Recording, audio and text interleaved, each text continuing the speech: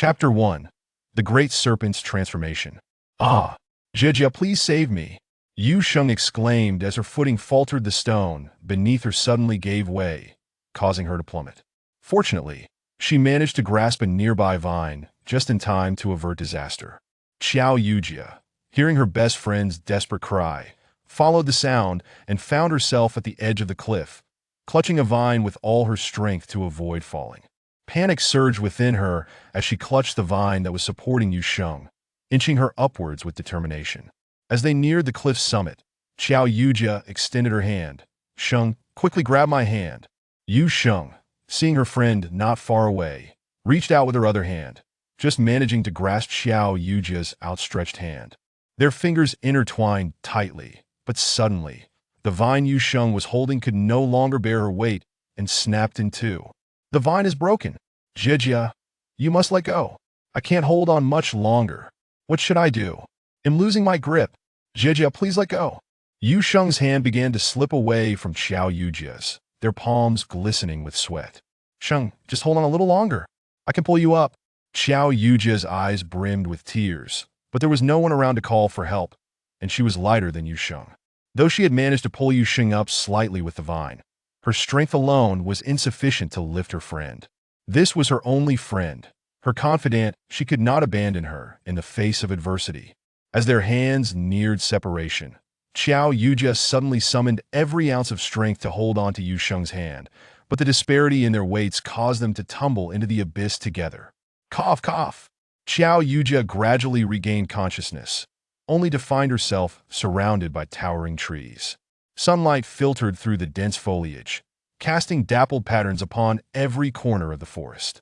The chirping of birds in the branches seemed to harmonize with the gentle breeze that passed by. Where am I? I distinctly remember falling off the cliff with Sheng. Could this be the bottom of the cliff? But where is Sheng? Suddenly recalling that she had fallen alongside Yu Sheng, she frantically searched her surroundings, but there was no sign of her friend, causing Xiao Yujia to feel a wave of despair wash over her. Why can't I find her? I had promised her mother before leaving that I would ensure her safe return. What now? Desperation welled up in Xiao Yujia's eyes, yet she continued to scour the area for any trace of Yu Sheng. Just as she turned to the left, she finally spotted Yu Sheng lying beside her. How foolish of me! Yu Sheng lay unconscious, a gash on her forehead bleeding profusely. Xiao Yujia herself had sustained minor injuries, and the forest around them was teeming with wild beasts. If they caught a whiff of blood, it would not bode well. Even if Xiao Yujia could control animals, she could only manage those of higher intelligence. She was powerless against frenzied beasts drawn by the scent of blood. I must find a way out of this forest, and quickly. She stood up, determined to pull Yu Sheng to safety, only to realize the disparity in their weights made it impossible for her to lift her friend. Roar! As Xiao Yujia spun in frantic circles, a deafening roar echoed in her ears. The sound intensified her panic, for she spotted a massive white tiger directly in front of her, its gaping maw dripping with an unidentifiable liquid. It stood about 2 meters tall and 3 meters long, with evenly spaced black stripes adorning its powerful form. A true giant that would command a hefty price in the modern world. If it lunged at them, they wouldn't stand a chance. Let alone escape, it would surely spell their doom. The white tiger, drawn by the scent of its two potential prey, found them increasingly enticing. Unable to resist any longer, the tiger let out a ferocious roar and pounced. Xiao Yujia felt her heart race in terror, yet she was unwilling to abandon her friend. Is this how I am destined to die? She squeezed her eyes shut, bracing for the pain that never came. As she slowly opened her eyes, she witnessed an enormous serpent larger than the tiger's sink its fangs into the tiger's neck, coiling tightly around its body until the creature ceased to breathe. Once the tiger lay lifeless, the serpent slithered purposefully towards Xiao Yujia. Staring at the serpent, which appeared to measure over 10 meters in length and was as thick as her own body, Xiao Yujia's heart raced with fear, momentarily forgetting her ability to control animals. Lin Yi observed the trembling Xiao Yujia with confusion. Why was this female still afraid? The tiger had already been vanquished. What Lin Yi did not realize was that Xiao Yujia's fear stemmed from his immense size. As the serpent drew nearer, A sweet fragrance wafted through the air, reaching Lin Yi's nostrils. This little female exudes an alluring scent, more enticing than any from other tribes. What tribe does this little female belong to? How is she alone in the forest? Lin Yi gazed at Xiao Yujia for an extended period, growing increasingly captivated by her presence, completely overlooking the unconscious Yu Sheng on the ground. He longed to take this little female back to his lair. But would the beast men from her tribe come searching for her? Seeing that the enormous serpent bore no ill intent, Xiao Yujia decided to reach out in an attempt to connect with it. She bit her right index finger, allowing blood to flow forth, which caused Lin Yi's brow to furrow in concern. Why would this healthy little female harm herself? Is she frightened? Unaware of the serpent's thoughts, she extended her injured hand towards it, sweetly asking, "Oh, great serpent, may I befriend you? Could you help me and Sheng escape this forest?" Friend? What does that mean? Sheng? Lin Yi was puzzled by Xiao Yujia's mention of friendship. However, when he noticed her pointing at the unconscious Yu Sheng, he realized there was another female lying prone on the ground. Since this little female is making such a request, I suppose I should help them out of the forest. Leaving them here would be too perilous. Then, an idea struck Lin Yi. He extended his serpent tongue to taste the blood from Xiao Yujia's finger. As her blood flowed into his body, he felt an unexpected heaviness wash over him, though it quickly returned to normal. Lin Yi lowered his head, gesturing for Xiao Yujia to climb aboard. After a moment's hesitation, she complied, mounting his head while he coiled his tail around the unconscious Yu Sheng, placing her upon his back. He did not neglect the slain tiger, carrying both females and the food as he slithered towards the edge of the forest. Though Lin Yi moved steadily through the woods, the jostling caused Yu Sheng, who was just beginning to regain consciousness, to feel dizzy once more. If Yu Sheng had been conscious, she surely would have quipped, "Why am I on the ground while she gets to ride on your head? And why do you keep jostling me?" Meanwhile, Xiao Yujia, perched atop the serpent's head, marveled at the swiftly retreating scenery, exclaiming, "This is so fast." Lin Yi reached his cave just before sunset, carefully placing Xiao Yujia on the floor covered with animal skins while Yu Sheng was unceremoniously set aside. Were it not for the beastman's code against harming females, he would have discarded her long ago. Afterward, Lin Yi withdrew his tail from the tiger's carcass and transformed back into human form, casting a glance at Xiao Yujia before turning to drag the tiger to the riverbank for processing. Witnessing the transformation of the serpent into a human, Xiao Yujia couldn't help but exclaim internally, "A miraculous transformation!" "Ah!" Sheng suddenly jolted from her astonishment at Lin Yi's metamorphosis. She remembered her dear friend was still unconscious and hurried to check on her. Placing her hand beneath Yu Sheng's nose, she felt a reassuring breath. She's still alive. No need to panic. Rummaging through her small bag, she retrieved a handkerchief and dashed out of the cave. Spotting Lin Yi at the riverbank, she crouched down to wet the handkerchief before returning to the cave.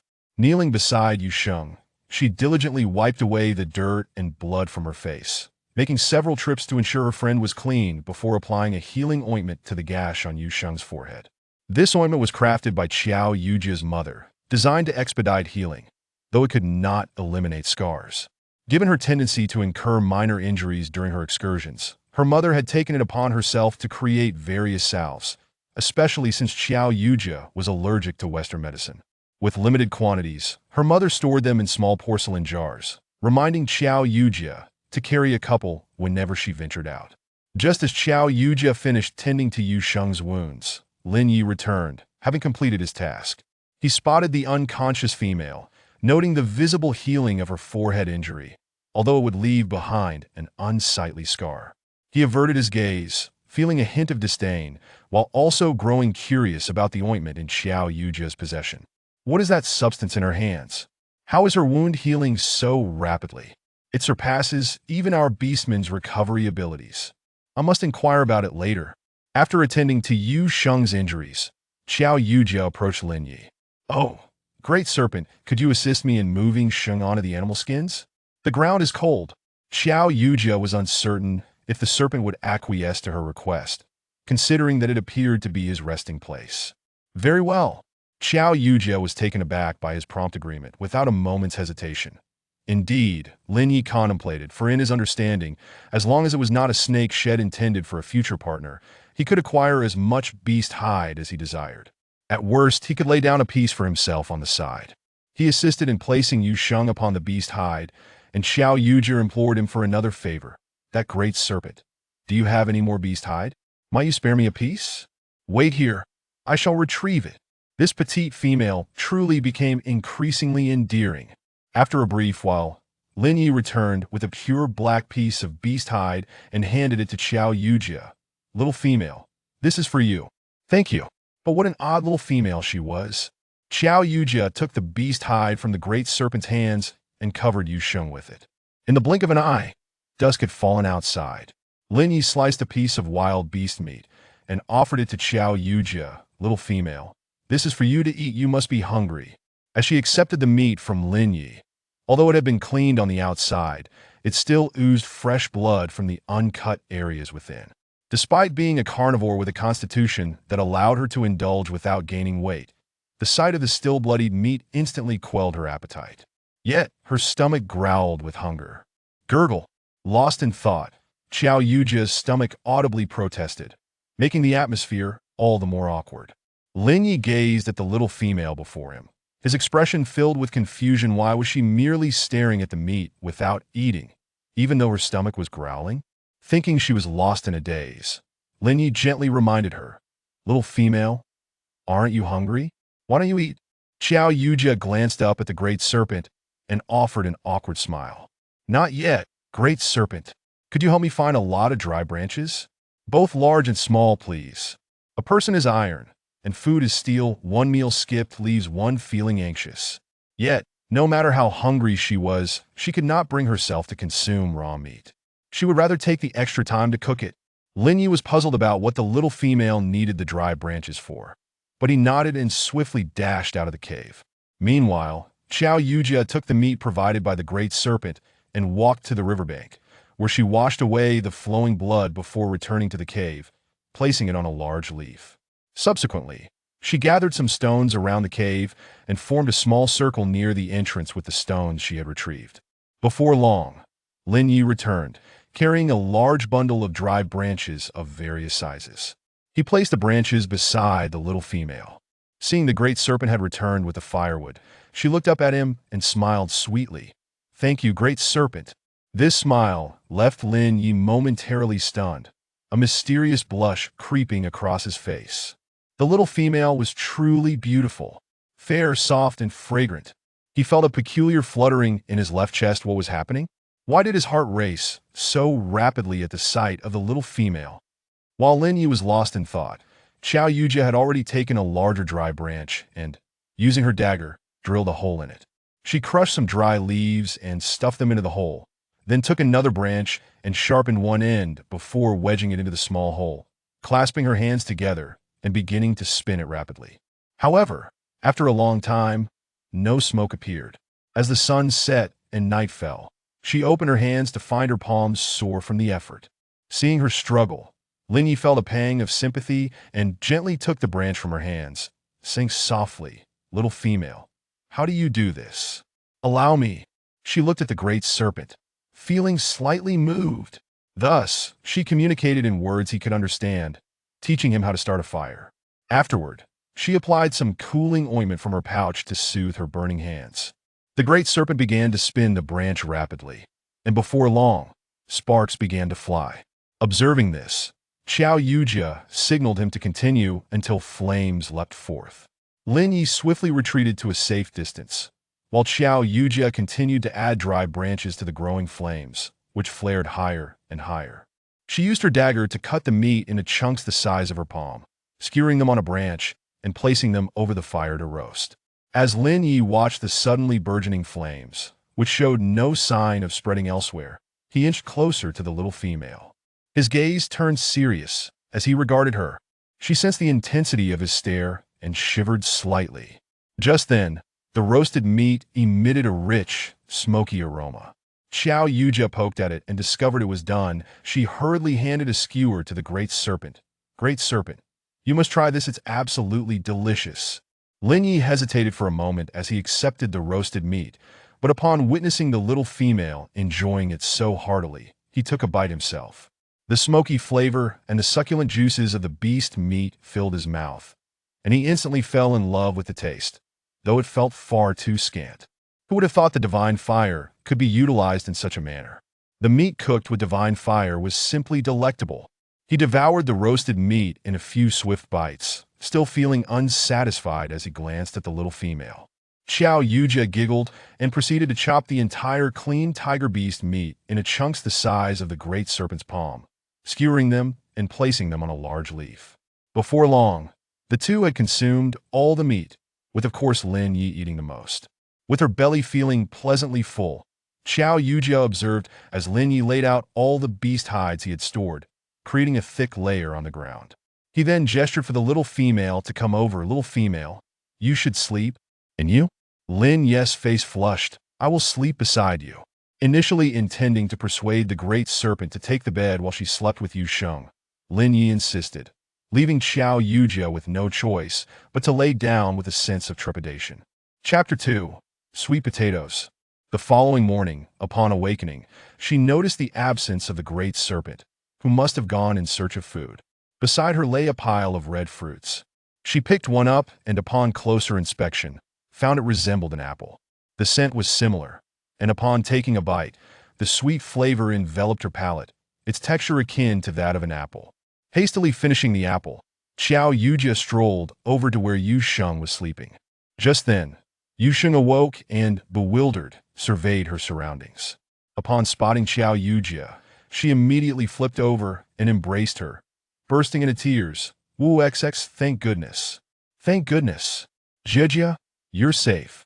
Xiao Yujia gently patted her back, soothingly replying, yes, I'm fine. There's no need to worry. Yu Sheng glanced around, finally realizing they were in a cave, which was quite spacious, about 4 to 5 meters high, yet devoid of anything but a few beast hides spread across the ground. Curiosity got the better of her, and she inquired, Jejia, where is this place? This is the Great Serpent's cave. The Great Serpent? Yu Sheng expressed her bewilderment at the mention of the Great Serpent. Noticing her confusion, Xiao Yujia recounted everything that had transpired after they fell from the cliff, leaving Yu Sheng in a state of shock. It was only after some time that she grasped they were now in the serpent's cave, prompting her to spring up and pulled Xiao Yujia outside. Ah Sheng, what's the rush? Why are you suddenly running out? Xiao Yujia questioned, puzzled by Yu Sheng's sudden action. Jejia, that's a serpent's cave. We must flee quickly, or we won't be able to escape if that great serpent returns. Yu Sheng's tone was laced with urgency and fear. Having been terrified of soft-bodied creatures her entire life, especially snakes, she found their slippery nature utterly chilling. Seeing her friend's panic, Xiao Yujia reassured her. Oh, Sheng, it's all right, the great serpent doesn't eat humans. Really? Yu Sheng sounded skeptical of her words. Although she had known since childhood that Xiao Yujia could communicate with small animals, she still found it hard to believe.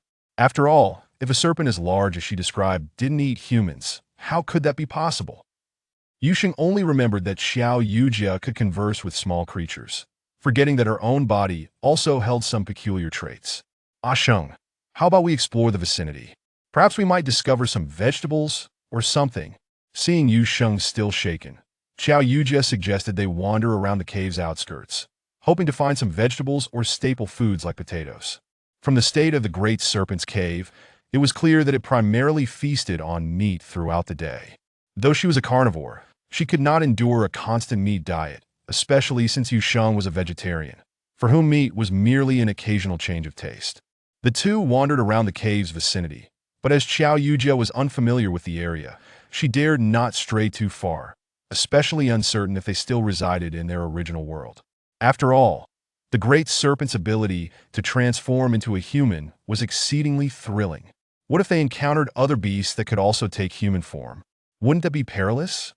Despite not venturing far, Xiao Yujia noted that the area surrounding the Great Serpent's cave was a vast plain, with grass not particularly tall, but sharp. To prevent her only outfit from being torn by the grass, both of them had to tie their skirts up with their long hair and hike them up to expose their knees. After all, this skirt had been custom-made, and it was quite expensive. They had no notion of how long they had been walking, But now the sun was directly overhead, and they stopped before a small valley. Xiao Yujia glanced back, realizing the small valley was not far from the cave, situated in the southwest direction. If the great serpent were to return, it should be able to see them from here, right? What is going on? It has only been a day since we arrived here, and yet, why am I already so concerned about the snake? I don't even know its name yet. What is happening today? Jia. Jia? Yuxing turned her head and noticed Xiao Yujia lost in thought after calling her name several times without a response. She mustered her strength and called out loudly once more, Jia. Ah, what's wrong? Xiao Yujia was suddenly jolted from her reverie by the shout. What's the matter? Why are you daydreaming? Yuxing couldn't comprehend why Xiao Yujia seemed so distant. Ever since the fall from the cliff, her best friend appeared somewhat peculiar. It wasn't merely oddity, rather.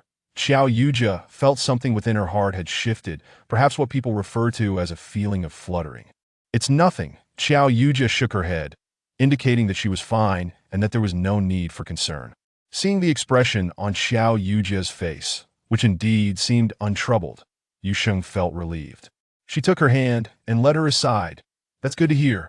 Come quickly, I've found leaves that resemble sweet potato leaves. Sweet potato? Does that mean we have a staple food? Sweet potatoes, like potatoes, are quite filling. Then let's hurry and dig them up. Xiao Yujia, upon discovering the sweet potatoes, was even more excited than Yusheng. Yusheng suddenly felt a bit bewildered. Isn't Jia a carnivore? Why is she more thrilled about finding sweet potatoes than I am? Confused, Yusheng pondered Xiao Yujia's excitement, while Xiao Yujia had already unearthed the tuber-like roots beneath what appeared to be sweet potato leaves. Upon inspection, she gasped. The root was as long as her arm and as thick as 2 thighs. Such exuberant growth. She dragged the sweet potato to the nearby river, washed it clean in the water, and deftly peeled its skin with a dagger before tasting it. To her astonishment, it was even sweeter than the one she had grown herself. Ah Sheng, come quickly. In a moment of excitement, she called for Yu Sheng. I'm coming. Open your mouth. Upon seeing Yu Sheng sitting nearby, Xiao Yujia urged her to comply. Yu Sheng obligingly opened her mouth, and Xiao Yujia quickly placed a piece of the cut sweet potato inside. Taste this. Yu Sheng had no time to react. Only after Xiao Yujia's hand swiftly retreated from her mouth did she realize something had been placed within. Instinctively, she chewed a few times, and the sweet potato cracked audibly, filling her mouth with a burst of sweetness. Her eyes suddenly sparkled as she gazed at the root. Seeing her reaction, Xiao Yujia joyfully exclaimed, delicious, right? Mom? Yuxing nodded vigorously. This one should be enough for us both, but it might not suffice for the snake. Let's dig up a few more, shall we? Although the snake had gone hunting, Xiao Yujia thought it might appreciate a change in diet. Upon hearing Xiao Yujia's intention to find sweet potatoes for the snake, Yu Sheng's expression darkened, and she feigned indignation. Jia, snakes eat meat. They don't eat vegetables. Let's not worry about it. Don't be like that. It saved both of us. We would have perished in the jaws of the tiger otherwise. Just a little longer, and then we can return. Yu Sheng was aware that the snake could transform into a human, but she was determined to dig up a few more. Seeing her persuasion fail, Yu Sheng begrudgingly helped dig up the sweet potatoes in silence. Meanwhile, Lin Yi, having returned to the cave, noticed the absence of the little female and the other little female who had been by her side, causing a sudden wave of anxiety. Could the little female be in danger? However, after sniffing around, he detected no other scents apart from his own and those of the 2 little females. How could the little female simply vanish? Just as Lin Yi grew increasingly anxious, he turned to the southwest and spotted a red dot and a white dot not far off. Without a doubt, the red dot belonged to the little female, as she wore the hide of some unknown beast in red.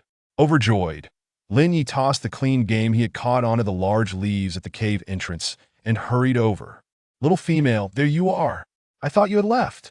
Seeing the little female brought him joy, but upon noticing the scars on her calves, his heart ached. Ah, great snake, you're here. Quick, come. I found new food. Hearing the voice, Xiao Yujia turned and, spotting the great snake, breathed a sigh of relief and hurriedly beckoned him to help dig up sweet potatoes. Meanwhile, Yusheng was startled by the sudden appearance of a man, particularly one clad only in a piece of beast skin around his lower body. She felt a wave of breathlessness. How can there be a man without clothes, wrapped only in beast skin? Yusheng felt her senses overwhelmed. Her eyes were tainted. The sweet potatoes were so large and long that by the time Xiao Yujia and Lin Yi unearthed 4 or 5 of them, the sun was nearly setting. As they prepared to return, Xiao Yujia realized they had no means to carry the sweet potatoes.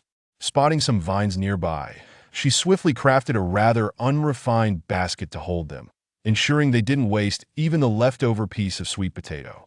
Seeing the little female prepared, Lin Yi, concerned about her safety against the sharp grasses, transformed before their eyes. Xiao Yujia had witnessed such exciting scenes before, her expression calm, while Yusheng shrieked, "A snake demon!"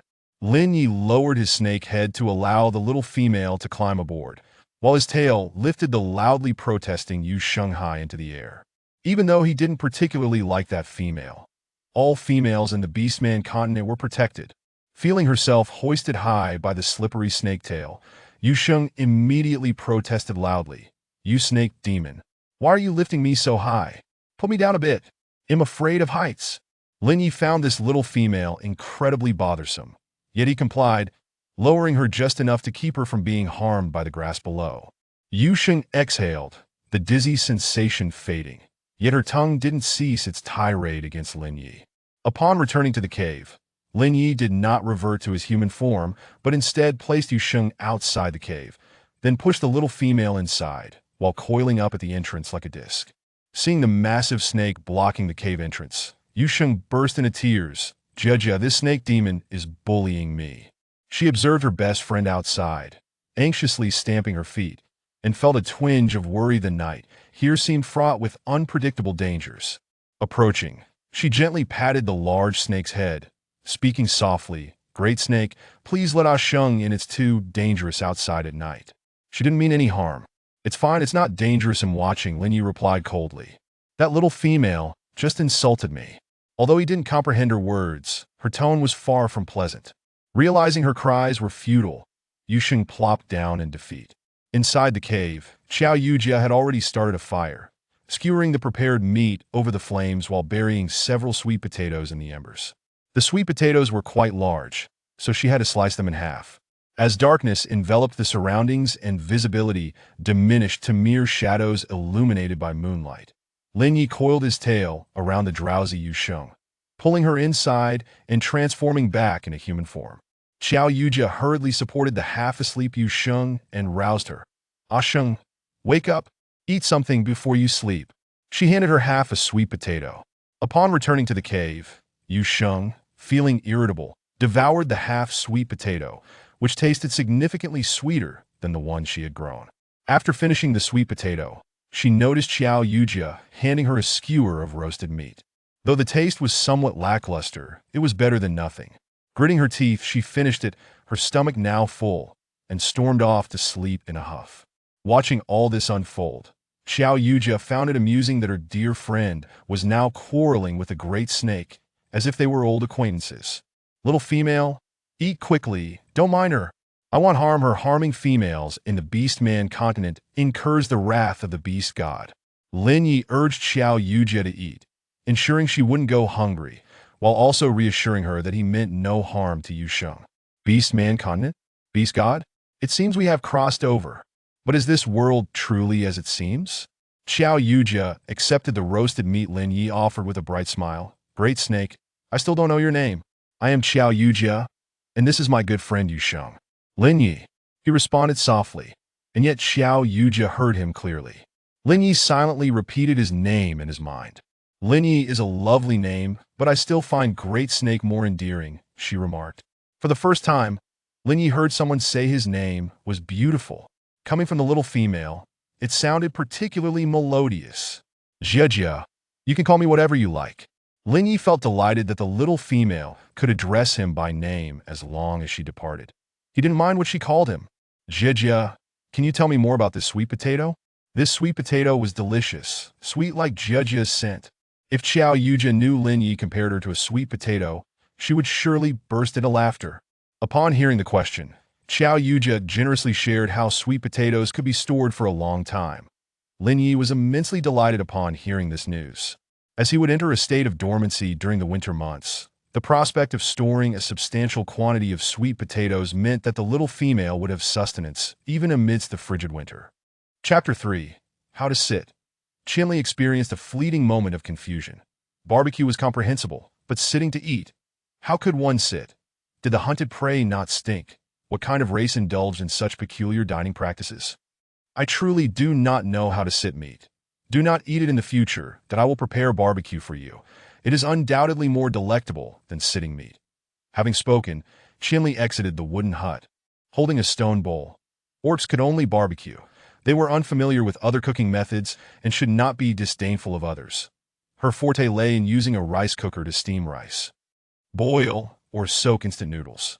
Chu Xingnu rose to follow. Qinli gathered branches and snapped his fingers, causing a small flame to drop onto the dry twigs. Chu Xinhua watched, astonished, a veritable walking lighter. Qinli was quite particular about hygiene. Before long, he skewered 2 1-meter-long meat pieces with clean branches. The process of barbecuing was akin to a magnificent symphony. As the temperature rose, the meat juices sizzled above the fire, intertwining with the heat of the twigs to create a captivating melody. Qinli presented the grilled skewers to Chu Xingnu. All right, eat quickly. If it doesn't suit your taste, I will grill another batch. The aroma of the barbecue mingled with a sweet fragrance, wafting through the air, carrying a hint of smokiness and the freshness of the meat. Under Qinli's expectant gaze, Chu Xingnu parted her lips, blowing gently on the food, and took a small taste. The exterior was sweet, intermingled with a burnt bitterness. Without marinating or seasoning to eliminate the gamey taste, it was rather unpalatable. Holding the piece of meat in her mouth nearly made her gag, noticing her lack of swallowing and the frown on her delicate face. Qinli wondered if it was indeed difficult to eat, considering it was his first attempt at barbecuing. He tasted it himself. It was quite delicious. Why did she not enjoy it? Aware that orcs cherish their food, Chu Xinhua inquired, "This meat does not suit my palate. May I spit it out?" Upon hearing this, Qinli found her quite well behaved, unlike other females who would throw tantrums at males when faced with distasteful food. However, females were precious, and their tantrums were indulged by males, which was quite normal, though he personally disliked it. Well, if you do not like it, then do not eat it. Chu Xinhua immediately rose and went aside to spit out the wolf meat. As she returned to her seat, Qinli asked, "What prey do you enjoy eating? I will go find some." She genuinely pondered for a moment, realizing that meat without any seasoning was generally unappetizing.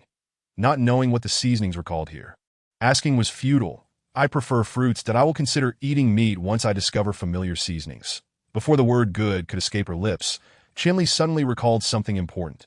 Females required salt. Perhaps the absence of salt was why the barbecue tasted subpar. I will take you to exchange for some salt. Chu Xinhua, still tasting the lingering, gamey flavor of the meat, nodded in agreement. She got up and returned to the grass hut to find water to rinse her mouth.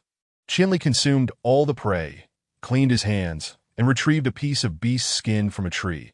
Addressing the freshly rinsed Chu Xinhua, he said, "Come here. Let me measure you for a beast skin skirt." Lacking towels, Chu Xinhua wiped her mouth with the back of her hand and obediently approached, raising her arms for him to take her measurements. She could not continue wearing modern clothes so conspicuously. She casually asked, "Is there a thinner piece of beast skin? I fear it might be hot." Qinli measured her seriously, once the measurements were complete, he began to cut the skin, taking out a bone needle and a yellowish thread from a container. Observing his deft sewing skills, Chu Xin amused herself about his proficiency, but wondered why he did not wear a beast skin skirt himself. Curiously, she asked, "Qinli, where is your beast skin skirt?" Qinli replied lightly, "It was damaged when I went out." Chu Xinhua asked, "Is it a crime to change clothes before transforming? Or is it illegal?" Qinli glanced down at his grass skirt. "Once I finish sewing your beast skin skirt, I will make one for myself that I will be more cautious in your presence." Having lived alone for so long, he had nearly forgotten that he was not her partner. Males were not to casually expose their symbolic nature to females. Chu Xinhua softly responded, "Thank you." After saying this, she began to observe the sewing process intently. Qinli thought to himself that she was considerate, asking for opinions and expressing gratitude, which demonstrated a commendable character. After about half an hour, Qinli crafted a strapless dress and handed it to her. Take it and try it on. Chu Xinhua made a small suggestion. I would like to add a strap here, like the one I'm wearing. The strapless dress was unfamiliar to her. Should it slip while walking, it would be quite embarrassing. Qinli glanced at her shoulder strap, took back the bee-skin skirt, and continued sewing.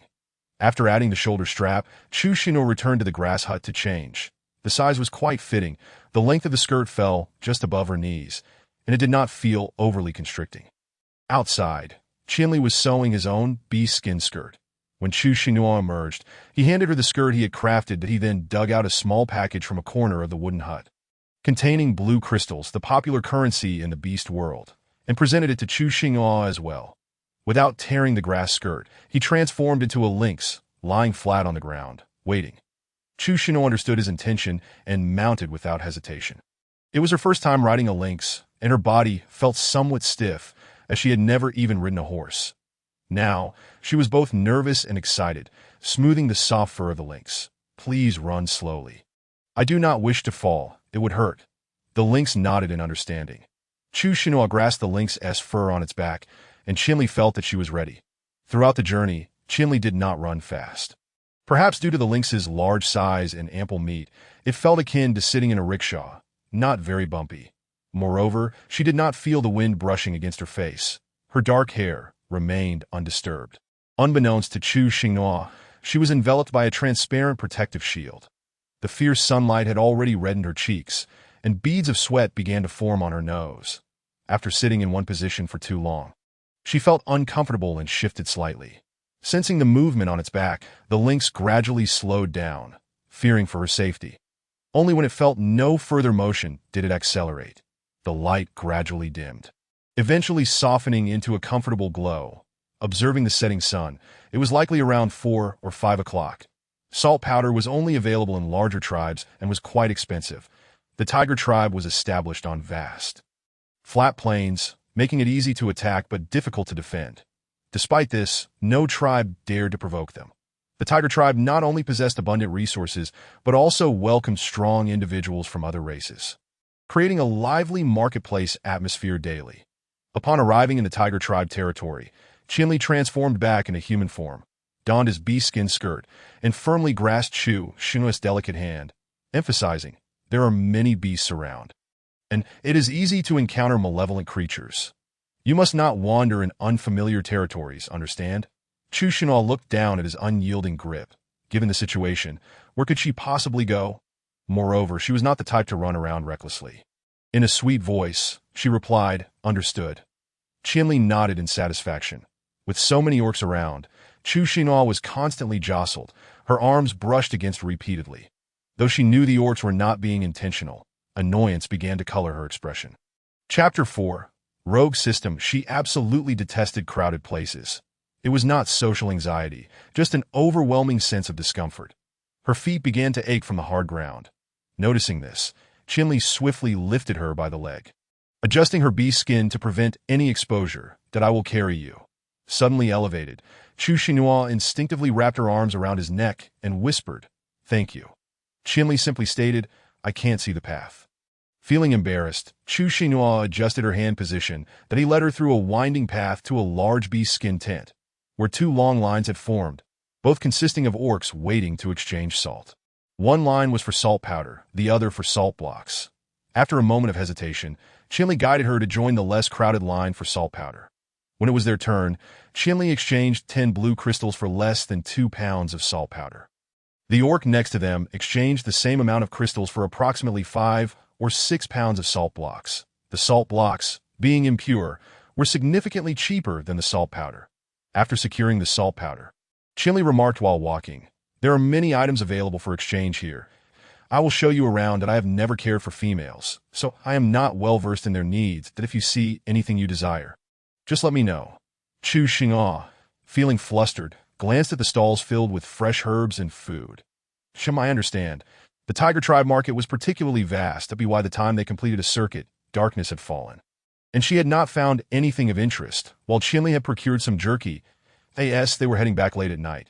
The temperature difference between day and night was considerable, making females susceptible to illness. They sought refuge in a nearby cave, which seemed frequently used by orcs. The hay inside appeared quite fresh, as if recently stacked. Chinley set her down at the cave entrance and entered to spread hay onto the stone bed. Chinley patted the prepared stone bed. You can come over and sleep now. For someone like Chu Xino, who was accustomed to being a night owl, she was not yet tired that a person used to sleeping on a large bed. She found the conditions here quite unsatisfactory and stood at the cave entrance without moving. I am not tired yet. You can sleep. After standing for a while, her feet began to hurt. She found a stone, wiped it with her hand, and sat down, gazing dreamily at the moon. Chinley opened a small pouch, took out the jerky he had exchanged, and approached her. Then let us eat something first. Chu Xinal looked at the food in his hand but did not take it. Her hands were dirty, so she spread her palms to show him that I can't eat with dirty hands. I want to wash them. Chinley tore a piece of animal hide and quickly returned, tenderly wiping her hands. The jerky was not excessively tough and could be chewed, yet it lacked flavor. She forced herself to take a few bites, reminding herself that 3 meals a day were essential. Otherwise, her blood sugar would surely drop. Why aren't you eating? Chinley inquired. That I've already had 2 meals today, and I'm not hungry, she replied. You should eat more, he urged. Chu Xinhua had only consumed 1 piece of jerky and refused to eat any further. Noticing her meager consumption, Chinley frowned slightly. Finish your food, that it's difficult to survive on so little. This alone nearly cost me my life. I dare not eat more if it weren't for my low blood sugar issue. I wouldn't want to eat at all that I have a small appetite. I'm truly full, she asserted. Accepting her claim, Chinley lifted her onto the stone bed. Rest now. Chu Xinhua felt the dry straw beneath her. Can one really sleep on this? She lay down to test it, finding it tolerable. The straw softened the hardness of the stone bed. Time slipped by, and eventually, Chu Xinhua succumbed to her drowsiness, curling up into a ball. Chinley, vigilant at the cave entrance, heard the faint sounds and entered the cave. The little female murmured cold. Without any animal hide to cover her, he grabbed the remaining straw and laid it over her. This seemed ineffective. He then removed the hide from his waist and draped it over her legs. She still appeared quite cold. Leaving her to fetch another hide was not a viable option. Channeling his psychic abilities, he gathered warmth in his palm to shield her from the chill that in her drowsy state. Chu Xinhua felt the warmth and instinctively burrowed toward it, clutching tightly, as if afraid it would escape. Chinley stared incredulously at the point of contact on his palm, particularly at the indescribable softness, causing his ears to flush crimson. The more he attempted to withdraw his hand, the tighter her grip became. If you hold too tightly, she will surely awaken. Gritting his teeth, Chinley transformed into his beast form, lying beside her and wrapping his paws around her slender waist, drawing her into his embrace. The warmth enveloped her, and she nestled her head into the nape of his neck, finding a comfortable position and drifting into a sweet slumber. The next day, Chu Xinhua awoke feeling slightly breathless, as if something were obstructing her nose. She opened her eyes a crack, only to be met with a sea of white fur. Rubbing her cheek against it, she felt the soft hairs tickle her skin, causing her brows to furrow. She rolled over, attempting to return to sleep. The lynx's large head rested atop hers. That was not until the sun's rays streamed into the cave, dispersing her drowsiness, that she sat up, her hair a disheveled mess. Staring blankly at the cave, giving off an impression of dullness. Noticing the large, fluffy creature beside her, she playfully kicked its belly with her foot, relishing the soft sensation. How did she end up sleeping next to him? Chinley opened one eye and gracefully leapt to the ground, half closing his eyes. He stretched luxuriously, seemingly relishing the comfort of the action while stifling a yawn. Shaking his head, he transformed back into human form, donned his animal hide skirt and stated, "Let us eat some jerky to fill our stomachs before we head back." Gazing down at the jerky, Chu Xinhua was still not fully awake, her ingrained habit of cleanliness surfacing. "I want to wash my face and clean my teeth first." She began to prepare to rise. "All right, I'll go find some water. You wait here in the cave." After saying this, Chinley exited the cave. Chu Xinhua nodded mechanically. Once fully awake, she attempted to comb her hair with her fingers, only to remember she had no shoes and felt too lazy to leave her spot. She tried calling out to the system. A mechanical voice echoed in her mind. "Hello, host. What do you need assistance with?" Chu Xinhua replied, "Can you tell me, are you a breeding system or merely a task and strategy system? What exactly do you want from me in bringing me here? When can I return home?" Kaka responded, I am a points accumulation system.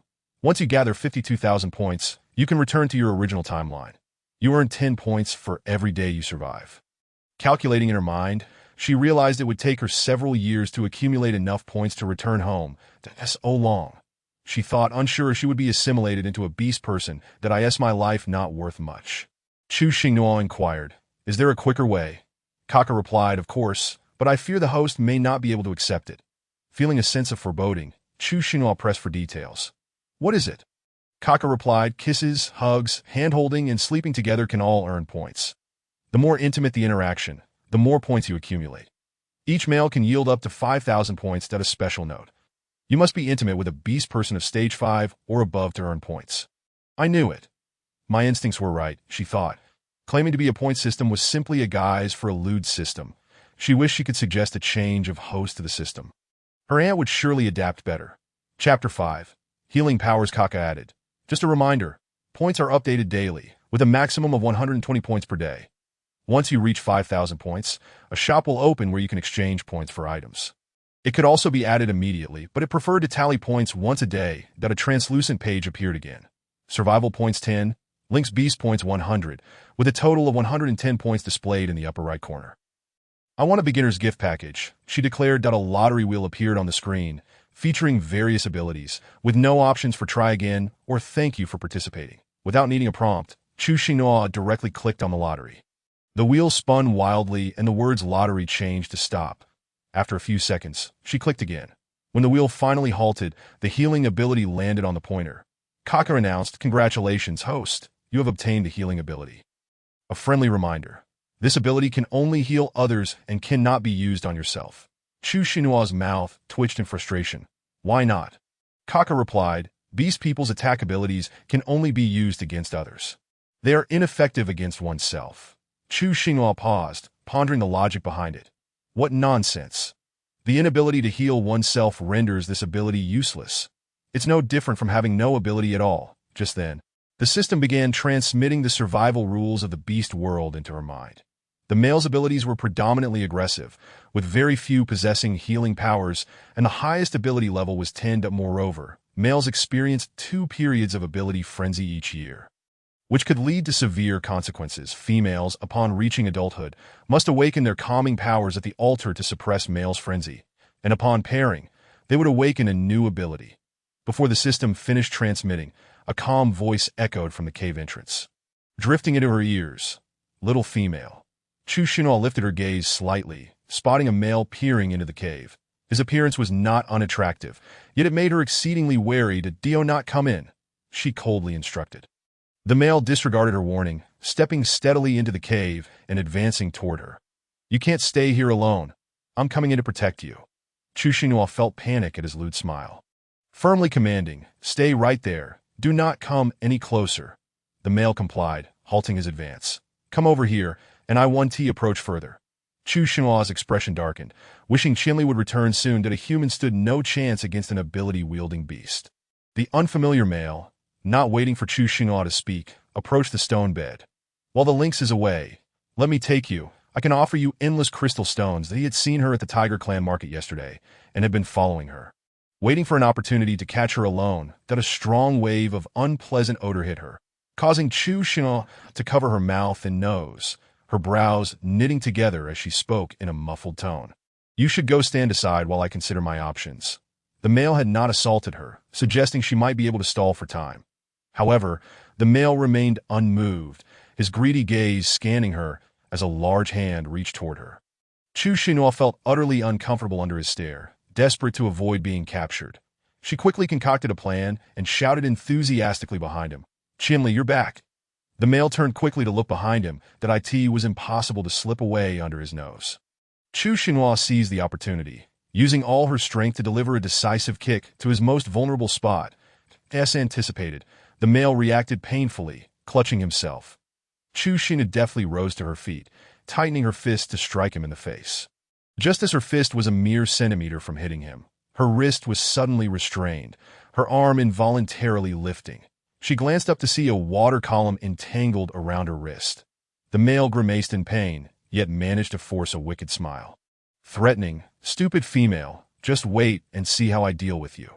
Before he could finish his menacing words, Chu Xinhua smiled sweetly and began to slip off her shoulder strap with her other hand. The male's pupils widened in shock. In the next instant, she delivered another decisive kick, causing the male to collapse to the ground, eyes reddening. Enraged by being kicked twice by a female, he unleashed his ability, flinging her from the stone bed toward the cave entrance. Qianli, clutching a leaf the size of a lotus, filled with prickly fruit and wild berries, caught an unfamiliar scent before nearing the cave.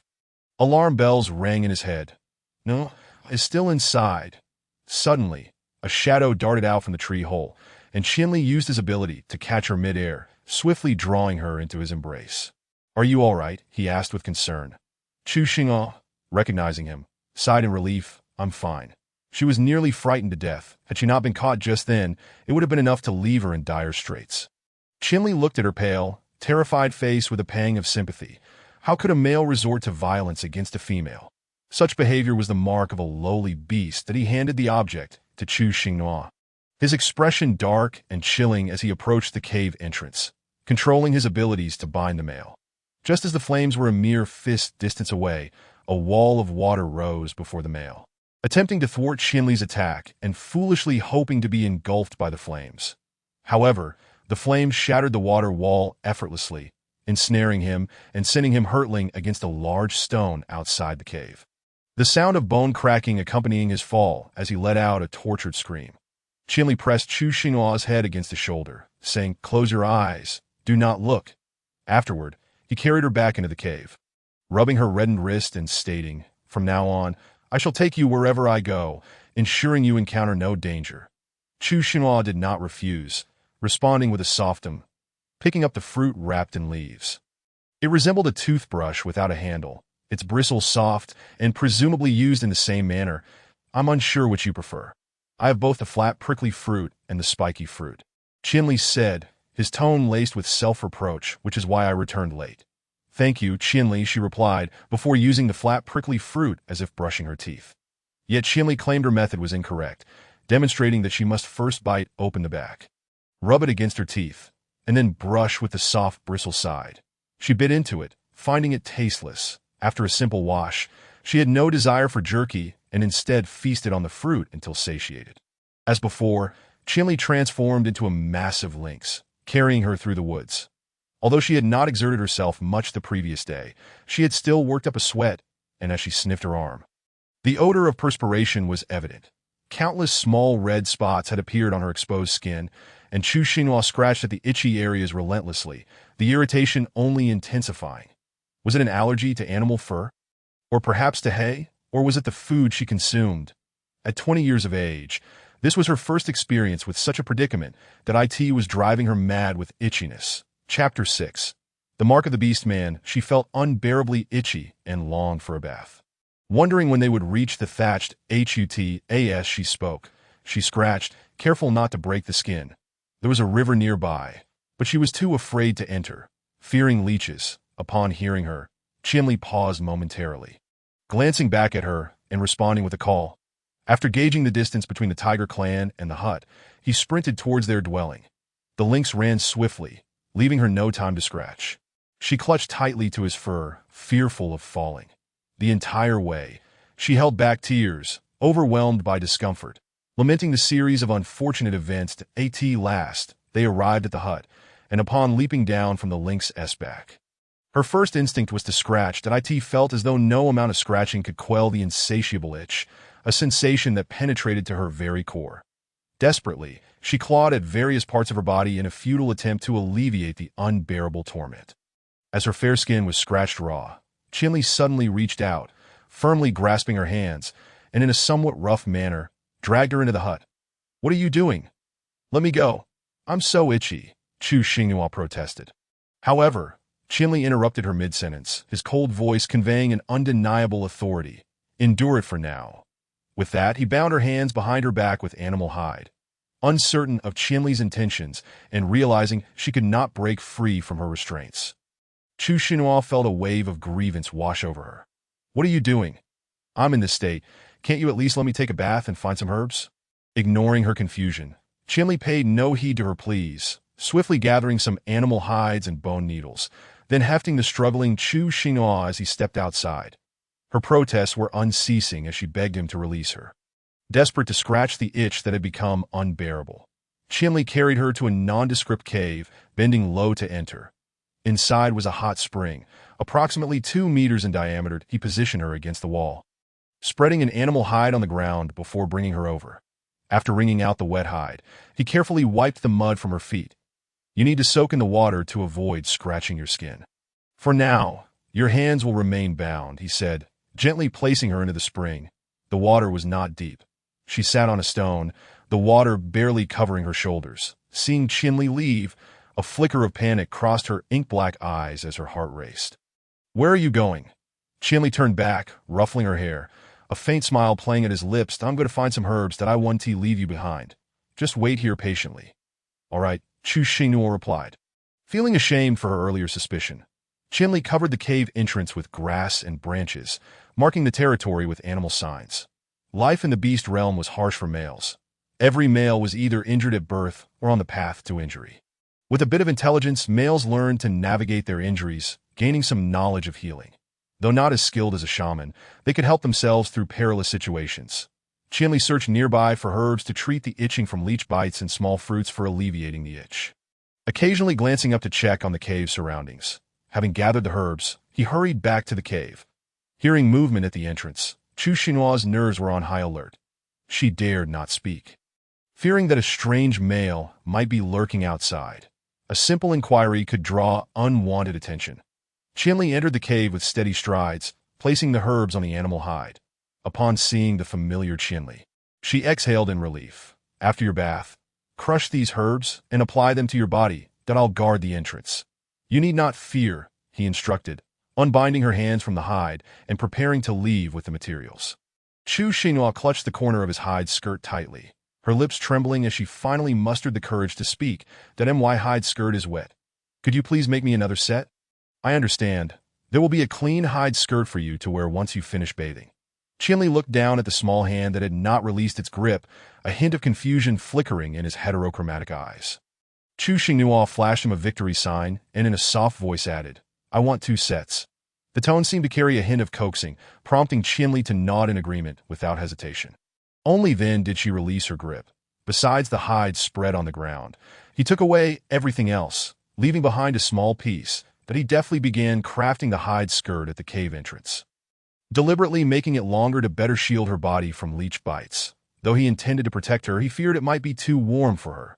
Once finished, he counted his steps silently, retracing his path to gently place the newly completed garment down before stepping outside again. After soaking in the warm spring water, the intense itchiness had noticeably diminished. With a fresh set of clothing, Chu Xinhua felt a wave of joy wash over her as she shed the damp, old attire. The method of crushing the herbs was less than appealing. Rolling them into a ball in her hands and applying them to her skin was manageable for the front, but quite challenging for her back. Wishing to ask a beast for help, she found none suitable and thus had to struggle through it alone. Before long, she had transformed into a little green creature, the itchiness subsiding thanks to the herbs. Her upper garment was a sleeveless gray tank top that hung around her neck, while her lower half was adorned with a petal skirt, cinched at the waist. The stitching was tight and secure.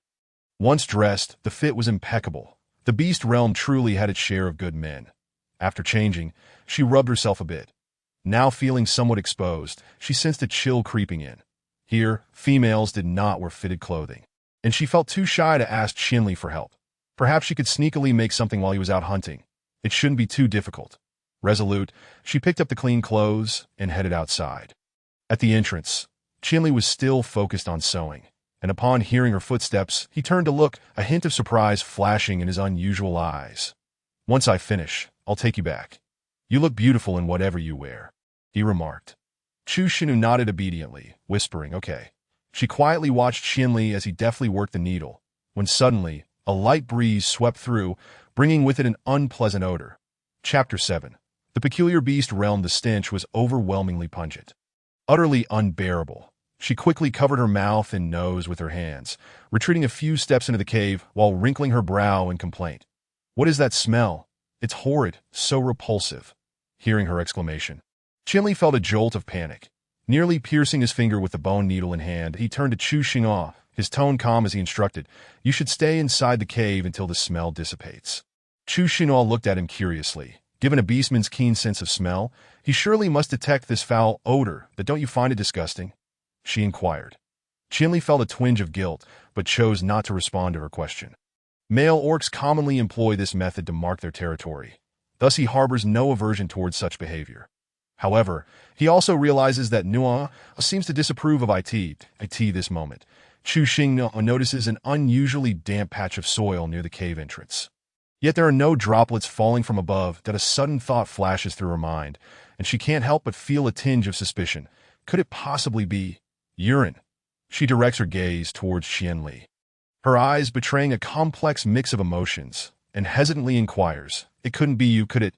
Qianli slowly rises, gently shaking himself to unfurl the recently sewn bodysuit and display it to her. However, in the next instant, he deftly shifts the topic. "The leather skirt is ready. What kind of prey do you wish to feast upon today? I shall go hunt it." The word anything is on the tip of her tongue. But after a moment's hesitation, she ultimately replies, "I'll defer to you." After all, such a response seems less like a mere formality towards him. Qianli meticulously smooths her still dripping, waterfall-like black hair, and then suddenly, his palm ignites with a brilliant flame, which he cautiously positions on either side of her head. Chu Xinghua is taken aback, hastily shielding her hair with her hands and stepping back in alarm. Her eyes wide with terror as she trembles. "What are you doing? If you come any closer, my hair will catch fire." Qianli quickly reassures her, "Do not be afraid. I merely wish to help you dry your hair. The female body is too frail. Remaining damp for too long could lead to illness. Rest assured, I can control the flames expertly and will not harm you." Upon hearing his explanation, Chu Xinghua relaxes slightly. As his palm draws nearer, she feels a warm, comforting heat envelop her, far more pleasant than a blow-dryer. Her initial anxiety gradually transforms into enjoyment. This world of beasts is indeed filled with wonders. Once her hair is completely dried, Qianli reverts to his beast form, allowing Chu Xinghua to mount his back. Due to the awkward position, she can only sit sideways. Upon returning to the thatched hut, Qianli hangs the damp garments on a branch to dry. Suddenly, his gaze falls upon two unfamiliar pieces of clothing. Curiously, he picks up a small triangular garment and inquires of Chu Xinghua. What? What is this?" Chu Xinghua's cheeks flush crimson instantly, a blend of shyness and indignation flashing in her eyes. After shooting Qianli a fierce glare, she swiftly snatches the garment back and finds a sturdy plant to drape it over. "In the future, please do not touch my clothes without my permission, all right?" Her voice carries a note of firmness and discontent. Qianli's ears twitch slightly, the adorable little braids at their tips swaying amusingly. Faced with Chu Xinghua's sudden reprimand, he feels somewhat bewildered but replies nonchalantly, "All right," he then adds, "I will go hunt now. Do not wander off before turning to leave." This is his territory, and he is unconcerned about other males daring to intrude. Chu Xinghua selects suitable remnants of animal hide brought back and begins crafting fitted garments. Holding a bone knife, she carefully cuts the hide according to her waist measurement, since the hide possesses no elasticity. Precision is paramount. After several rounds of trimming and adjusting, the result is rather comical. It appears she has miscalculated, rendering the sides asymmetrical. With a sigh of resignation, she discards the failed attempt and starts anew. Engrossed in her sewing, she loses track of time, does so much so that when Qianli returns, she remains oblivious, still struggling to stitch the piece of hide. Qianli quietly stands behind her, observing for a moment before asking, "Do you need help?" Chu Xinghua, frustrated by her own clumsiness, responds joyfully, "Yes, please." Just as the words leave her lips, she suddenly realizes something is amiss. Someone had indeed spoken to her. Whirling around, her gaze meets the unexpectedly present Qianli. "When did you return?" she exclaims in surprise, quickly gathering the scattered hides around her in an attempt to conceal her earlier struggle. Qianli keenly notes her small gesture, but opts not to pry further. Instead, he gently ruffles her hair and inquires with concern, "I just got back.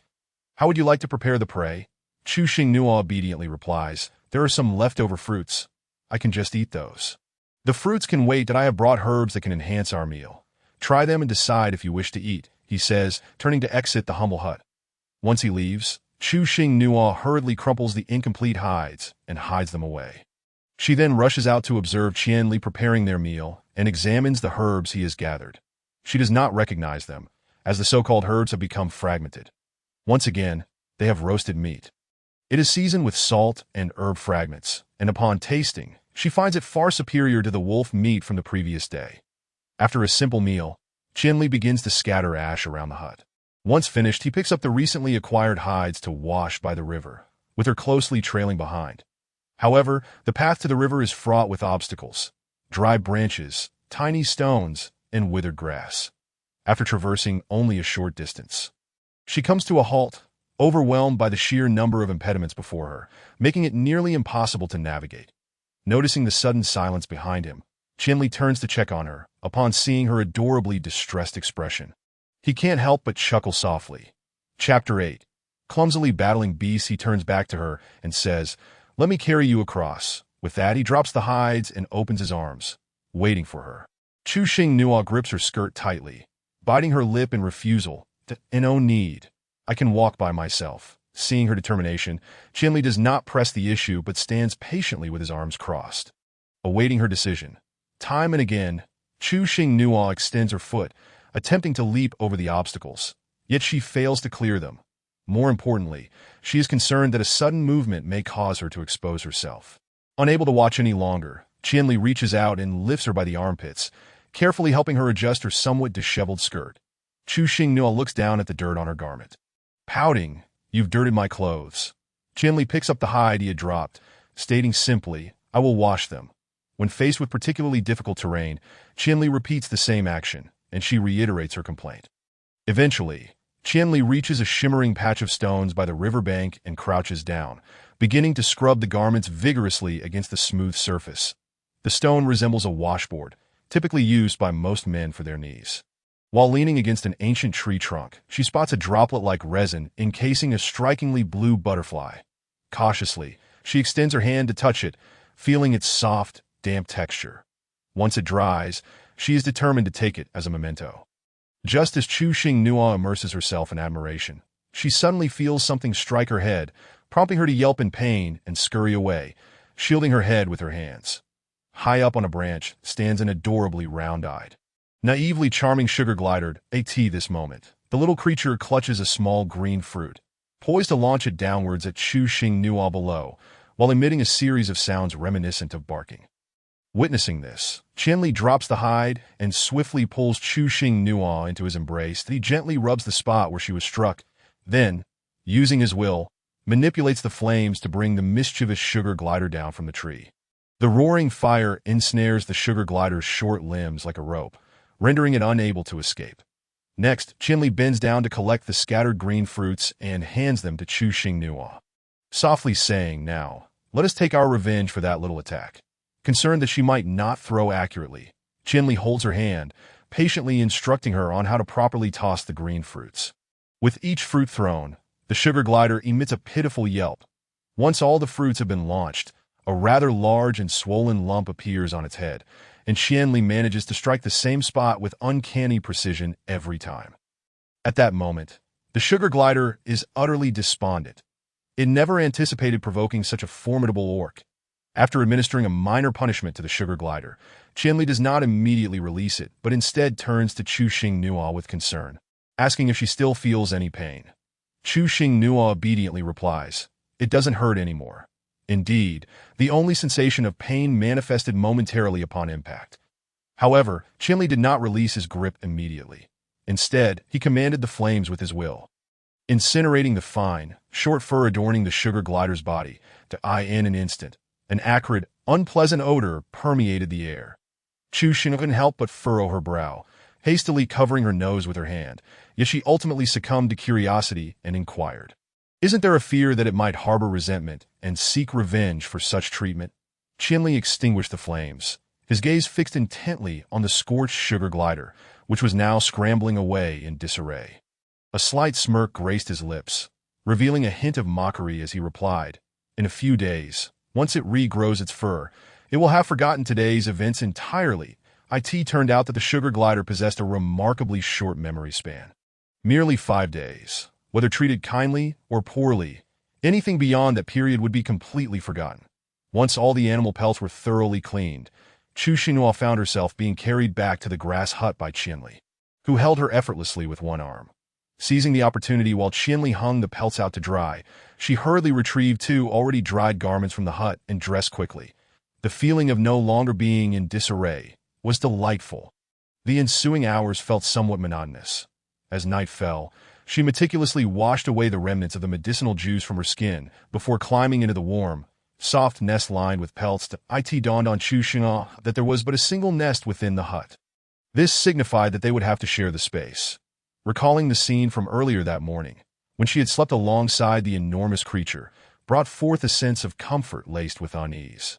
I tend to be restless in my sleep, and I fear I might inadvertently harm you, that I shall use the pelts to create a barrier, she mused. Cleverly, she utilized the pelts to fashion a makeshift divider within the nest.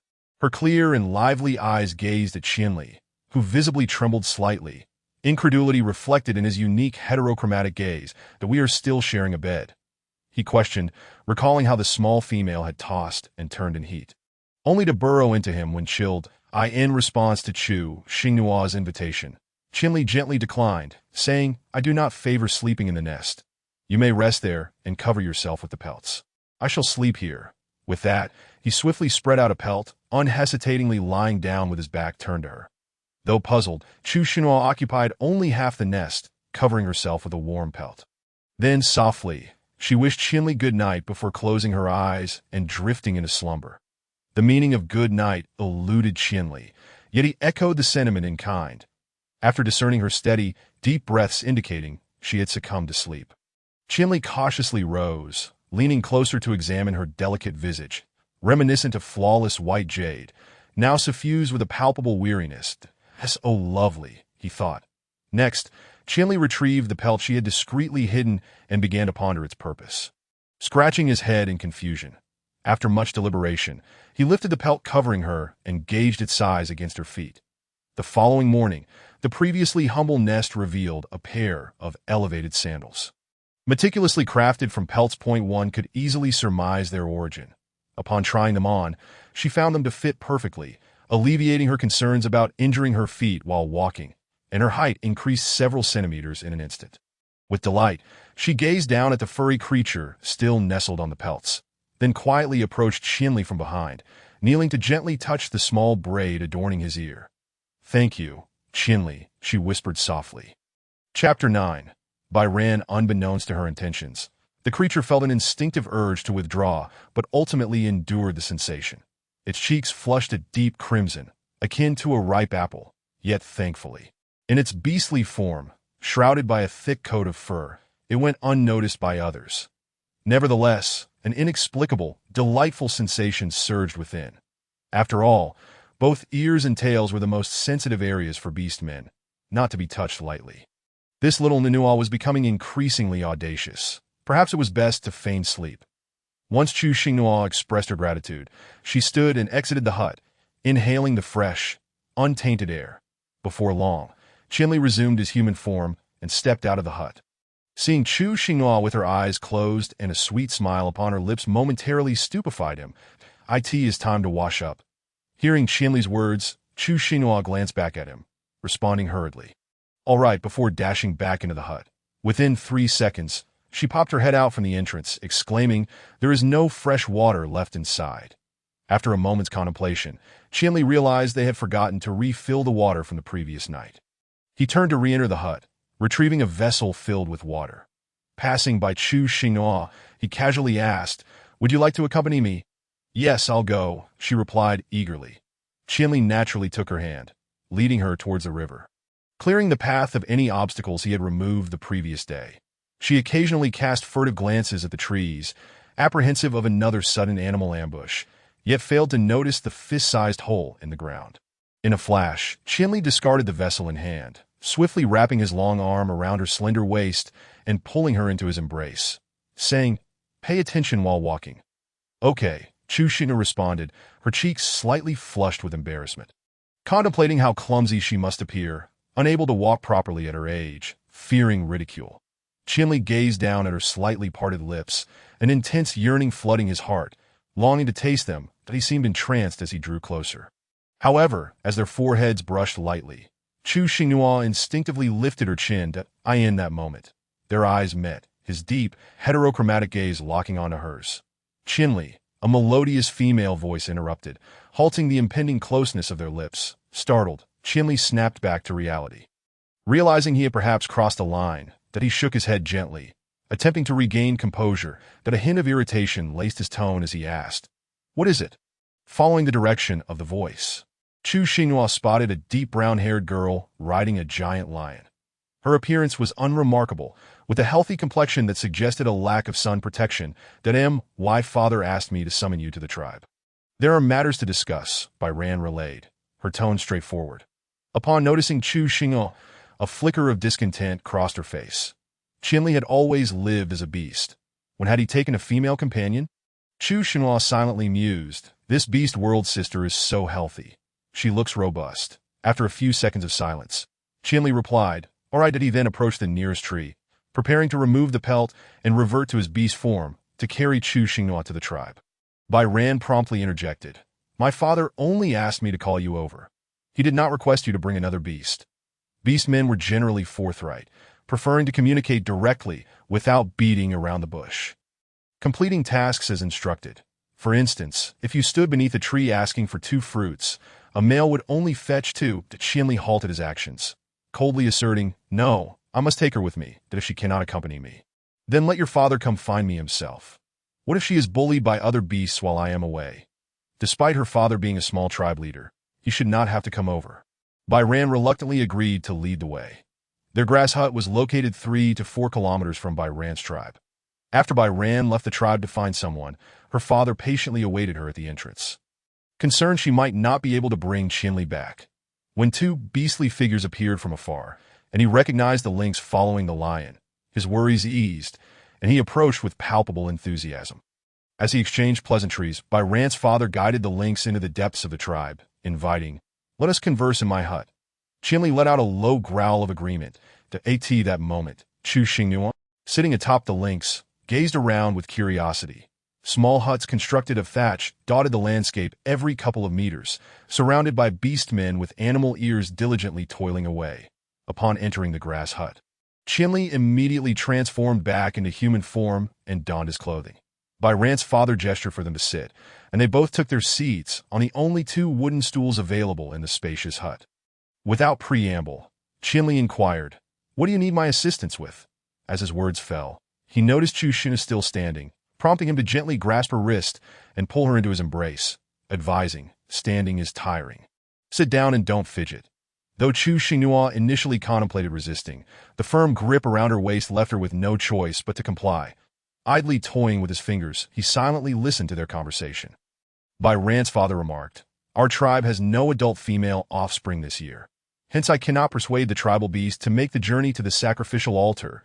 I would be most grateful if you could assist me by fetching 2 pieces of silk clothing from the silkworm tribe." Qian Li's gaze remained as tranquil as a still pond, fixated on Byran's father without uttering a word in response. Chapter 10.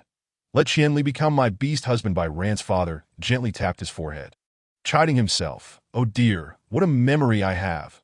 He then rose, retrieving a small leather pouch that had been prepared beneath the grass nest, which he slowly opened on the stone table. Inside lay an abundance of blue crystals.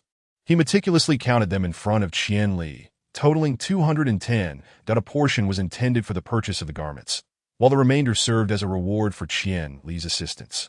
Qian Li did not decline, stating as he organized the crystals in his hands, "As for the style, I have no particular requirements, so I shall select based on my own judgment, that if there are any specifications, please let me know in advance." Having acquired the crystals through a fortuitous hunt for fierce beasts, he had little to spare, and he was keen to earn them by assisting in transporting goods.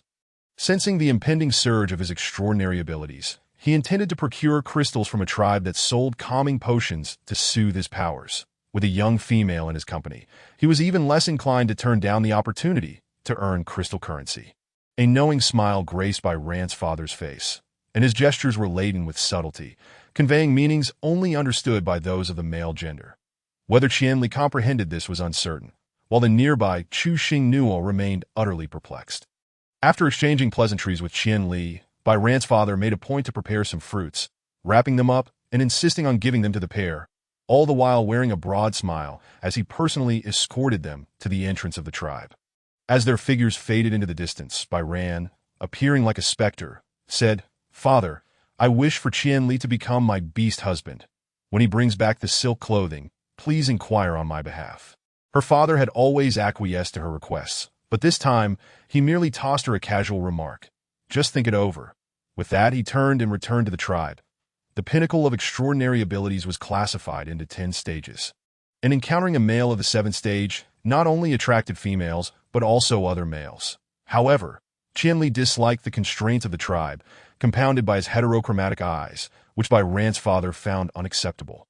Not far from their departure, feeling slightly dizzy, Chu Xing Nu ran her fingers through the fur on the lynx's back.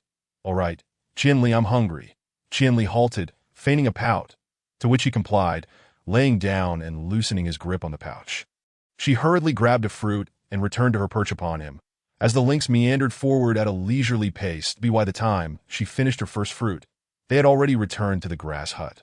She had assumed that upon their return, Qian Li would pack his belongings and set off. However, he informed her that it was still too early for the sacrificial altar to open, and they would be unable to procure the silk clothing if they arrived prematurely. Thus, several more monotonous days passed, during which she gradually adapted.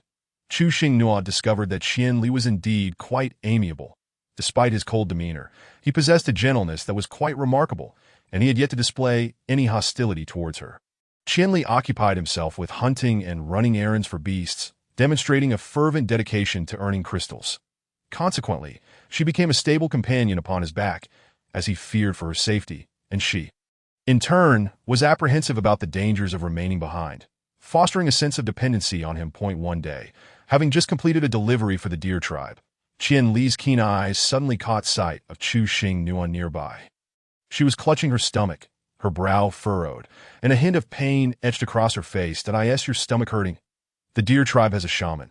I'll take you to see him," Qian Li declared, not allowing her any chance to refuse as he swiftly scooped her up and strode purposefully towards the interior of the deer tribe, his steps confident and powerful that you've become increasingly frail lately. "We must consult the shaman on how to help you regain your strength." Chu Xing Nuo gently rubbed her abdomen and murmured, "I don't want to go."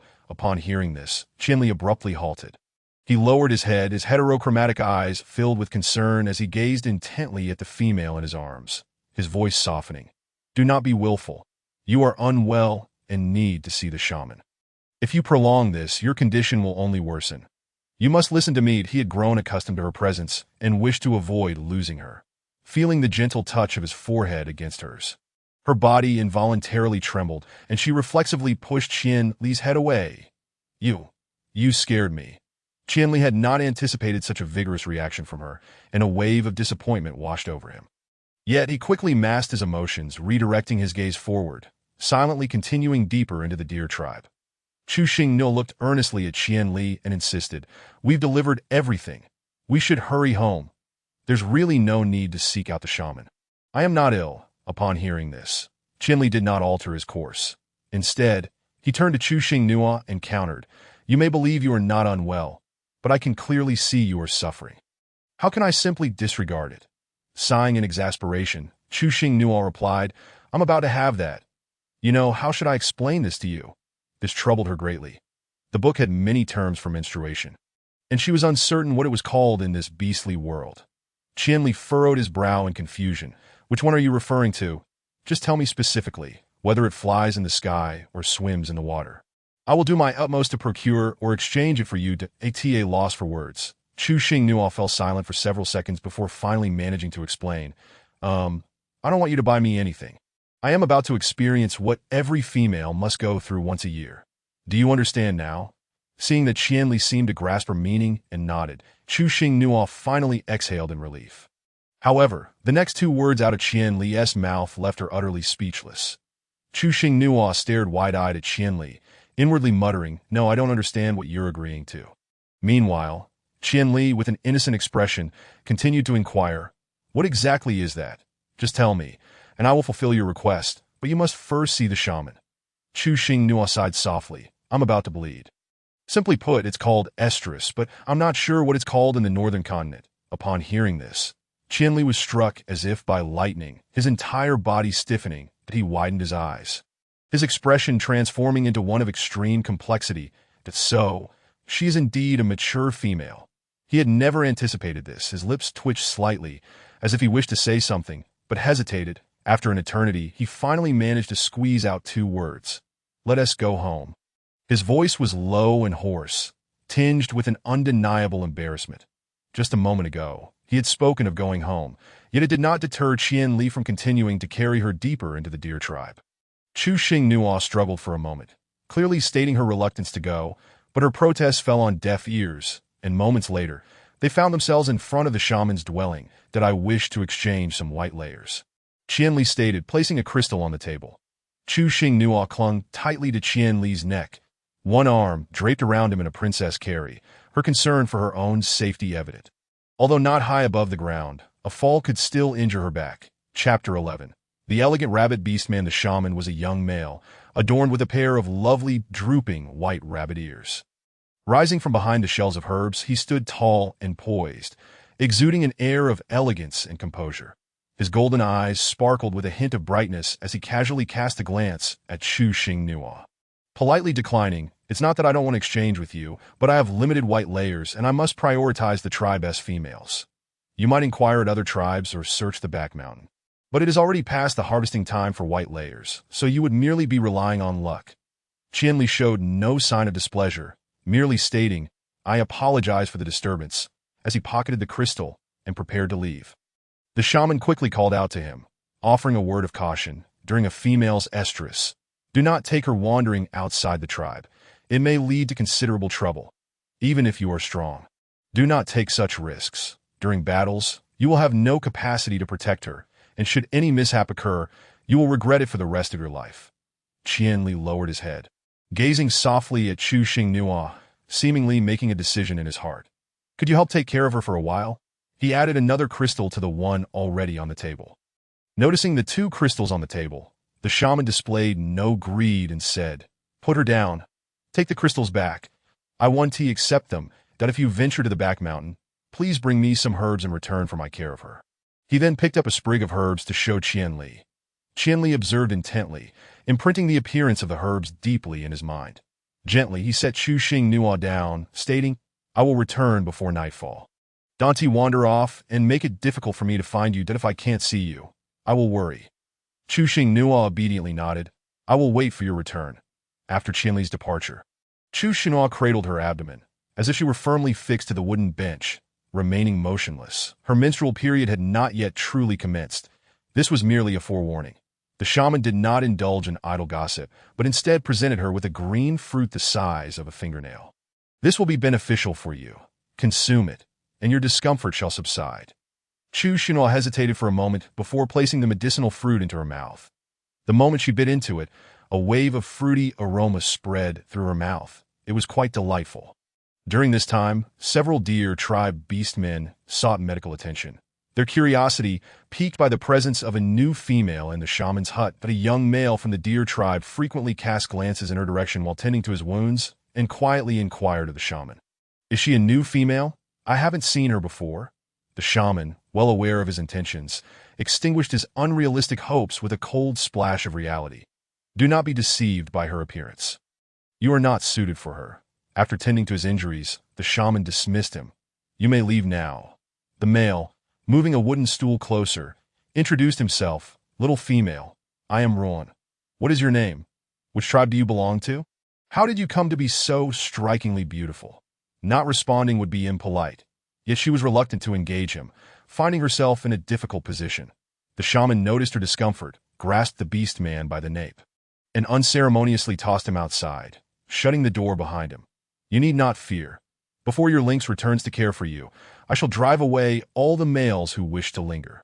Chu Xinghua politely expressed her gratitude. Thank you. There's no need to be formal, the shaman replied, that I am Yinshi. Call for me if you require anything.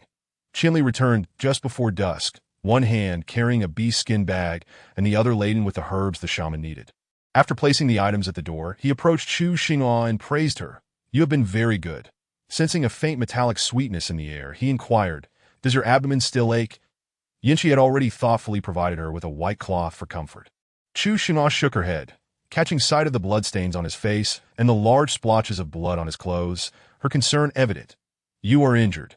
Qinli glanced down at his chest nonchalantly, replying, not all of it is mine, that he had encountered a ferocious beast on the back mountain, dispatching it with his abilities swiftly and without incident, yet such powers would damage the crystals within the beast's body, which he needed, relying solely on hand-to-hand combat. As Yinchi examined the herbs Qinli had brought back, she remarked, let me bandage your wounds. Healing required crystals, and Qinli did not wish to waste them, dismissing the matter. They are merely minor injuries. They will heal in a few days. Where does your tribe's leader reside? I have business with him. Yinchi did not press further. After providing him with a precise location, she returned to sorting the herbs. Qinli took her to the residence of the deer tribe leader, exchanging 5 crystals for a brief stay in one of their huts. While Qinli went out to wash, she began calling for Kaka, inquiring about how to utilize her healing abilities. When she had held Qinli's hand earlier, her thoughts had been solely focused on healing his wounds, yet she had felt no response. Kaka informed her that she needed to press her forehead against his for 1 minute. Using her powers required immense mental strength, especially since she was human, and she was cautioned to use them sparingly. Qinli was her sole support in this place, and she could not afford to let him come to harm. After sharing a meal, the two parted ways for the night. She fought against her drowsiness, trying to stay awake with Qin. As the hours slipped into the deep of night, she quietly approached the beastly form of Qinli. With her hands resting on the fur, she hesitated, feeling that this posture was somewhat undignified. Moreover, Qinli's curled-up sleeping position hindered her ability to perform. Yet she could not forego treatment. Steeling herself, she lay beside him, leaning her forehead towards his. With great effort, she finally pressed her forehead against his and closed her eyes, commencing the use of her healing abilities that in this realm, females could only awaken a certain power after bonding with a mate. And her possession of such abilities must remain undiscovered. She could only use them in secrecy. The moment Qinli sensed her approach, he awoke, his mind racing with speculation about her intentions. When their foreheads touched, a warm current surged through his body, and his heartbeat quickened. Chu Xinhua mentally counted, 57, 58, 59, 60, taking her time, fearing she might not have enough time and would need to repeat the process. Sensing her impending departure, Qinli suddenly transformed into his human form, wrapping his long arms around her with precision. Chu Xinhua instinctively pushed against him, only to find her hands pressing against his muscular chest. To any observer, it would appear as though she were acting flirtatiously. Daring not to struggle too fiercely, she tentatively called out, Qinli, are you awake? Qinli kept his eyes closed, offering no response. Chu Xinhua raised her arms above her head, subtly shifting her body downwards. However, after just a couple of movements, his arms tightened around her waist, eliminating any gap between them. Now, she dared not move, fully aware of the implications. She waited for his grip to loosen so she could escape back to her bed. But fatigue, combined with her first use of abilities, overtook her, and she fell into a deep slumber. Chapter 12. May I kiss you? When she awoke again, she found herself in the grass hut, as if all that transpired the night before had been a mere figment of her imagination. Qinli was not present in the dwelling. Beside the hut lay fresh water, peace berries, and food. She hurried to change it to a clean white cloth and took care of her needs. Due to her menstrual period, she dared not move too vigorously and settled outside to bask in the sun. She observed the various beastmen from the deer tribe passing by. One familiar figure caught her eye. Though he was now devoid of rabbit ears, Yinchi's gentle voice inquired with concern, how are you feeling? Chu Xinhua smiled faintly. Thank you. I am well. Yinchi opened her palm to reveal the medicinal fruit she had brought. These are for you. If you feel uncomfortable during your heat, eat one, but only one per day. Chu Xinhua dared not accept it, knowing well that exchanges were customary among the beastmen. Yesterday, Qinli had brought herbs as payment. Today, she had nothing to offer in return. I cannot accept this. Yinchi saw through her hesitance and explained, take it. Consider it a token of gratitude for the herbs the male brought back yesterday. Chu Xinhua took a step back, maintaining distance from Yinchi. The herbs were brought back by Qinli. It would be more appropriate to give these to him. If it were a token of gratitude, should she not express thanks to Qinli instead? Why use something that would be useful to her? Upon seeing her refusal, Yinchi remained unfazed, simply tightening her grip. I will give it to him when I see him. With that, she departed. Chu Xinhua continued to bask in the sun, awaiting Qinli's return. Meanwhile, Yinchi and Qinli happened to cross paths. Yinchi noticed that all of Qinli's wounds had healed, realizing that he must know a female capable of awakening healing abilities. Hence his lack of need for assistance. Qinli observed Yinchi looking at him, but chose to ignore her. Yinchi suddenly called out to him, "Wait a moment." Qinli turned, puzzled by her request. "This is for you. If the little female feels discomfort during her heat, she can take one of these." Qinli frowned slightly, examining the green fruit in his hand, asking, "Are you interested in her?" His question held merit, as beastmen did not extend kindness to one another without cause, particularly in the dynamics between males and females. Yinchi neither confirmed nor denied it. "She is waiting for you." Her casual remark left Qinli with only her retreating figure. Even if he wished to return the gift, it was too late. He decided to accept the beneficial item for Nua's well-being, intending to send crystals over later. The decision to accept another male's goodwill rested solely with the female. After soaking in the sun, Chu Xingnu returned to the hut and was greeted by Qinli's presence. She smiled softly. "You are back." Qinli inquired with concern, "How is your body?" "I am well," she replied, aside from the flow being a bit heavy.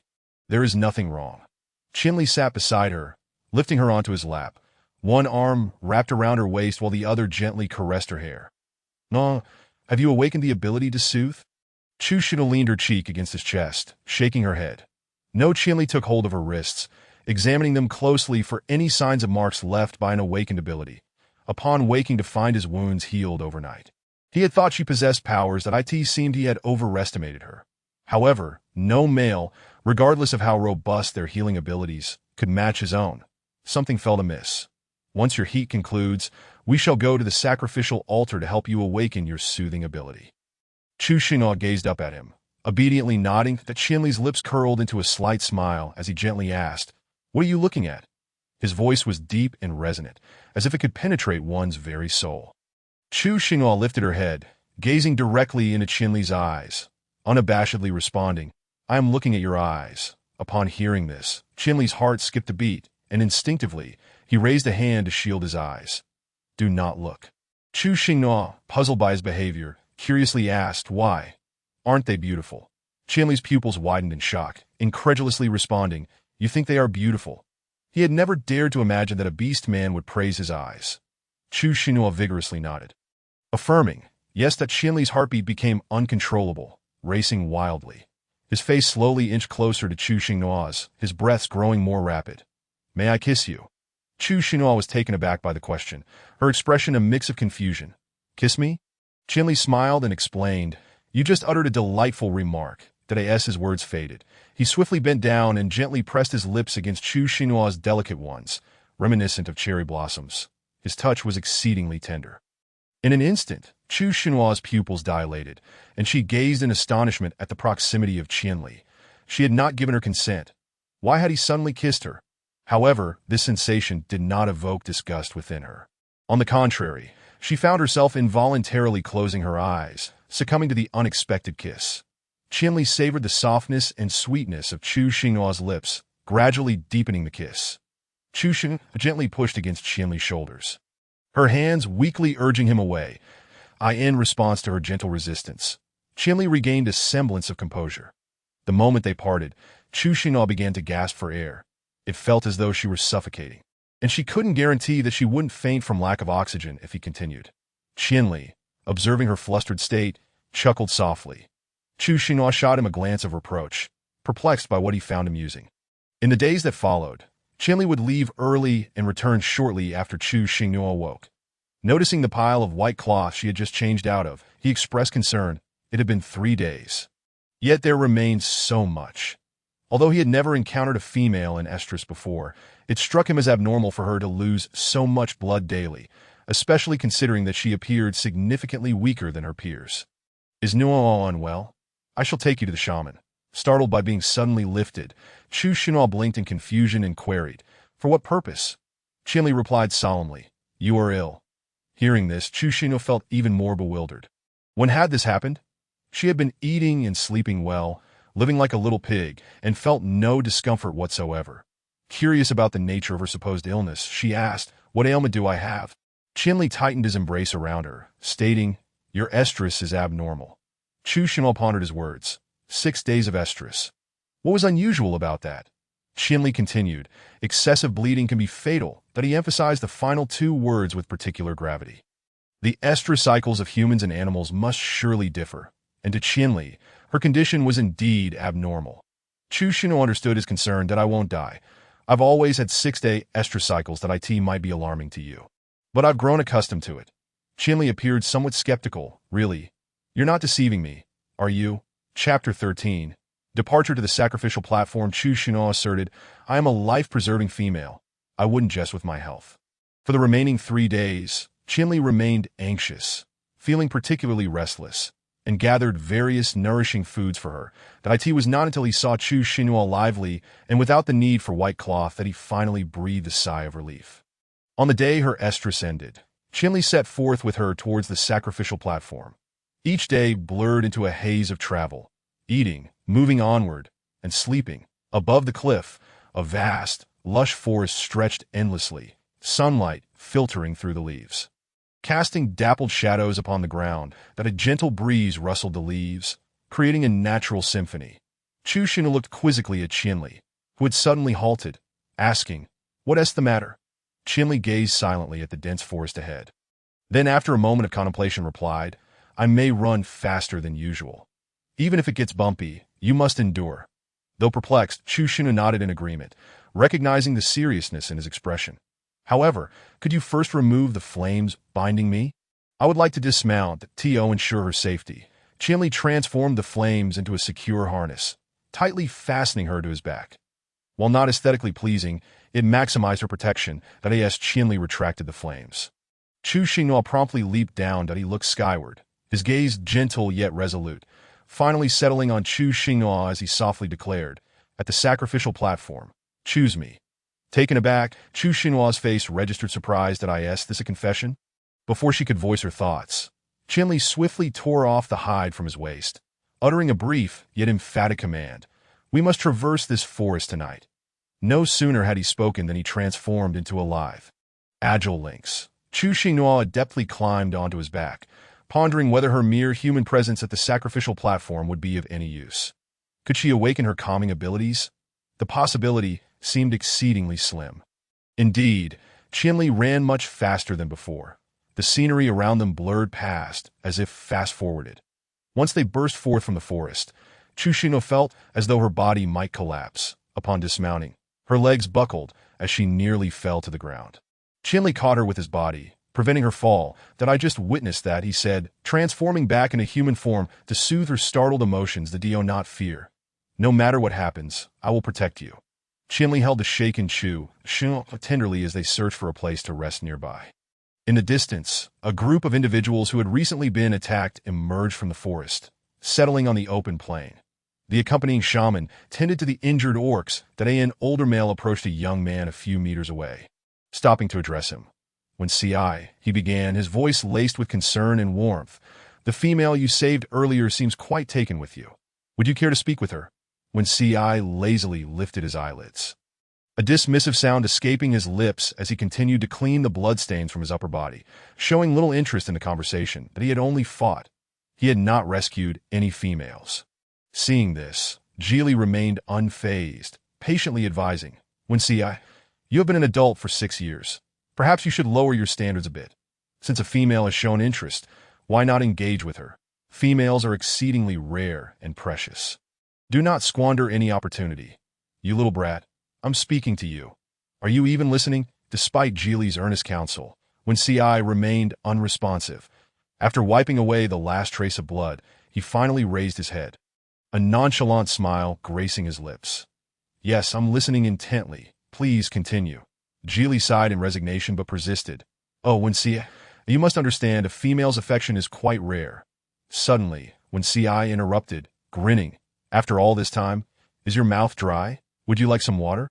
Geely shook his head, indicating he was not thirsty and wished to continue persuading him. Yet when immediately followed up with another question, "Are you hungry? Would you like something to eat?" Geely thought to himself. If it weren't for the fact that the chieftain was Wen Si's father and also his older brother, he wouldn't waste his breath on him. Other males would fight tooth and nail for a female. Yet Wen Si had always exhibited disinterest in them. His demeanor suggested he simply did not wish to engage in conversation. Frustrated, Geely threw his arms back and turned to leave. Wen Si called out, "Uncle Geely, safe travels." Geely turned back, finger pointed at Wen Si, opening his mouth to speak, yet found himself at a loss for words. Wen Si maintained a smile as he observed him. Not long after Geely departed, a voluptuous female approached Wen Si, and he noticed her and shouted to the resting group, "I'm going hunting."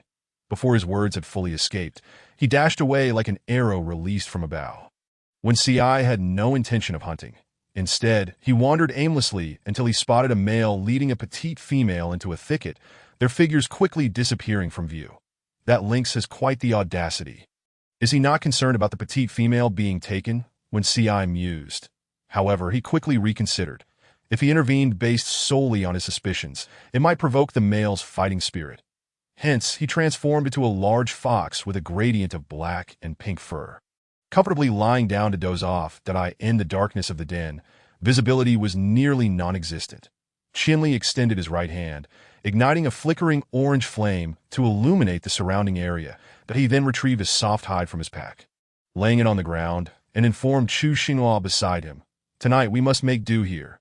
Chu Xinhua, accustomed to such circumstances, obediently sat beside the hide, in truth, she wished to lie down fully and relax her sore and aching body from the prolonged jolting. "All right," she replied softly. Chapter 14. The unruly orc Qinli gently caressed Chu Xinhua's hair, his eyes filled with tenderness. "Rest now. I shall wake you when it's time to eat."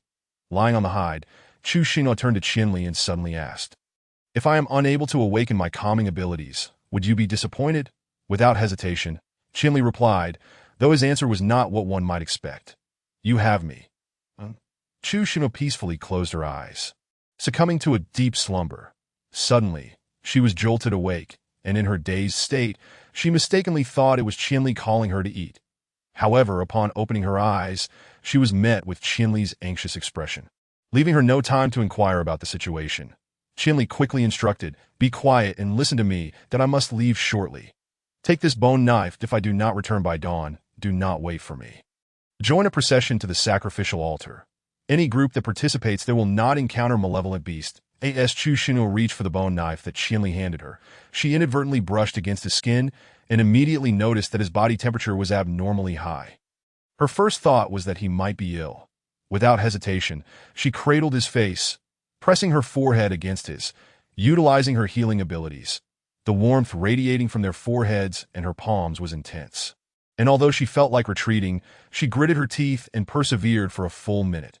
Despite her efforts, Qinli's high temperature showed no signs of abating, leading her to doubt the efficacy of her powers. In a rush, she exclaimed, "I will go with you to find a shaman." However, Qinli shook his head in refusal, stating, "The shaman cannot help. Once I leave, you must stay here and remain still. You must not venture out until dawn. Understand? You must obey." Upon hearing this, Chu Xinhua realized the gravity of the situation. Males occasionally entered a state of uncontrollable power. There were 4 levels of calming ability, and a slight leak of power could be soothed by an awakening calming ability in a female. However, if he were to fully lose control, it was imperative to find a female with the corresponding calming ability or one of higher rank. Without a female to calm him, a mild incident might be survivable. But severe cases often resulted in death, with those who could endure such crises being exceedingly rare. Panic surged within her as she watched Qinli approach the cave entrance. She hurriedly called out to his retreating figure, "You must return safely, that I will await your return." Qinli paused, turned swiftly, and strode back to her. Chu Xinhua felt an overwhelming wave of warmth envelop her as he leaned down and pressed a fervent kiss upon her enticing lips. "Take care of yourself," he instructed.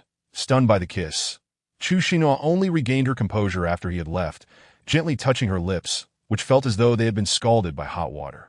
Qinli struggled to control his powers, attempting to distance himself from the cave as he succumbed to the impending chaos. When Si, perceptive to the leaking powers, observed Qinli's state and wished to assist, but found himself powerless. The calming abilities of a female were only effective upon the initial signs of power leakage. But Qianli was already spiraling into madness, when Ci could only wish him luck, recalling that Qianli had taken a young female with him. Transforming into human form, when Ci leaped down from a height and made his way to the cave. Chu Xing'an, who had been sitting by the campfire, absently holding a stick and sighing, felt a surge of joy at the sound of footsteps, believing Qianli had returned. However, illuminated by the firelight, she saw a roguish male approach the cave, and her heart raced with alarm. Having experienced a previous encounter, she felt a wave of misfortune wash over her. Hastily, she groped for the bone knife nearby, gripping it tightly behind her back for protection. Yet when Ci made no move to approach, instead, he sat down nearby, resting his chin on his hand as he scrutinized Chu Xing'an, especially her frightened demeanor, which resembled that of a startled rabbit. Quite amusing indeed. "Are you hungry?" he inquired. Having slept for so long, he felt a twinge of hunger. Chu Xing'an, adhering to the principle of remaining still until provoked, chose silence and maintained her guard. When Ci, seeking conversation, remarked, "Why are you ignoring me? That lynx sent me to take care of you.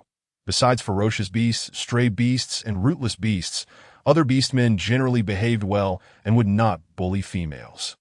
Although there were occasional exceptions, with a roll of her eyes, Chu Xing'an thought to herself, "Does he take me for a Navi child? What villain would openly admit their wickedness?" When Ci pressed on, "Little female, are you really not going to acknowledge me? You're not a mute, are you?" Irritated by his persistence, Chu Xing'an could no longer suppress her response. "You should leave. Qianli will be back soon. He is fierce." When Ci was captivated by her soft, delicate voice, but sensed that she might have mistaken him for a bad beast, that he felt a mischievous urge to tease her, saying, "Would you mind if I came closer to warm myself by the fire?" Chu Xing'an replied decisively, "I wouldn't mind." Finding her amusing, when Ci laughed and said, "I am when Ci, and if you call me good brother when you're hungry, I will catch you something to eat." How does that sound? In defiance, Chu Xing'an pulled food from her bag and began eating in front of him, conveying a clear message of independence. When Ci, momentarily at a loss for words, struggled to continue the conversation. Throughout the night, Chu Xing'an fought against her drowsiness, remaining ever vigilant against When Ci, while chatty, exhibited no other faults. Lacking firewood, he proactively gathered some, tossing it into the cave. Chu Xing'an unreservedly utilized what he brought. As dawn broke, he rose to stretch, noticing the little female beside him struggling to keep her eyes open, that he felt a mischievous inclination to tease her. "Good brother, is leaving done? Aren't you going to say goodbye?" Having spent the night together, Chu Xing'an felt that When Ci was not a bad beast and expressed her gratitude. "Thank you." When Ci grinned, revealing a set of 8 tiny white teeth, why the sudden display of politeness? Chu Xing'an asserted, "I have always been polite." When Ci contemplated that the lynx should be returning soon, he waved farewell. "I won't tease you anymore. I really must go. Stay safe." Wait a moment. Chu Xing'an retrieved 2 strips of jerky and offered them to When Ci. "Take these to eat on your way." As she approached, When Ci caught a whiff of a faint milky scent and took one of the jerky strips in his mouth. "Thanks." After When Ci departed, she returned to her solitary state in the cave, waiting until the sky brightened. Yet Qianli still did not appear. Without Qianli by her side, the prospect of survival felt daunting. She lacked wilderness survival skills and was surrounded by power-wielding beasts. Her abilities seemed woefully inadequate. When Ci initially went hunting, but due to the power surges of the beasts, the nearby prey were frightened away, that he had to venture far before finally catching something. Upon returning, concern welled up for the solitary little female, and an inner voice urged him to check on her once more. Chapter 15. I came on my own, not found by chance. When Ci, carrying his catch, rushed back to the cave. Not hearing any sound, he dropped the prey and transformed back into human form to investigate. Chu Xing'an was busy organizing her belongings. Upon seeing When Ci again, a wave of disappointment washed over her. The lynx had yet to return. Without a male to care for her, When Ci proactively offered, "Would you like to come with me?" Chu Xing'an felt torn. She desired to follow him, but also wanted to search for Qianli. Without a keen sense of smell, she knew she would be unable to locate him. When Ci strode purposefully toward her, lifting her pack, "Come with me, that if I had intended to do anything to you, I would have acted last night. Not now that I came with a group and there are 3 females inside. You can stay with them. It's better than being alone," that he added, You Haven T slept all night. Shall I carry you? After weighing her options, she decided to trust Wensi that I can walk on my own. Wensi took her hand and placed it on his leather skirt. Hold on tight. Don't get lost. With one hand carrying the pack and the other dragging the prey, Wensi led the way, while Chu Xinghua followed quietly, her half-awake eyes gazing at the once lush forest now shrouded in darkness. Had it been consumed by a blast? The thought made her heart ache. She released his hand and attempted to run toward the charred woods. Wensi reacted swiftly, pulling her back. You can't go there. It's dangerous. He will return to find you. That he forcibly led Chu Xinghua away. Wensi had not returned to the group all night, and now that dawn had fully broken, Geely paced anxiously back and forth. He had said not to take Wensi along, yet here he was, causing trouble for the group. Geely nonchalantly pointed to two males within the group. You two go look for him. That the two males rose. An astute beastman spotted Wensi leisurely approaching. Wensi is back. Geely followed the direction of the beastman's finger, and indeed, the troublesome boy he had worried about stood before him, his previous concerns replaced by seriousness. Wensi tossed the prey onto the ground, grinning. I'm back with the catch, Uncle Geely. Geely snorted. We were all waiting for you to bring back food. Are we to starve? Have you forgotten what we're supposed to be doing? There is a time for play. Wensi had no intention of listening to the lecture, quickly changing the subject. Hurry and come over to start a fire and roast the meat. Why are you all standing there in a daze? Aren't you hungry? Do females not need to eat? Geely retorted. You little brat, take my words to heart. Wensi replied dismissively, turning to the beastmen preparing the prey. Make sure to save the most tender piece for me. Geely smacked the back of his head. What nonsense. The tenderest meat is for the females. What are you stealing for? Wensi rubbed the spot where he had been hit, stepping aside slightly to reveal Chu Xinghua behind him. Why hit me? Isn't it fine if I give it to her? The smooth, fair visage of the girl bore a delicate blush, and beneath her long, slightly curled lashes lay a pair of eyes as clear as morning dew. In contrast to the females in the group, she appeared somewhat shorter and more slender, and at first glance, she did not seem particularly robust. Yet despite this, the males were utterly captivated, for the scarcity of females rendered her all the more enchanting.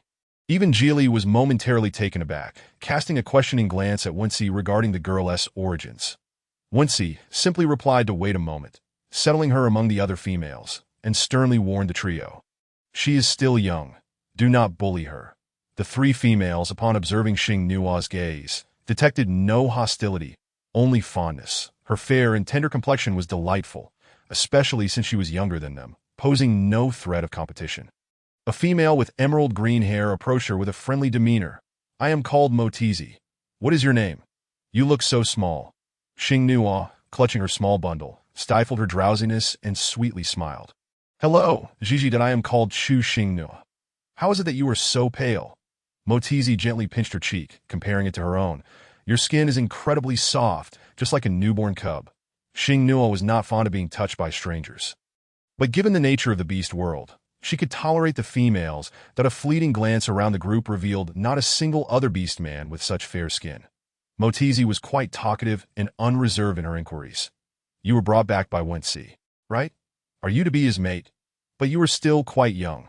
Wensi will have to wait a few years, recalling the rules of the beast world, where a female is claimed by whomever finds her. Xingnua clarified, I came on my own. I was not found. Throughout their conversation, it was mostly Motizi who spoke, while Xingnua responded when she could, maintaining silence on matters she could not address. Wensi and Geely moved aside, relaying the events as they had unfolded. This is how it is. The male she was with was likely a beast in a frenzy, that I felt pity for her. So I brought her back. Geely observed Wensi's calm demeanor, almost believing him, despite having witnessed his reckless bravery during the recent attack when he had rushed into battle, leaving the frightened females behind. Now he was expressing pity. Seeing that Wensi had attracted a female willing to engage, Geely felt a twinge of happiness, though his face betrayed annoyance. You brought her back. You take care of her. We will not assist. His insistence stemmed from a desire for Wensi's well-being.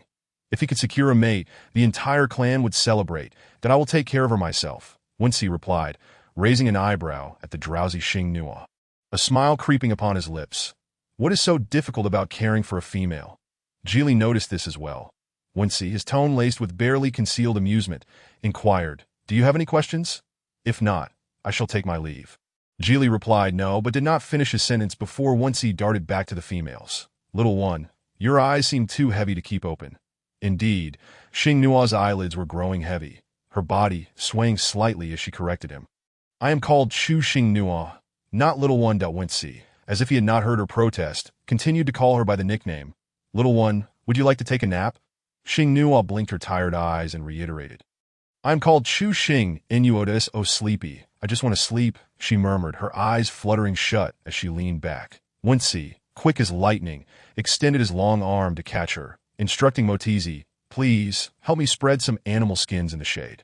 Motizi promptly complied, and Wensi placed Xing Nua gently down before seeking sustenance for himself, that he wrapped the tenderest piece of roasted meat in leaves, saving it for her when she awoke.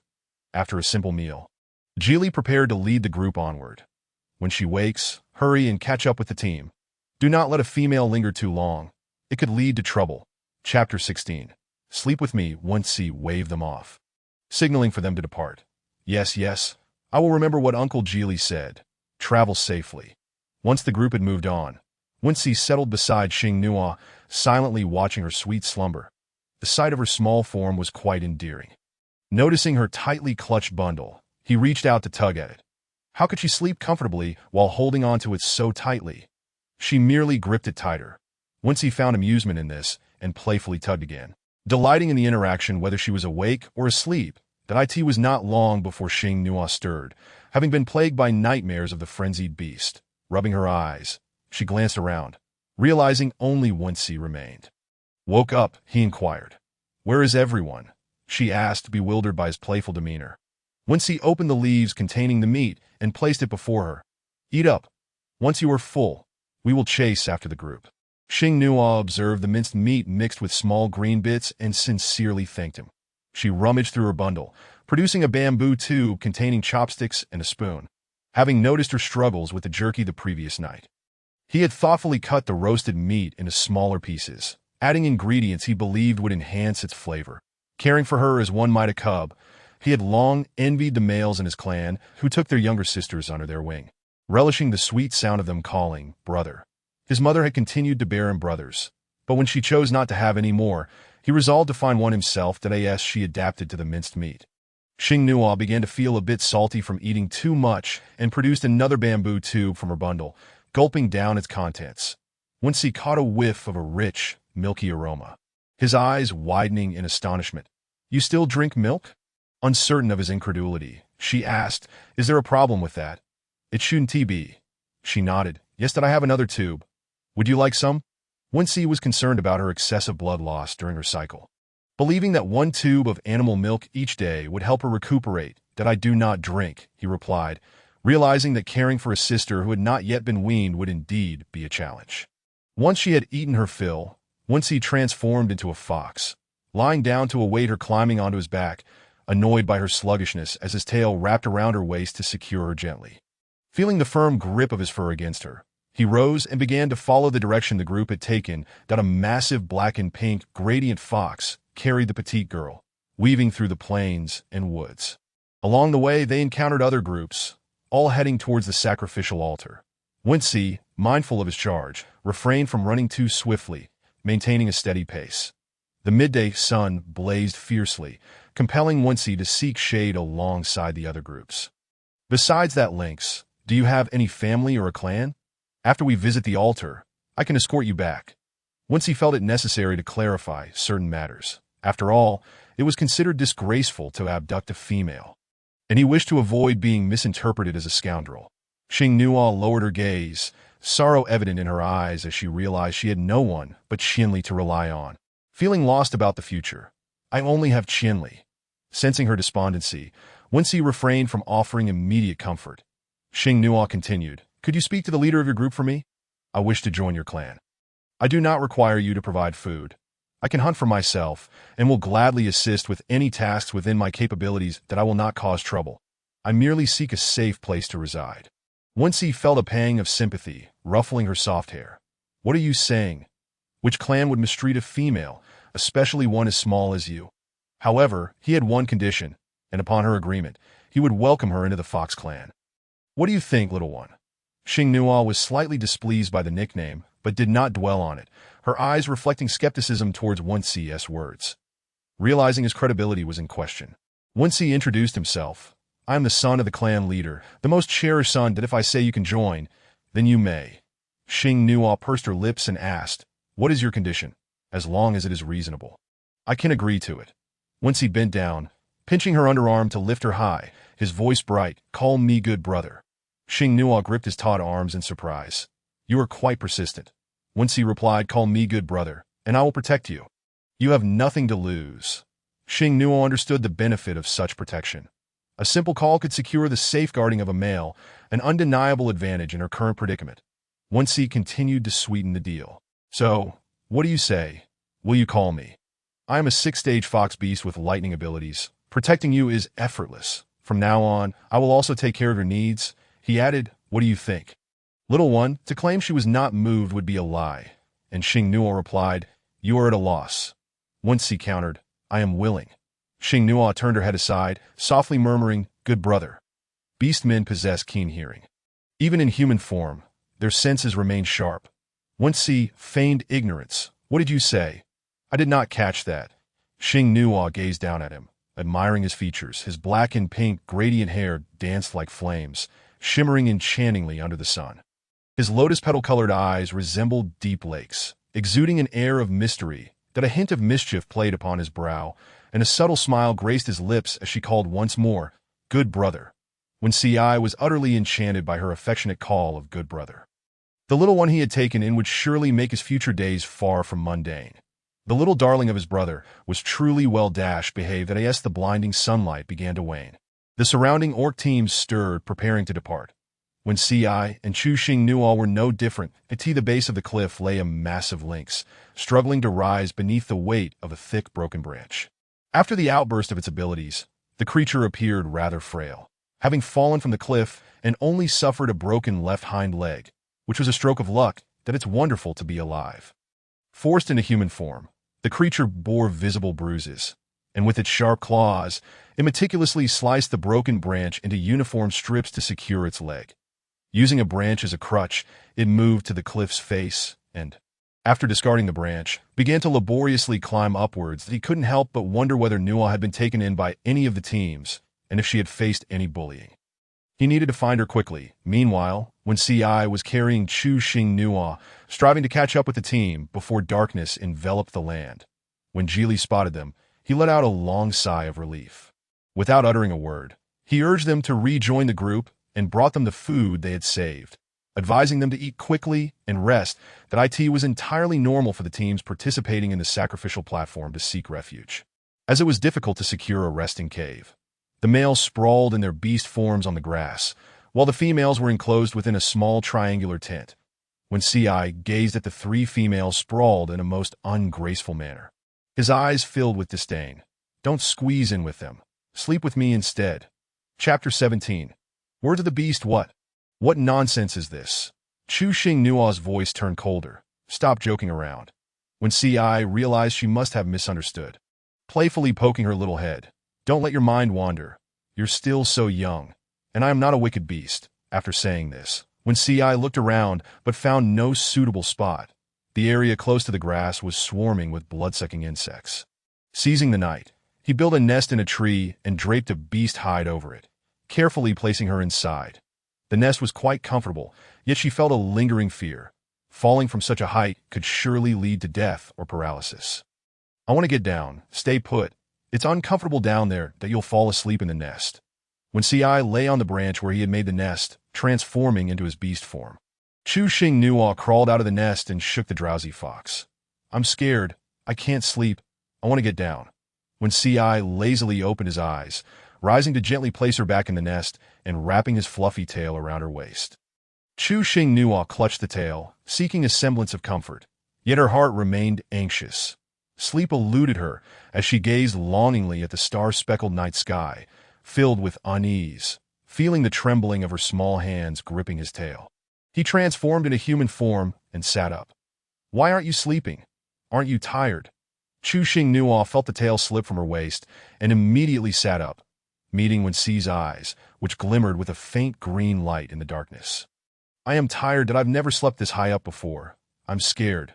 Wen Si did not mock her fear. Instead, he reassured her with soothing words. The nest I made is sturdy. It won't collapse. You can sleep soundly, and I'll be here to watch over you. Nothing you worry about will happen. Chu Xing bit her lip. I'm still afraid. With a rip, Wen Si produced a strip of beast hide. Adjust your sleeping position. Just as Chu Xing turned, Wen Si's large hand reached out to grasp hers, one finger pressing down on the hide while the other began to wind around it. Stop looking. Let us tie it together. I'll hold on to you, and we'll be bound together. You should feel secure. Even if it collapses, I won't let you go that if you go down to sleep, those females will surely crush you. Chu Xing was uncertain of her feelings, but felt warmth in her heart.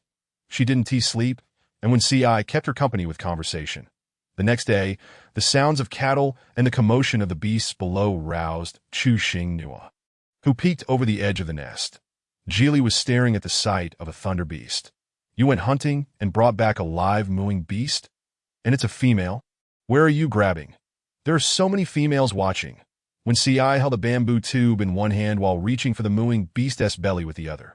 The dead ones aren't fresh. Don't waste time with your nonsense. Help me hold it down that it's not large, but its temperament is feisty, that I just need a bit of milk. Is that too much to ask? Had the mooing beast been obedient, he wouldn't have brought it back, exposing himself to embarrassment before his kin. His moment of glory was now tarnished. Other nearby orcs gathered in small groups, whispering and casting disdainful glances. Wen Si acted as if he didn't hear, maintaining his composure as he called to his kin. Why are you standing there watching? Come help. 3 orcs held the mooing beast down while Wen Si busily worked. Lacking experience, he might have used too much strength, earning a tail whip for his troubles. The effort required for those 2 bamboo tubes was more exhausting than battling an orc. Wen Si was well aware that Geely would pry for details.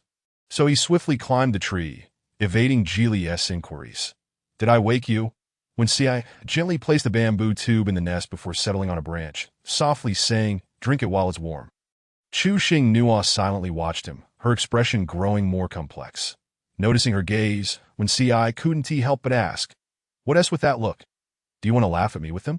Chu Xing quickly shook her head, her tone earnest. No, I think the males who care for females are the most handsome. Those words struck a chord in Wen Si's heart, causing a blush to bloom on his cheeks. The little one certainly knew how to speak sweetly. He struggled to suppress a grin. Drink up. I promise to take care of you, and I won't let you call me good brother in vain. Chu Xing felt a tinge of guilt as she replied, I might disappoint you. I can't drink this. Wen Si's smile vanished instantly, and with a hint of confusion, he pressed. What kind of animal do you like to drink? I'll go find it for you. Chu Xing gently shook her head, explaining, it's not about the animal species. It's just that I can't drink cow milk that hasn't been boiled to a high temperature. Even if I force it down, my body won't handle it, and I might get sick. Wen Si caught the crucial words get sick, and his eyes narrowed at the mooing beast below. Damn, it was sick. He took the bamboo tube, opened the lid, and poured its contents onto the ground.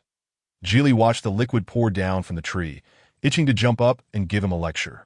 He needed it, and it was a waste. Chu Xing tugged at his beast hide. Don't pour it out.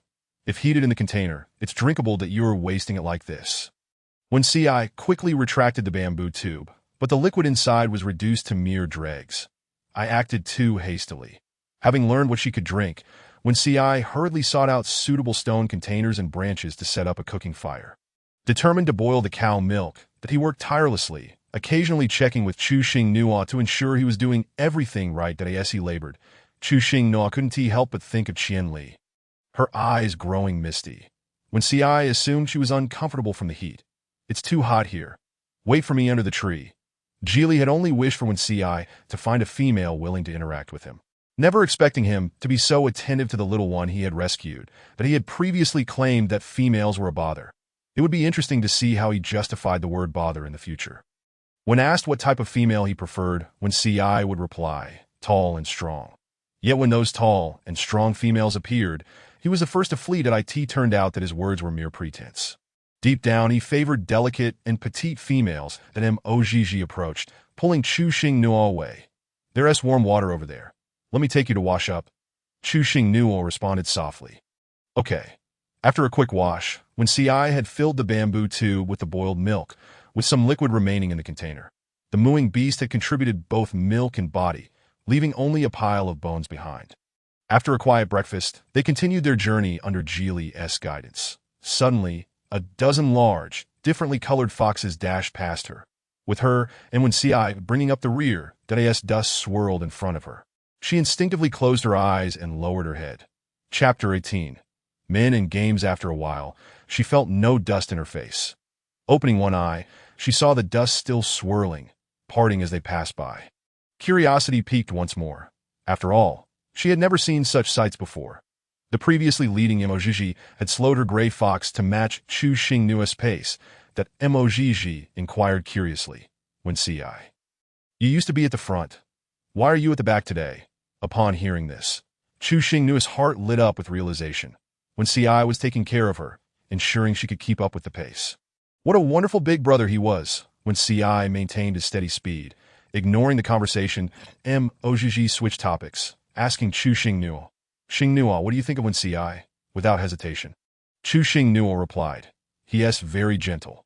Once again praised when CI's fox head tilted in pride, a hint of arrogance shining through Emojiji. Finding this amusing, smiled. Gentle? He truly is quite gentle. Internally, she thought, little sister, you've been deceived. What you see now is but an illusion. When CI is a gentle beast who directly crushes the opponent's head. Chu Xing Nuo gazed at Emoji with a look of confusion in her small eyes. She wasn't mistaken. When CI was indeed very gentle. From their first encounter until now, everything had been pleasant, and he had not displayed the kind of domineering behavior found in books, where one forcefully takes another without consent. Emojiji remarked. So, Xing Nuo prefers gentle males. Chu Xing Nuo did not dwell on this topic, nodding in agreement. Yes. Most girls tend to be attracted to the rebellious type, and while she harbored a slight fondness for them, she felt that she and such boys were ill-suited. Instead, she leaned towards boys who were gentle, yet not weak. Gentle, but not overly accommodating, that in truth, when it came to men versus games, she favored the latter. Having been bombarded with questions, Chu Xing Nuo curiously inquired, what kind of male do you like, Gigi? Emojiji responded with a smile in her eyes.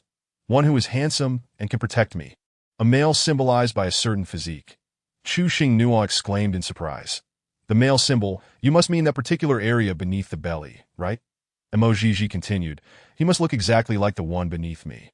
The gray-furred fox let out an excited yelp as Emojiji leaned on its back, rubbing her face between its ears. Chu Xing Nuo teased. You might as well have said you liked this fox from the start. And am I merely a tool for you to heat up your relationship? A word of advice, showing off your affection like this is quite inappropriate. Are you bullying me for being single?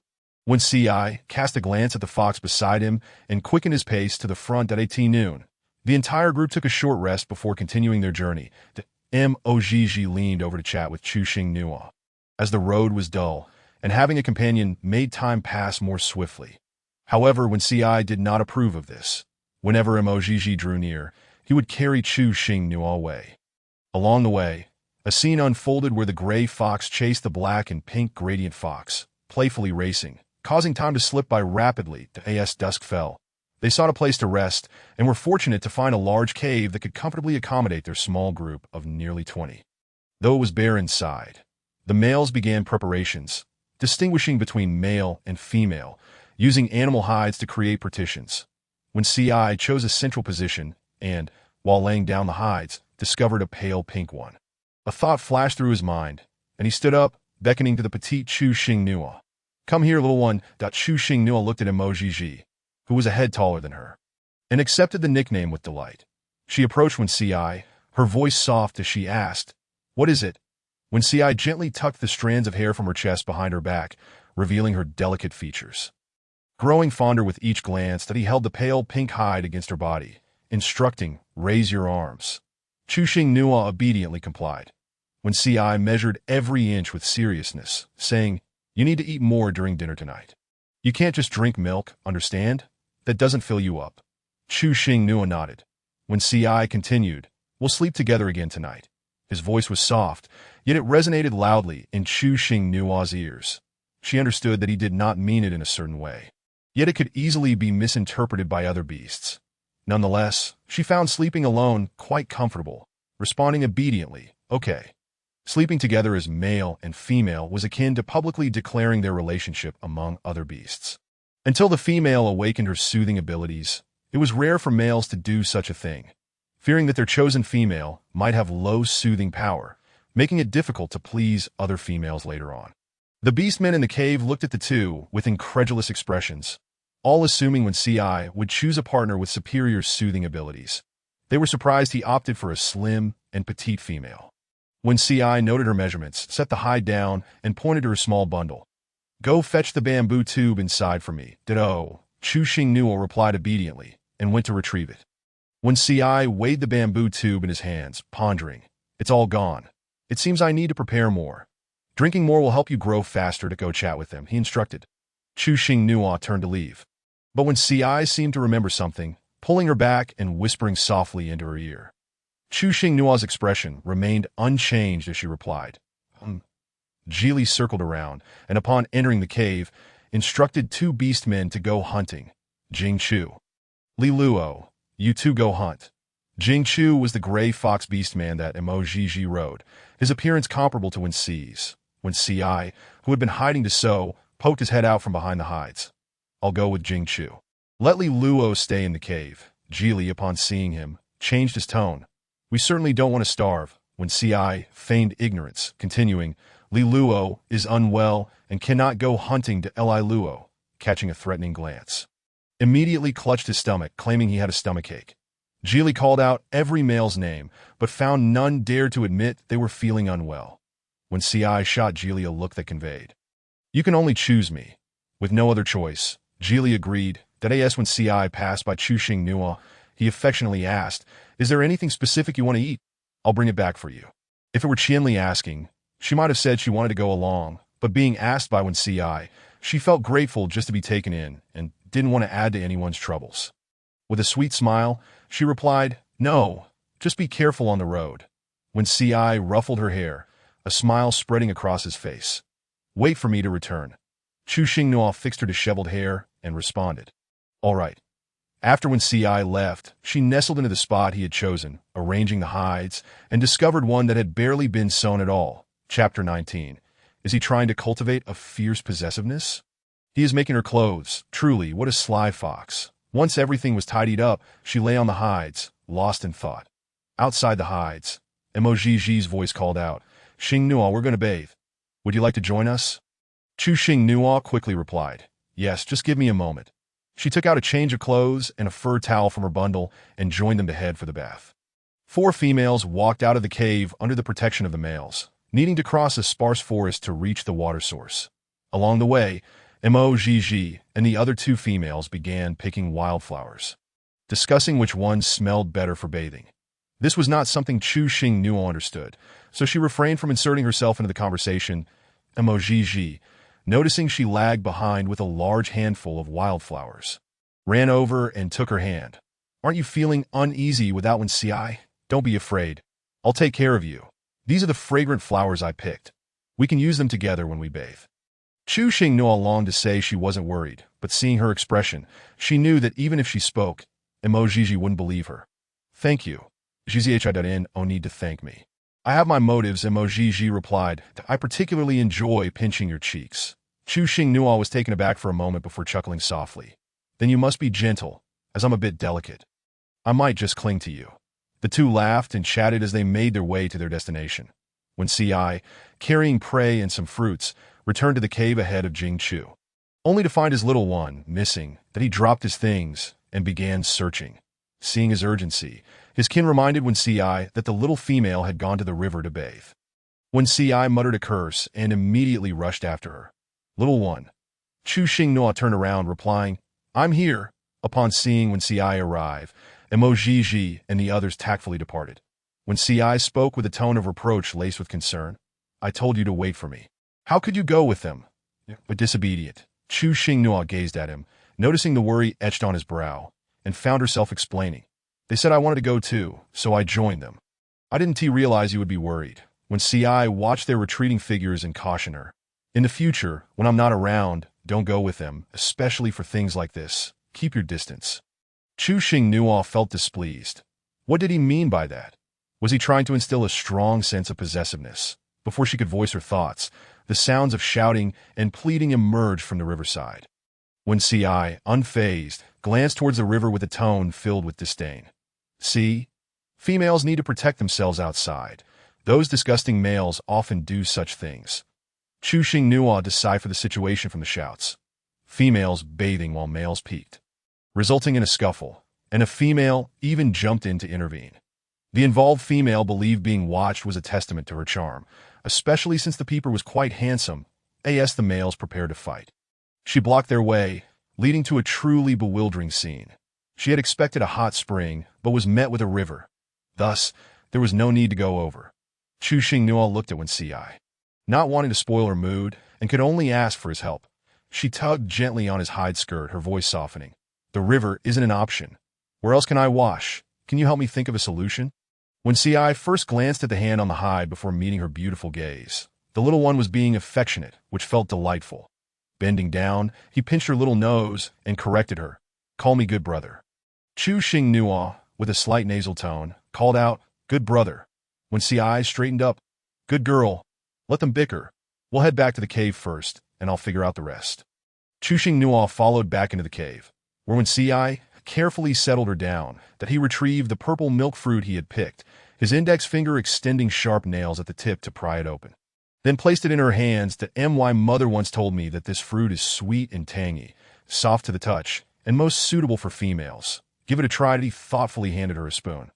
Encouraging her to help herself, she grasped the spoon tightly, gazing down at the purple-red skin in her embrace, revealing segments of white flesh within, reminiscent of a magnified mangosteen. After a tentative taste, she confirmed it was indeed mangosteen, albeit with an added creamy flavor. With the spoon resting against her lower lip, her eyes sparkling, she exclaimed, "It's truly delicious. Thank you, Brother Wen Si. You are so kind." Wen Si, exhibiting no humility, replied, "I am simply the best." Chu Xingnuo nodded in agreement as she continued to eat, that he then instructed, "Just stay here and enjoy the fruit. Do not heed any invitations from the beastmen, that if anyone bullies you, do tell me. I will take care of them." She mused inwardly, feeling as if he regarded her as a little child. "Understood," she replied. When Si then declared, "I am going out," before departing the cave to search for a hollow stone. In truth, he could have easily dug a hole in any random stone with his claws, but he was concerned that an unrefined container might injure her delicate skin, and he wished to avoid any harm coming to her. Fortunately, after a patient search, he found a long, flat natural container that was just the right size for her. In a hurry, he rushed to the upper reaches of the river to fetch water, carefully controlling the contents to prevent any spillage. Using firewood to heat the water would take too much time, so he offered 2 purple milk fruits to Jing Chu in exchange for his fire abilities to heat the water in the container. When Si then ushered all the males out of the cave, announcing, "Little one can have a bath now." Chu Xingnuo tested the water temperature, finding it perfectly warm. Observing When Si still bustling about, she gently reminded him, "Everyone is out. Are you planning to stay in the cave with me?" When Si, clad in animal hides that clinked with his movements, quickened his pace upon hearing her words. "Why should I guard you? Once I finish securing this, I'll head out to keep an eye on the cave and ensure no one approaches." Chu Xingnuo added petals to the water, feigning nonchalance as she remarked, "Then you should hurry. The water will cool down." When Si swiftly secured the animal hides and took the unfinished piece to the cave entrance, preparing to sew, only to realize he had inadvertently brought out an extra item. By this time, the sound of water splashing echoed in the cave, and it would be inappropriate to interrupt by sending in clothing. While sewing, he found himself in a quandary. Chu Xingnuo, aware that all the beastmen were waiting outside, did not dawdle and quickly finished her wash. When she went to dress, she discovered that only her skirt remained. Her top had mysteriously vanished. Resigned, she decided to make do with the soiled garment for now. She recalled seeing When Si with the animal hide earlier, unsure if he had finished his work. Tentatively, she poked her head out from beneath the hide and called, "When Si, is the clothing you took finished?" When Si, appearing guilty, concealed the extra piece he had brought out and turned to her. "Just a few more stitches. It will be ready shortly. Please wait a moment, that he resumed his meticulous sewing. Chapter 20. Differentiated treatment before long. When CI completed the garment, yet he remained seated, concealing something beneath his legs, he rationalized to himself. My legs feel a bit numb. I'll just retrieve it myself. That he feared that Chuxing Nuo might think he was a rogue male attempting to steal clothing. Chuxing Nuo approached to collect the garment, politely thanking him, and noticed the abundance of animal hides in his arms. After a moment's hesitation, she spoke up, "May I request something?" With a doting gaze, when CI replied, "Speak freely, I shall fulfill your wish. Wearing a skirt and sitting on your back is quite inconvenient, that I would like a garment for the lower half, similar to this." Chuxing Nuo illustrated a design on the ground with stones, specifying that 2 ties must be left at the top. The knowledge gleaned from reading various books proved beneficial, as she was not entirely lost in this new world. When CI watched attentively, instructing her to measure her thigh circumference with strips of animal hide, he merely wished to care for her and never entertained any improper thoughts or actions. When CI focused diligently on his sewing, while Chuxing Nuo changed into a clean top and began washing her soiled clothes. When she emerged holding the damp garments, when CI, hearing her approaching footsteps, patted a piece of animal hide beside him, signaling for her to sit. Chuxing Nuo walked out of the cave to find a place to hang her clothes. When CI called her back, "Why did you wash your clothes by yourself?" "I have always washed my own," she replied truthfully, though during her menstrual period, Qianli had assisted her. When CI shoved the bone needle into the hide, about to criticize the lynx for failing to care for the female, but reconsidered, knowing that mentioning the lynx would only upset Chuxing Nuo. Feeling inexplicably disgruntled, he declared, "From now on, just leave your used clothes here. I will wash them when I see them." When CI truly treated her with the kindness of an elder brother, a level of care that even a biological sibling might not provide. If she expected him to handle everything, she would merely be taking advantage of him as a free caretaker. What gave her the audacity to act so? "You have already cared for me enough. It is more appropriate for me to wash my own clothes." When CI countered, "What can I do? I simply enjoy taking care of you, little one, that you must listen. If you do not, your brother will be unhappy." Chuxing Nuo pondered how to refute him. "You will be happy if you wash my clothes? I am consuming your food, relying on you, and now I am to have you protect me." Sigh, if he wishes to wash, let him do so, indulging in this peculiar habit, provided he has the chance to handle my clothing. When CI informed her that their team possessed fire-based abilities, allowing clothes to be dried without hanging, they could simply be roasted. Chuxing Nuo regarded this with skepticism, glancing at the group of beastmen roasting clothes in the distance, remembering how Qianli's abilities only dried her hair. After waiting in line to have her clothes dried, she settled down, pressing her hands on her skirt, quietly observing him as he deftly sewed. She picked up a piece of fallen hide, examining it and folding it in half, wishing for an elastic cord. Using animal hide to tie her hair often resulted in it slipping off. She longed for a proper hair tie. Before long, when CI presented her with a finished garment, a pair of shorts with particularly tight stitching. Beyond his prowess and abilities, when CI took great pride in his sewing skills. Their mother had forced him and his siblings to learn from a young age, often praising his craftsmanship as the best. As when CI stood, he suddenly remembered the hidden item beneath him and, halfway to the entrance, exclaimed, "Look over there." Chuxing Nuo lifted her gaze toward the direction he indicated, seeing nothing, when she turned back to question him. When CI had already entered the cave, shortly returning with a container. During dinner, Chuxing Nuo noted a detail. While the other females devoured roasted meat with hearty bites, she was using a spoon to scoop up shredded meat. When CI caught her gaze and, assuming she desired more, picked up some cooled roasted meat and began slicing, "Did I ask that not enough? Shall I cut you some more?" Chuxing Nuo grasped his hand, lowering her voice. "I have plenty here. There is no need to add more. I just wanted to ask why my meal differs from theirs." When CI, failing to grasp her intent, replied, "It is the same. It all comes from the same prey. The meat they hold is not as tender as what you have." Chuxing Nuo clarified her desire. "I want to eat like that. I do not wish for you to go through the trouble of cutting it up for me." Without having weaned, how could she gnaw on meat like an adult beast man? What if she injured her teeth? He certainly lacked the heartlessness of a lynx. When CI gently coaxed, "Their meat is not as good. You should not want that. This way, not only is it flavorful, but it is also easier to chew, better suited for you." The trio of females paused their meals, 2 of them glaring at Wen Ci. Luo Ying, The one who had been rescued on the road and had developed feelings for Wen Ci, had longed for an opportunity to approach him. With an ordinary appearance, but the most appealing figure among the four. She raised her roasted meat toward Chuxing Nua, saying, "If you do not wish to eat, I can trade with you. I have yet to try shredded meat." Chuxing Nua flatly refused. "I do not wish to trade. Who would want to eat food someone else has bitten?" Wen Ci opened a bamboo tube, offering Moo beast milk to her lips. "Drink up." Chuxing Nua set her food down, attempting to take it herself. But Wen Ci would not allow it.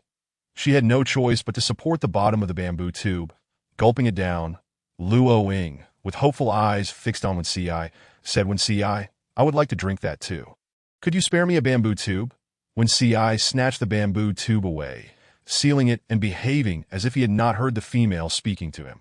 "You can have a few sips. But eat more meat. Fill your stomach so you can sleep well." Chuxing Nua cast a furtive glance at Luo Ying. Turning to Wen Ci, "I'm already full. You can take your time eating.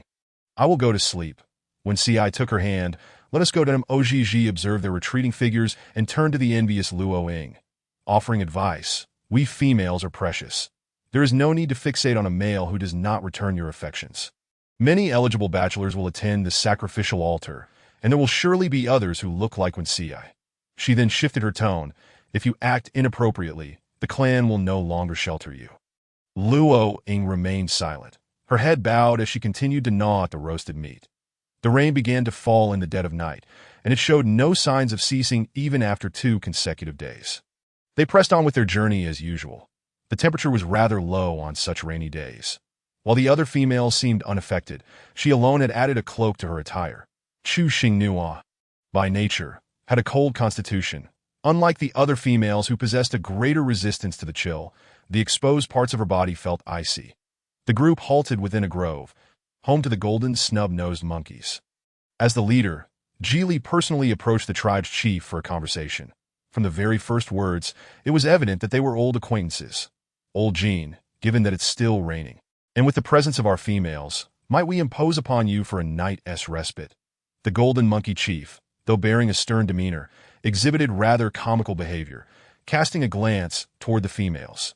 "Your tribe seems to have adult females every year. It truly makes the beasts envious." Geely responded cheerfully. "Oh, come now. I recall your tribe had 8 young females mature last year, and we were quite envious at the sacrificial altar." Chapter 21. What misunderstanding could there be? The golden monkey chief burst into hearty laughter. "Let us not envy one another, as the little ones are still standing out in the rain. Let us hurry into the tree hollow to warm ourselves." No sooner had he spoken than 2 monkey beast men approached to escort them to the tree hollow. Noticing Ji Li's intention to leave, the chief immediately intervened. "You need not accompany them. Come gather with me instead." Ji Li pondered briefly. Traveling in such weather was indeed unwise. They had set out early enough, and as they had not dallied on the way, taking a 2-day break would not hinder their progress. "You little ones stay put in the tree hollow and do not run about. Especially do not cause any trouble, that we shall continue our rest here tomorrow." As she spoke, Ji Li's gaze lingered on Wen Ci. The young foxes responded in unison. The monkey tribe's tree hollow had 3 levels, easily accommodating 10 beasts. They were divided into 2 groups. She, Mogg, Jingchu, Wen Ci, and 4 other beasts occupied one hollow, while the remaining 8 took the other. Wen Ci led her to the top level, where the essentials for living were fully stocked. Wen Ci busied himself with making the bed, while she curled up into a small ball. Completely enveloped in her cloak, it was cold. Far too cold. Wen Ci lifted a corner of the animal skin. "Come in to warm yourself." Chuxing Nua replied with a soft okay, shedding her cloak and lying down in the bedding. As Wen Ci tucked her in, he felt her small hand, his brow furrowing slightly. "Why are you so cold?" "Wait a moment." Wen Ci knocked a few times on the tree hollow's ground, producing a rhythmic thump. "If you're not yet mated, pay attention and come help." After a moment, Jing Chu poked his head up from below, inquiring, "What do you need help with?" Wen Ci pointed toward a container. "Heat it up." Jing Chu grumbled, "My ability isn't for boiling water." Nevertheless, he followed Wen Ci's instructions and began heating the water above the container. Before long, the water inside began to bubble. Daydreaming, Jing Chu remarked, "That can't use it." Wen Ci replied. Jing Chu promptly vanished from sight. When CI placed a hand on his hip, scratching his head, it was somewhat tricky that the little one couldn't warm herself with a bath. Warming up, my little one. Let me in to hold you. Chu Xing Nua paused in her hand warming and exhaled softly, doubting her ears. She asked again, "What did you just say?" "I didn't hear clearly. Please repeat." What had been an urgent utterance now felt somewhat embarrassing to repeat. She gently scratched her face with her index finger. "I said let me in to hold you. You can hold me too. At least you'll be warmer, but I'm just worried you might fall ill." Those with a cold constitution would understand how difficult it was to warm up once chilled. After a moment of silence, Chu Xing Nua recalled that she had once slept in a lynx's embrace. If it were merely a fox, and she forgot that he was a beast man, she could manage. She lifted the animal skin to welcome the fluffy, large fox. "Come in, beast form." Before she could finish her sentence, when CI dove in, wrapping his arms around the soft-bodied Chu Xing Nua, as if cradling a small block of ice. Chu Xing Nua was momentarily taken aback, then remarked, "You haven't transformed into beast form." When CI rested his chin atop her head, simply stating, "Shedding fur period." Chu Xing Nua replied, "I don't mind." When CI countered, "I do," Chu Xing Nua added, "If seen, it would be misunderstood." When CI dismissed her concern, what misunderstanding could there be? They already know, and besides, no beast would dare approach. Anyone who dared to intrude without permission would surely be asking for trouble. Chu Xing Nua pondered. Was she being overly sensitive? After when CI entered, it felt as though a furnace had been added to the bedding, radiating warmth throughout. The heat from his masculine physique left her unsure where to place her hands and feet. Her cheeks nearly flushed. When CI sensed the cold air escaping from the bedding, and their face-to-face position left a gap between them. "Turn your body. That way we can hold each other more warmly." Chu Xingna did not hesitate to comply, turning obediently, that I in the instant she turned. When C's chest pressed against her back, his large hand enveloping her small one, his feet entwining with hers, little one. Chu Xingnua felt slightly uneasy from the skin contact, her body nearly stiffening, yet she craved the warmth of this furnace. The word she had nearly spoken about being a companion to her brother transformed into a mere concern. "Are you still cold?" He intended to say that. Chu Xingnua softly replied, "Much better than before." Silence enveloped the tree hollow for an extended period. Unable to contain himself, when CI finally said in the future, "When it's cold, I'll warm you every day." After a long wait for a response, he lowered his gaze to discover she had fallen asleep. Since being taken in, she had never slept well. He gently smoothed her brow with his hand. When CI nuzzled her head, murmuring, "My little one," a gentle smile gracing his lips as he closed his eyes. This sleep was remarkably peaceful, devoid of nightmares. Had it not been for the warmth waking her, she could have continued resting. The soft snores from above reminded her that she lay in the embrace of a beast man, and she did not struggle, remaining still. When C's round-the-clock care for her must have exhausted him, she decided to let him rest a bit longer. After a while, she could no longer lie still. Instead of moving around and waking him, she chose to rouse him directly. "Wake up. Do you still want to sleep tonight?" When CI opened his eyes a fraction, tightening his embrace around her. "Why are you awake so early? Are you still cold?" "There's no need to rush. You can sleep a little longer, that if you sleep a while longer, I'll get up to stretch," Chu Xing Nua replied, gently removing his arm from her waist as she sat up. To her surprise, when CI was quicker to rise than she was, draping a cloak over her shoulders and fastening the ties while admonishing, "It's chilly. We're more to avoid getting cold," from their earlier conversation to now. When CI's every action gave her the impression that they were like a young couple just starting out. Chu Xing Nua slapped her forehead, urging herself to snap out of it. When CI removed her hand, blowing on her reddened forehead. "What are you doing?" Chu Xing Nua fabricated a response. "There are mosquitoes, yes, mosquitoes." The two stood by the window of the tree hollow, admiring the rain-soaked scenery. Before long, the rain ceased, and the sky gradually cleared. Sunlight streamed through the clouds, bathing the earth in its warm glow. The air was filled with a refreshing essence, invigorating the spirit. Laughter and cheer from the females below reached their ears. When CI remarked, "The sun is out, and it's not as cold outside. We should go out." Chu Xing Nua surveyed the muddy path, and then glanced at her slippers. "No. Thank you." When CI noticed her small expression and guessed her thoughts. "Come with me. I want to go outside. That I'm uneasy leaving you in the tree hollow. That it was merely a matter of getting her feet a bit dirty." She could endure it. Chu Xing knew all relented. All right. Chapter 22. Don't assume everything is about me. Upon exiting the tree hollow, she realized her concerns were entirely unfounded. The other females were still trampling through the mud, while she had already settled on when CIS left shoulder, drawing envious glances from the others who soon followed suit. Moments later, golden monkeys with females perched upon their shoulders were visible everywhere. Looking around, the flowers, freshly washed by the rain, appeared especially vibrant, their petals adorned with glistening droplets that resembled brilliant gemstones. The grass was now a deeper shade of green, with water droplets rolling off the leaves like precious green pearls. Even though she wore a cloak, when Ci deftly avoided the low-hanging branches, her attention was drawn to a nearby tree stump, and she tapped when Ci, "Let us go over there." Her curiosity piqued. When Ci wasted no time in leading her there, upon arrival, her suspicions were confirmed. It was wood ear mushrooms. Wood ears had numerous benefits. Bringing some back for soup would be delightful. "Put me down." When Ci did not comply, gazing up at her, "Do you want the black vegetable?" Chu Xing Nuo felt a momentary confusion. She had learned that wood ears were called black vegetables. "Did I want to pick some to eat?" When Ci shifted to hold her with one arm, plucking a fat, slippery wood ear for her, "They aren't as tasty as meat." Chu Xing Nuo fiddled with the duck egg-sized wood ear, replying, "I know, but I still want to eat it." When Ci yielded to her desire, he wished to pick, while she was eager to do it herself. When Ci crouched down, concerned for her feet getting dirty or cold, Chu Xing Nuo immediately attempted to jump down, but the strength of his arms around her legs remained unwavering. "How can I get down like this? Just pick from here. Your appetite is small.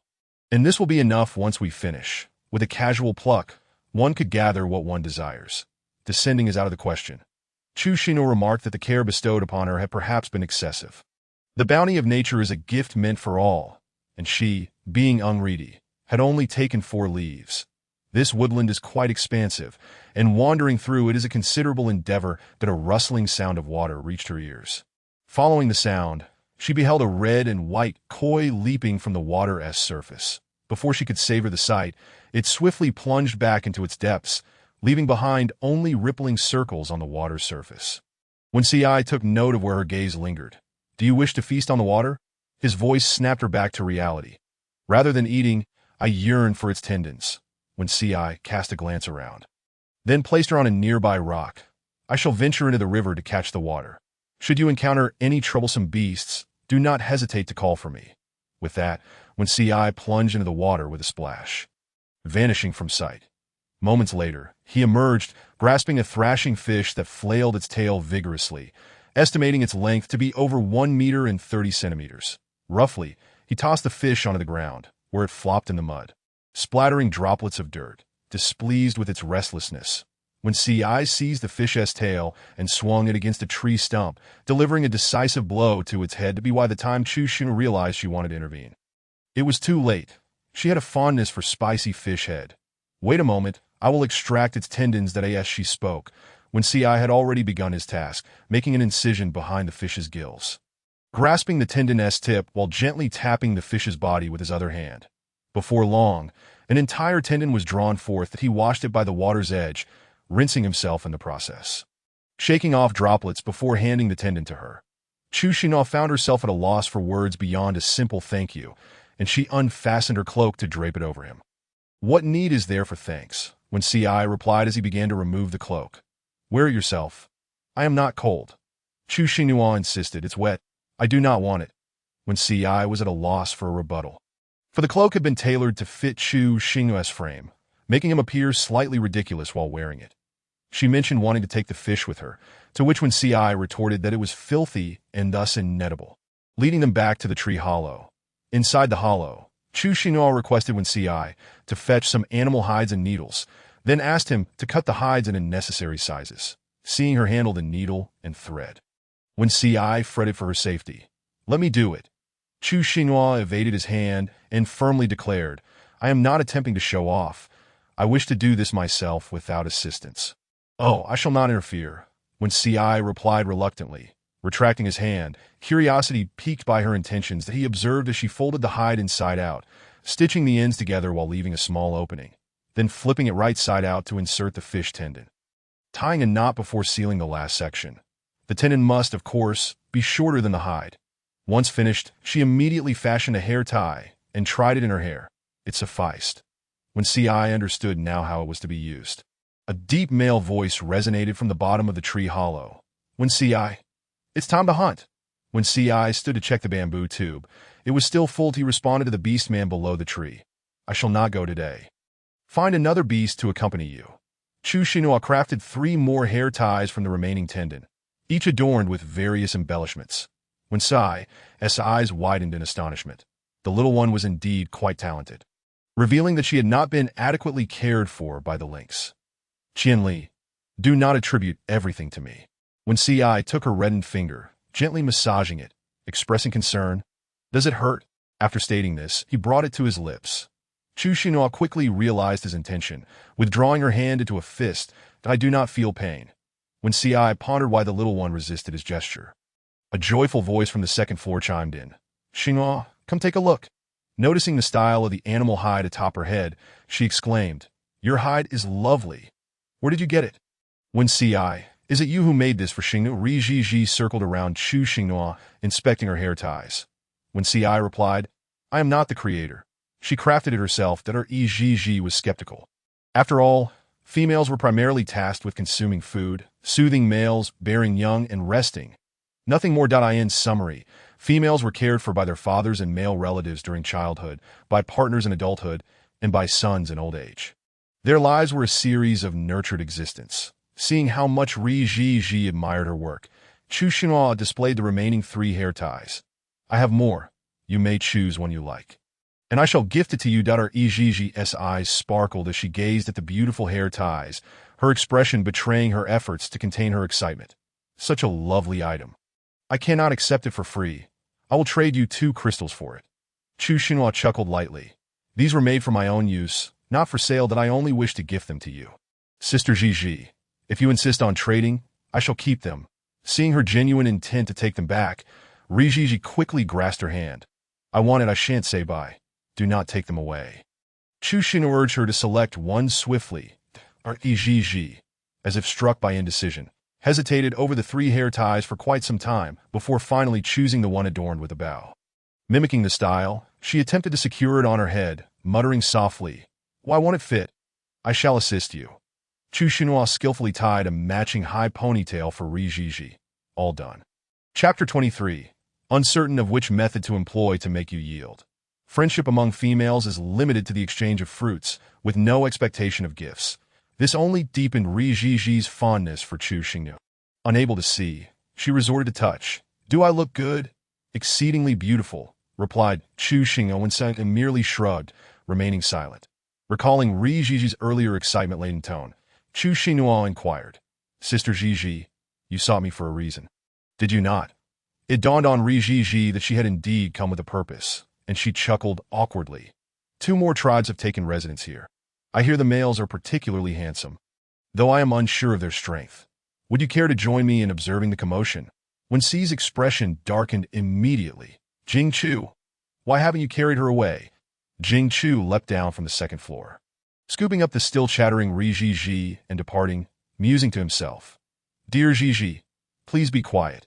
If you continue, when Ci may unleash his wrath upon the beasts. You are fine. I have matters to attend to. Chu Xinhua watched when Ci's darkened countenance, lowering her head to tidy the leftover scraps. When Ci cradled her face. Let us not go watch, shall we? Chu Xinhua blinked. It's cold outside. I do not wish to go. Upon hearing this, when Ci's mood brightened instantly, his fluffy tail wagging behind him as he smiled broadly, revealing a set of pristine, even teeth. Indeed, it is cold outside. The little one shall stay with her brother in the tree hollow. Elsewhere, the Eagle tribe leader and the Wolf tribe leader simultaneously paid a visit to the Golden tribe leader. The younger generation had to wait in the clearing, and a group of strikingly handsome males naturally drew the attention of both females and males, who engaged in animated discussions regarding which male was the most attractive. But her Jiji was among the onlookers. While observing the handsome males, she was somewhat overshadowed by the hair ties she wore. The animal hide atop your head is exquisite. Indeed, I truly adore it. Do you have any more of this style? I would trade 2 crystals for one. One individual began to bid. Others quickly followed suit. each raising their offer higher than the last. Our Egg felt a pang of desire, recalling Chu Xing's words about not selling. She felt a twinge of regret. "Speak amongst yourselves. I shall not engage," she said, lifting her hand to touch her hair tie enviously. After surveying the males present, she found a few appealing to the eye. Yet their finger markings indicated they were only of the 4th or 5th stage. Ultimately unimpressed, she turned to leave. One male, possessing dreamy purple-gray hair, styled in a medium-length wolf tail with a sophisticated updo, sat perched on a high tree branch, squinting at the buzzing females below like insects. Quite noisy, he thought as his gaze swept across the area. He noticed a small female, remaining in a tree hollow, not joining the fray. His interest piqued, he flapped his wings and soared over to the vicinity of the hollow, peering through its entrance to observe her. At first, he only caught a glimpse of her profile, which soon morphed into her back, never revealing her face. He was unable to envision her beauty, that her Egg returned to the tree hollow, animatedly recounting how the females admired the hair ties. "Have you truly considered making some to sell? You could earn a substantial number of crystals." Chu Xing pondered deeply. She too wished to engage in a small trade in this beastly world, to earn some crystals for her own sustenance and to repay when CI. However, to create hair ties, one must have fish tendons to make money. One must put in effort. There are no exceptions to this rule. "Very well, that I shall craft hair ties and earn crystals." That our Egg immediately chimed in. Yes, earn crystals. I will assist you." When CI had been called away by Chili, unaware of when he would return. If she wished to earn crystals, she needed to act swiftly, as they were to depart this place the day after tomorrow. Chu Xing bit her inner lip, summoning great resolve. "I shall go catch the water." Egg interjected. "If you wish to eat the water, I will have Jing Chu go catch it. We shall remain in the tree hollow to make hair ties." Chu Xinhua explained that fish tendons were necessary for crafting hair ties. Upon understanding, Egg promptly summoned Jing Chu to procure the tendons, specifically instructing him to secure a large water. She then selected 2 light-colored hides from her own supply and worked alongside Chu Xinhua in the tree hollow. Using a bone knife to divide the hides, the two immersed themselves in their task. Upon when C's returned from outside, he found the little one hard at work and quickly took over. "Allow me." Chu Xinhua softly uttered, "I can manage on my own." When CI, however, objected, leaning closer with a tone that was both suggestive and menacing, "But I do not wish for you to take action. If you persist, I cannot guarantee which method I might resort to in order to compel you to relent." Instinctively, Chu Xinhua recoiled, saying, "Then do as you wish." When CI harbored a flicker of hope that she would retort, providing him with an excuse to steal a kiss. Although he felt a tinge of disappointment, he reasoned that there was no hurry.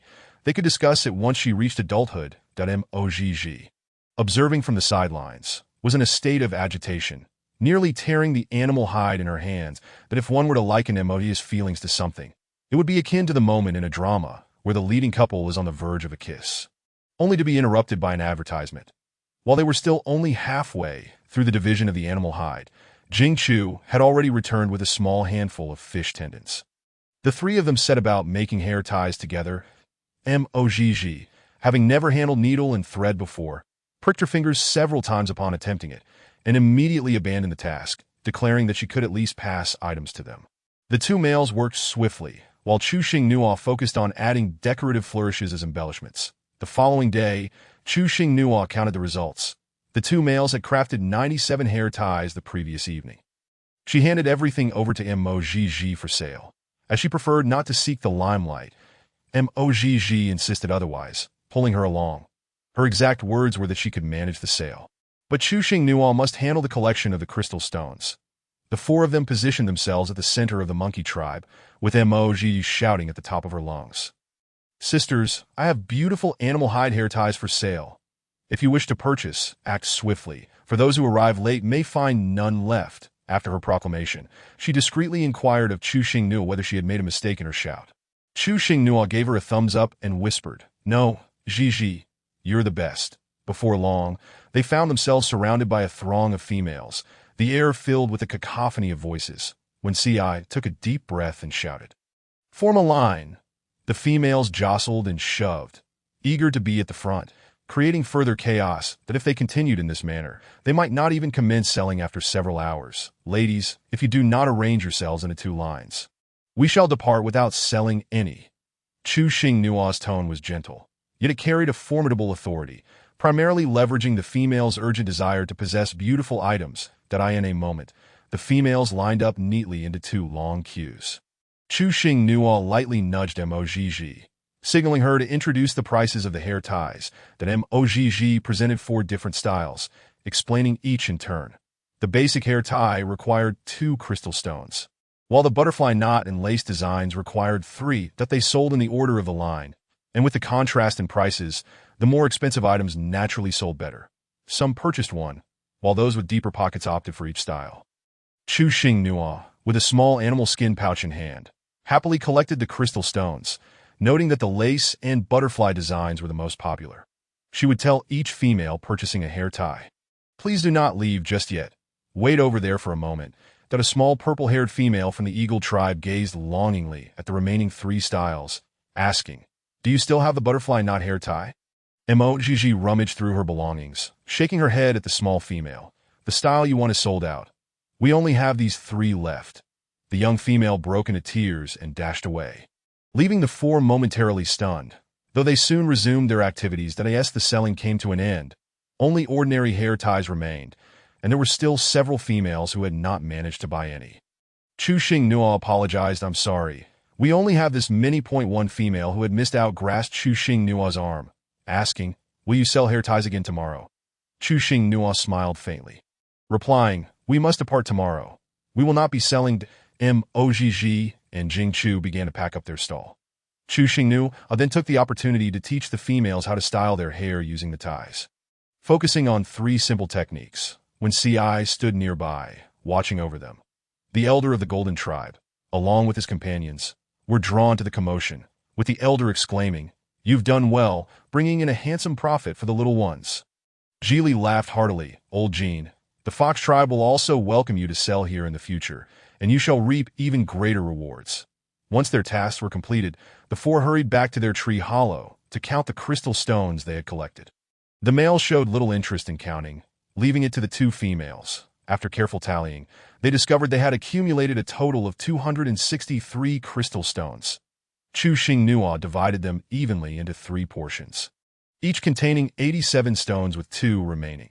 She pushed the larger share towards Mogg, stating, "This belongs to you." Mogg and Jing Chu were momentarily taken aback, but quickly regained their composure, pushing the stones back toward Chu Xing Nua. "But this is your hard-earned reward. We cannot accept it." Chu Xing Nua shook her head, earnestly asserting, "This is not solely my achievement. It is the fruit of our collective effort. I could accomplish nothing alone.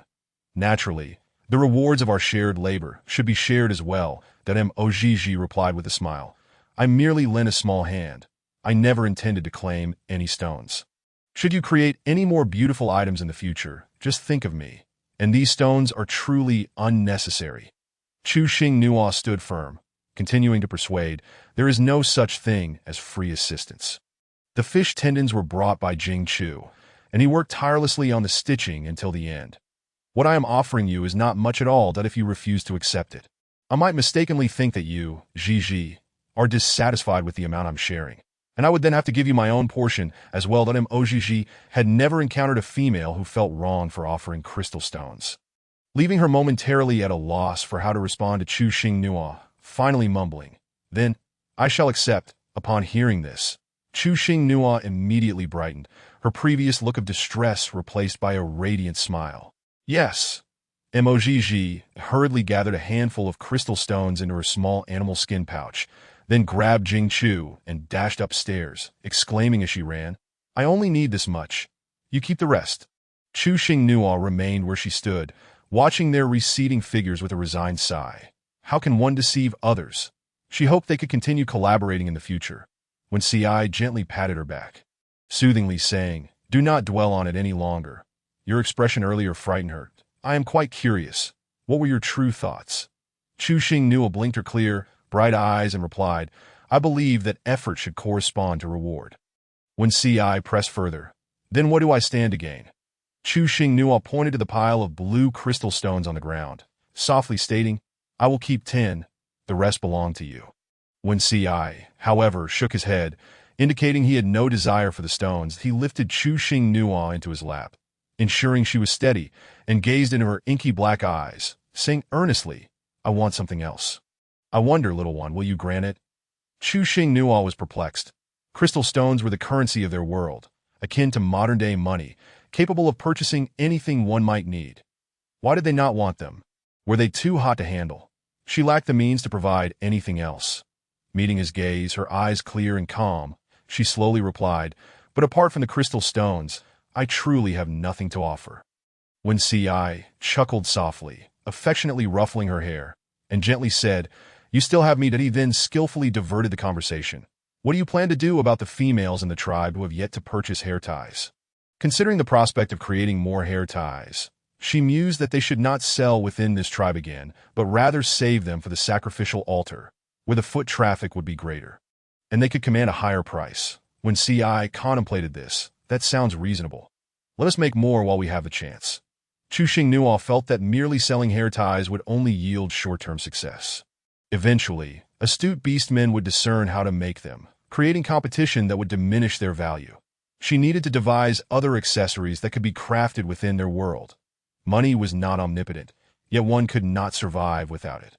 While the other beastmen had finished their meals and were napping, when Ci and Chu Xing Nuo resumed their collection of necessities, they ventured to the riverbank, where fish were once again in peril. When Ci tossed fish from the river onto the shore, and Chu Xing Nuo instinctively moved to retrieve those nearest the bank, struggling with a fish that was nearly as long as her shoulder. Chu Xing Nuo was soon panting, the slippery creature wriggling violently in her grasp. Just as she took a step forward, another large fish leapt and collided with her, sending both her and the fish tumbling into the river with a significant splash. A shadow darted past, scooping up Chu Xing Nuo and bringing her back to shore, a soothing voice echoing, "Are you all right?"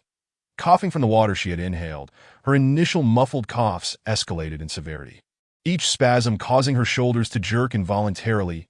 As her coughing grew more violent, her face flushed red, and her misty eyes sparkled with pain, feeling as if her lungs might burst. That in response to Suge was concern.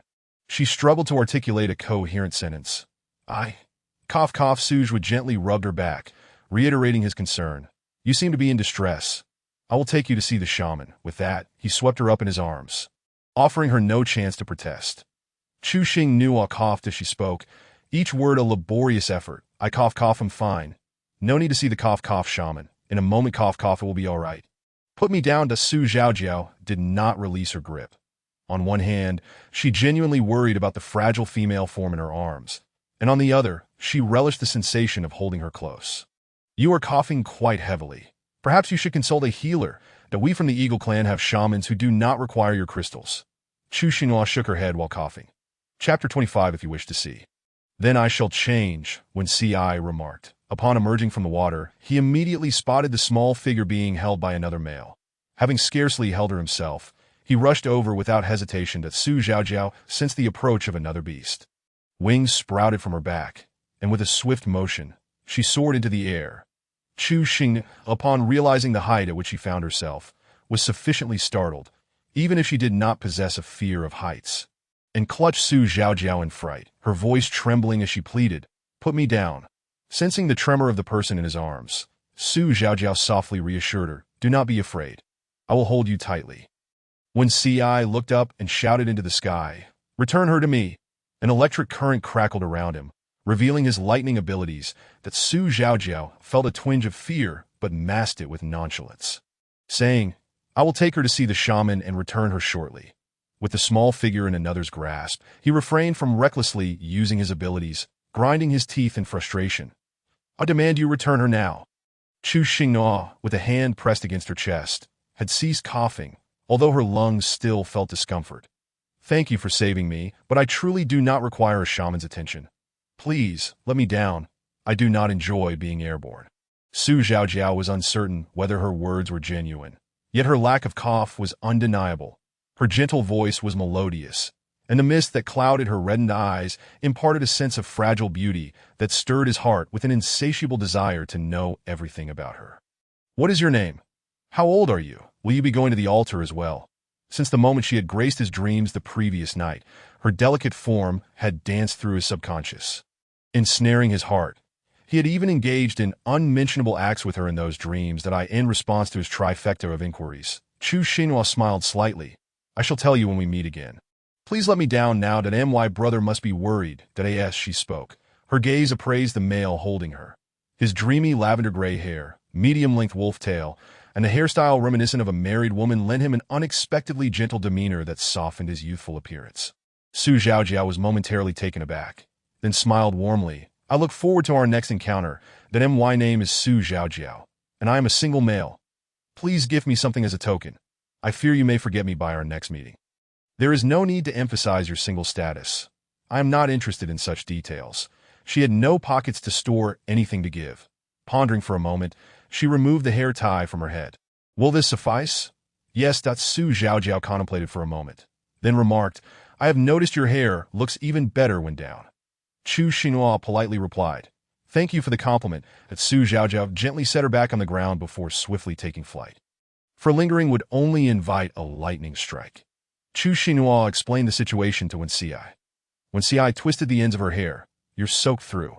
Let me take you home for a bath. As Chu Xinhua opened her mouth to inquire about what to do with the fish, Wen Xiai seemed to anticipate her question and replied directly, I will take you back to the tree hollow. I will handle this. You must not go near the water again. It is too dangerous. He again requested Jing Chu to heat the water, while she luxuriated in her bath within the tree hollow. It was only while bathing that she recalled the leeches in the river, and upon realizing she had fallen in, she hastily checked her body. Confirming no leeches had attached themselves, she breathed a sigh of relief. When Xiai returned, he did not approach immediately, but inquired from the second floor if she was all right. Only after receiving an affirmative response did he ascend. Not only he, but also Jing Chu and Mo Zhizhi followed suit. When Xiai set down the fish skin, washed his hands in the bathwater, and took some animal hide to dry her hair, if you do not dry it properly, you may fall ill. Chu Xinhua, glancing at the two strong, muscular legs that enclosed her, hesitated before speaking. In the future, would you also wear shorts like mine? When Xiai, continuing to dry her hair, retorted, You wish to see me dressed this way? Yes, she affirmed. Wearing pants would prevent any accidental exposure. It would be good for both of us. When Xiai took a subtle sniff of her neck, noting, the scent of that eagle beast is gone. Replaced by a faint milky sweetness that if you desire to see, then I shall wear it. Mo Zhizhi and Jing Chu exchanged knowing glances and stifled laughter, feigning busyness. After her hair was half dry, the four of them busied themselves together. Geely arrived unexpectedly. Are you making something again? Let me see what you are working on. The three beasts respectfully addressed him as Uncle Geely, and Chu Xinhua followed suit, presenting her half-finished product. Geely examined the tightness of the stitches and regarded Chu Xinhua with a mix of admiration and pity. Chapter 26, employing a coaxing tone to confess. A female who can handle needle and thread is a rare find in the beast world. That you've done well. In the next breath, he turned his attention to Wen Xiai. You scoundrel, if you bring her back, you must take good care of her. How could you let a female do such work? I can hardly scold you further. Learn from Jing Chu's treatment of Zhizhi. If you desire something, let the males do it. Do not toil yourself that we foxes spoil our females. If you find Wen Xiai lacking, Uncle Geely can help you find a gentle one to care for you. That Li Luo boy is quite nice. Chu Xinhua smiled along, stunned to hear such words from an elder. Was he attempting to introduce a suitor? Before she could respond, Wen Xiai enveloped her in his arms. Is leading the team not enough for you to worry about? Now you come here, speaking words that unsettle the beasts. You seem rather idle. Geely chuckled at Wen Xi's possessiveness, yet it did not deter him from teasing. I have not said anything ill of you. What does the little female think? Chu Xinhua glanced back to find Wen Xiai wearing a sulky expression. She replied slowly, I think brother Wen Xiai is quite wonderful. There is no need to trouble other males, especially since I have sister Zhizhi. Wen Xiai instantly beamed with pride, his eyes sparkling with the unspoken message. Did you hear that? The little one needs me. Geely rolled his eyes at Wen Xiai's delight. Look at how pleased you are. Have you forgotten how you reacted upon seeing a female? Geely continued to jest at Wen Xiai, and just as he was about to incite his anger, he shifted the conversation. This endeavor is a bit troublesome. Do you require assistance from the beasts? The four beastmen turned their gazes towards Chu Xinhua, seeking her opinion. She felt a surge of pressure. The strength of many beasts could double their output, leading to greater earnings of crystals. However, it also posed the risk of revealing their methods. Though it was not a family secret, she wished to profit from this without competition. She devised a solution that would maintain Geely's dignity while ensuring safety. A production line approach. That sounds splendid. We are struggling with the pace. Uncle Geely, your arrival is a tremendous help. You are truly kind. Today, Geely finally had a proper conversation with her, and to her surprise, she turned out to be a sweet-tongued little female. Geely confidently assured her, rest assured, the males who come to assist will be tight-lipped, and will not divulge a single word like other beastmen. Chuxing Nua was a talkative individual. It merely depended on whether she wished to engage in conversation. I am not worried about that. Uncle Geely is kind-hearted, and the males sent to help will certainly be just like you. Allow them to assist. I will distribute crystal stones based on their output and ensure they are compensated for their efforts. Geely nodded with satisfaction and left the tree hollow, instructing, go summon the beast. At a moment later, she brought all the males from the team. Chuxing Nua briefly assigned tasks for them, sending the beast to other cave levels as the tree hollow felt too stifling. When Ci taught the beast to sew patterns on the second level, and the males, demonstrating exceptional aptitude, learned swiftly after a single demonstration, each brimming with enthusiasm. Jingchu instructed the males on sewing straight tubes on the first level, emphasizing precision in length and width at every step. Chuxing Nua and Mo Jiji completed the final step, adding fish tendons. From then on, they would travel normally during the day and engage in crafting with beast skins during their evening rest. As the beastman's vision was largely unaffected by the darkness, they had accumulated quite a bit of waste leather. After 10 days, they arrived at their destination, the altar for the awakening of the soothing power of the females. The altar was nestled at the foot of a mountain, bordered by rows of quaint wooden cabins resembling a small inn, where one could stay for 2 crystal stones per night.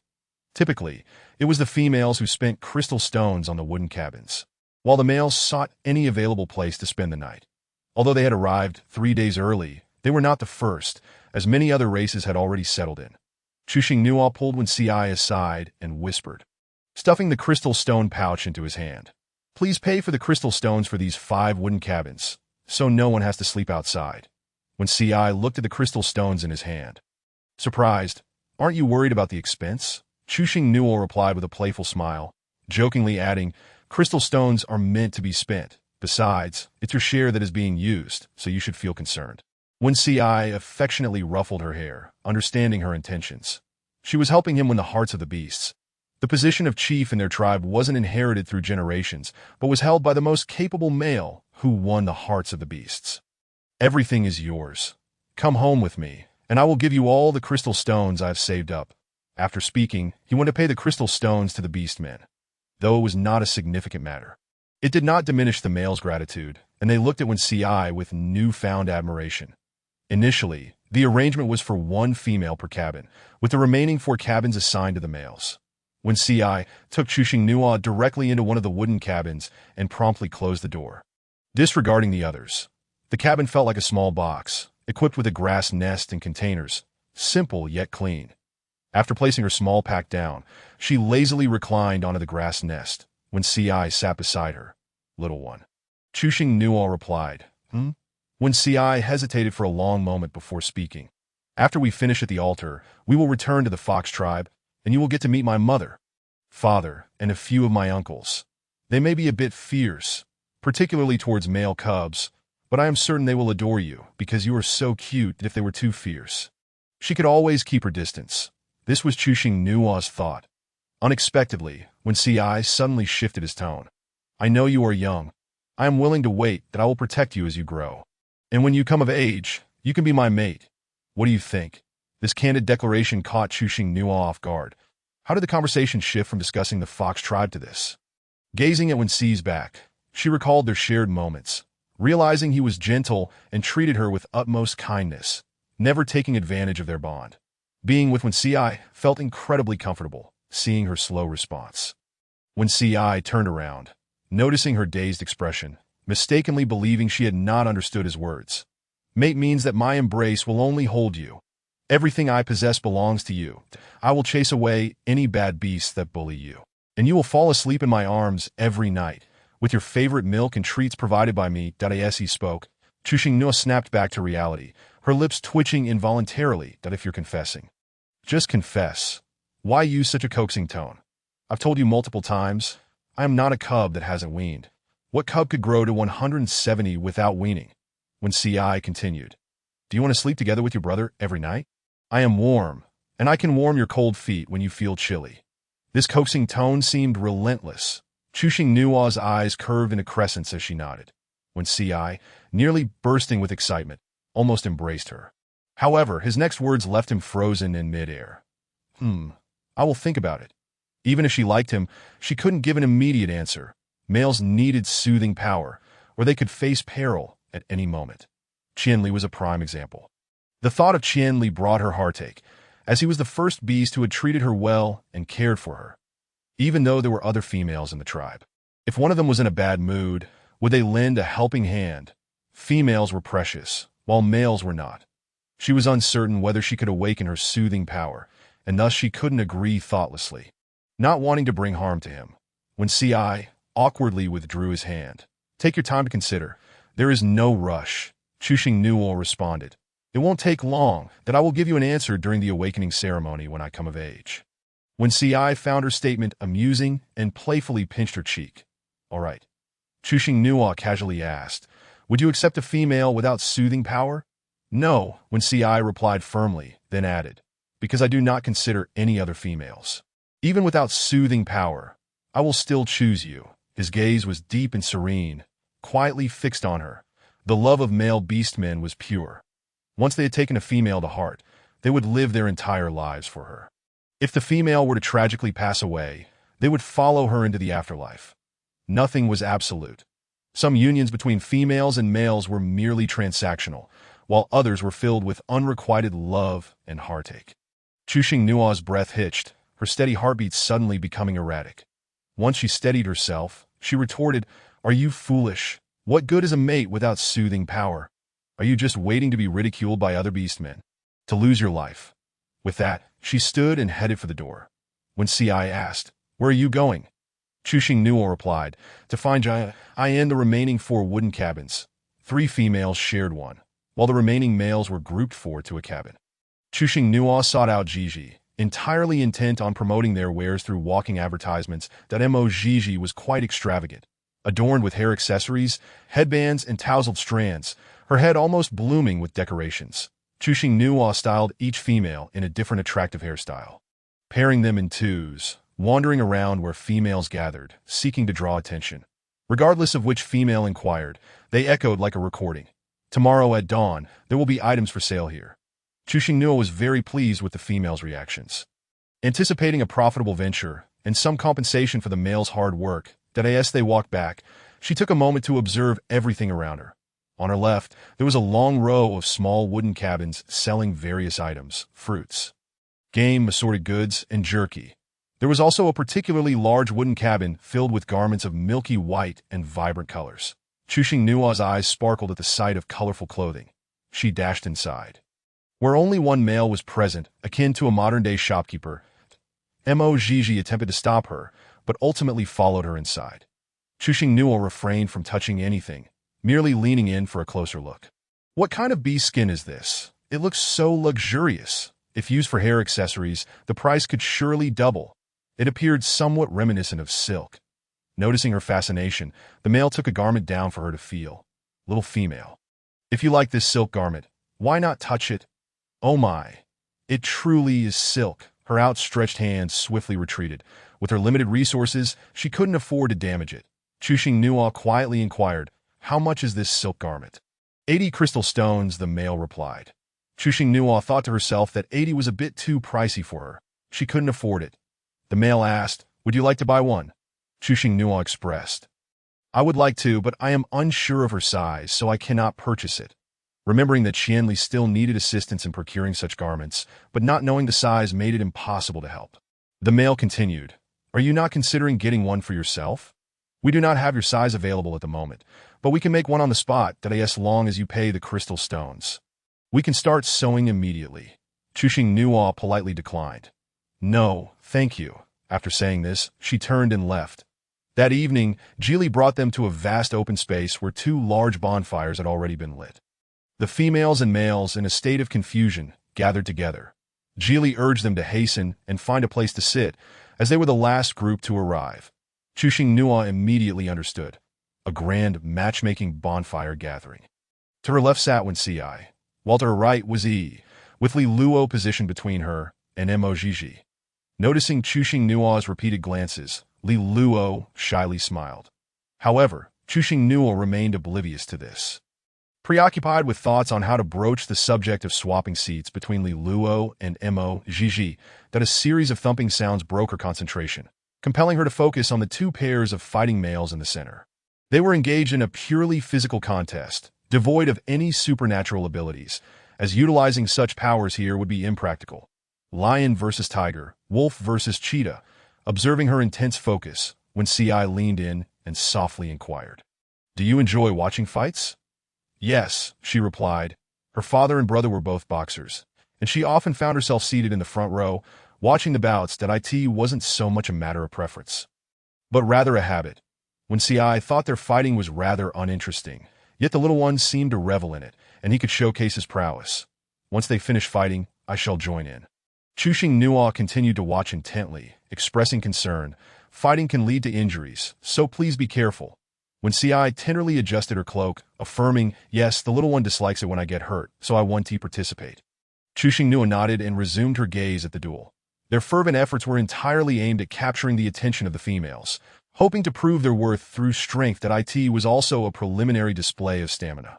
After all, poor endurance equated to weakness in that regard, which would not endear them to the females. Possessing exceptional stamina was essential for claiming a beautiful mate on the day of the sacrificial altar. As they were all single beasts, Mo Zhizhi called out, "I have my eye on the wolf tribe male. Make sure to win." The females displayed their affections openly. If the male accepted, good. If not, it mattered not. Her shout caused the wolf beast man to lose focus, resulting in a punch to the face. Rubbing his pained cheek, he continued to battle the cheetah beast man. Chuxing Nua remarked, "Sister, your timing is truly questionable." Mo Zhizhi directly squeezed past Li Luo to sit beside Chuxing Nua, pointing animatedly at the wolf beast. "Look, Xing Nua, at that wolf beast." Chuxing Nua replied, "I noticed. His face must be quite sore." Mo Zhizhi's eyes sparkled with excitement. "What do you think?" "Isn't he handsome?" The beast world was filled with striking figures. She couldn't deny it, but she cautioned, "You might be in danger of losing him." Chuxing Nua gently adjusted Mo Zhizhi's gaze toward another spectacle. A female was teasing Jing Chu, who was unable to escape her clinginess. That Mo Zhizhi, undeterred by Chuxing Nua's anticipated irritation, approached Jing Chu with an air of pride, leaping onto him and declaring, "He's mine." Chapter 28. "You two are insane." The female departed in a huff. Chuxing Nua mentally applauded her sister's boldness. After the departure, Mo Zhizhi returned to Chuxing Nua's side, but this time she settled in Jing Chu's embrace, continuing their discussion about the wolf beast man. Drawing from her past experiences watching boxing, she speculated, "The one with spots is more formidable. His speed is unparalleled, and his punches pack a punch." This was merely her conjecture. As a beast man, Wen Ci had more authority on such matters. "Who do you think is stronger?" Wen Ci, articulating the dynamics of the match clearly, explained, "They are evenly matched, yet the wolf is more cunning. That cheetah beast man will suffer." Chuxing Nua observed Mo Zhizhi, whose gaze had become infatuated, and said, "Congratulations, Wen Ci believes the wolf beast you like will win." That Mo Zhizhi beamed, "I have great taste." Chuxing Nua shrugged and continued watching. Just as Wen Ci had predicted, the wolf beast man won through unsportsmanlike tactics. The wolf, with an arrogant demeanor, approached Mo Zhizhi, stating, "If you can awaken intermediate calming abilities at the sacrificial altar, I shall agree to be your mate." Wen Ci pulled Chuxing Nua closer, creating space for them. Mo Zhizhi instantly dampened her excitement, coolly responding, "You're in my way," before calling out to the departing cheetah beast man, "Cheetah tribe male, don't leave. Come here." The cheetah beast man, ruggedly handsome, approached with a deep voice. "What do you need, little female?" Mo Zhizhi pointed to herself and asked, "What do you think of me?" The cheetah beast man replied sincerely, "You are beautiful." That Mo Zhizhi asserted, "I quite like you. How about being my mate?" Without hesitation, he readily agreed, "Sure." Yundu knelt on one knee, taking Mo Zhizhi's hand and kissing it. "Beautiful female. My name is Yundu. I vow to be loyal to you for life." With that, he settled beside her, leaving poorly Luo once again squeezed out. The wolf beast scoffed and departed. That I end the beast world. Not every transmigrated female is a universal heartthrob. Each beast has a unique perspective, and most prefer robustly built, fertile females capable of ensuring survival. Reproduction was paramount in the beast realm. Noticing Chuxing Nua's lingering gaze on Yundu, when Ci, with a hint of jealousy, inquired, "Do you like him?" "Indeed, he is quite impressive," Chuxing Nua replied, not grasping the underlying implication of his words. When Ci felt a pang of jealousy, his competitive spirit ignited. "That I want to fight him."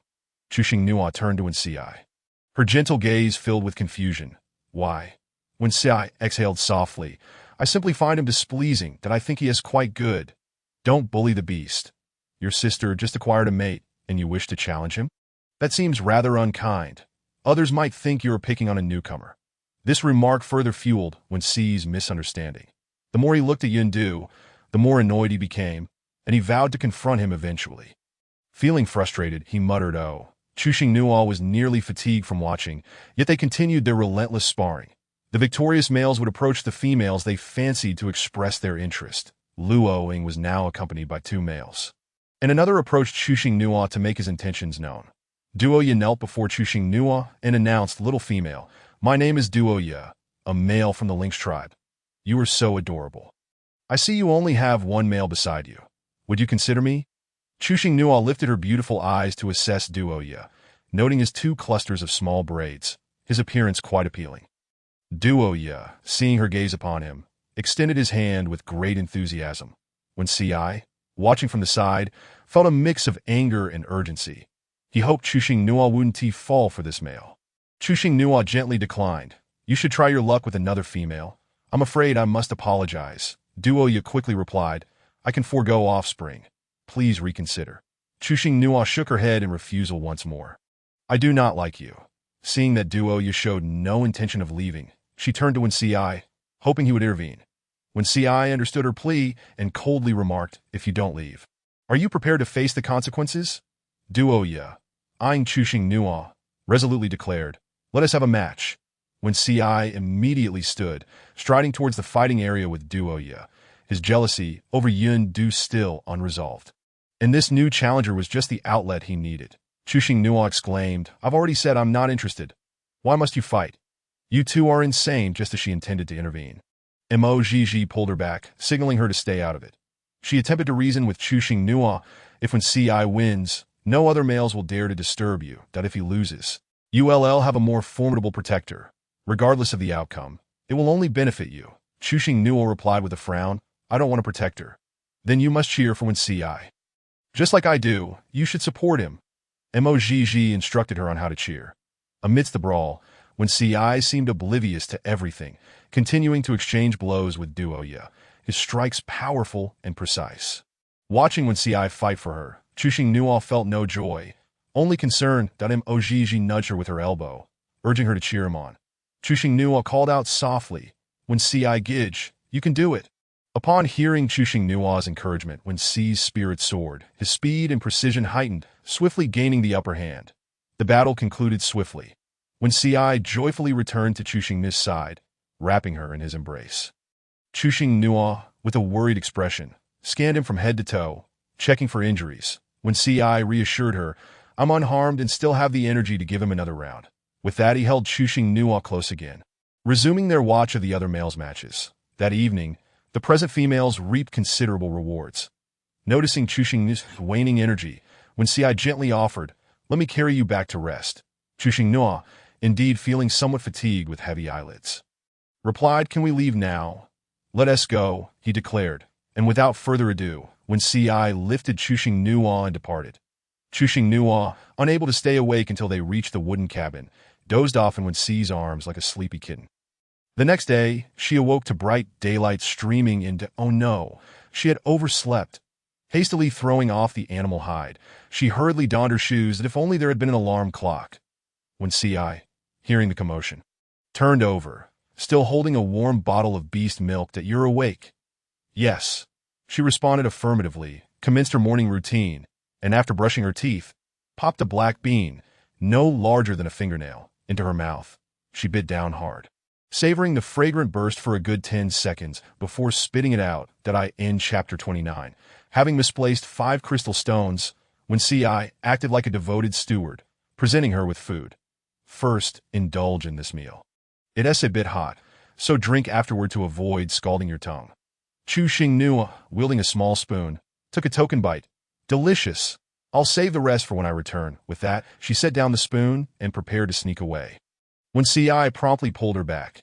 Given her petite stature, it was crucial she properly nourished herself. Finish your meal before you leave, that if you don't eat enough, you'll be hungry. That I'm selling those hair ornaments today.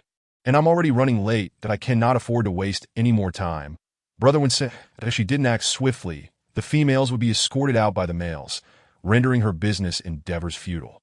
No male could resist the charms of a female, and when C.I. soon relented. Let us go, that he carefully packed the food to take along. They rented a small stall, but aside from a sparse few males passing by, not a single female was in sight, resulting in lackluster sales that MOG yawned widely. Xingnua, I told you we arrived too early, but you wouldn't listen. You all left early yesterday and woke up early today. We returned just before dawn, and now all the females are still asleep. Besides you and me, no one else is awake. Chu Xingnua had anticipated that a mundane campfire could last so long, and she felt genuinely apologetic for disturbing MOG's rest. That I'm sorry for interrupting your sleep. Sister MOG waved her hand dismissively, indicating it was no issue, as she hung onto the scenery and began to doze off. Yun Du fanned her with a large leaf, when C.I. opened a bamboo tube and handed it to her. It's warm. Drink up. After Chu Xingnua finished her drink, she began to scoop up meat scraps. Her daily fare consisted of meat scraps and animal milk, varying in flavor. How could she convey to C.I. that he never listened? Today's meat scraps included wood ear mushrooms, chopped green onions, and various unfamiliar seasonings. When will I be able to stop drinking this and eat whole chunks of meat? When C.I. replied, when you grow up, you can eat the same food as me. Chu Xingnua was disinterested in discussing the standards of maturity.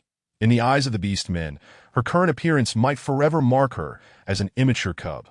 She focused intently on her meal. Watching her eat, when C.I. noted her delicate lips moving rhythmically, that he pondered when she might grow up enough to take a bite from him, and as he contemplated, his breath began to quicken. Oh, noticing his own thoughts straying, he wondered what he was thinking about. Just then, Chu Xingnua finished her meal and looked up to find when C.I.'s face slightly flushed. Your face is a bit red. Are you feeling unwell? When C.I., like a child caught in mischief, suddenly appeared flustered, touching his heated cheek. Huh. Oh, is that so? Chu Xingnua set down her stone bowl, instructed him to follow her, and led him to a secluded spot. Lower your head and close your eyes. When C.I. obediently complied, Chu Xingnua cradled his face and stood on tiptoe to press her forehead against his. When C's thoughts wandered, and his heart raced loudly. Akin to a drumbeat, he stealthily opened one eye to observe Chu Xingnua's exquisite face, flawless skin, and fluttering thick lashes, all of which captivated his gaze. She was wholly focused on counting down for her supernatural abilities. And upon opening her eyes, she caught him peeking. Back to your own side. When C.I. was a beast man who couldn't keep secrets. What were you just doing? Pressing foreheads that didn't you see quite clearly? How does it feel? Chu Xingnua inquired about his physical sensation. It feels wonderful.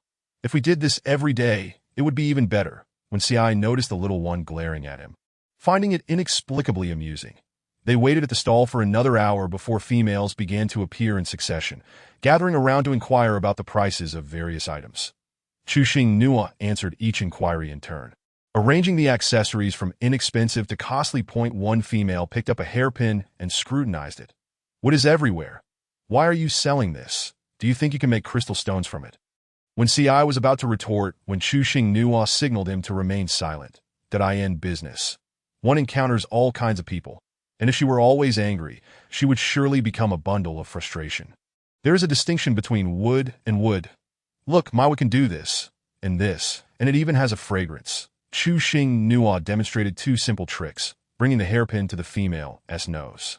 The female sniffed lightly, her eyes widening in surprise, and she pointed excitedly at the stall. I want this, and this. Chu Xingnua packed the accessories into a leather pouch. That will be 44 crystal stones. It was rare for females to haggle over prices.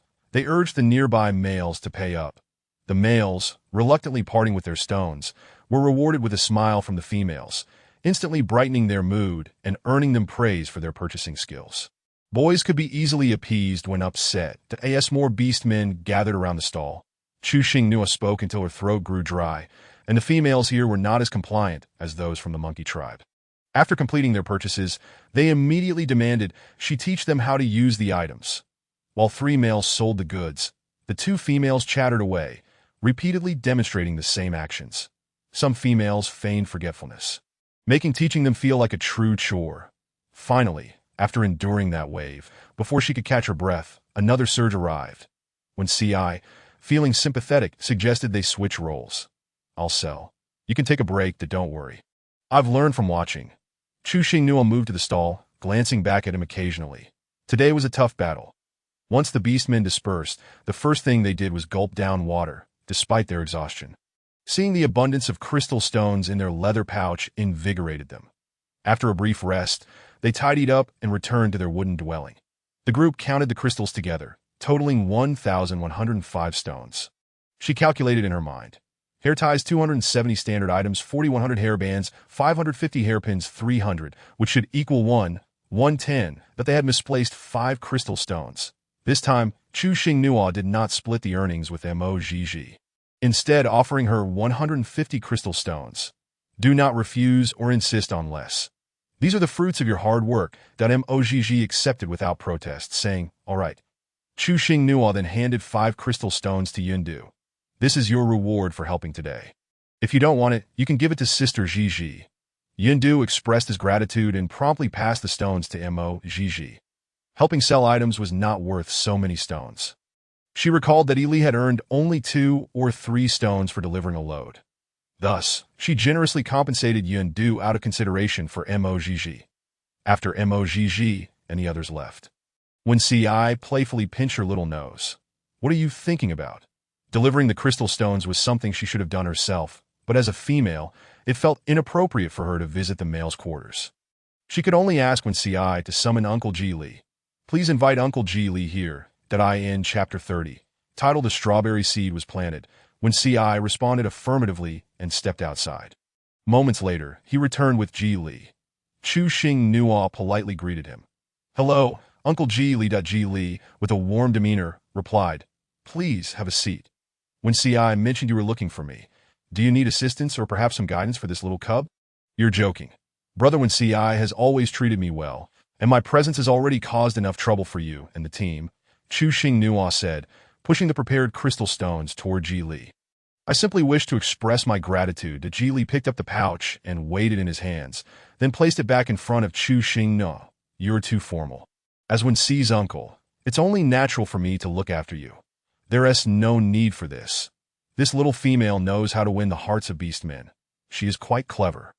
If she were to become Wen Ci's partner in the future, she could even ascend to the position of chief. That a glimmer of surprise flickered in Chu Xingnua's eyes. This is what you rightfully deserve. And it has nothing to do with your relationship with brother Wen Ci as his uncle. Please accept it. I am merely expressing my gratitude for your care. Very well, the Ji Li no longer insisted otherwise. Laughing heartily, you are such a polite little female. Then I shall accept it, but you must not behave this way next time. Afterward, the 3 engaged in light conversation, discussing trivial matters and enjoying each other's company. After bidding farewell to Ji Li, Wen Ci proceeded to distribute the rewards to the other males, giving each beastman 50 crystal stones. Chu Xingnua calculated that she still had 400 crystal stones remaining.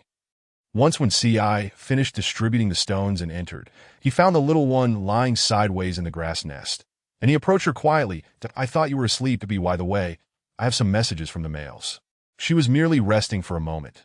Previously, she thought school was tiring, but now she realized that doing business was even more exhausting. The females here had purchased everything they wanted, and replicating the same offerings would not yield sales. So everyone was taking a break, when Ci agreed with her assessment. Chu Xingnua then recalled that since her arrival, she had only eaten roasted meat, and she looked at Wen Ci. Is it possible to avoid eating roasted meat today? I would like to try something different. Wen Ci had no objections. I'll take you out for a stroll to see if there's anything you wish to eat. Jingchu summoned to see the wooden house. And when Ci transformed into a grand fox, carrying Chu Xing Nua as they ventured into the distant forest. The woods, abundant with various trees, were particularly rich in wild fruit trees, their colors appearing irresistibly vibrant and their sizes impressively large. When Ci plucked the ripe fruits, encouraging her to savor them slowly to discover her favorites, so that she might bring more back later, in her hand. Chu Xing Nua held a fruit resembling a tomato, which burst with juice upon her first bite. The juice streamed down her chin and into her palm, leaving her bewildered as to where to wipe first, especially without a handkerchief in sight. When Ci grasped her hand, and she flushed like a tomato, unable to meet his gaze, don't do that. She stammered in her attempt to retract her hand. She lost control, and the juice spilled forth again. She could distinctly feel the gentle touch of his soft lips and the sound of his swallowing after a brief suck. As her hand trembled, the fruit slipped from her grasp and fell to the ground. When Ci understood the need to exercise restraint, he could not frighten her. His tongue flicked across his lips, leaving him somewhat unsatisfied. "That is so sweet," he remarked. This statement held a dual meaning. The fruit was sweet, and she was sweet, open to interpretation. Chu Xing Nua's eyes brimmed with a mix of shyness and anger as she shot him a fierce glare. "You charming fox," she exclaimed, wishing to rid herself of the sticky feeling. When suddenly, she noticed a strawberry adorning her wrist. "Bad fox," when Ci smiled innocently, his tone feigning naivety. "I haven't bullied you, so how can you call your brother bad?" Her anger seemed so adorably soft and cute. If she were not so young, he might have wanted to whisk her away to his den and tease her mercilessly. Chu Xing Nua lowered her gaze, lightly biting her lip, secretly contemplating. Yes, he had not bullied her. Nor had he ever. He was merely helping her wipe away the juice. Why was she reacting so strongly? Nonsense. He had definitely done it on purpose, when Ci took her hand adorned with the strawberry. "Let us go see what's inside and clean up a bit." Chu Xing Nua did not refuse. After wandering through the forest, when Ci was now holding a processed gugu beast, which was merely a large rooster, while Chu Xing Nua held a stack of lotus leaves filled with limited ingredients. They found a sheltered spot and prepared their tasks with clear rolls, when Ci struck the wood with a jolt of lightning, igniting a few sparks to let the fire burn for a while. Chu Xing Nua approached with a mud ball, placing it on the fire to roast, adding more wood atop. The two watched the fire intently. Both novices in this endeavor, she lacked experience, and when Ci was entirely at her command, doing whatever she instructed. When Ci found the idea of wrapping food in mud quite perplexing, yet it was normal for a female who had never prepared food before to have such thoughts. He pondered how to praise her later. Surely, baked mud would not spoil the stomach, but he could not let her eat it. He would simply claim he was hungry and devour it all himself. While adding wood, he asked, "Little one, how much longer do we have to watch this?" "Just a little longer," Chu Xing Nua replied, not entirely certain. After some time had passed, she finally used a stick to pry the mud ball from the fire. But it emitted no aroma whatsoever. The moment she cracked the outer layer, a faint scent wafted out. When Ci sniffed and remarked, "It smells rather good." Noticing her about to act, he quickly interjected, "Let me handle this. It's too hot, and I wouldn't want you to burn your hands." Chu Xing Nua obediently stepped back, reminding him to peel it layer by layer, with great anticipation for the fragrant chicken. Her hopes soared only to be dashed when the beggar's chicken proved to be undercooked. Attempting it again seemed somewhat unrealistic, when Ci speared the chicken onto a stick and returned it to the fire, not forgetting to reassure her, "You've tried hard enough. Let me take care of the rest." Chu Xing Nua gazed at the roasting chicken, lamenting her ineptitude in preparing food, when Ci handed her the legs and wings of the roasted chicken. Chu Xing Nua playfully held one of the chicken legs to his mouth, insisting, "One for each of us." Initially, when Ci declined, but unable to withstand her persistence, he relented, but he soon discovered that she preferred not to eat the skin. So he devoured the skin of the gugu beast while leaving the meat for her.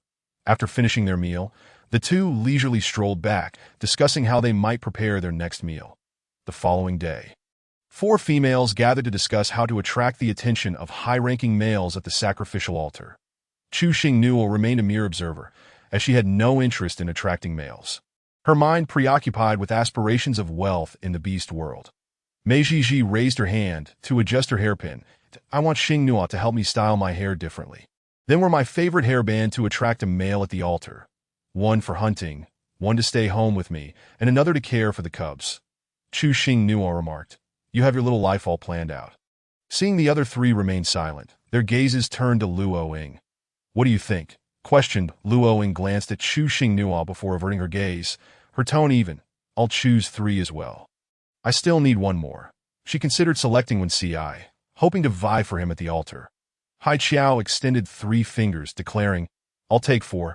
I want 2 beast husbands to accompany me daily. Chu Xing Nuo accepted the trio's gazes, maintaining a gentle smile, that I wish you all your desires.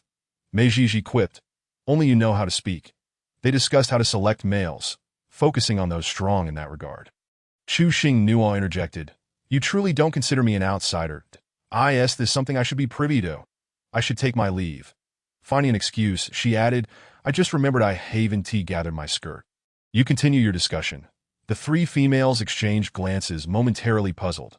When had they ever needed to collect clothes? As Chu Xing Nuo stepped outside, she stretched lazily, reassured by the absence of danger, and decided to wander a bit. A comical animal call resonated, prompting her to look around, that a gigantic lynx emerged from a wooden house 10 meters away, striding with poise.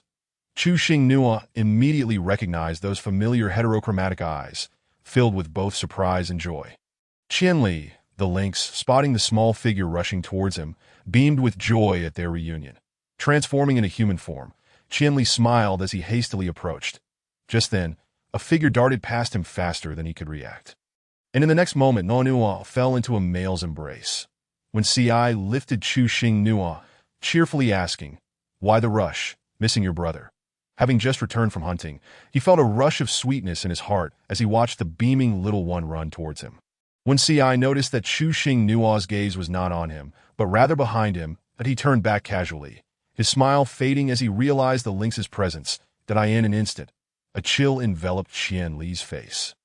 His voice icy. Thank you for taking care of her during this time. It's time to return her to me, that I will express my gratitude later. Before his words faded, Qian Li reached out to embrace Chu Xing Nuo. Wen Si deftly sidestepped. Why should I return her? I found her through my own efforts and formed a bond. You can't simply demand her back. Thinking of how much the little one had learned.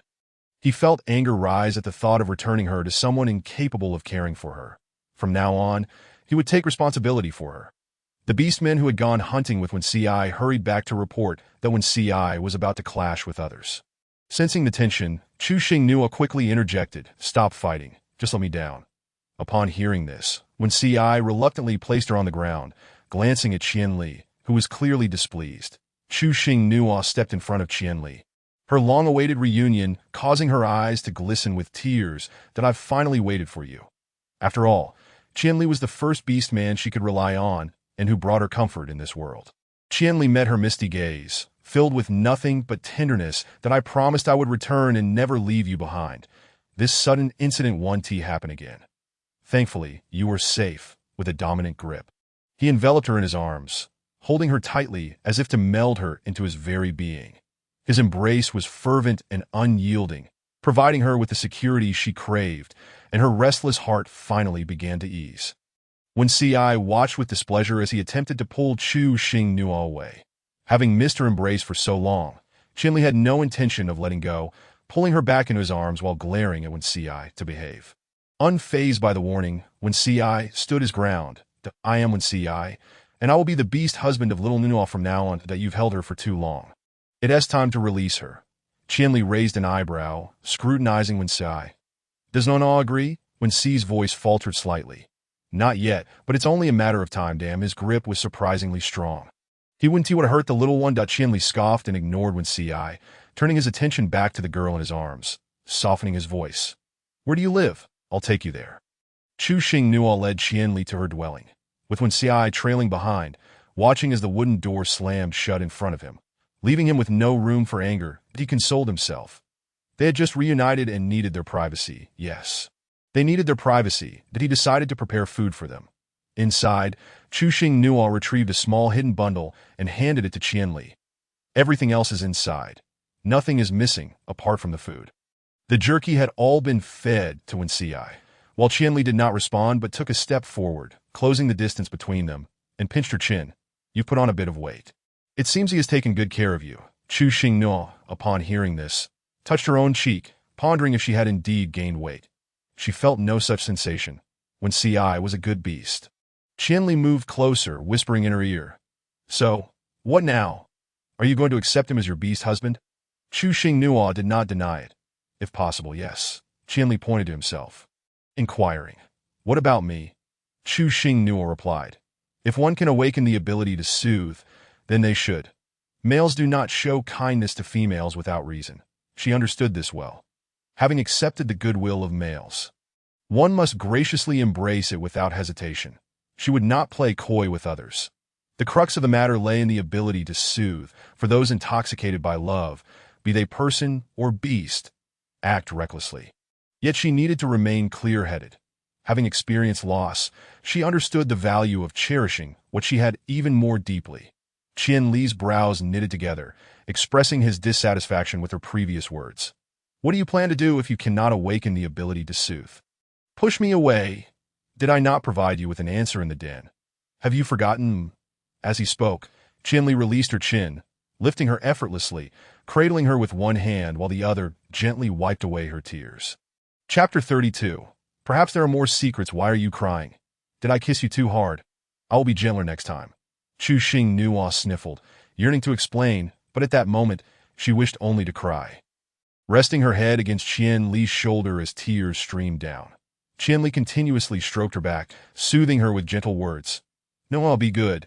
Do not see her why that it was not until she had cried enough that Chu Xingnu bit her inner lip. Sobbing, I am very scared. Though she did not elaborate, Qian Li grasped the true meaning behind those 3 words that do not fear. I will always be by your side. Do not push me away.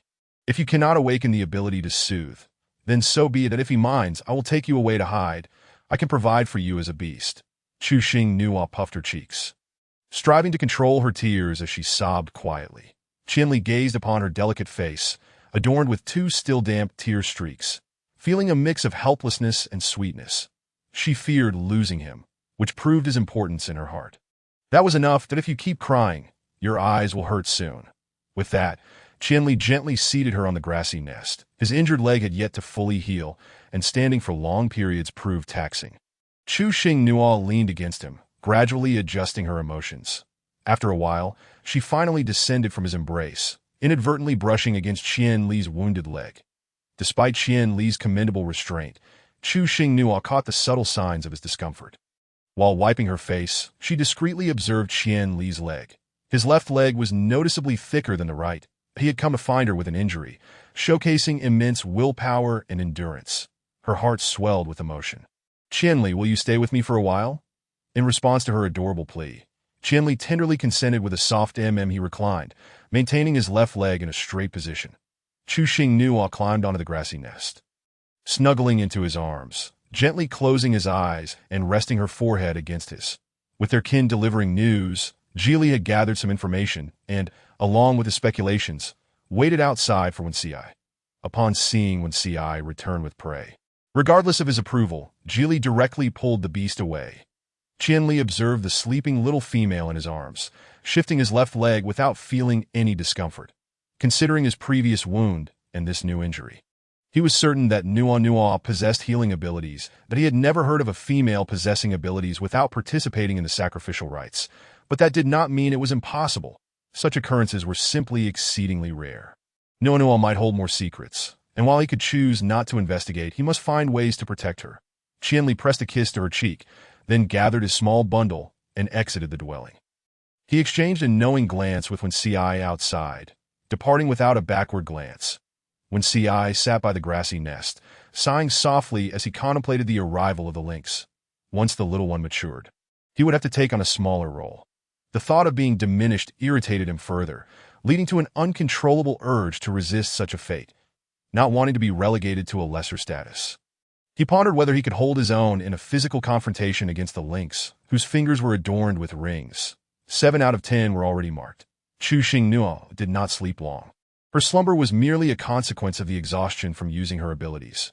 She awoke without any ailments, and upon realizing that both Qian Li and Wen Ci were present and harmoniously coexisting, she felt a sense of comfort akin to that shared between Jing Chu and Yun Du. Sitting up, she smiled softly. You are all here. Wen Ci stood to assist her with her attire. But Qianli was quicker, causing Wen Ci to sit back down. Qianli lifted her strands of hair, tenderly wiping the fine sweat from her nape with a beast's skin. Did you sleep well? Chu Xing nodded. I slept very well, yes, she spoke. Her gaze measured the two legs of Qianli, finding them equal in appearance, which brought a smile of relief to her face. Wen Ci, having nearly voiced his thoughts, altered his question. Lil Na, are you hungry? Startled by the inquiry, Chu Xing Nua hastily glanced outside, aware that it was still daytime, yet uncertain of the exact time. Seeing her gaze fixed on the outside, Wen Ci followed suit, mumbling. The sun is currently at its zenith, the hottest time of the day, at its peak. It was noon, a time for a meal. Otherwise, low blood sugar would become an issue. Chu Xing Nua softly addressed Wen Ci. Good brother, do you have any fruits? The little one expected to find something to eat, and Wen Ci stood to retrieve some. Upon receiving the fruits, Chu Xing Nua sweetly expressed her gratitude. Thank you. She wished for an ice pop to enjoy in the sweltering heat. Sometimes, thoughts manifest into reality, Mozg, having heard of the arrival of the beast caring for Xing Nua. A 7-stage lynx was curious and decided to visit, knowing that with kin around, she would not be driven away. Xing Nua, I have come to see you. While speaking, she stole a few glances at Qianli, whose cold demeanor dampened her appetite. Gigi, you are here. Quickly come in. There is only one wooden stool in my dwelling, and it is occupied by Wen Ci. Wen Ci lifted himself, allowing Mozg to sit on the wooden stool while he moved to the grassy nest. It was already hot, and now with 3 people squeezed together, it felt as though they might turn into a sticky rice cake. Mozg noticed Chu Xing Nua's flushed face, clearly overheated, and nudged Yundu with a glance. Yundu conjured a block of ice from thin air here that Mozg did not need to bring ice. With Yundu's ability, it could freely overflow, keeping her from being disturbed by the heat. Wen Ci stood to wrap the ice in a bee skin and placed it beside Chu Xing Nua, the cold air wafting outward, gradually dispelling the heat in the air. Thank you, Gigi. Chu Xing Nua was worried the ice would melt, dampening the grassy nest. I think it would be better to use a container. Qianli ruffled her hair. It will not melt. It will simply vanish after a while. Wow, this is wonderful. Truly amazing. This is definitely a must-have item for hot days in the beast world.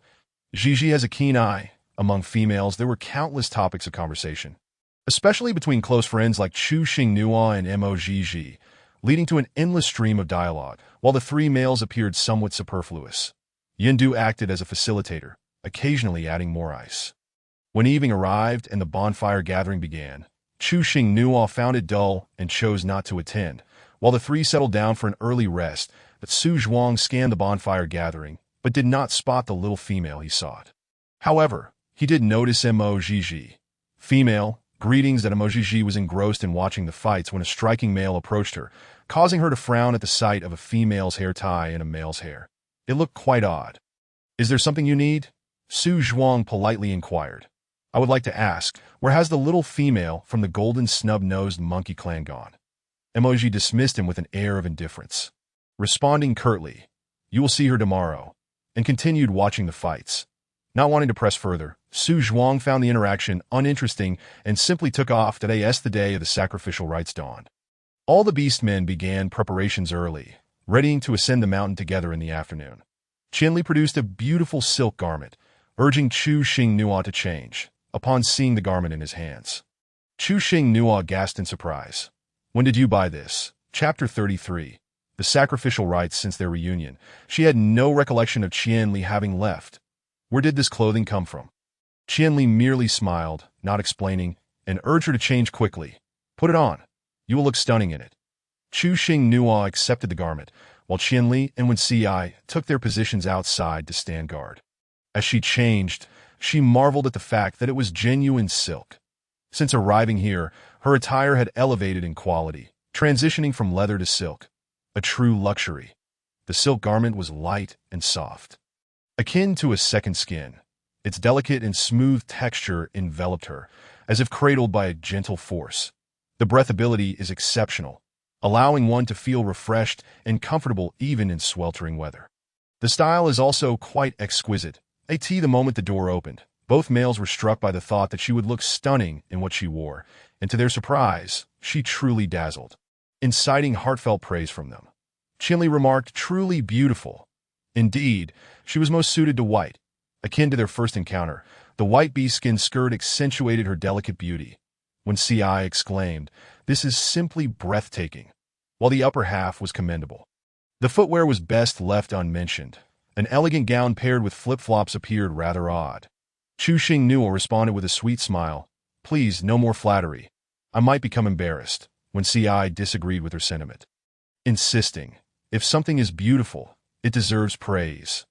Chu Xingnuo looked at him and chuckled softly. "If you can praise me without repeating yourself, I might allow you to continue."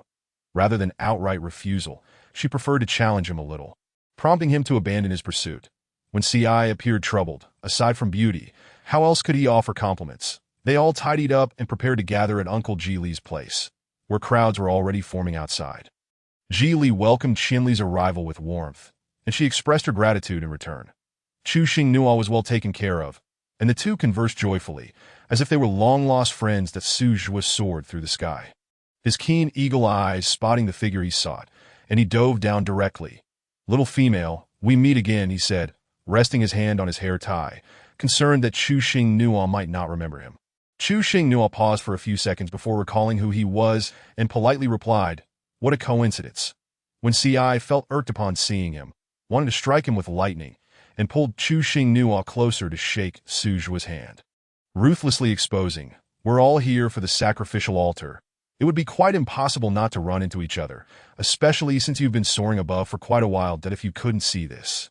It merely indicates that your eagle eyes are not as sharp as they should be." That Su Zhuo felt an electric jolt through his arm, wishing to withdraw his hand, yet it was gripped even tighter. "You are mistaken. Encountering each other is a form of fate. Without fate, one must learn to create it themselves." When Ci amplified his power, eager to see how long this insufferable bird could endure, threatening to sever his feathers if he remained uncooperative, Su Zhuo indeed struggled against the lightning.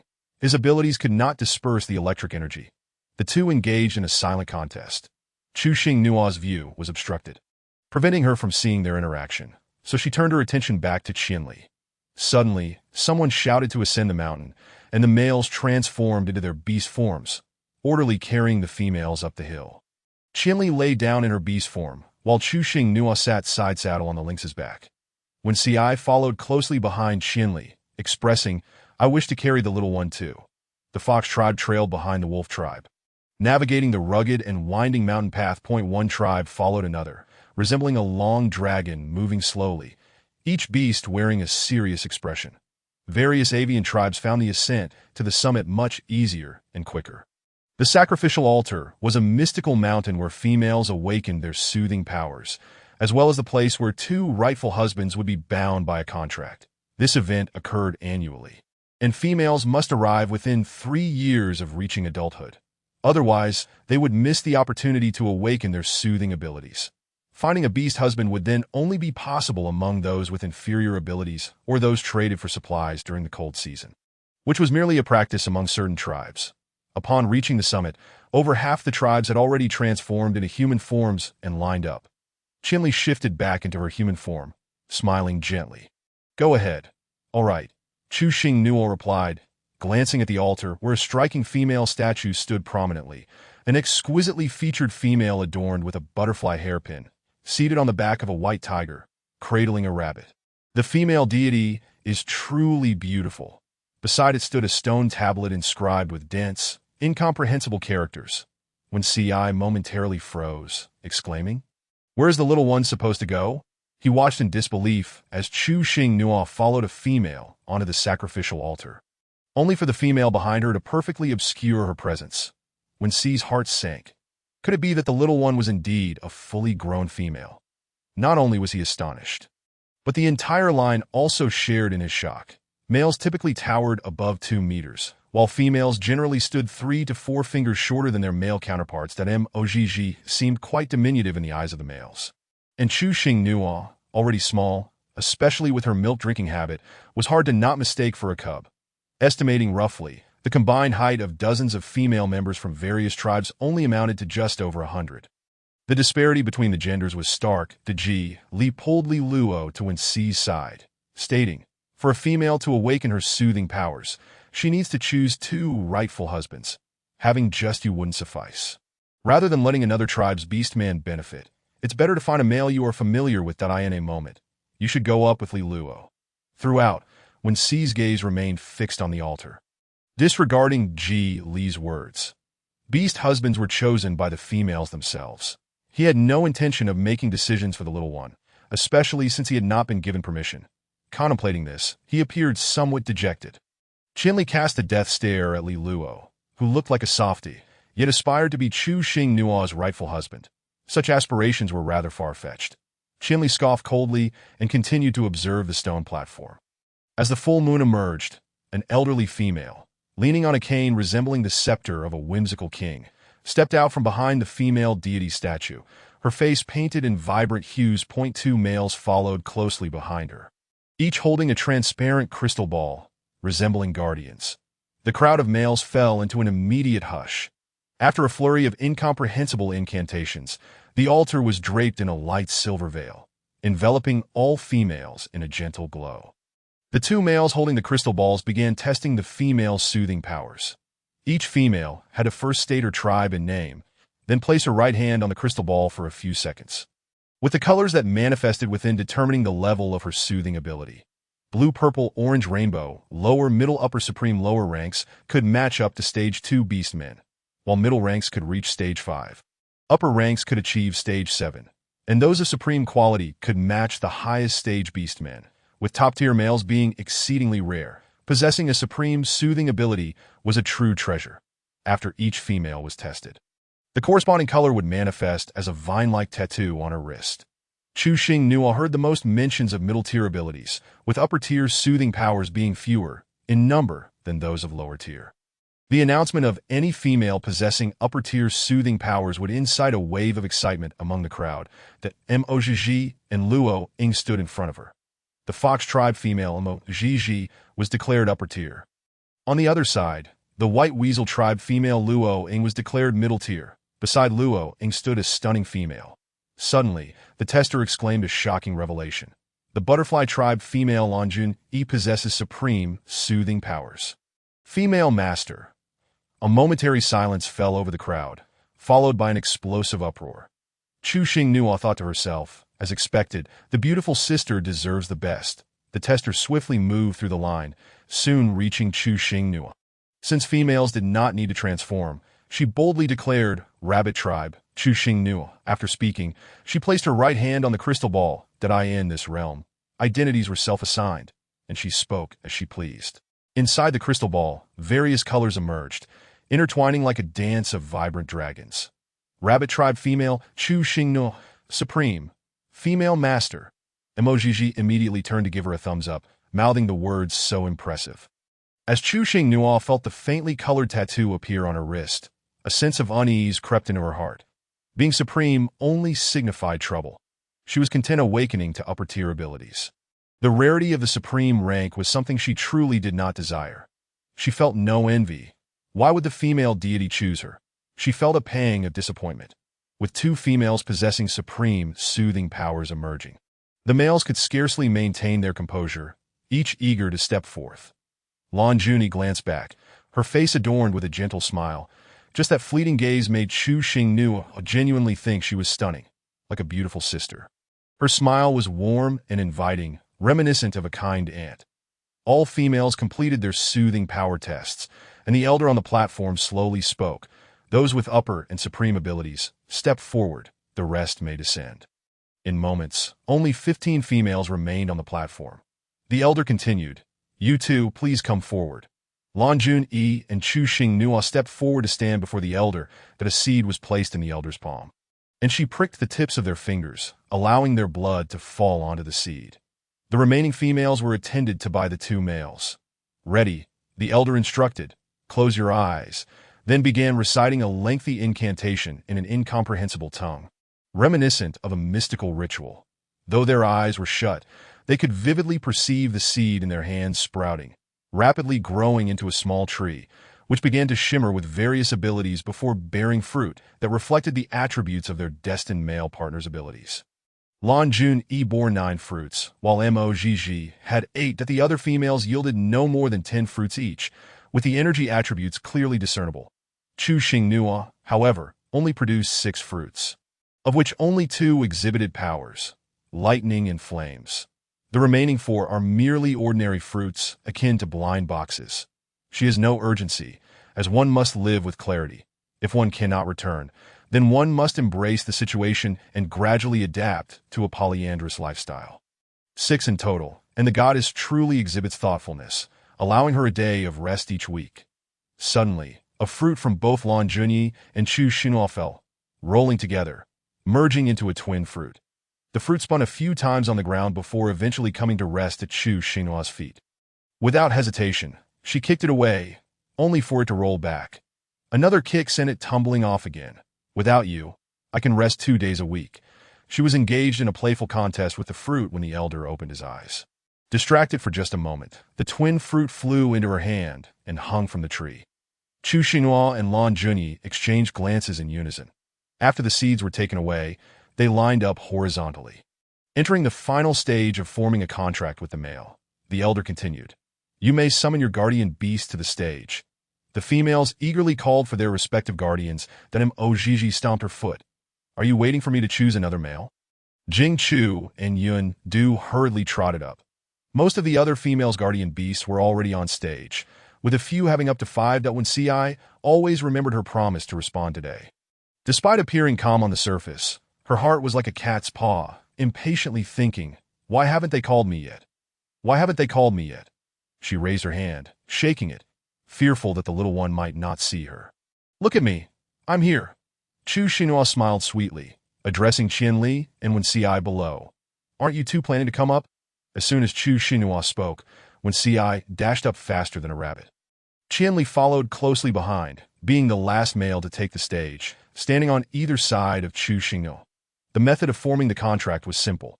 The male concentrated the core of his abilities in his palm, then punctured the female's fingertip, allowing her blood to drip upward. The blood was visibly absorbed by the male's power, forming 2 beams of light that landed on her index fingers, creating rings that corresponded to their respective attributes. The beast death ring vanished, otherwise it couldn't be removed, and if one were to be ruthless, one could sever a finger, but that was not a viable option. The elder spoke again. "You two are the female leaders. You may select a few more males from those below. The more males there are, the better care and protection you will receive." Lan Junyi obediently began to scrutinize the males below, with the lower-tier males automatically giving way to the higher-tier ones. In the front row stood nearly 50 beastmen, the lowest level being 5, with a few at 6, but no higher. Among the other beastmen standing still, one beastman flapped his wings gently, hovering in midair, smiling and waving at Chu Xing. Chu Xinghua exclaimed, "Wow, what a large and conspicuous eagle." Just as Lan Junyi raised her hand to point, Suzhua swiftly descended to hide on the ground. While she chose a robust bear beast, the elder announced, "It's your turn." Upon hearing those words, the large, conspicuous eagle reappeared. The leader of the eagle tribe had an extremely unnatural expression upon seeing his beastmen in this state. Had it not been for the many beasts wishing to spare Suzhua some face, he would have thrown him off the mountain. Qianli understood Suzhua's thoughts. If Nuonuo liked him, the eagle beast would indeed be a good choice. When Ci again felt the urge to strike the large bird with lightning, inexplicably disapproving of this eagle that Suzhua incessantly pointed at himself. And when he saw Chu Xinhua looking over, he was just short of shouting, "Me, me, me." Seeing that the little female remained silent, he grew anxious and flew onto the stage. "Choose me." The eagle tribe's beast felt embarrassed. With so many beasts watching, could he not be a little more reserved? Chapter 35. Come, embrace the pain. Chu Xinhua found his behavior both amusing and baffling. "I do not believe in love at first sight. But if you wish to be my beast husband, we can get to know each other first. If it feels right, we shall bond." Suzhua readily agreed. "I will gather my crystals at home and come to find you." Chu Xinhua turned to the elder. "Elder, I am already content with my 2 rightful husbands. I do not wish to select more at this time." She could not accept a marriage without love. What if they married and could not develop feelings for one another? In the beast world, the bond was binding. This would be a disservice to both. The elder did not seem inclined to force her. Choosing a beast husband is the female's freedom. Outside beasts have no say. Since you do not wish to choose, Then do not as Suzhua flew down from the stage in high spirits. Once everything concluded, when Ci wrapped his tail around her waist and sprinted down the mountain. With Qianli closely following, the Ji Li was beaming with joy, exclaiming how wonderful it was, one high tier and one female leader. The more he thought about it, the happier he became. The eagle tribe appeared rather forlorn. Having brought 5 females, yet not a single one awakened with high-tier soothing abilities. Looking at the elderly fox, who was smiling like a flower, envy and jealousy brewed within Ji Li noticed the eagle tribe leader staring at him. And he quickly composed himself, not out of fear, but simply wishing to avoid adding to the other's discomfort, turning away to continue smiling. Inside the wooden cabin, when Ci supported himself on either side of Chu Xinghua, continuously admiring her delicate features, so fair and tender, perfectly aligning with the adorableness of a rabbit beast. Oh, you're a little rabbit. No wonder I've been yearning to devour you. He spoke. When Ci unconsciously licked his lips, Chu Xinhua's heart skipped a beat. Rabbits were indeed on the fox's menu, especially since she was currently being gazed at like prey, causing her a tinge of fear. Softly, she called out, "Good brother," attempting to awaken the original when Ci grabbed a strand of her hair, inhaling its scent, and his eyes shifted to another emotion. "You smell so sweet, little one. I want to feast on you right now." Chu Xinhua discerned the desire reflected in his vertical pupils and felt the need to maintain some control, offering a gentle kiss. "Not yet. You can't eat me," when Ci admitted to being a shallow beast man. With just one kiss from the little one, he would comply with anything. His ears flushed slightly, and her lips were indeed incredibly soft, causing his tail to sway excitedly behind him that a mere brush against her cheek was insufficient. He craved more kisses, deciding to postpone his feast on her. With that, he pouted and leaned in closer. Qianli pinched Ci by the nape of his neck, pulling him away. "Stop fooling around." As their gazes met, a silent war was about to unfold. Chu Xinghua sensed a subtle shift in the atmosphere. She clapped her hands to draw their attention. "Are you too hungry? I'm quite famished. How about we eat something first?" As she spoke, she stroked her abdomen through her clothing, when Ci exclaimed. "I'll go," Qianli chimed in. "I'll go," Chu Xinghua replied. "What great synergy. You stay to take care of her. And I will prepare the food. Rest assured, I will bring your share." With that, she left without giving Ci a chance to object. When Ci searched the cabin and found that all the fruits had been consumed, silently starting a fire, she couldn't help but marvel at her adaptability. Having been here for 2 months, she had unexpectedly gained 2 beast husbands tonight, which was better than a flash marriage. At least they had gotten to know each other and shared feelings. As she contemplated the evening, she thought, no, it's already quite late. After finishing the meal, she wondered how the night would unfold. When Ci lit the fire and wiped his hands, sitting beside her, "Little one." Chu Xinghua turned to him. A kiss, infused with a hint of dominance, yet inexperienced, landed abruptly, while a large hand firmly held the back of her head, rendering her unable to escape. They say kissing is a form of enjoyment. Qianli's experience was indeed correct. However, when it came to Ci, that statement felt misleading. Her lips were being nibbled to the point of pain. She furrowed her lovely brows, a teasing sound escaping her lips. When Ci's lower body became invigorated, she felt so soft, so addictive that as she pushed against him in resistance, her rationality began to return. Just as she thought her lips would be devoured, when Ci suddenly released her. Her cheeks flushed deeply, and she shot him a resentful glance. "Did I ask this fox a dog?" "Bad fox, you hurt me." Observing her shy demeanor, even a glare could be misconstrued as seduction. He noted that her lips were indeed much redder than usual. When Ci leaned in closer, a kiss and it wouldn't hurt anymore. This time, when Ci's movements were gentle, like a feather drifting down, softly kissing her cherry lips, sensing 2 icy glares behind him. When Ci calmly stood up, reaching for the roasted meat in Qianli's hands, cutting it into pieces and offering it to her. Chu Xinhua took the food and quietly ate the meat, her mind racing with thoughts about whom to keep. The 3 seemingly silently eating were each harboring their own thoughts. The status of a beast husband was determined by ability, even if they currently held the position of rightful husbands and had absolute say.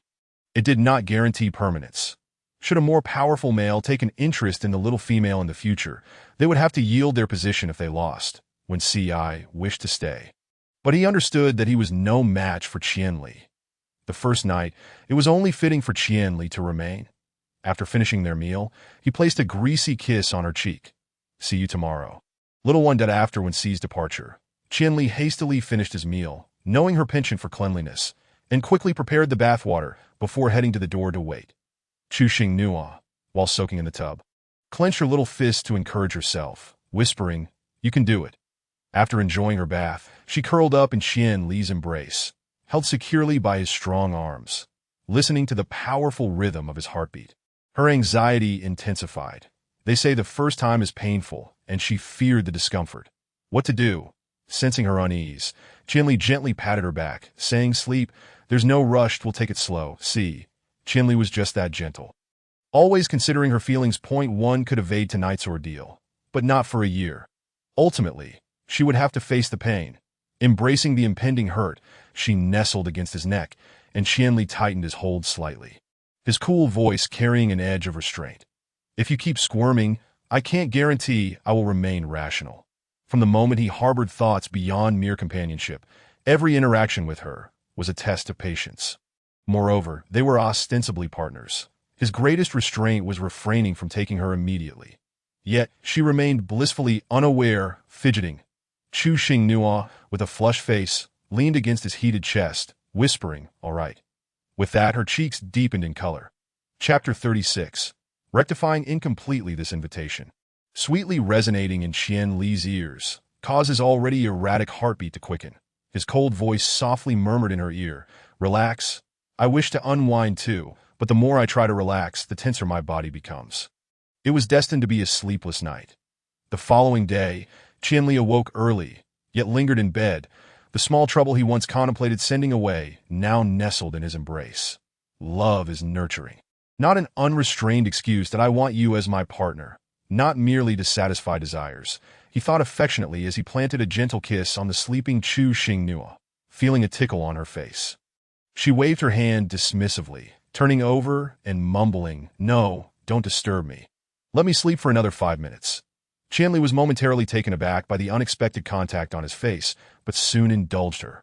Knowing she wished to continue sleeping, and rose to prepare things as he opened the door, he saw Wen Ci standing by the wall of the wooden house, arms crossed, head tilted. "You're quite early," he remarked. "I came to see you." Wen Ci squeezed past Qianli, having spent an exhilarating night outside, waiting for dawn to capture his prey, eager for the door to open from within. Qianli whispered a reminder. "Keep it down, don't wake her." When Ci replied with a soft treading lightly, he climbed into the grass nest. After tidying up the catch, Qianli began to roast the food using his abilities. The savory aroma roused Chu Xing Nua, and as she sat up, she was suddenly aware of her exposed state, hastily grabbing the blanket to cover herself, which felt heavy and unyielding. Upon looking closely, she realized when Ci was pressing down on the blanket. Confused, she wondered how it had changed from Qianli to Wen Ci overnight. Yet, it was but a fleeting thought. Seeing her awake, Qianli handed her the prepared clothes. Although they had been intimate, she still felt shy about being seen in such a state, especially with the array of little marks adorning her body, a reminder of the previous night's events. In her flustered state, she hastily donned her attire. Glancing down, she noticed a cute, soft lynx mark on her right chest. "Oh my goodness! This is the beast mark! How incredible! It was all so new." Qianli remained concerned about hurting her, having seen her sleep soundly and reluctant to disturb her. Now that she was awake, he quietly inquired, "How do you feel? Is your body still sore?" Chu Xing Nua's cheeks flushed with embarrassment, and she shyly responded, "No need to worry, it doesn't hurt." When she mentioned pain, it was not entirely genuine.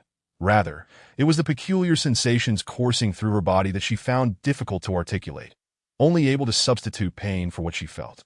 Qianli, having maintained control through the night, was truly a testament to his restraint. Previously, upon reading such scenarios in novels, she would always be frightened by them. That it truly took an ironclad constitution and resilience. Hearing her say she was fine, Qianli's heart, which had been in suspense, finally eased, and the tension on his face dissipated. Chu Xing Nua freed her hair from her clothes and flicked it back, her gaze landing on Wen Ci's sleeping face. "When did you arrive?" Qianli lifted her off the bed, responding, "I arrived this morning." After putting on her shoes, she began her morning routine, remembering that female partners typically awaken their abilities upon bonding. She examined her arms repeatedly. Aside from the right wrist marking her as the female master, she noticed 6 fiery fruits resting there, seemingly infused with life, while the remaining ones, similar to those she had seen last night, remained unchanged. 4 blind box fruits, all electric attributes, and the pervasive strawberry marks that, oh well, if there aren't any, there aren't any. Not that I received a healing ability from the system. I am content with what I have. She resolved that if anyone inquired, she would simply say it was healing. Qianli, noticing her deep in thought, chose not to interrupt and instead went arouse when Ci for breakfast. When Ci lazily reached out only to grasp air, suddenly opening his eyes, searching for Chu Xingnuo. Upon seeing her eating, he calmed down, and with a tinge of reproach in his tone, he said to Qianli, "Why didn't you chop it up for her?" Qianli shot him a piercing glance, as if to say, "Who do you think you are ordering?" His already cold voice grew colder. "She prefers it this way." Chu Xingnuo paused mid-bite, thinking, "Come on. You two don't bicker. It's quite bothersome to watch. I love both the meat and the mince variety. How about you both take turns preparing food for me? That way, I can have my favorites daily. My dear beast husband will surely accommodate me, right?" Qianli replied, "Sure," when Ci added, "Absolutely." Thus, they commenced their breakfast preparations. When Ci picked up a sizable chunk of roasted meat, recalling Qianli's advice from the previous night, "Rest a bit longer. Everyone must leave. Should we accompany them?" Males who chose partners typically followed them, though a small number remained with their partners in their original tribes, largely contingent on the females' wishes. Chu Xingnuo pondered silently, realizing that had she not been chosen as the female master, she could reside anywhere. What a troublesome identity! She wondered what the female deity had in mind when selecting her. All she wished for was to be a diligent worker earning crystal stones and to become the affluent lady of the beast realm. Qianli understood the implications well. A female master was a rare find, often taking years or even decades to emerge. Now branded with this title, no, I certainly could not return to the thatched hut. Remaining within a tribe would provide her with better protection. "That we shall accompany him," he stated. Chu Xingnuo, who had just thought of the same, felt relieved that Qianli and she were on the same wavelength. "Yes, let us head to Wenxi's. Hurry and finish eating so we can pack up and not be left behind." A glimmer of a smile appeared in Qianli's eyes, his tone turning exceedingly tender. "I've already packed everything. Take your time eating." When Ci suddenly chimed in, "My place is a bit small. We should tear it down and build a larger one." That Chu Xingnuo felt speechless, correcting his words. "Shouldn't it be built well first before tearing it down? If the house is demolished, where will we sleep? On the grass." They all knew the saying, "Do not speak while eating or sleep." That yes, they dined. They discussed their plans with time still on their hands. She suggested they sew sleeves onto their clothes to cover their bodies. She was not yet bold enough to flaunt her kiss marks before others. Chapter 37. Your assistance has gone offline with only a single bundle containing her clothes and crystals. She heard the gathering call from outside. Hastily grabbing her belongings, she stepped outside, where the faces of the females displayed evident fatigue. Except for the leader, who was humanoid, the other males appeared in their beast forms, making it hard to discern them. Each race feared that the female with soothing abilities might be taken, so they departed together while ensuring mutual protection. Exhausted, Emojiji lay sprawled on a fox's back, greeting Chu Xingnuo weakly. "Xingnuo, you look so tired. Let us chat once you've rested." After saying this, Chu Xingnuo glanced at Qianli. Still finding the lynx preferable, Qianli affectionately stroked her hair, retrieving a hair tie to secure it. Chu Xingnuo wished to reward him with a kiss, but found herself unable to reach him even on tiptoe. Thinking she wanted to whisper something, Qianli lowered his head, only to feel a soft touch on his cheek, stirring memories of the previous night and the beautiful moments that flashed through his mind, igniting a warmth within him. When Ci remarked, "I'll just watch, waiting for you to remember me." Noticing the jealousy in Wenxi's eyes, Chu Xingnuo waved him over and, as he approached, planted a kiss on his cheek. The leaders counted the number of participants, and once confirmed, they prepared to set off. Qianli lifted her onto the fox's back, and Chu Xingnuo obediently settled in. "Let us move out." With that, a cloud of dust was kicked up. The females were shielded in the middle, flanked by males for protection, and they did not race off along the same route they had taken. After running for nearly 2 hours, as the beast pack entered the forest, they sensed something amiss, and birds flew overhead, nor were there any insects chirping. The eerie silence was unmistakably abnormal. Forest would fall silent without reason. Could it be that a ferocious beast pack had claimed this territory? The multitude of beasts vigilantly surveyed their surroundings, their nostrils flaring as they inhaled the scents lingering in the air. Strangely, they detected no trace of other creatures, an anomaly that stirred unease within their hearts. The unknown peril was the most daunting of all, that a few leaders exchanged glances and let out low growls. Though differing in tone, their message was unanimous. Safeguard the females and retreat from this forest. The beasts immediately turned to flee, intent on escaping the woods that in an inadvertent glance backward. Chu Xinyu noticed that Lan Junyi was also making her way with them, that it appeared that matters were escalating. In the next instant, a barrage of ice spikes and walls materialized out of thin air, descending upon them like a torrential assault. Qinli skillfully evaded the onslaught with a few leaps, while Wen Ci followed closely behind, unleashing lightning strikes against the moving ice walls. Some shattered upon impact, while others not only resisted but also retaliated. Some quick-reacting males guided their females away from the attacks, unleashing their various abilities in chaotic disarray. The scene erupted into turmoil. Although the females often flaunted their dominance before their kin, true danger rendered them shrieking in fear. Chu Xinhua silently covered her ears, overwhelmed by the cacophony and apprehensive that some stray ability might inadvertently target her. Yet, the more the females exhibited their terror, the more distracted the males became. Observing the downed males on the ground, she quietly closed her eyes, striving to suppress her thoughts and, more importantly, her fear. When Ci transformed into human form, continuously releasing his abilities, muttering expletives under his breath, "Damn, this ice is tough to break." The din of explosions echoed incessantly in her ears, impossible to ignore, and she was paralyzed by fear. Qinli set her down on the ground and swiftly shifted into human form, wrapping an arm around her. "Hold on tight. Don't let go." Chu Xinhua clung to Qinli's neck, burying her head against him. She was at her wit's end with the ferocity of the beast world. As Qinli reassured her while wielding his powers, "Don't be afraid. I will protect you." Chu Xinhua critically analyzed why their assailant remained hidden. Could it be a cloaking ability?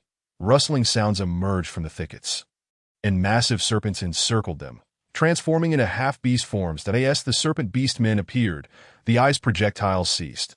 Some females fainted on the spot. Although Chu Xinhua had a fondness for snakes, seeing so many was unnerving. The leader seemed unfazed by the serpent's emergence. Geely exclaimed, "You again! How is it possible to encounter this bunch of snake beasts after changing routes?"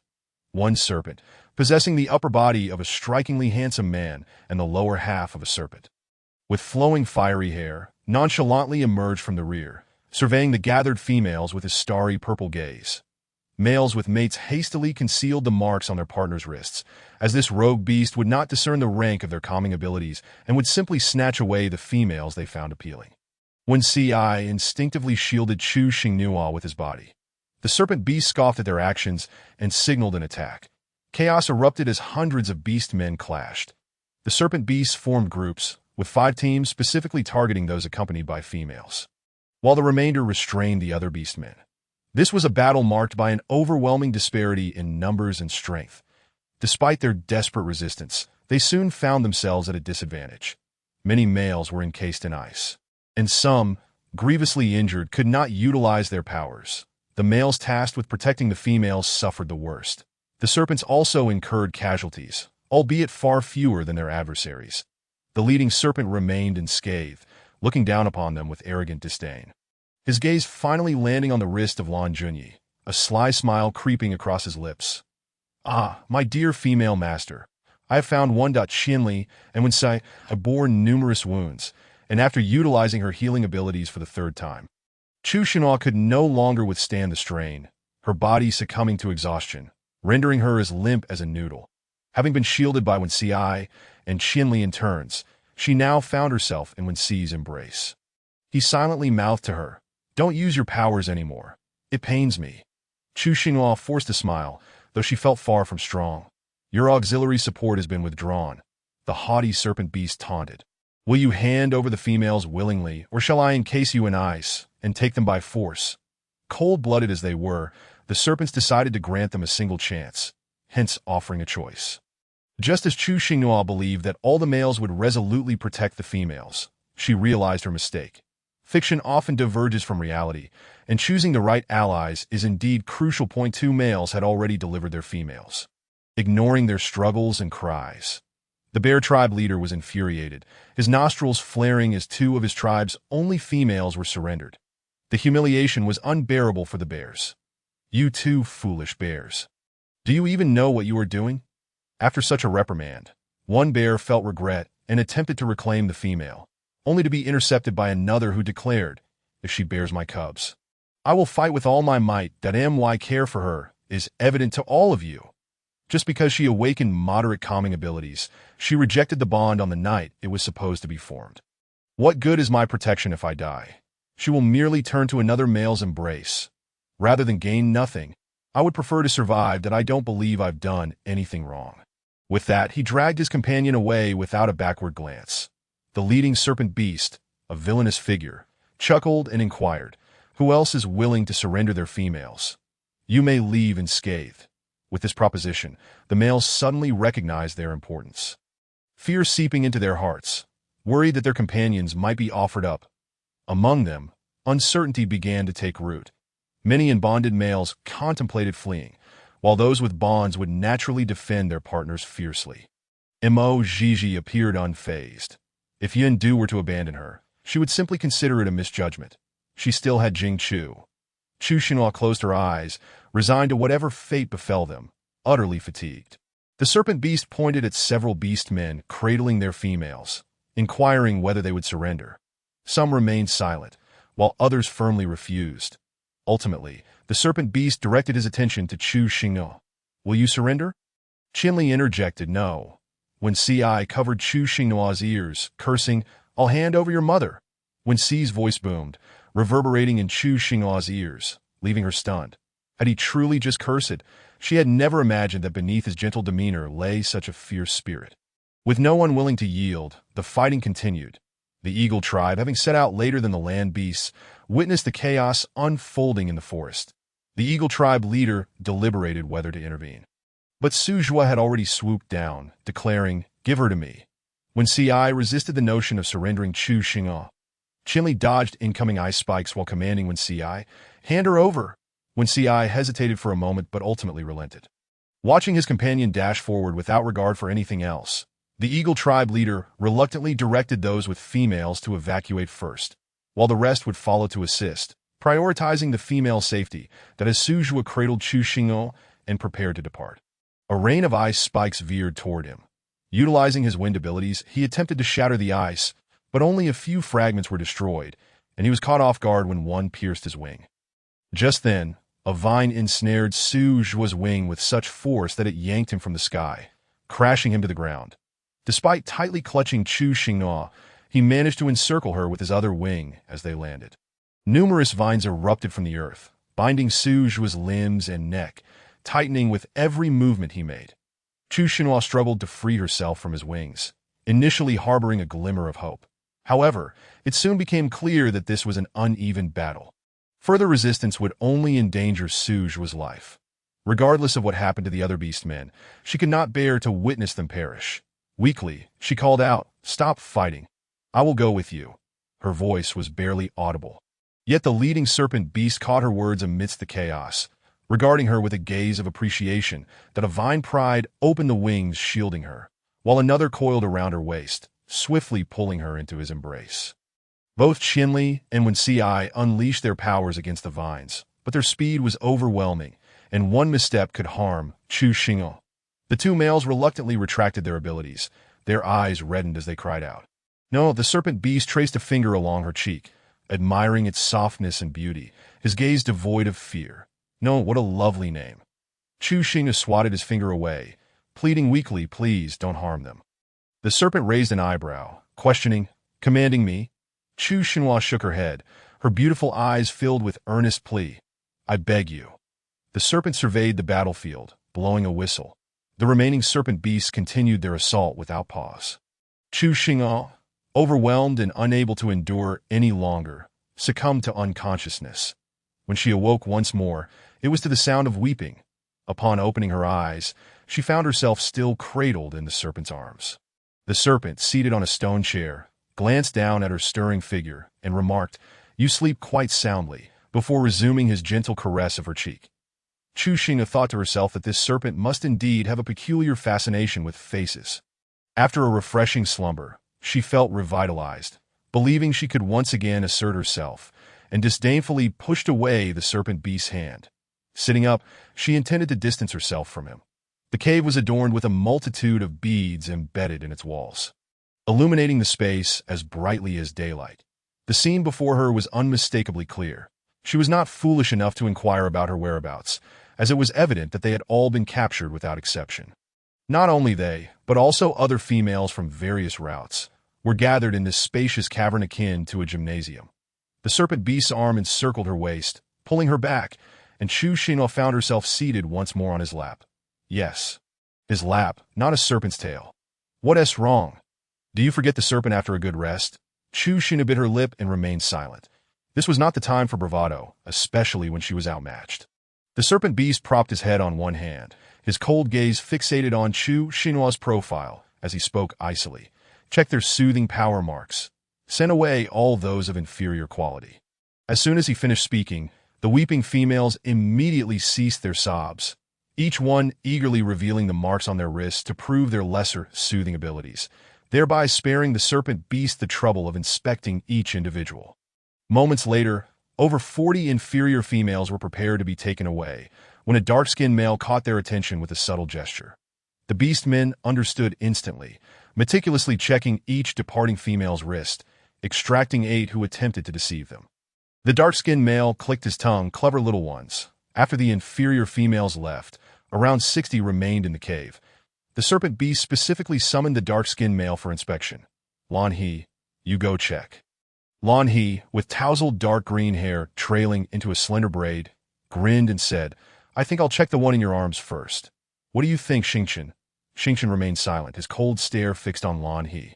With a shrug, Lan He proceeded to examine the remaining female soothing power marks, swiftly categorizing their ranks. Upon seeing the blue-clad Junyi, she furrowed her brow and murmured, Didn't T2 female leaders awaken? Why is there only one? The gaze of the beast men in the cave converged on Chu Xing'e, for she was the only one unexamined. Surely it must be her. Xingchen gestured for them to settle the females, and once only he and Lan He were left in the cave. He seized Chu Xing'e's wrist, a subtle smile playing on his lips. Chu Xing'e, who had been keeping her head down in silence, finally reacted when her wrist was grasped, pulling back with all her might. Chapter 39, New Abilities. Can we skip the inspection? Xingchen replied, If you admit you're a female leader, I want T-check. Chu Xing'e shook her head, continuing to struggle. Xingchen rolled up her sleeve, momentarily taken aback as he scrutinized it, then rolled up the other sleeve. Both wrists were utterly clean, to Enno's soothing power. This unforeseen development caught him off guard. Chu Xing'e feigned fright, seizing the opportunity while they inspected the other females to call out to Kaka for assistance in escaping. Kaka responded that it lacked the ability, but it could help hide her mark. For 200 points, she unhesitatingly exchanged for it in the marketplace. Lan He was equally puzzled. We've captured 103 females. How could we be missing a female leader? Xingchen, appearing troubled, leaned back against the stone chair and replied coldly, Take her away. Chu Xing'e's heart leaped with joy. She could leave, yet she maintained a timid demeanor. Lan He reminded her, You should let go of her hand. Only then did Xingchen realize he had wrapped his arm around the petite female's waist, promptly releasing her. Chu Xing'e wasted no time in standing up, fearing that the large black serpent might change its mind. Lan He gestured between them, finding the petite female remarkably short, stirring an inexplicable protective instinct within the beast that I'll carry you. Chu Xing'e raised her hands in refusal. Thank you for your kindness, but I can walk on my own. Lan He did not insist further and led her out of the cave. Xingchen observed the hand that had embraced the female.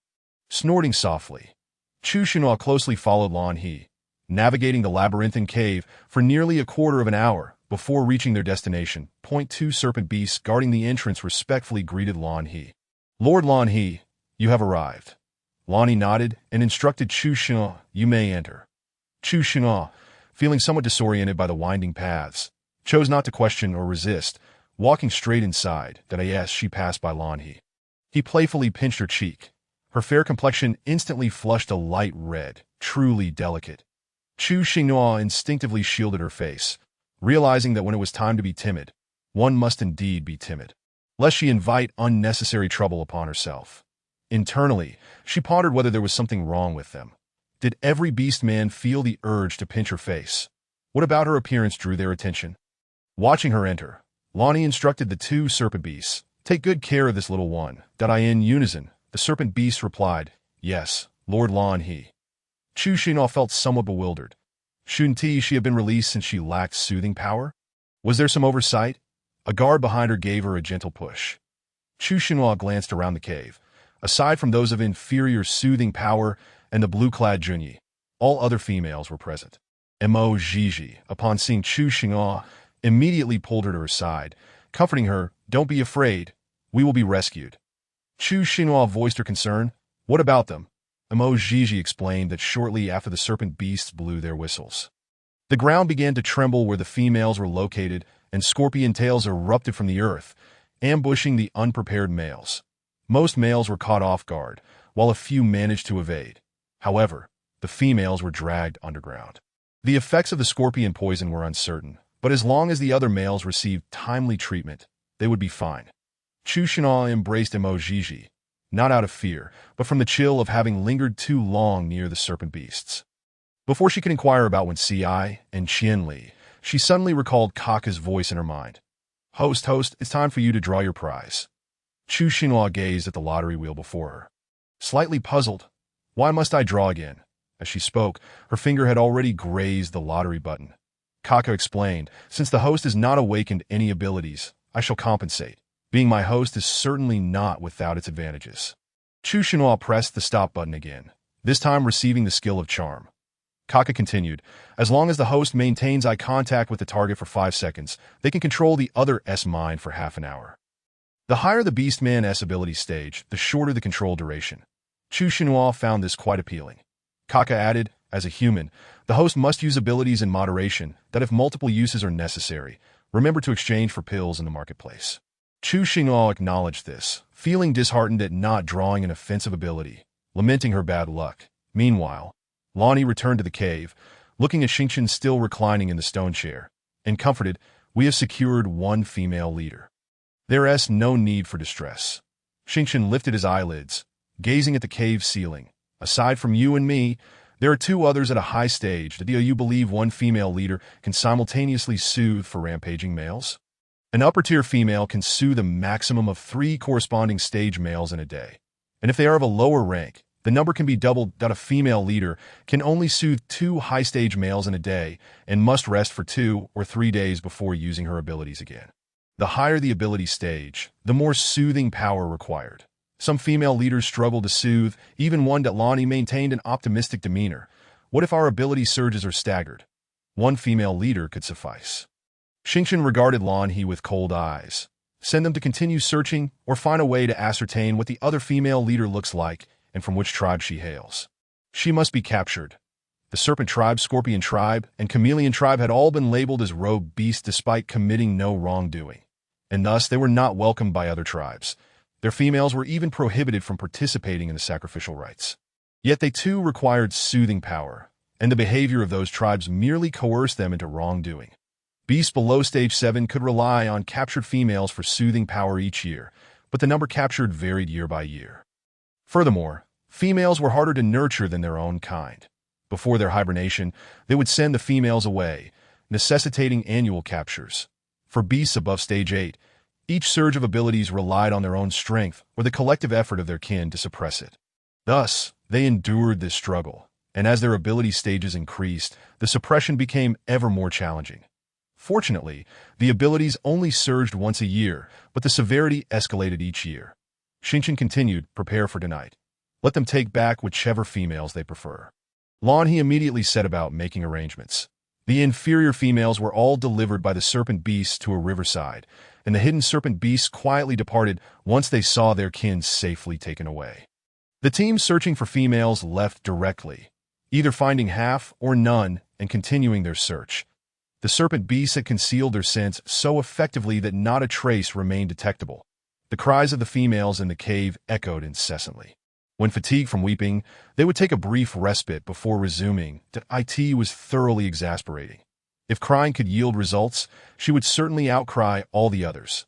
Chu Xinhua leaned close to Mo Gigi's ear and quietly inquired. Sister Gigi, what is your ability? Mo Gigi raised her wrist to show her blink. Upon hearing this, Chu Xinhua perked up. Blinking was an excellent escape skill. Can you use it? Mo Gigi awkwardly admitted, I was captured while trying to use it.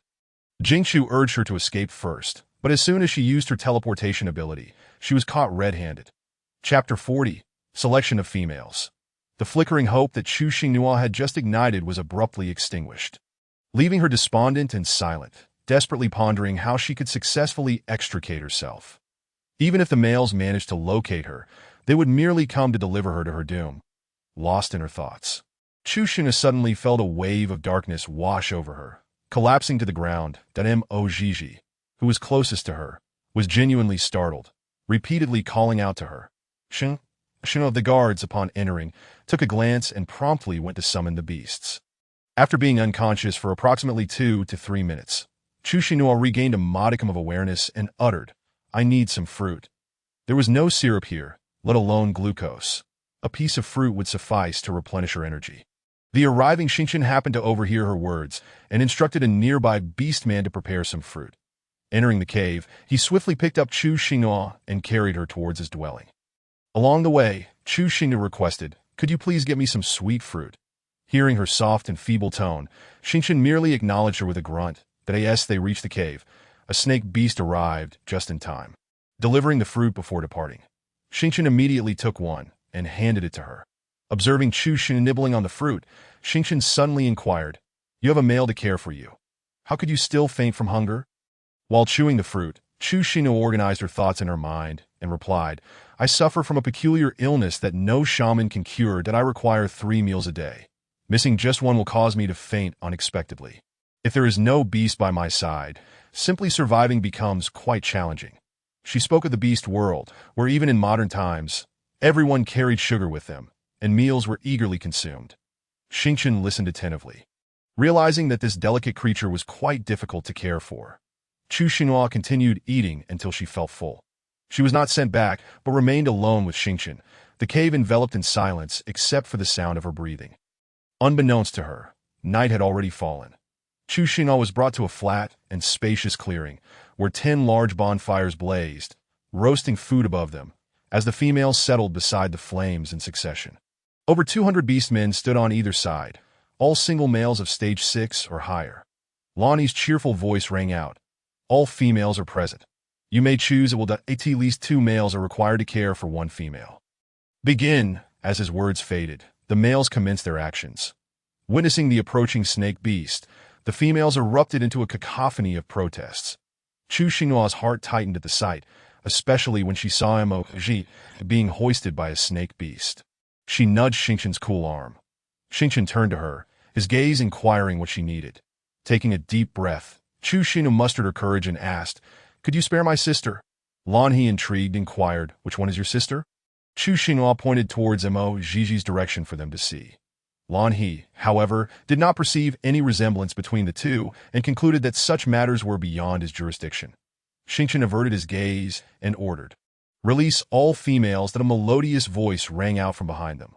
Chu Xinhua turned to see a male, whose voice matched his appearance, slowly approaching with a snake tail, silver-white hair, and his eyes covered by a fine silk band. The males who had selected their females hastily returned them to the ground, fear evident on their faces. Xingqian expressed his displeasure at the arrival of the beast. What are you doing here?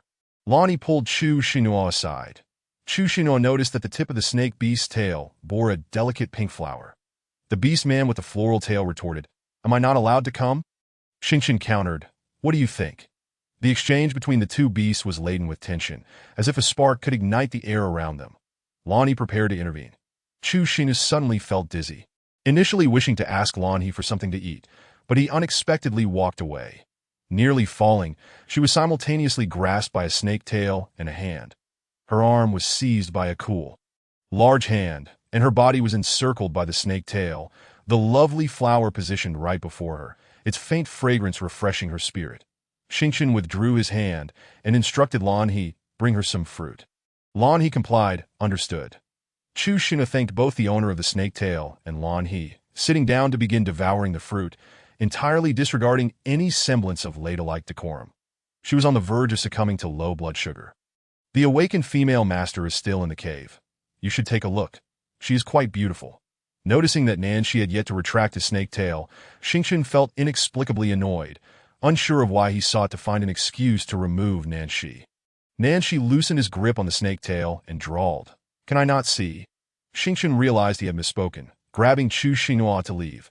His sudden movement caused the fruit in Chu Xinhua's hand to roll onto the ground. "Oh no!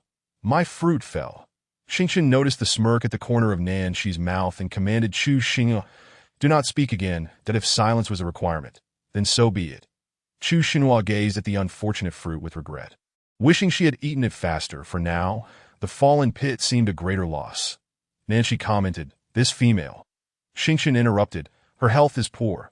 She is not suitable for your care." After speaking, he encircled her waist with his arm, securing her under his armpit, and departed without glancing back. Lonnie followed closely behind. Inside the cave, Xingchen handed her the fruit that had remained uneaten from earlier. Chu Xing bowed her head and finished one piece. Biting her lip, she hesitated before finally speaking up, "I would like to eat roasted meat." The fruit had filled her stomach, but the feeling of fullness was fleeting. Xingchen called out towards the cave entrance. "Lanhe!" Lonnie responded promptly and dashed off to fetch the roasted meat. Moments later, he returned with the food and placed it before her. Xingchen coldly instructed, "Eat." Chu Xinhua gazed at the large, charred piece of meat before her and said to Lanhe, "It's too big. Could you cut it for me?" "Thank you." Lanhe skillfully sliced the meat, and Chu Xinhua politely expressed her gratitude before taking a piece in her mouth. After just a single bite, her expression soured, and she covered her mouth, looking at the two males with a pitiful gaze. "I feel like I'm going to be sick." The meat was undercooked and reeked, making it quite unpalatable. Xingchen, seated on a stone chair, closed his eyes, his tone growing colder. "Vomit." Having requested the roasted meat only to find herself unable to eat it, he suspected this little female was playing tricks. Chu Xinhua, unsure of where to vomit, pointed to the ground, her eyes seeking Lanhe's guidance. Lanhe extended a leaf from the fruit to her. Chu Xinhua promptly expelled the contents of her stomach.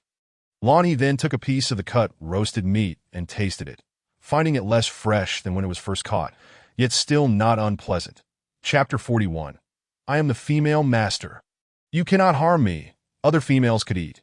Why could this little female not? What kind of meat do you like to eat? Chu Xinhua replied cautiously, "As long as it's well cooked, I will eat it."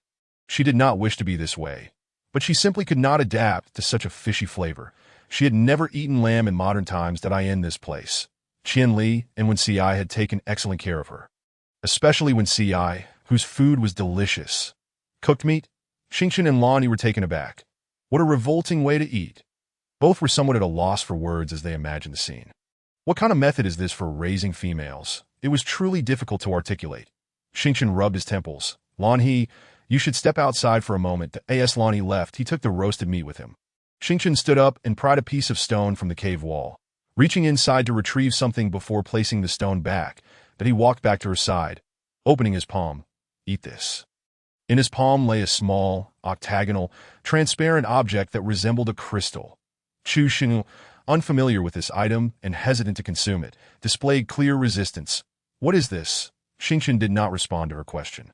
Grasping her chin, he ignored her struggles and, with a gentle yet firm motion, placed the object in her mouth. The moment it entered her mouth, the item melted away, leaving no flavor, uncertain about the unfamiliar substance. Chu Xinhua felt the urge to vomit, but her mouth was pinched into a duck shape, rendering her struggles futile. She held in her mouth, attempting to outlast him. He remained unhurried, his long fingers lightly grazing her delicate neck, his purple eyes glinting with amusement. That a shiver coursed through her body, and she swallowed with a soft gulp. The sensation as it traveled down her throat was as smooth as rice wine, filling her stomach with warmth that spread throughout her entire being. Xingchen released her only after she had swallowed, stating coldly, "That was Tuojing." Chu Xinhua replied, "Could you not have mentioned that sooner?" She pondered what Tuojing was, her limited knowledge leaving her confused. She could only call out to Kaka. Tuojing is a rare crystal that nourishes the body. The more you consume, the healthier you become. And it can also preserve youth. It is non-toxic, and the host can consume it with peace of mind. Was he feeding her something so precious to prevent her from dying? She felt her assumption was not far from the truth. Chu Xinghua expressed her gratitude. Thank you. I will repay you in the future. Repay how? Xingchen regarded Chu Xing's slender waist with interest. With your delicate figure, will you bear me snake eggs? Chu Xinghua felt a mixture of embarrassment and anger. Sneaking a glance at him. There are myriad ways to repay a favor. She never implied that she would offer herself in return. So how could he possibly think of such a base thought? Starry, seeing her lack of retort, was genuinely startled. Could she truly be contemplating bearing his offspring? In a swift motion, he retrieved 2 pelts from the pile and handed them to her, asserting, I have no such intentions. Nor do I fancy a frail female. Just sleep peacefully. He initially wanted to suggest repayment in crystal stones, but before Chu Xinghua could speak, his words instantly assured her. Yes, you are absolutely right, that I am indeed a sickly creature. It would be wise not to consider me. She spread out the pelts and obediently lay down, while Starry transformed into a massive python, coiling into a serpentine shape nearby to rest. Noticing her prolonged wakefulness, Starry shifted into a semi-beast form and inquired, Aren't you going to sleep? She felt utterly devoid of drowsiness. Who could possibly slumber peacefully in the presence of a colossal black python, especially after having slept excessively due to exhaustion earlier that day? Chu Xinghua turned her head towards him and softly replied, I can't sleep. The Starry's body stirred as he reached for a fruit. Are you hungry again? Chu Xinghua shook her head. No, his hand, which had been poised to grasp the fruit, retreated. Then sleep. Chu Xinghua clutched the blanket to her nose and mumbled, I'm cold. After speaking, she attentively observed Starry's expression, ready to feign sleep the moment he showed any signs of anger, enduring the cold in silence. In truth, she felt a tad troublesome, yet she wasn't intentionally seeking trouble. Starry shook out the remaining pelts in the cave, draping them over Chu Xinghua. If you're not cold, then sleep. As she blinked, her long eyelashes fluttered like butterfly wings. And her voice, soft and muffled, said, It's too heavy. I can't sleep under it. Starry regarded her, recognizing her as a true little nuisance that a vein throbbed on his forehead, and though he was irritated, he refrained from expressing it, fearing it might frighten her, and instead let out a deep sigh. With a patience that was wearing thin, he asked, What do you desire? Chu Xinghua cautiously replied, If possible, I would like to sleep in a warm place. Starry rubbed his forehead in contemplation for a moment before saying, Wait here, and turned to leave the cave.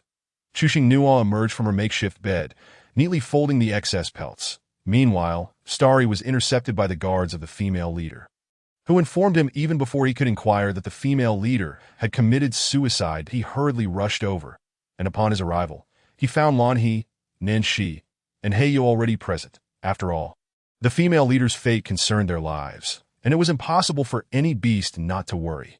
The Scorpion clan possessed healing abilities, and a beastman was currently tending to Lan Jun-yi. Due to significant blood loss, her lips appeared pale and her eyes were moist. Heya, a chameleon, gazed intently at Lan Jun-yi and reassured her, We need your calming presence. We won't harm you, so there's no need to be afraid. Lan Jun-yi stubbornly turned her head away, softly sobbing. The beastman's gaze towards her felt somewhat off. Could it be that he had developed feelings for her? She was taken aback by her own thoughts. The Starry's frustration surged as he witnessed Lan Jun-yi's state. He had a genuine little nuisance in his cave, but she was manageable. This one before him, however, was not a nuisance, but a reckless female daring to cause him trouble. With his violet eyes narrowed, he threatened, If you dare to harm yourself again, I will capture every rootless beast nearby and send them into your cave, allowing you to truly experience what harm feels like. Heya gestured for Starry to refrain from intimidating the female leader. Lan Jun-yi trembled at his words, glaring at Starry fiercely, that I am the female leader. You cannot harm me. Starry, unfazed, retorted, Don't think that just because you are the female leader, you can threaten me. This year's female leader is not solely you. Do not overestimate your significance that I am a beast of my word. Should you choose to disobey, I have plenty of ways to make you comply. Lan Jun-yi exclaimed, You. Starry chuckled bitterly, Me. The stray beast you speak of only engages in nefarious deeds, perhaps genuinely frightened. Lan Jun-yi fell silent, sobbing weakly. Heya, initially intending to comfort her, was unceremoniously pulled away by Starry. Once outside the cave, the 4 beasts deliberated on who would care for Lan Jun-yi. Starry immediately expressed his inability to do so, citing the little nuisance in his cave as sufficient burden. Lonnie declared his unwillingness to tend to a female. If he were capable of doing so, he would have already formed a bond. Nanshi, with poor eyesight, was of no help either. Heya, feeling immense pressure, asserted, I must patrol the area for safety. I have no time to care for a female. Lon He, with his youthful disposition, was not suited for such care. Ultimately, Starry would have to take on the responsibility. Chapter 42. This title truly suits her. Starry lowered his eyelids and flatly refused. Did you not understand my words? I already have one. I cannot care for another. Heya turned to Starry, stating, the female leader is more precious than your little female. You must consider this carefully. After a pause, he added, the one in your cave can be sent away. Lonnie volunteered. She is rather cute. Why send her away? I can take care of her. We could play together while you look after the female leader. Starry tugged at Lon He's little braid. His starry purple gaze filled with warning that my greatest concession is that the four of us will take turns caring for the troublesome female for one day each. With that, Starry flicked his serpent tail and departed.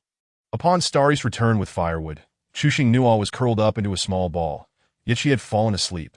Starry thought to himself, this little creature is playing tricks. She ought to listen to us and be sent away. Feeling slightly deceived, he patiently stacked the firewood near the stone bed and ignited it. The next day, all females were released except for Lon Juni, who remained in the sunlit open area. And Chushing Nuo was no exception. However, no female dared to approach her, for Starry stood guard nearby, his fierce gaze deterring any advances that I have concealed my identity as a female leader. Could you not stare at me incessantly? Can I not have a moment of personal space? In other words, you, as the leader, are so idle. Is this idleness truly necessary? Chushing Nuo pouted at him in silence. Starry cast a sidelong glance at her. After a moment of mutual gaze, Chushing Nuo could no longer endure it. She rose from Starry's tail and sought out Mo Gigi, with the snake following closely behind her. Sister Zhaizhai, Mo Gigi expressed concern. You scared me yesterday when you fainted. How do you feel today? Still all right for now? I might faint again later. Chushing Nuo deliberately stated for Starry's benefit, acknowledging her troublesome nature, though it was also the truth. Just send her away. Starry scrutinized Chushing Nuo thoughtfully. No beast knew what was going on in his mind. Mo Gigi refrained from continuing the conversation, as speaking in the presence of a snake felt awkward. Chushing Nuo poked at Starry's tail, seeking an excuse to send him away, though she wasn't entirely confident. Big black snake, I'm hungry. Did I want to eat purple milk fruit? The mention of this piqued Starry's interest. Raising an eyebrow, was this weak little female trying to act cute with him? His gaze shifted. After a few seconds of silence, he coldly replied, do you think this is a place for that? She was acutely aware that they were in a snake's den. Snakes were not easily swayed by such tactics. All right, I've failed. Resigned, she allowed the snake to watch her, thinking, you may stare with those piercing eyes. What more could I possibly reveal to you? Starry observed her every move, especially her despondent demeanor. How long had it been since she last ate? Did she not claim that she could eat 3 meals a day? At this rate, she might consume 10 meals a day. Did he embrace the mindset that since he had failed to send her away promptly, he would take good care of her and slithered away? Mo Gigi disapproved of Chushing Nuo's approach, but she waited until Starry's figure vanished before questioning. How can you act cute towards a stray beast? They are wicked creatures. They're the reason we were brought here. Seeing her about to continue in indignation, Chushing Nuo hurriedly covered Mo Gigi's mouth and gently shook her head. Enough of that. Mo Gigi's eyes widened in anger. Chushing Nuo lowered her voice. I know everything you've said. If he remains here, how can we converse? Also, we must discern the situation. We are in a snake's den, and even if we dislike it, we must soften our attitude appropriately for our own benefit. All right, Sister Zhaizhai. Mo Gigi understood Chushing Nuo's reasoning and recognized her concern, her expression reflecting a desire to ask, but hesitance to do so. Yes, the 2 snakes I chose, one of them has a mate. All they lack is a calming presence, not a partner. As for the other females, I know not if that's good. Chushing Nuo sighed in relief. You've seen it. The snake that takes care of me seems cold. But he is actually quite considerate. To be fair, this large snake truly looked after her. Upon waking, fruits were already at her bedside. Chushing Nuo simply disliked being watched and didn't want to sleep in a cold nest under the gaze of a massive python. The snake ought to be a good one. She could not deny that Mo.Gigi shared with Chu Xingnua what she had heard. Chu Xingnua, scratching her itchy arm while listening, exclaimed, "Suicide," realizing she had spoken too loudly. She lowered her voice. "Was the snake that takes care of her unkind?" Mo.Gigi wore a puzzled expression. "I only heard the beastmen discussing Lan Junyi's suicide. I didn't hear anything else." Chu Xingnua nodded, deciding against further gossip. Her arm itched intensely, and she pulled down her collar to reveal a swollen, marble-sized bump on her upper arm. "How did my skin become so sensitive after arriving here? It's truly vexing. I'm wearing long sleeves, yet the blood-sucking insect can still bite through. Their mouths are far too long. The hides are undeniably thicker than contemporary garments. It seems implausible that they are merely from the bites of blood-sucking insects." As she spoke, Mo.Gigi revealed a similar swollen mark. This is a result of being pricked by a shaman, intended to temporarily sever the telepathic bond between partners. The itching comes in waves. Chu Xingnua refrained from scratching, gazing at the swelling on her arm, feeling a chill in her heart. No wonder they so leisurely abducted females. Their emotions had an advantage. As the conversation progressed, her mind wandered. Before long, the females began to be led away one after another, and ultimately, Mo.Gigi was taken as well, leaving her alone in the clearing. There were too many caves, and she feared entering the wrong one. So she continued to wait in the open space. Not far away, there were still orcs observing her. Escape was out of the question. Her long sleeves felt unbearably hot, prompting her to move to the shade of a large tree when a figure abruptly entered her line of sight. Last night, adorned with small flowers on its tail, that large white serpent approached, momentarily pausing as it passed by her before retreating, drawn instinctively to her presence, that a frail little female, it remarked, a fitting description for her. Chu Xingnua forced a smile. "It's me, feeling frightened in this new place, right?" Nanshi, acting on instinct, placed a hand atop her head, gently ruffling her hair with a melodious voice that was quite pleasant to hear. Chu Xingnua tilted her head to avoid the touch. "I'm all right. Not terrified to death yet." Nanshi flicked his tail and plucked the small flower from her ear, advising her, "Breathe in the fragrance. It will lift your spirits." With that, he slithered away. As soon as Chu Xinhua's hand grasped the small flower, she noticed the ground nearby collapsing with a startling sound. Drawing her attention was something about to emerge from the earth. Lonnie had just returned from outside in his beast form. As soon as he poked his head above ground, he was unexpectedly struck by a blow, sending him back down. Chapter 43. Are there crabs that enjoy breaking through the earth? He pressed his painful head, gazing upward, yet seeing nothing, cautiously extending his hand to test for danger. After a moment, feeling no threat, he attempted to rise again, only to hear a loud crack as something struck his hand once more. Gritting his teeth, he endured the pain, retracting his hand while glancing at his swollen fingers. The beast that dared to strike him would meet a dire fate today. He would not rest until every finger was bruised as retribution. Chu Xinhua still gripped a tree branch as thick as her arm, her unwavering gaze fixed on the collapsing hole.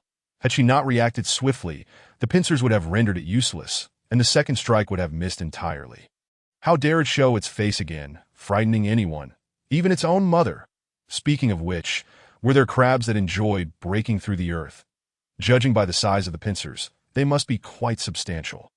An orc, noticing Chu Xinhua lingering too long in the clearing, approached with good intentions to escort her back to the cave. Just as he drew near, Xingqian returned with fruit in hand. Chu Xinhua rose and casually handed the branch to the nearby orc. With a glance from Xingqian, the orc attempted to return the branch to her, only to have it snatched away by Xingqian. Lan He, emerging from underground with fiery eyes, immediately spotted the stick in Xingqian's grasp. Based solely on this sight, he could conclude that it was Xingqian, the troublesome serpent, who had struck him. Clenching his fists, he bellowed, "Xingqian, I won't let this go." Xingqian, bewildered by Lan He's outburst, or perhaps some provocation, was undeterred. Looking for a fight, he proclaimed, throwing the wooden stick at Lan He before turning to Chu Xinhua. "Take this and eat over there." Chu Xinhua glanced towards Lan He's direction, startled and biting her fingers. Hearing Xingqian call her name, she mechanically turned her head, obediently responding with a good as she accepted the purple milk fruit, adding an apology towards Lan He. Originally consumed by rage, Lan He felt his anger wane upon hearing Chu Xinhua's apology for Xingqian. Softening his demeanor, "You need not apologize on his behalf." Sensing a misunderstanding, Chu Xinhua decided that taking responsibility was better than being discovered. Just as she prepared to speak, Xingqian coiled his tail around her waist, transporting her to safety to avoid collateral damage, reminding her, "Hurry and eat. Don't faint again, did I end the next moment." The two beasts engaged in a fierce struggle, relying solely on their fists without utilizing any powers or beast forms. Chu Xinhua found herself unable to draw near. It was only when he was pinned to the ground, begging for mercy amidst a flurry of punches, that Xingqian finally ceased. Rising, Xingqian brushed off the dust from his gauzy attire and swiftly approached Chu Xinhua, noticing that none of the fruit had been touched. "Why haven't you eaten yet? You should eat immediately." How could she explain that she had been preoccupied with the fight? Xingqian assumed she was unable to open the fruit herself. So he plucked one, effortlessly splitting it in two with a gentle press. "Eat." As Chu Xinhua took a bite, her cheeks bulged comically like a little hamster. Noticing he's still lying on the ground, unmoving, she voiced her concern. "Is he all right?" Xingqian felt an inexplicable annoyance at her concern for he, gripping her chin and firmly instructing, "Focus on eating." Upon noticing the small flower in her ear, his gaze turned colder, and he removed it, discarding it to the ground. Chu Xinhua diligently finished the fruit in her hand, contemplating before speaking. "Could you take me for a walk around here? I want to find something edible. Eating fruit all day makes me hungry quickly, and it would be quite a bother for you." Meeting her beautiful, expectant gaze, Xingqian's heart softened, and he bent down to lift her up, gently wiping the beads of sweat from her nose with his fingertip. "You have droplets on your face. Snakes do not sweat in the conventional sense," and he had previously been indifferent to the females he had captured. Yet now he felt a flicker of curiosity. Chu Xinhua paused momentarily, then chuckled softly as she explained, "That's sweat. When the weather is too hot, the body naturally excretes this moisture." Xingqian listened, somewhat comprehending, but understanding that the little female was indeed overheated, causing a coolness to radiate from her body. Chu Xinhua felt as if she had just entered an air-conditioned room, an overwhelming sense of comfort washing over her. "Thank you." Throughout the journey, Chu Xinhua constantly scanned her surroundings, not only in search of prey, but also to memorize her path. Unfortunately, she encountered not a single target. Xingqian remained unaware of her preferences, continuing to carry her forward. He would not stop unless she requested it. Eventually, they ventured far enough that Xingqian stopped, veering off course.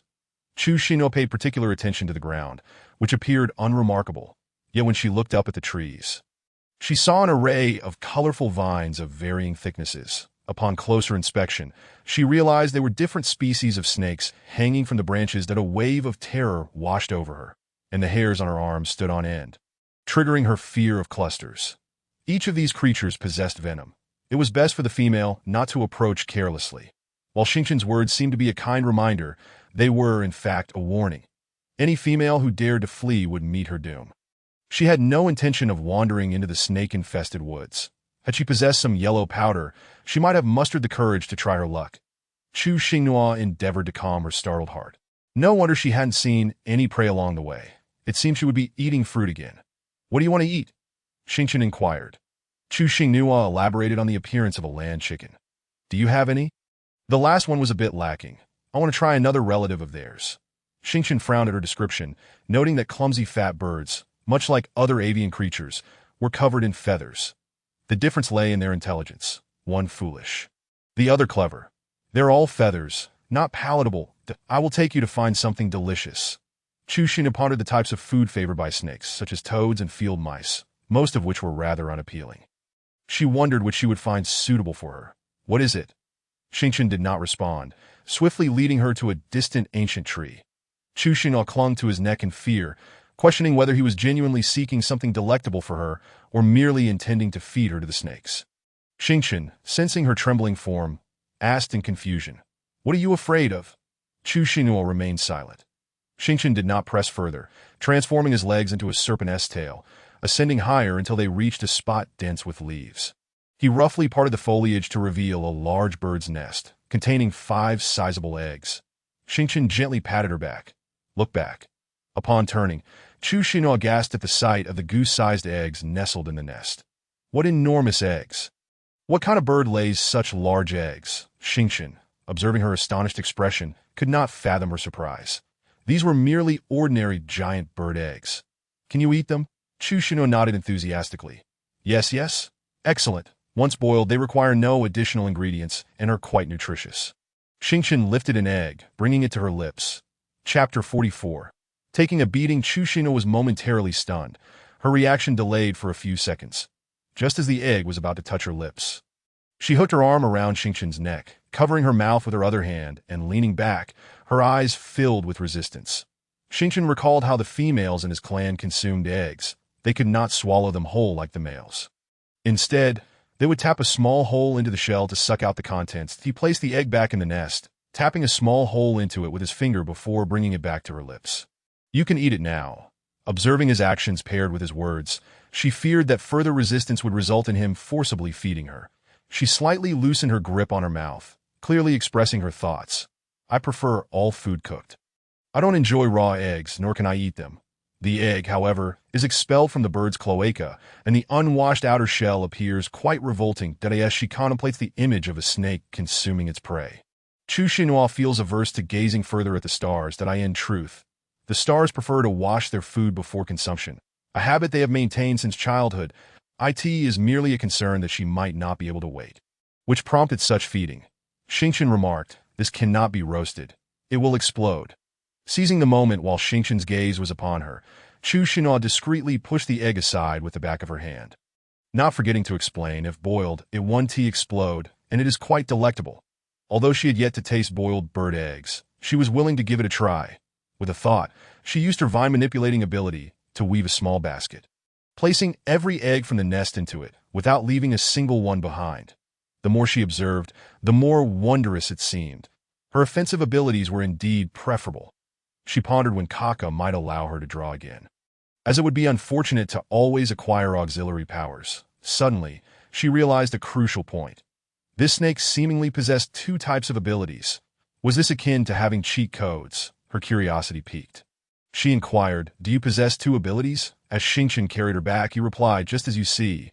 They retraced their steps. Chu Xinhua explained the method to Xingqian, placing her back on the original clearing, and began to prepare the necessary containers for boiling the eggs.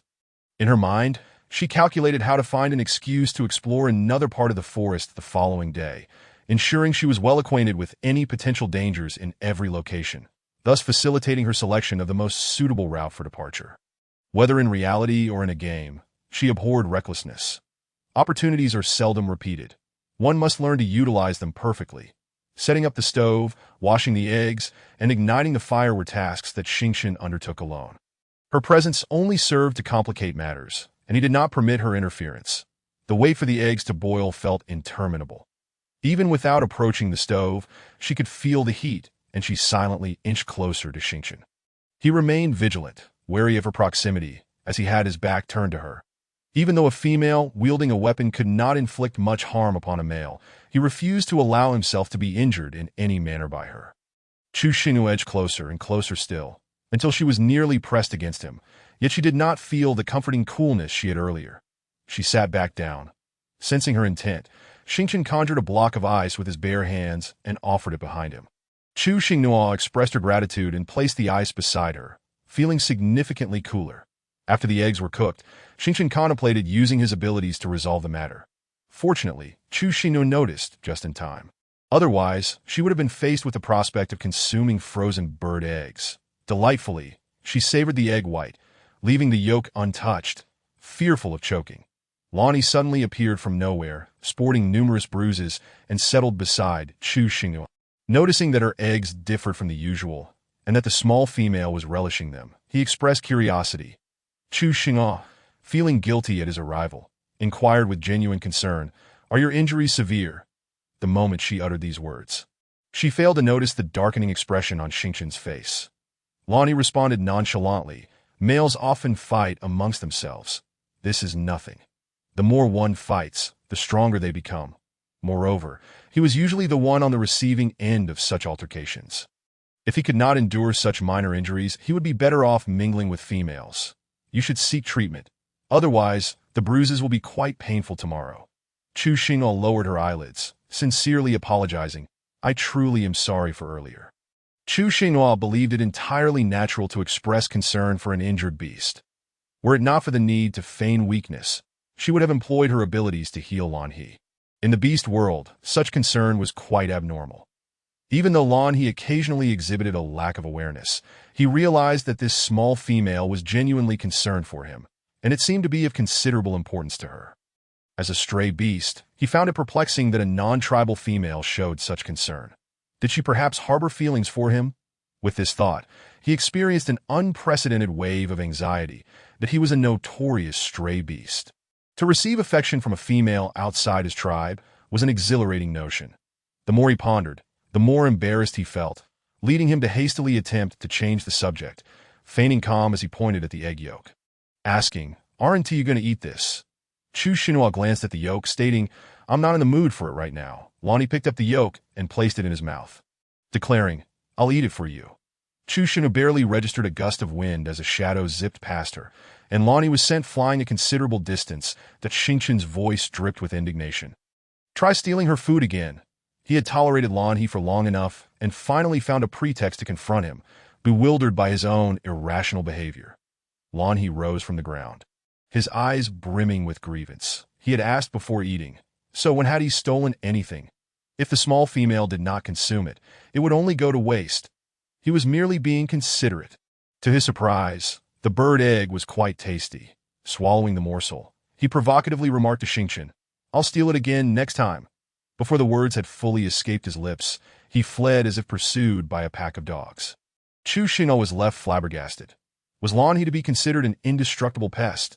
Was it just him, or were all males like this? His constitution was extraordinarily resilient, seeing Chu Xinhua gaze in the direction where Lan He had vanished. Her mind seemingly lost in thought, Xingqian's expression darkened further. "Are you concerned for him?" Chu Xinhua initially intended to nod, but upon noticing the displeasure etched on Xingqian's face, she feared that saying the wrong thing might result in her being flung away by his tail. Just the thought sent a shiver through her. Quickly, she picked up an egg and skillfully peeled it, her eyes brightening as she offered it to Xingqian, deftly steering the conversation away. "This is delicious. You should try it too." After a moment of hesitation, Xingqian seized her wrist and consumed the bird egg in one bite, his starry purple eyes fixated intently on Chu Xinhua throughout. Chu Xinhua felt an oddity in Xingqian's gaze, unable to articulate its meaning. "Can you not eat properly? One might think you were consuming me." Xingqian tightened his grip, pulling her up from the stone, narrowing his eyes as he remarked, "Your face is dripping again." She sensed his tone had softened considerably since earlier. The large black snake declared it was dripping, and arguing against it seemed futile. Chu Xinhua raised her hand to wipe away the sweat.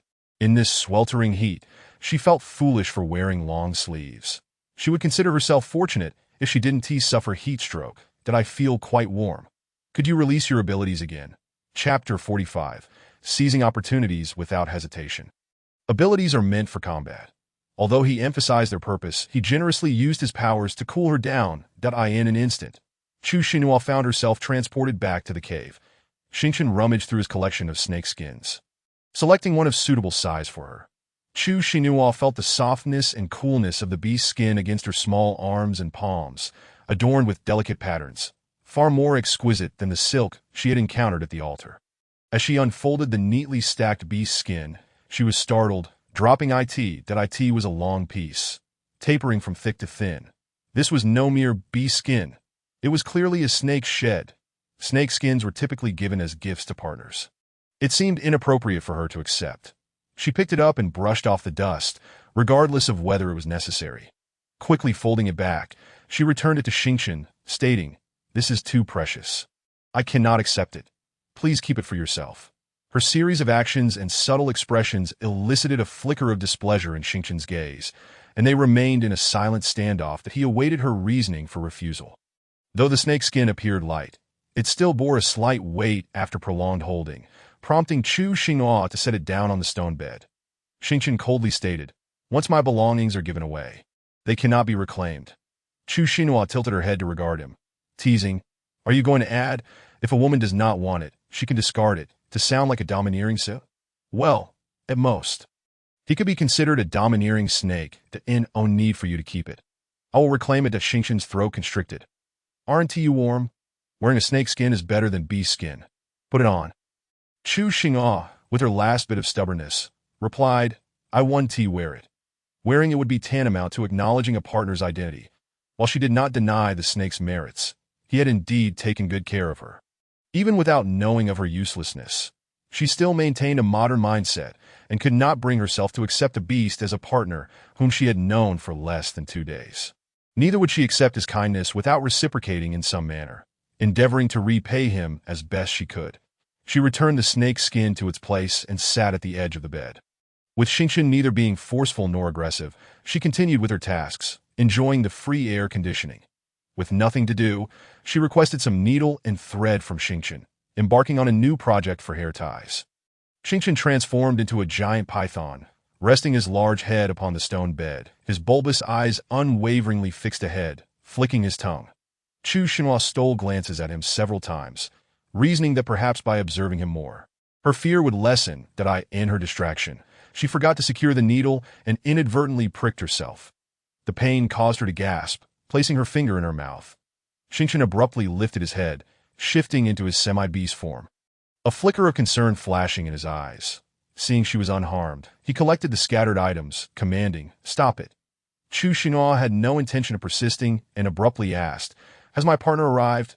Xingchen replied coolly, devoid of arrogance, merely stating a fact. Whether they come or not, the outcome remains unchanged. They cannot defeat me.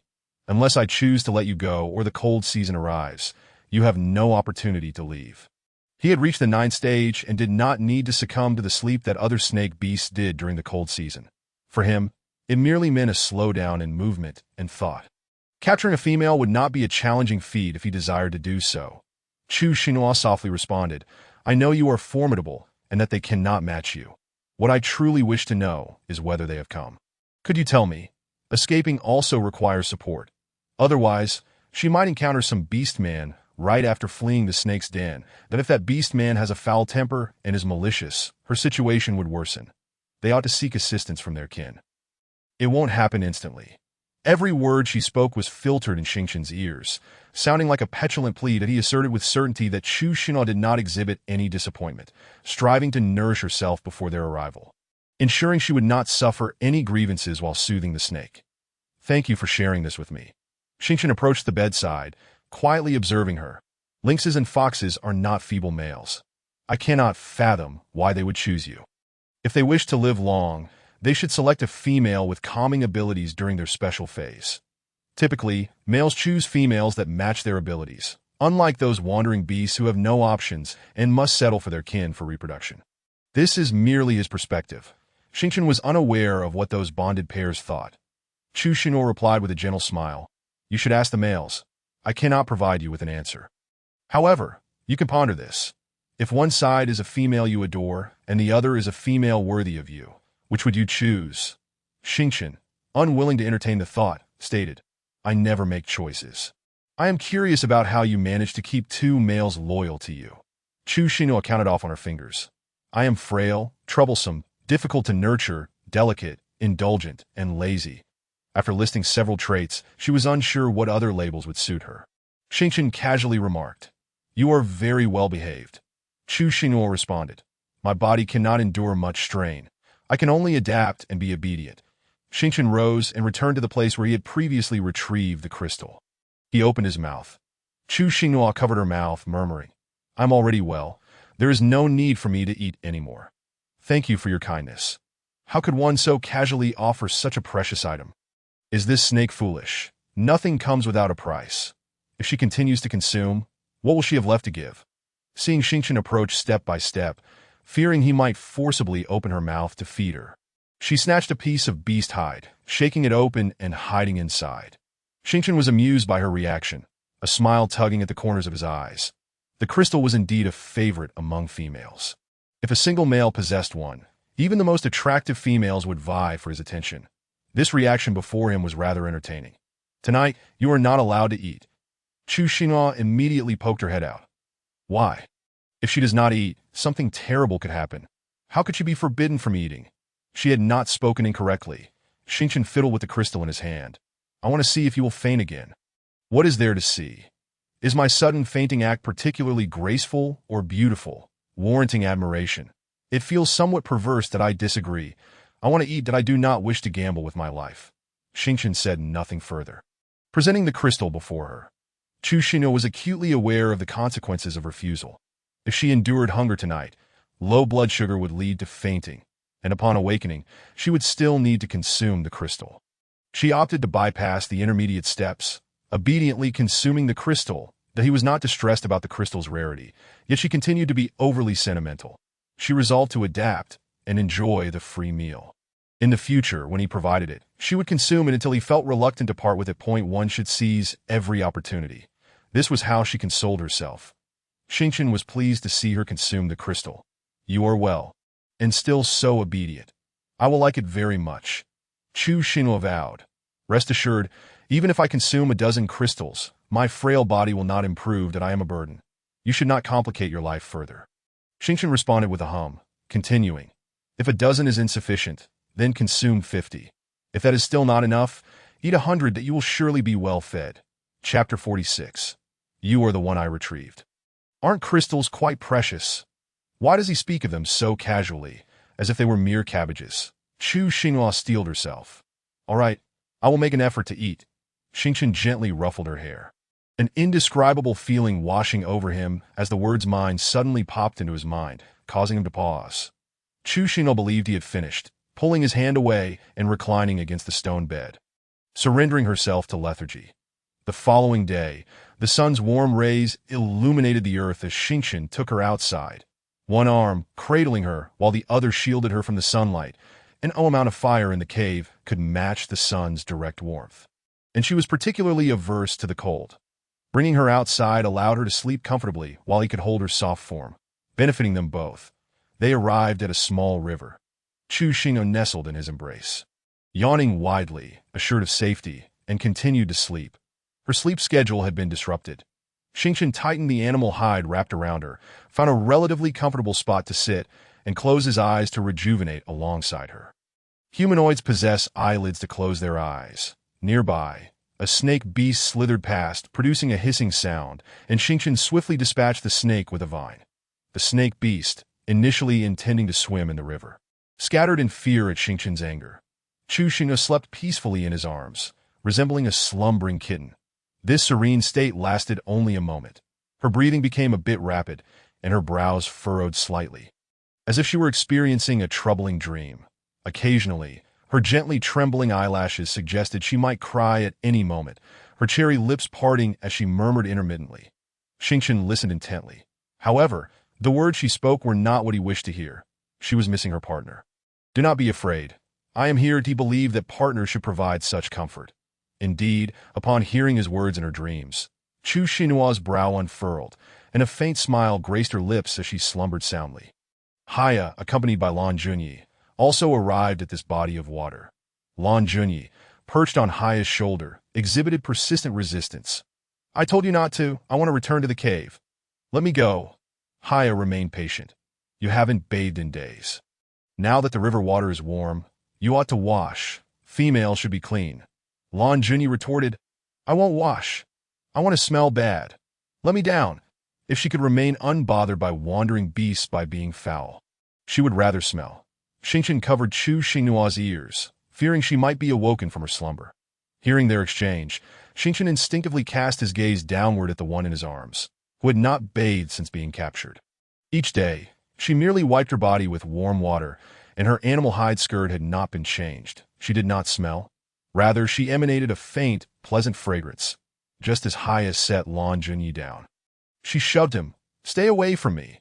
Before she could finish her outburst, an ice spike flew past her face, startling her into a delayed reaction as she cried out, Ah! Haya swiftly pulled her behind him for protection. Lan Junyi indeed felt fear, trembling as she hid behind Haya, no longer daring to speak. Chu Xinhua was startled awake by the commotion, shaking her little head to locate the source of the noise. Had a female encountered danger? Xingqian pressed her head back into his embrace, directing his cold displeasure towards Haya and company. You are too noisy. Haya replied calmly. It is daytime. Beasts are active. If you wish to speak, you should return to the cave to sleep. Haya was reminding Xingqian that it was not his side that was at fault, but rather their poor choice of location. Xingqian retorted, as wandering beasts, do we not always prefer to sleep outside? Wherever I am is my domain. When I say you are disturbing me, you are indeed disturbing me that if this happens again, I will not be so courteous. Haya could find no words to counter, for Xingqian spoke the truth that as wandering beasts, their territorial instincts were stronger than those of other creatures that we will leave after bathing. With that, Haya took Lan Junyi and moved downstream. This time, Lan Junyi became exceedingly quiet, no longer resisting or being obstinate. Though she occasionally glanced back at Xingqian and the others, at it turned out that being a female leader did not guarantee that all males would dote on or care for her. That snake had always been fierce towards her. She resolved to keep her distance in the future. Xingqian inquired of Chu Xinhua, "Would you like to bathe as well?" Chu Xinhua pondered for a moment before nodding firmly. "Once my sweat dissipates, I shall bathe." She then questioned, "You care for me every day. Do you have nothing else to attend to? I feel you should be their leader, and it seems inappropriate to waste time on someone as sickly as me." She emphasized the term sickly. Xingqian was acutely aware of this fact, yet he was pleased to provide care. It was troublesome, yet he felt conflicted. "You are the one I retrieved. If I do not care for you, should I let other beasts tend to you? Even if I were willing to send you away, no beast would dare take you in. It can only be me who cares for you." During the day, he accompanied her, and at night, once she had fallen asleep, he would attend to other matters, asking Lan He to keep an eye on her. He felt he must be going mad.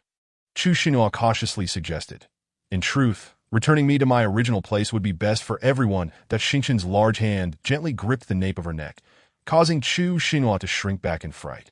The cool breath brushing against her ear. Impossible. Chu Xinhua pondered silently. "If you disagree, then just disagree. Must we not communicate properly? Stay here, and I shall take excellent care of you, that I will find a way to ensure your health. And you shall become a robust female." After Xingqian spoke, he playfully pinched her cheek. Chu Xinhua cupped her face with her hands, glaring at Xingqian through her fingers, filled with a mix of shyness and anger. "You cannot do this. Such matters must be discussed with me, and only with my consent may you proceed." Xingqian interrupted her unfinished sentence, inquiring, "I wish to kiss you." Before she could protest, two soft, cool sensations graced her forehead. Chu Xinhua was on the verge of tears, infuriated by his impudent affection without her agreement. Seeing her eyes slightly droop, appearing quite aggrieved, Xingqian asked in confusion, "What is the matter?" "I did as you instructed. Yet you still seem displeased." Chu Xinhua repositioned her hands, revealing her exquisite lychee-like eyes while protecting the rest of her face. "You are forbidden to kiss me again." In Xingqian's eyes, her defiant posture resembled a helpless cub encountered during a hunt. Exuding a fierce, yet endearing demeanor, Xingqian chose not to pursue that line of questioning further. "Your sweat has subsided. I shall take you for a bath." And no sooner had he finished speaking than Chu Xinhua found herself submerged in the river. Chapter 47. An inescapable fate of shedding serpent skin. At the moment of contact with the water, she instinctively scrambled up him with her hands and feet. "I do not wish to bathe in the river. There are bugs. I fear leeches.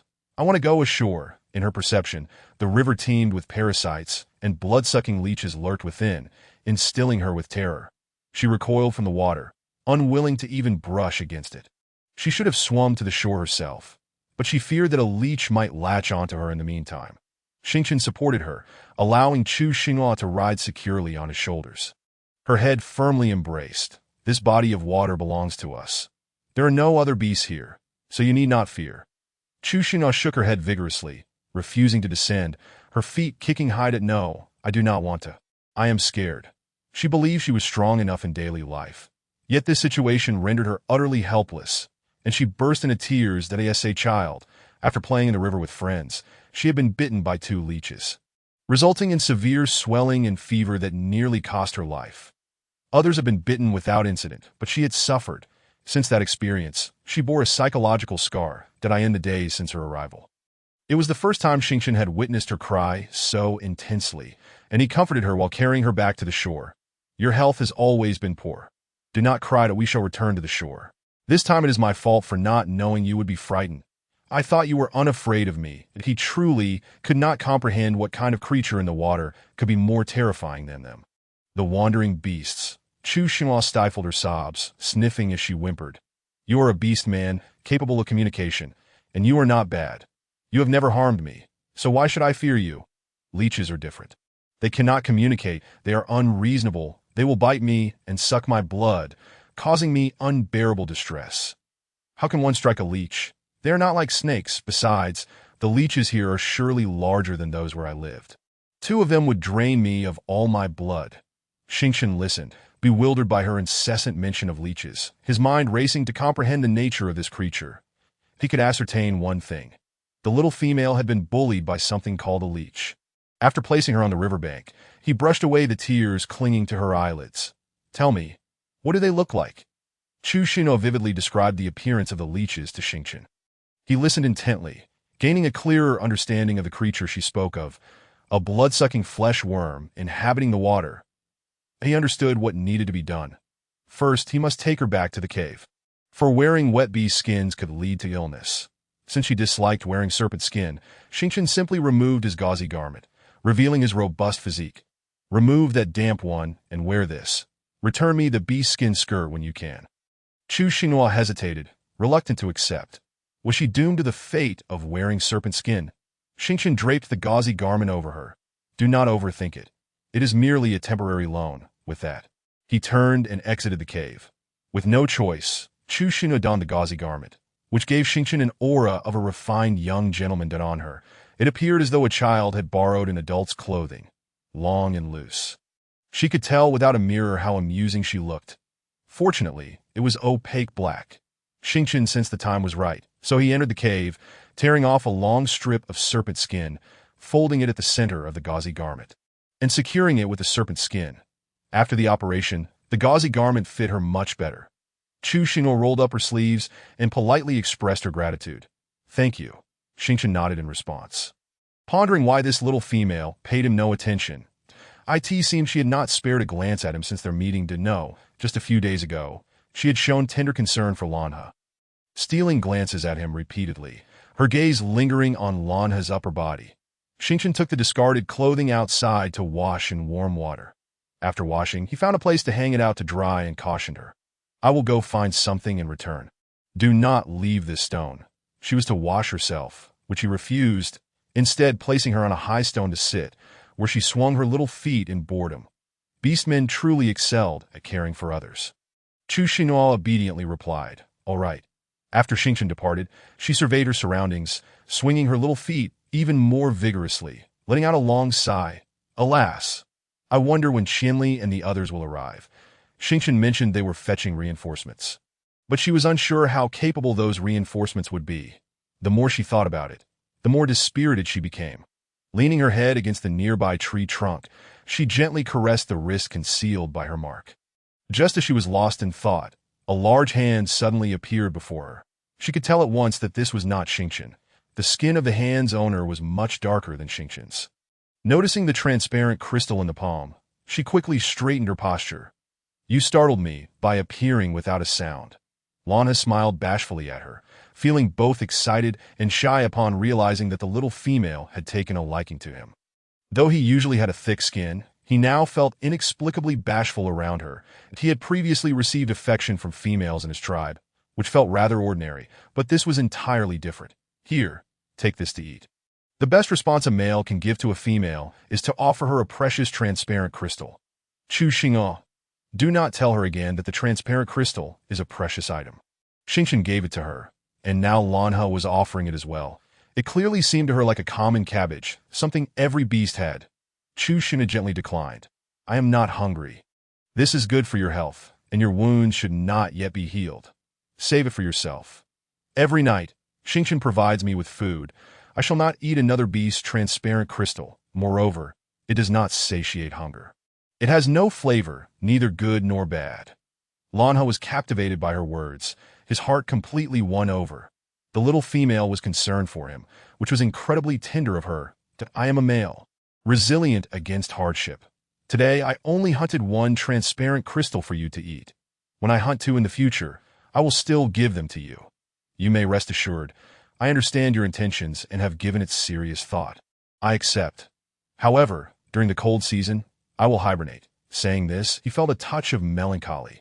Chu Xinhua's small head was filled with great confusion. What is he talking about? Considering? Accepting? She felt utterly lost. Why was he telling her about hibernation? She could not replace him during hibernation. Lanha raised the transparent crystal, his gaze resolute as he continued. I will speak with Xingqian shortly. May to understand each other should live together. He must take care of her. Once they have bonded, he will take her away to find her other two partners. Chapter 48. It can also be understood as my affection for females, a family must live harmoniously together. He was uncertain whether the other two males could coexist peacefully with him, but they could not bully him, that if they attempted to harm him, he would simply burrow underground to hide. The little female was so fond of him that she would surely not want to see him hurt. The more Chu Xinghua listened, the more baffled she became. What was he going to say to Xingqian? Could it be that he had discovered her as the female leader? Instinctively, she guarded her wrist.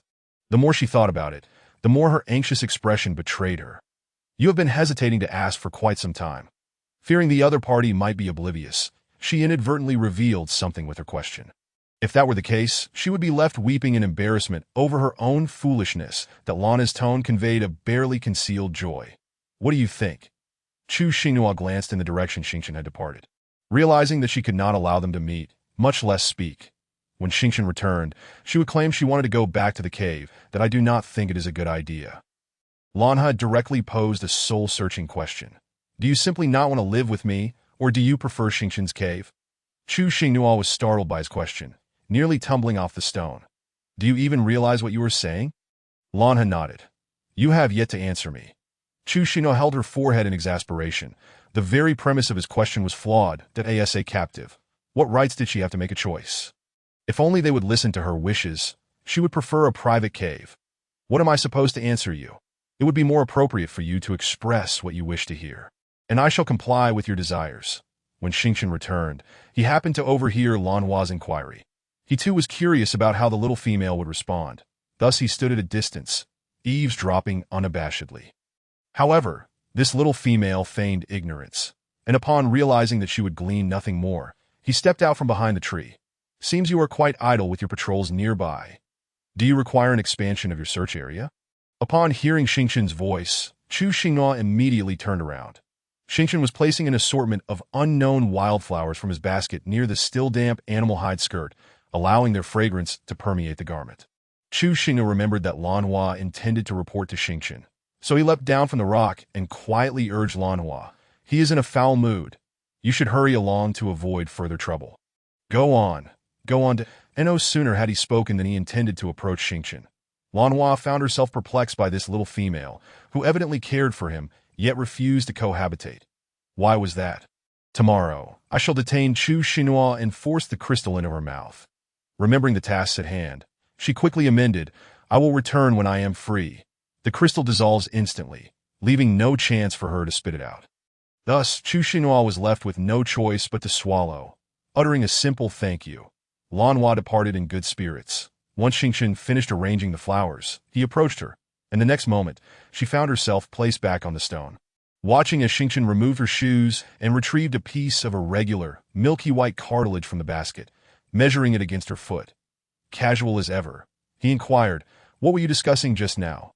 Chu Xinghua, speaking the truth, had not comprehended Lanhua's nonsensical ramblings, just casual conversation. What is this? She regarded the cartilage, which seemed somewhat familiar, yet entirely new. Without lifting his gaze, Xingqian meticulously noted every dimension. It is the cartilage from our prey. This was her first encounter with such a lengthy piece. How large must the creature have been? Chu Xinghua voiced her musings. Are you intending to craft shoes for me from it? Xingqian did not deny it. Chu Xinghua raised her foot for him to see, softly stating, the shoes I currently wear fit perfectly. There is no need for new ones that I appreciate your kindness. Furthermore, a bone needle cannot penetrate cartilage. So you need not concern yourself with it. As she attempted to retract her foot, Xingqian firmly grasped her ankle. In succinct terms, Xingqian asserted, I can. Chu Xinghua retorted, you are quite stubborn, aren't you? Very well, take your time. Xingqian gathered the necessary materials all at once, seated himself against the stone, and rested her leg across his shoulder, claiming it was essential to consistently compare dimensions. Despite her resistance proving futile, Chu Xinghua leaned forward, patiently awaiting this serpent's inevitable slap across the face. Before long, Xingqian wrapped the cartilage in animal hide and began sewing, creating an impression akin to crafting a shoe sole. The bone needle glided through the cartilage effortlessly. the stitching rivaling that of a machine. Chu Xinhua watched, wide-eyed in genuine admiration. "You are truly remarkable." Originally an internal exclamation, she had inadvertently voiced it, her words spilling forth, flattered. Xingqian paused his work, looking up at her. "Is that all? No further praise?" With a clever turn of thought, Chu Xinhua replied, "Once you have completed your work, I shall shower you with compliments to at present. I am at a loss for words." Xingqian shifted the topic. "You seem disinterested in males." This statement, originally phrased as a question, came out as a declaration. Chu Xinhua felt differently. If she were disinterested in males, how could she have two beast husbands? Wait, what question is this? Is it appropriate for us to discuss such matters? She could just as easily interpret it as an admission of her preference for females. The Xingqian's unspoken words were effectively stifled by her declaration of liking females. After a prolonged silence, he finally responded, "You have a partner. It is improbable that you would feel as you claim." Chu Xinhua shot him a look that conveyed her understanding of his inquiry. Xingqian playfully pinched her nose between his fingers, chuckling lightly. From this perspective, the beast is not so unappealing. With that, he returned to his quiet task of crafting shoes. Chu Xinhua pouted, refraining from further comment. Time passed until Xingqian completed the shoes and slipped them onto her feet for a fitting. Chu Xinhua found them exceedingly comfortable, reminiscent of the soft-soled canvas shoes she once wore, providing a delightful reprieve even on gravel. Meanwhile, Lanhua pondered within the cave, questioning why the little female would not reside with him. Was it Xingqian's coercion? The sudden appearance of Haya disrupted his musings. "I heard you captured a crystal. Why not curry favor with the female leader?" Lanhua retorted, "Why should I appease a delicate female?" Haya settled beside him. "Because she is the female leader. Her approval is crucial, and we must ensure she remains content." Lanhua dismissed the notion. "We've already brought her back. What is there to placate? If she misbehaves, we can simply let Xingqian intimidate her." Haya candidly stated, "You share the same mindset as Xingqian. The female leader is not a common occurrence. We require her. And she is quite lovely that I hope the three of you will help me charm her, ensuring she willingly stays that if you wish to bear offspring with her. That is your concern, but do not involve me. I have consumed the crystal, so do not dwell on it. Should you wish to win her favor, go hunt for her." With that, Lanhua transformed into a massive scorpion and exited the cave, burrowing underground, choosing to remain unbothered. The following day, as dawn broke, Lan Junyi was delivered by Haya. Xingqian, bare from the waist up, regarded the two standing at the cave's entrance with an icy gaze, his voice as frigid as ice. "It is not yet my turn to tend to her. Why have you brought her here?" With no expectation from Nanxi and Lanhua, they resolved to take turns caring for her, urging patience and caution to avoid frightening her. Haya signaled for Lan Junyi to enter. Upon seeing Xingqian, Lan Junyi's expression turned timid, her gaze drifting downward to rest squarely upon the male's sculpted abdomen. Chapter 49. An unexpected encounter. His abdominal muscles resembled natural gemstones. Distinct in their definition, smooth as jade, each rise and fall imbued with strength and beauty. Enchanted, Lan Junyi found herself unable to move. Haya, oblivious to her distraction, nudged her further into the cave. "I have matters to attend to. You shall stay here today, and I will return for you tomorrow." Lan Junyi nodded, only to shake her head vigorously in protest. "I do not wish to." She would rather endure solitude than witness Xingqian's cold demeanor. Haya pushed her into the cave, departing without a backward glance. Lan Junyi turned, intent on pursuing him. "Halt!" Xingqian's voice, though not loud, carried an undeniable authority. Lan Junyi immediately ceased her movements that Xingqian's gaze softened as it caressed the sleeping Chu Xinhua. One hand half open beside her, the other concealed beneath the covers, her face contorted from her position, rendering her unflattering. He cautioned Lan Junyi, "Find a spot at the cave entrance and remain silent. Do not move." Understanding his command, Lan Junyi complied, facing away from Xingqian as she slowly crouched, appearing both aggrieved and pitiful that as long as she remained quiet. Xingqian paid her no mind, gently turning Chu Xinhua onto her back. The loose fabric of her garment slipped from her shoulder, revealing a pristine expanse of skin. His breath hitched, his violet eyes narrowing into slits, and he swallowed hard, the sensual prominence of his throat shifting. His long, pale fingers traced down her collarbone, deftly lifting the fabric to restore her modesty. Yet in her slumber, Chu Xing seemed dissatisfied with her position, rolling over to resume her previous stance. This time, both hands lay outside the covers, one clutching the shed snake skin that had secured her attire.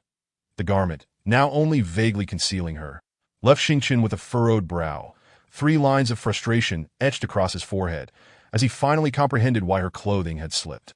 Choosing not to disturb her further, he gently draped the animal hide over her before retreating to a stone seat, propping his head on his hand, closing his eyes in repose.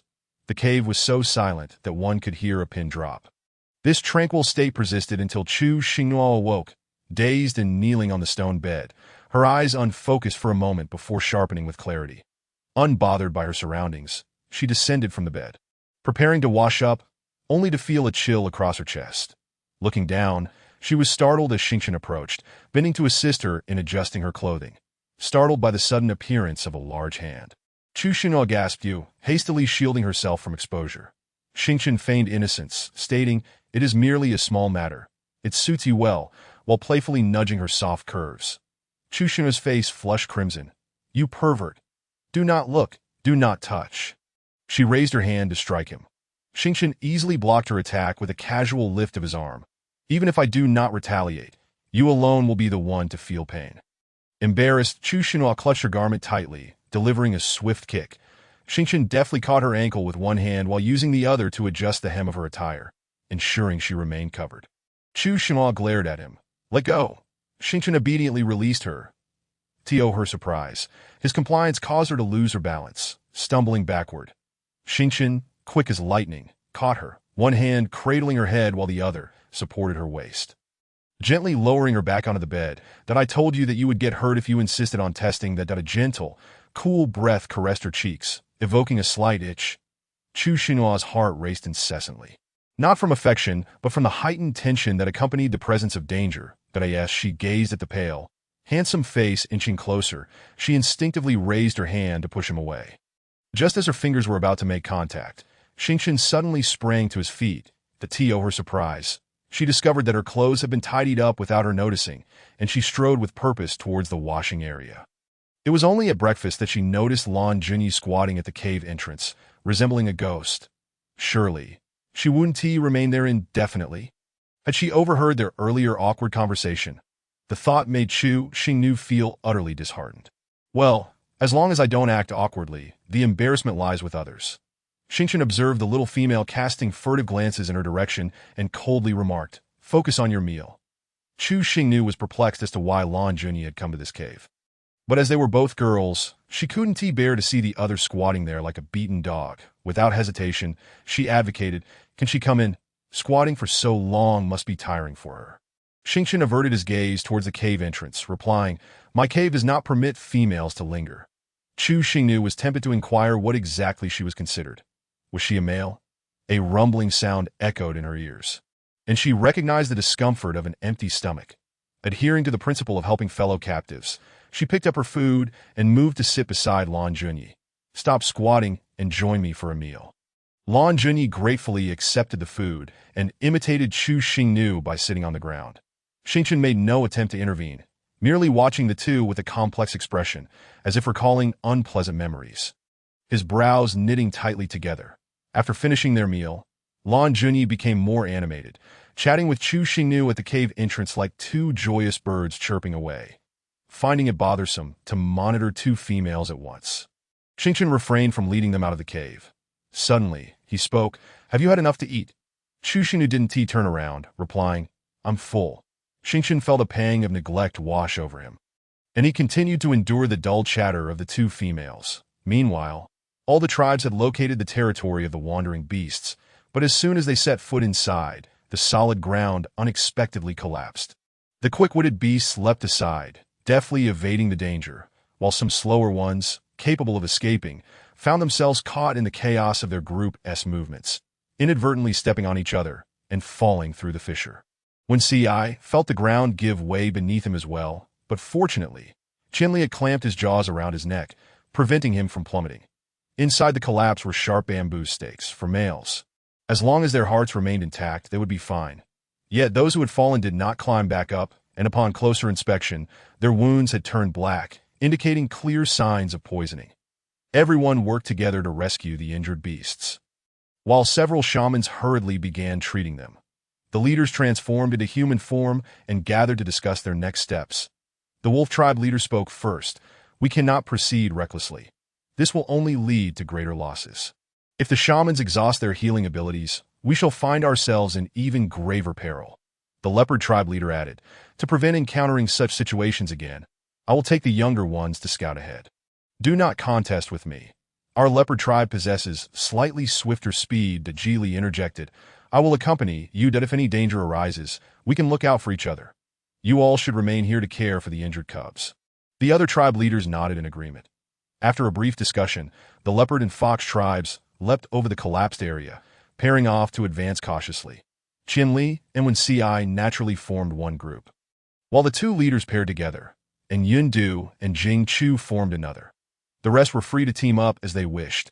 Traversing the plains led them into a dense forest, overgrown with wild grass. The sounds of birds and insects filled the air, seemingly normal, yet danger lurked everywhere. Chapter 50. Kill them. The group lingering at the back was the first to be ambushed. The sounds of fierce fighting instantly drawing the attention of those ahead. They were distracted. The hidden wandering beasts launched their attack. The onslaught was akin to a flood, catching the ambushers off guard, plunging the scene into chaos. Not only did they have to fend off the attacks of the supernatural, but they also needed to prevent being dragged underground. The Geely growled a warning. "It's the chameleon tribe. Everyone be cautious." The chameleons were masters of disguise.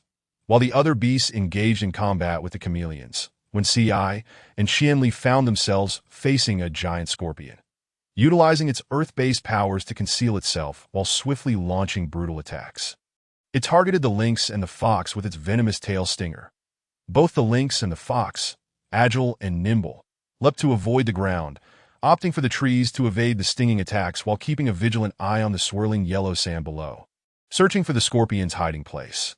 Upon catching a glimpse of a dark shadow in motion, the two beasts exchanged knowing glances. The lynx leapt down from the tree as a decoy, while the fox prepared to strike with lightning. The lynx plunged into the yellow sand, engaging the scorpion in a fierce struggle. After several exchanges, it successfully bit the scorpion's tail. That moment, the fox seized the opportunity, unleashing a powerful lightning strike aimed at the scorpion's head.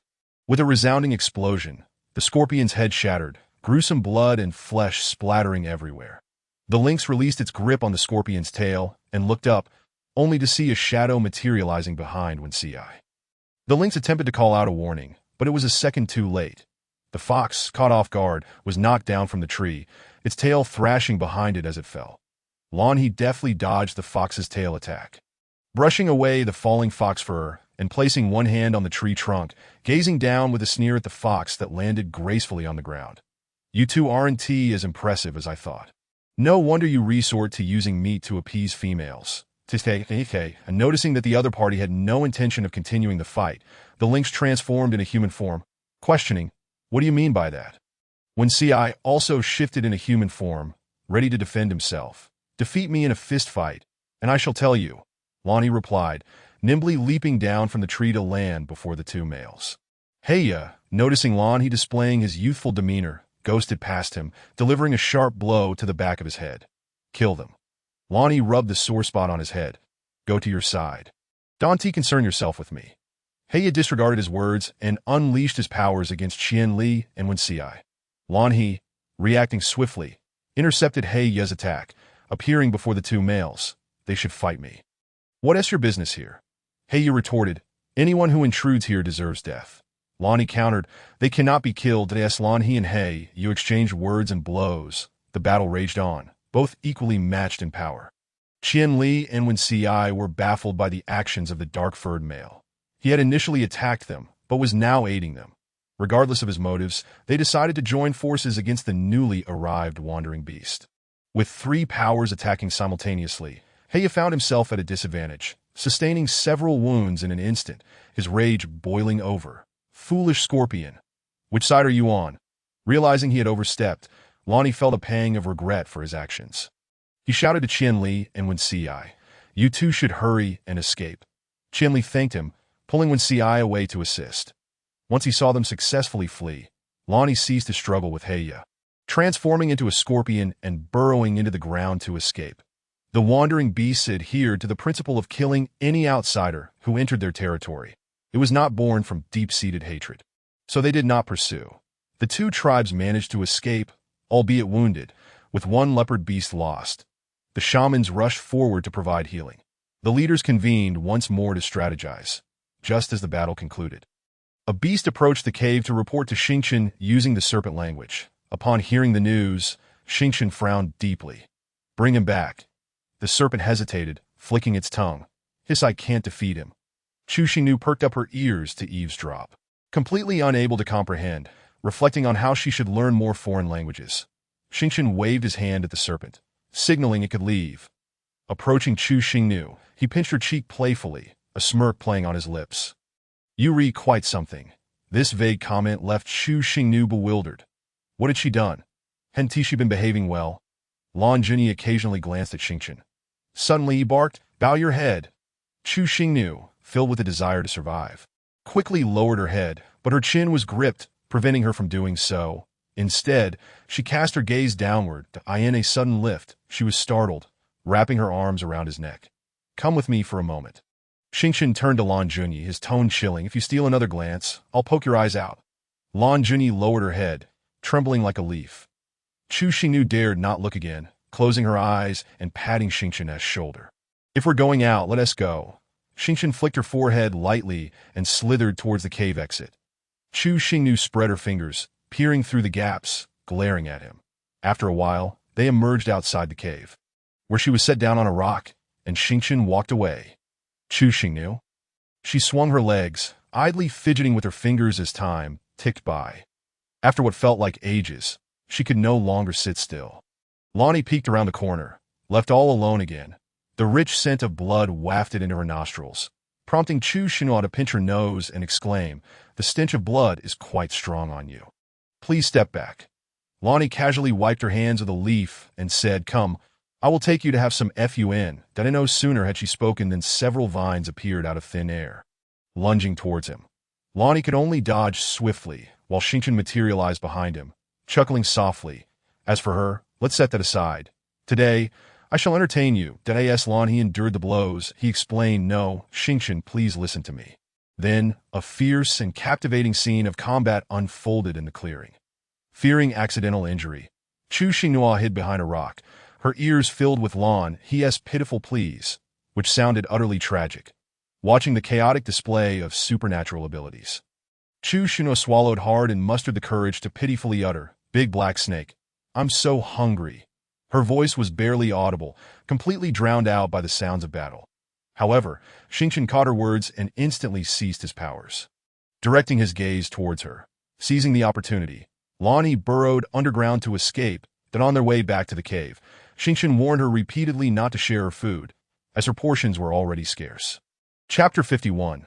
An ambiguous atmosphere. He had contemplated that this little female might be feigning hunger to trick him into halting, but he dared not take that gamble, fearing the repercussions. The following day, just as Lan Junyi was taken away, Xingqian brought her to a clearing to bask in the sunlight. The once lively area fell silent upon their arrival. Chu Xingnu inquired what. She found a spot to sit, gazing longingly at Emojiji and her companions, yearning to join them, but knowing she could not approach, as the tailing snake would undoubtedly follow. Xingqian, noticing her discontent, said, "Go play." "I want to follow his words." Chu Xingnu immediately made her way to Emojiji and the others. Luo Ying shifted aside, deliberately exaggerating to disrupt the atmosphere. "How can you wear snake beast clothing, when CI would be heartbroken to know? How can you hold your head high in the tribe after this?" Chu Xing, angered yet amused, retorted, "No, dear sister, I've noticed you worry excessively. Isn't that exhausting? Are you simply bored out of your mind? Or is the food here so delightful that it has made you soft? What relation do you have with him that requires you to speak on one's behalf?" Luo Ying feigned a victim's demeanor. "I just can't stand you wearing it." Chu Xingnu cut her off. "If you can't stand it, then close your eyes. I didn't ask you to look." The more Luo Ying protested, the more aggrieved she seemed. "Why are you being so harsh with me?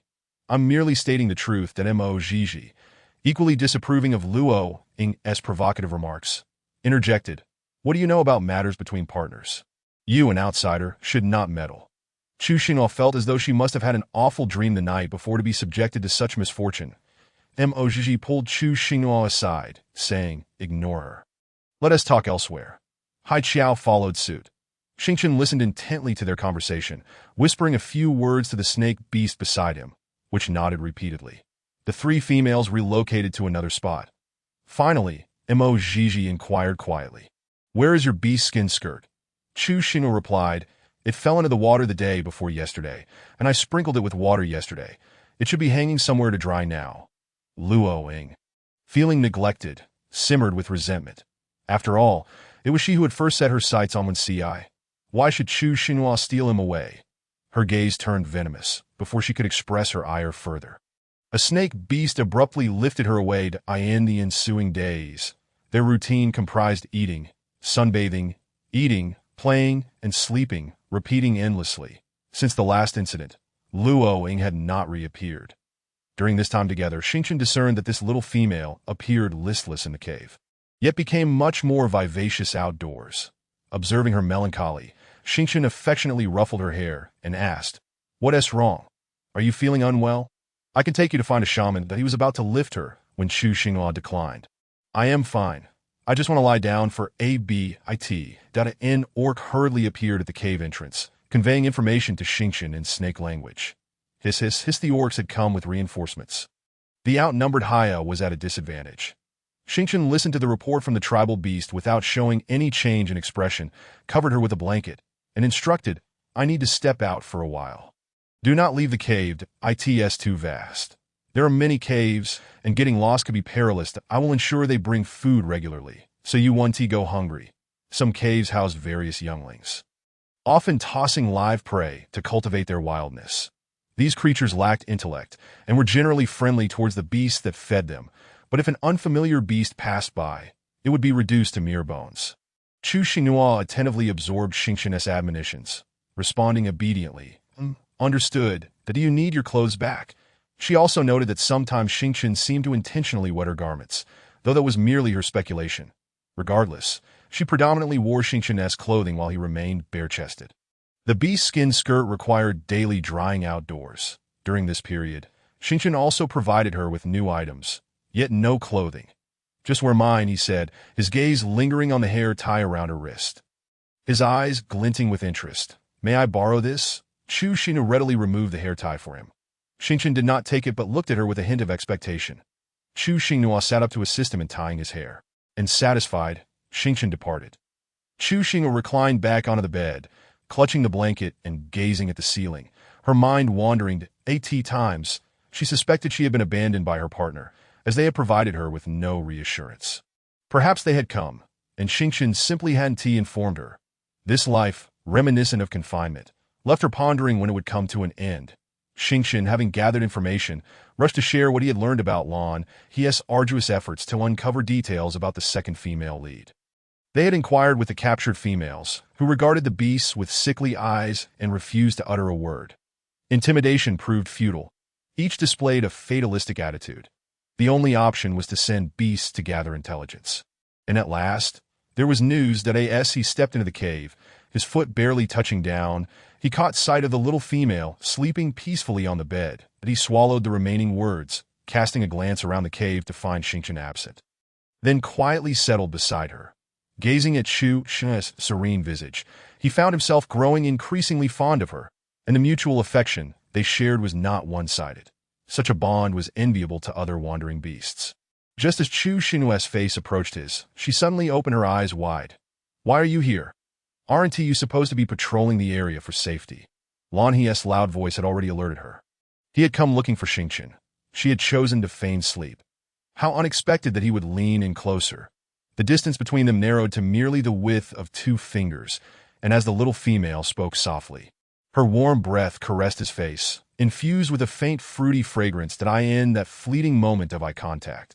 Lan He appeared guilty, anxious, and flustered, his heart racing like a startled deer, losing its rhythm and pounding louder and faster.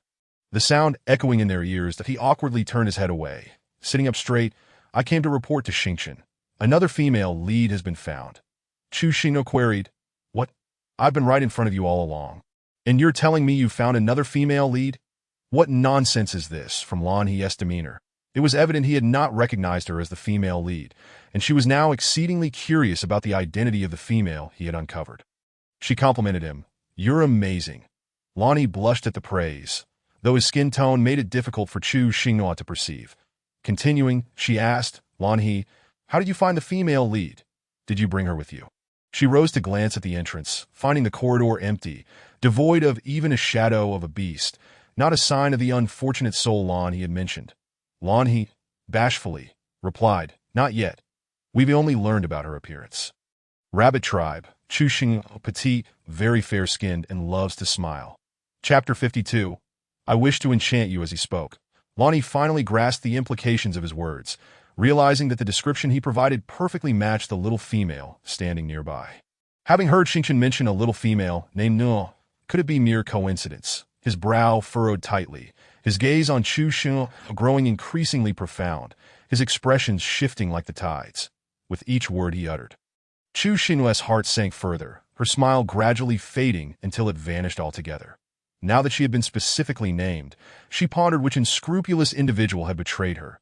Initially, she had intended to hold out until Qianli arrived, hoping when CI would find her nearby before she fled. Now that she had been discovered, escape was no longer an option. During this time, Lan Junyi had attempted suicide several times. The reasons remained a mystery to her. But she had always listened in terror. The status of the female lead was far from favorable. Lan approached her with steady strides. You? Watching him advance, Chu Xinghua's heart raced uncontrollably. Running away was futile. Fighting was futile. Was this where her story would end? Would she sink to the depths of despair? No, she would fight for it. A bicycle could become a motorcycle. You fit the description perfectly. Lan shook his head in denial. But without a mark, she cannot be the one. Just as she was about to use the enchanting Chu Xinghua, she heard those words that eased her taut nerves. Understanding full marks. You are simply outstanding. Lan leaned one hand against the stone wall, enveloping herself in his towering shadow, and asked with a smile, You seem quite tense. Almost afraid of me. It was more than just tension. She felt utterly fraught. The corner of Chu Xinhua's mouth quirked up slightly. I am merely too warm. Feeling a bit irritable, as she spoke, she affectionately grasped Lan's arm, softly saying, Take me outside for a bit. I wish to catch some fresh air. Lan appeared pleasantly surprised, readily agreeing. All right, I in the open space. Lana gazed at her intently. Previously, such scrutiny felt inconsequential, but now it made her utterly uncomfortable. With each step she took, Lana mirrored her, but he looked as unperturbed as usual. Yet she was riddled with anxiety, constantly contemplating how to escape. Seeking an excuse to divert him, she said, I'm thirsty. I want some water. Lana pinched her underarm, lifting her onto his shoulder. I will take you to find water. He understood that she only drank boiled warm water, never touching a drop of water taken directly from the river, unlike other more delicate females. Chu Xinghua protested. You shouldn't leave me here unattended. Go find water, and I will seize the opportunity to slip away. Why is it developing this way? Chu Xinghua added. Lanha inquired. What is it? Chu Xinghua opened her mouth, unsure of what to say, and fell silent. Lana slowly replied, Are you afraid I will take you away? The stars might strike me again. Do not worry, for I am the most resilient male that if a fight were to ensue, I might not necessarily lose. Chu Xinghua retorted, Who was it last time? Begging for mercy incessantly. She wished to conceal her feelings, striving to chat with him as usual. Do you think you're a punching bag, claiming to be the most resilient? Even a punching bag can succumb to damage. She found it utterly incomprehensible how males revel in brawling, while even a minor bump could leave her feeling aggrieved for ages. Lana nodded in understanding. As a female, you are certainly ill-suited for fighting, delicate and soft. You should be cherished. Males must fight continually to survive, especially as stray beasts. Without a fierce hand, there is no path forward. The threat from outsiders and the treachery of kin compel us to vie for every morsel from the moment we are born. Though she was not of this world, she could discern the bitterness and yearning for life in Lana's words. The notion that to live one must perpetually fight struck her as a lamentable existence. In contrast, she felt immensely fortunate to be born under the red flag. Chu Xinhua hesitated, contemplating whether to offer some words of comfort. After all, he had treated her rather well. She gently placed her hand atop Lana's head and gave it a light pat. Perhaps it was best to rely on actions rather than words, for she feared that a misstep might inflict pain upon his scars. Lana relished the gesture, nuzzling his forehead against her palm. Realizing he enjoyed it, she employed her gentle touch to soothe him further. After drinking water, she began to ponder other excuses. With countless possibilities at her disposal, she refused to believe there was not a single excuse that could divert Lanha. Regardless of what she said, Lanha insisted on accompanying her. Chu Xinhua sat on a rock, her head drooping, her heart a tumult of urgency and sorrow, on the verge of collapsing onto the ground and weeping uncontrollably. Lanha continued to evade her gaze. That I'm in such a difficult situation. Why can't I succeed? If this stalemate persisted, the stars would soon return, and she would still be trapped. Perhaps self-destruction would be simpler. Lanha sat facing her, sensing her low spirits, that he conjured a small earth rabbit with his powers, hovering it in the air to amuse Chu Xinhua. The earth rabbit did not move independently. It relied on Lanha's control, bouncing up and down like a playful creature. Chu Xinhua thought to herself that he must have guessed her identity as the female lead. Otherwise, he would not have transformed into a rabbit. Resolute, she leaped off the stone, cradling Lanha's face in her hands, declaring, "If you want to look at me, I shall compel you to. Can you allow your eyes a moment's respite to gaze upon me, so I can captivate you a bit?" Chu Xinhua sweetly called, "Lana Gidge, will you look at me, please? Just cooperate with me a little." That Lana's amber eyes lowered, his heart in turmoil, struggling internally. After a moment, he withdrew her hands from his face. "I just remembered something. I cannot accompany you today." Chu Xinhua was momentarily taken aback, but quickly regained her composure and smiled radiantly. "All right." She watched as Lana departed. Today, the open space was devoid of snake beasts. Without a moment's hesitation, she sprinted towards the safer side of the forest. She pondered whether this could be a trap set by Lanha, as he had no mark to judge her intentions, thus concocting such a test. Otherwise, his prolonged gaze earlier made no sense. Opportunities are fleeting. Regardless of whether it was a ruse, she was determined to take her chance. That in their eyes, she was akin to a small pet, currently receiving affection. Who could predict what the future held?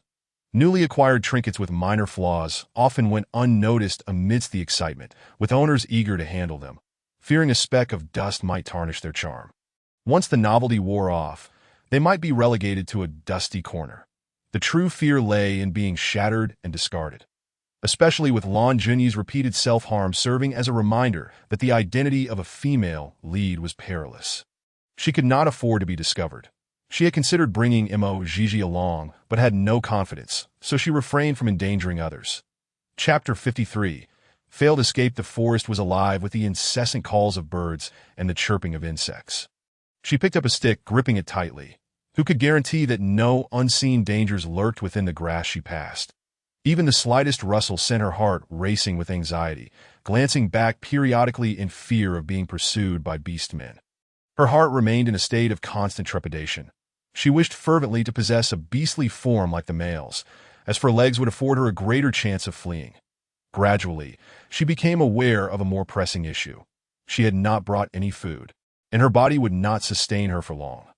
Fortunately, the forest was rich in resources, with wild fruit trees dotting the landscape, preventing her escape from becoming an insurmountable challenge. That a rustling sound from the nearby bushes heightened her tension. She discarded the half-eaten fruit, clutching the stick tightly and concealing herself behind a tree. She fixed her gaze on the source of the noise, which subsided after about half a minute. Once she confirmed there was no danger, she gathered several fruits and cautiously continued on her way. The bushes where the noise originated bore small traces of blood, unnoticed by Chu Xinhua. She ran intermittently, pausing occasionally to nibble on a fruit to replenish her energy, testing her perseverance to its limits. Fortunately, no beastmen pursued her, and she encountered no immediate danger. The sun gradually descended in the sky. She needed to find a safe place to spend the night quickly, lest the onset of darkness bring further peril. After traversing for what felt like an eternity, she emerged from one forest only to face another, her hopes resting on the ancient trees, wondering if they housed any cute little creatures. She scanned the surroundings for a tree hollow. Fortunately, her efforts bore fruit. Just before darkness enveloped the land, she discovered a tree hollow, albeit high up, presenting a bit of a challenge to climb. She discarded the stick and scrambled upwards, overcoming numerous missteps and persevering until she successfully nestled within the hollow. Inside, she found an old, somewhat tattered nest of grass. She paid no mind to its cleanliness, lying down to rest. This day could be counted among the most physically demanding of her life. After a moment of respite, she felt even more fatigued. For safety's sake, she exerted all her strength to rearrange the grass nest, partially obscuring the entrance, leaving a gap sufficient for ventilation. She curled into a ball, seated on the now diminutive nest, leaning against it as though it were a small sofa. Why had she come to this world, where beasts preyed upon each other in such a savage manner? She had endeavored to adapt, refraining from tears and tantrums, exhibiting strength. Why must she endure such trials? Could she not simply lead a mundane existence? Uncertain of her fate, she pondered whether she would succumb to low blood sugar and faint, or be rescued by a benevolent beast-man, or perhaps be captured and returned. This time, she felt genuinely vulnerable, weeping silently in despair, fearing that any sound might attract a wild beast. She wiped her tears as she sobbed. The fear instilled by the darkness paled in comparison to her internal dread that as she cried, she gradually slipped into a restless slumber, with the night bringing a significant drop in temperature, even as she slept with tear-streaked cheeks. Her body shivered uncontrollably. From the second level of the tree hollow, a large, indistinct shadow descended silently to the first level, moving with such grace that no sound was made. It draped a beast's skin over her and stuffed a large, fluffy creature into her embrace. With eyes filled with tenderness, it gently caressed her small face before turning and vanishing into the upper level. This sleep was far from restful. She was plagued by nightmares.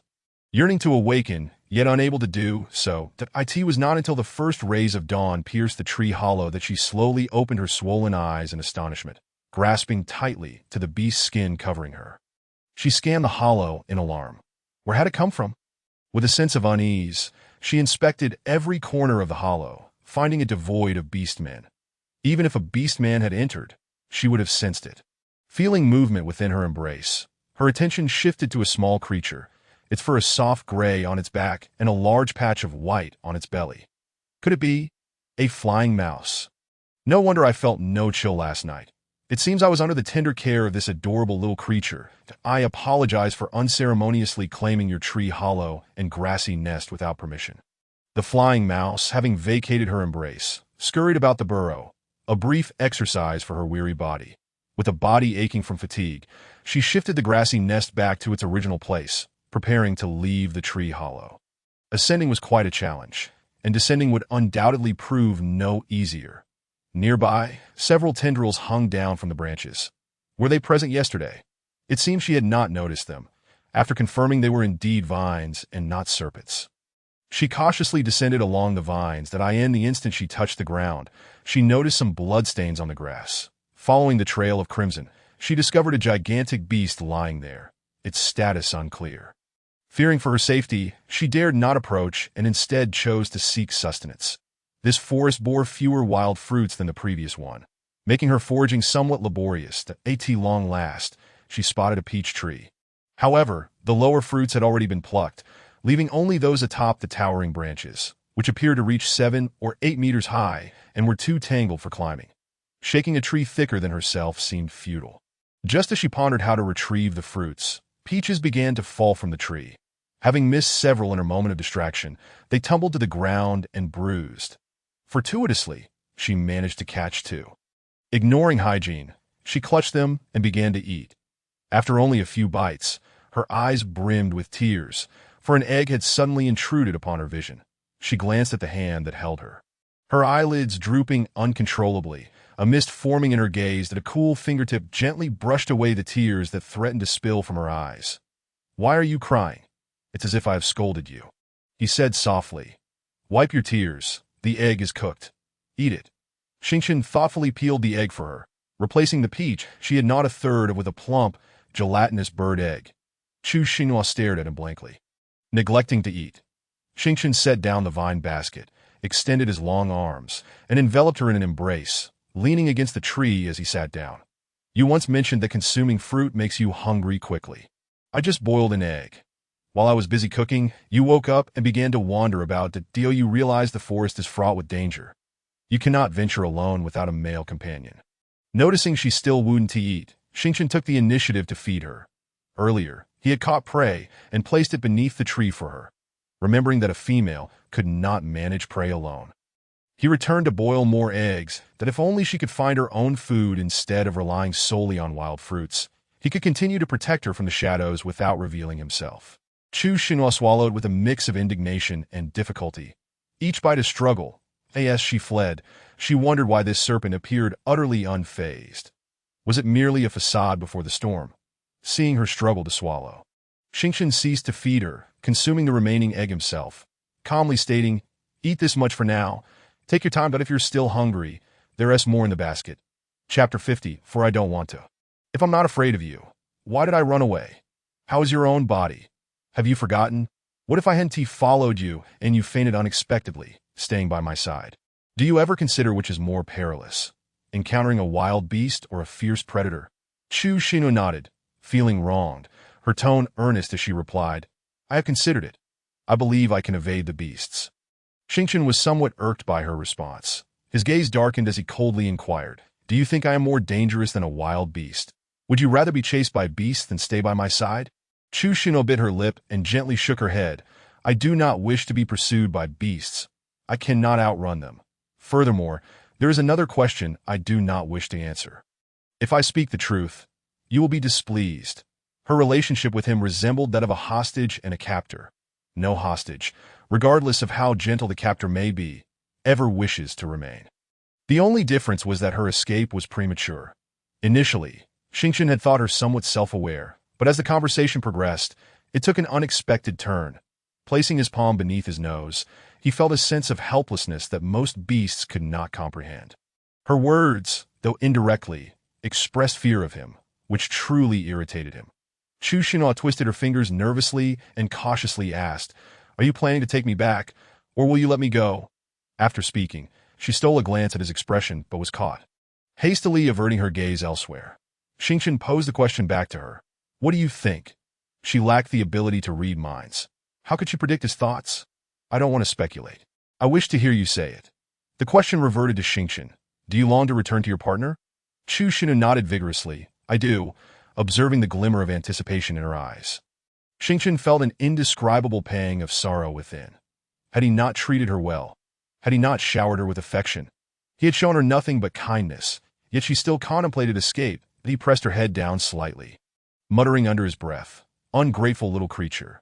Chu Xinhua remained silent, for he spoke the truth that an eerie silence enveloped the air. After a moment, Xingqian suddenly commanded, "Close your eyes." Obediently, Chu Xinhua complied, reassured that Xingqian would not harm her. A cool sensation rested upon her eyelids, causing her to instinctively furrow her brows, but remained still. After a while, the swelling sensation on her eyelids noticeably eased. When she opened her eyes again, they were marginally wider, though not fully. Xingqian instructed her to take the bird egg herself, one for the egg white and the other for the yolk, emphasizing the importance of not wasting food. Having eaten simply, Xingqian carried her away. "Where are you taking me?" Chu Xinhua asked timidly. This was neither the route back to the lair of the feral beasts nor a direct path. Xingqian, irked, replied, "I will trade you for crystal stones." Chu Xinhua buried her head in his shoulder, uncertain whether he spoke the truth or jest, her mood thoroughly dismal. "I am not worth any crystal stones. No beast would wish to buy a female like me. I am useless, only a source of trouble that if you desire crystal stones, I will diligently earn them for you."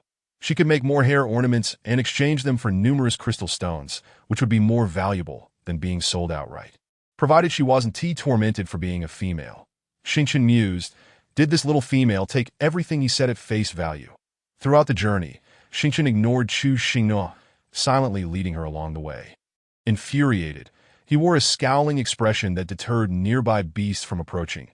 Regardless of whether they were sated or not, as the weather heated up, he fashioned a parasol from vines to shield her from the sun, while emanating a cool aura to ensure she remained comfortable. Chu Xinhua remained unusually quiet, her gaze fixed on the path they had traversed, oblivious to Xingqian's expression. She contemplated using her powers against him, but in this desolate place, far from her kin and devoid of any beastmen. She refrained from doing so. Xingqian possessed a high level of ability, and the time he could control it was brief. She did not believe she could escape, but he would certainly not grant her a second opportunity to utilize her powers. "Do you really intend to trade me for crystal stones?" she asked. After a prolonged silence, when she finally spoke, it was something he did not wish to hear. Xingqian replied in a deep voice, "I wish to keep you to bear my eggs, yet you refuse and recklessly consider fleeing despite the dangers." The last statement was the crux of the matter. Chu Xinhua straightened her posture. Meeting his gaze directly, "You do not prefer frail females." Xingqian felt a lump in his throat. Her words struck a chord, one he could not retract. Immediately, Chu Xinhua added, "To have many offspring, one must seek a healthy female to bear them." "I am not suitable." Xingqian sighed. "Today can only be deemed the most exasperating day of my life. Holding this little female has left me speechless multiple times." Taking a deep breath, he explained, "Serpents have a legacy.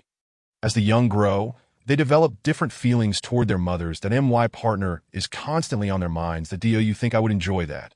Or do you believe I relish complicating my own life? If he truly desired offspring, would he have remained solitary until now?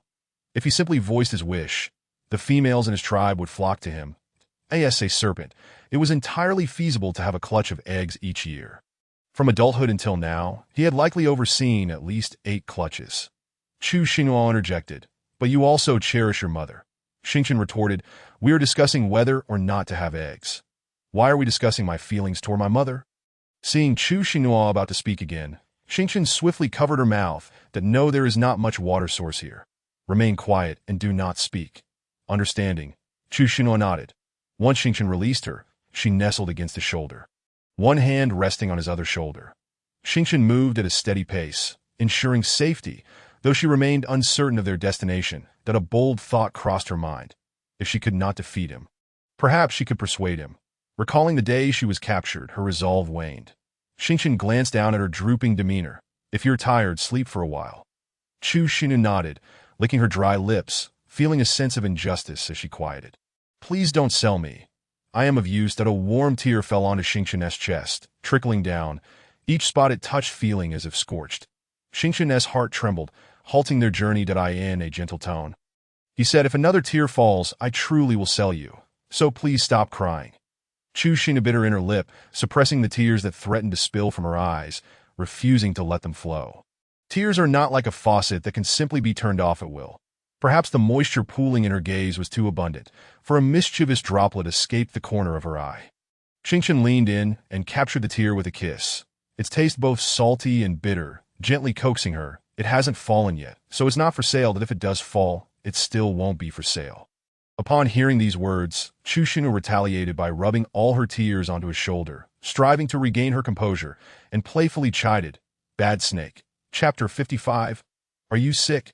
How cruel of you to frighten her. Don't you know she has a timid heart?"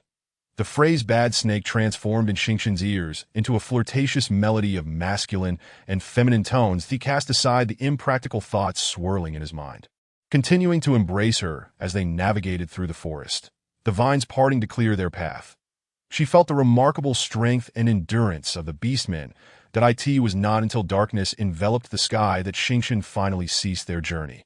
As the temperature began to drop sharply, there were many tree hollows in the woods. He chose one at random and led her inside. The hollow was still empty, for the small creatures sensed an impending danger and had fled in advance.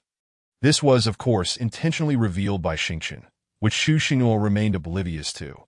Xingqian leapt to the second floor and retrieved a pile of beast hides, placing them on the grass nest. "Stay here obediently. Do not wander. I am heading out. My speed is unparalleled. You cannot escape." His gaze lingered on her ethereal garment for a few seconds before he pointed to the night sky outside. "When you miss me, just look up." Chu Xinhua nodded softly. "All right." A fleeting smile graced Xingqian's lips before he left, covering the entrance of the hollow. Seated within the grass nest, Chu Xinhua hugged her knees, resting her chin atop them as she stared intently at the entrance. After a long while, she heard movements beneath the tree. It must be Xingqian returning. The moment the barrier at the entrance was removed, she caught sight of the beast man, her pupils dilating in shock as she froze in place. When the beast man approached her and enveloped her in his embrace, she choked out his name. Chinley's hand wove through her hair as he kissed the crown of her head, closing his eyes to savor the long-lost sense of peace. It's me. It's me that I'm here. Don't be afraid. This reassurance comforted both Chu Xingna and himself, for he had feared he would not find her again. The notorious ferocity of the wandering beasts was well known, and every beast was aware of it. Their males could not contend with them, let alone the fragile females. Each day she was absent was a torment for him, that he feared not death, but the thought of her. When Ci entered next, sitting beside them with one hand propping up her chin, her fingers lightly tapping the ground. It's time for a hug. Chinley ignored her. Chu Xingna leaned out from Chinley's embrace, extending a hand towards Wen Ci. Hug. When Ci rose and stepped over, her arm firmly encircling Chu Xingna, resting her head against her back as she expressed her dissatisfaction to Chinley. Move back a bit. I can't hug her otherwise. Chinley retorted without mercy. If you find it cramped, step aside. Once I've had my fill of hugs, you can come back. When Ci tightened her embrace around Chu Xingna, why didn't you say you wanted a hug first? You make it sound as if only you desire the little one, and I do not. Chu Xingna's tone was gentle yet firm. No bickering. I don't want to hear it. I wish to be held by both of you. It makes me feel secure. Both fell silent, averting their gazes. Chu Xingna recalled a pressing concern. Xingchen had been gone for quite some time and should be returning soon. Anxiously, she clapped her hands to get their attention. You both should leave for now. The big black snake will be back soon. They understood without her needing to elaborate. Chinley recounted the events that transpired, soothing her restless heart. They lured Wen Ci and me away from our resting place, initially thinking they meant to harm us, that we didn't expect them to lead us around this vicinity and then vanish. Sensing your scent was so strong, we followed it here, only to find you in the tree hollow. Chu Xingna was at a loss for words, unable to articulate the tumult of emotions within her. The big black snake had indeed treated her with kindness. Yet thoughts of Lan Junyi extinguished any lingering feelings. When Ci, could you make me a skirt from beast hide? This garment is a bit chilly for the night. She had no intention of dismissing Wen Ci or seeking intimacy with Chinley. She simply believed Wen Ci's sewing skills surpassed Chinley's. Just as they were reunited, Wen Ci felt a twinge of reluctance in her heart, but could not bear to leave the little one cold. She rose and headed to the second floor to find the necessary hides and thread. Chu Xingna filtered Chinley's mention of the Enahi in her mind. What should I do with this beast hide on me? Chinley ruffled her hair, his smile tinged with a shadow of melancholy. It should be returned, but we need not go. He will come to collect it. This garment was akin to a second skin for him. Without it, he would not revert fully to his beast form for the time being. Chu Xingna placed her hand on the garment, blinking up at the night sky. Yes, and I've consumed many of his translucent crystals. Chinley's heart tightened at her words. A flicker of astonishment in his heterochromatic eyes swiftly replaced by concern as he pushed her away to examine her. Are you sick? In the dark of night. Chu Xingna could not clearly discern Chinley's expression, but she could hear the urgency in his voice. She reassured him. No, I'm not sick. Please illuminate the hollow with your abilities. I can't see you clearly. Chinley obediently ignited a small flame at his fingertip. Chu Xingna nestled back into his embrace, playing with the flame, finding it neither extinguishable nor painful, but rather soft and comforting like a gentle breeze. I've always had low blood sugar. I've had this condition since you found me. You and Wen Ci have cared for me well, ensuring I eat constantly, so I haven't suffered from it. Chinley quickly pinpointed the issue. The wandering beast didn't provide you with food, so you suffered. Chu Xingna shook her head. It's not that they didn't give food, it's just that the food was delayed. Chinley, you endured hardship. Is your health better now? Chu Xingna shook her head. I don't know. Chinley turned to shout up to Wen Ci on the second floor. Is the beast hide skirt ready? If it is, come down. I'm going to hunt. Wen Ci jumped down from the second floor, holding a completed beast hide skirt. Chinley promptly placed Chu Xingna into Wen Ci's arms and leaped out of the hollow. Their conversation was heard in its entirety by Wen Ci on the second floor, who gently brushed aside her slightly disheveled hair and kissed her forehead. Such a heart-wrenching little one. Chu Xingna echoed his sentiment. The little one is a bit cold. I need to change clothes. Wen Ci tenderly laid her down in the grass nest. I will help you change. Chu Xingna felt her cheeks flush at his words, pushing against him in a show of reluctance. Though the night obscured the female sight, it did not hinder the males. Wen Ci took in her bashful demeanor entirely. Some females are naturally bold, while others become passionate after experiencing companionship. This one was shy yet utterly charming. Chapter 56. I'll help you change your clothes when Ci grasped her wrist, returning her to the grass nest. It is nighttime. Your vision is poor, and it will be inconvenient for you to change alone. That I ask your beast husband. It is my duty to assist you. Chu Xinhua found no words to counter him. Seeing her not refuse, when Ci's eyes brightened with laughter as his fingers slipped into the shed snake skin tied around her waist, giving it a gentle tug in an instant. All the blood rushed to Chu Xinhua's face, reddening it as if it would bleed. The moment the ties of the snake's skin fell away, the black garment slipped free, gliding smoothly to either side, revealing the most delicate parts that required covering. When Ci felt a sudden heat envelop him, his breath quickening as his hands itched to touch that soft skin.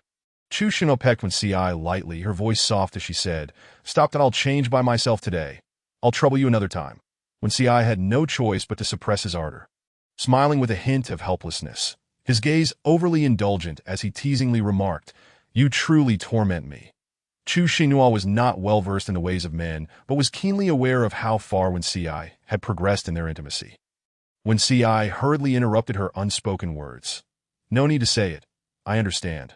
Let us change into the beast hide skirt first." He arranged the beast hide skirt, then stepped outside to let the night breeze disperse the heat that had ignited within him.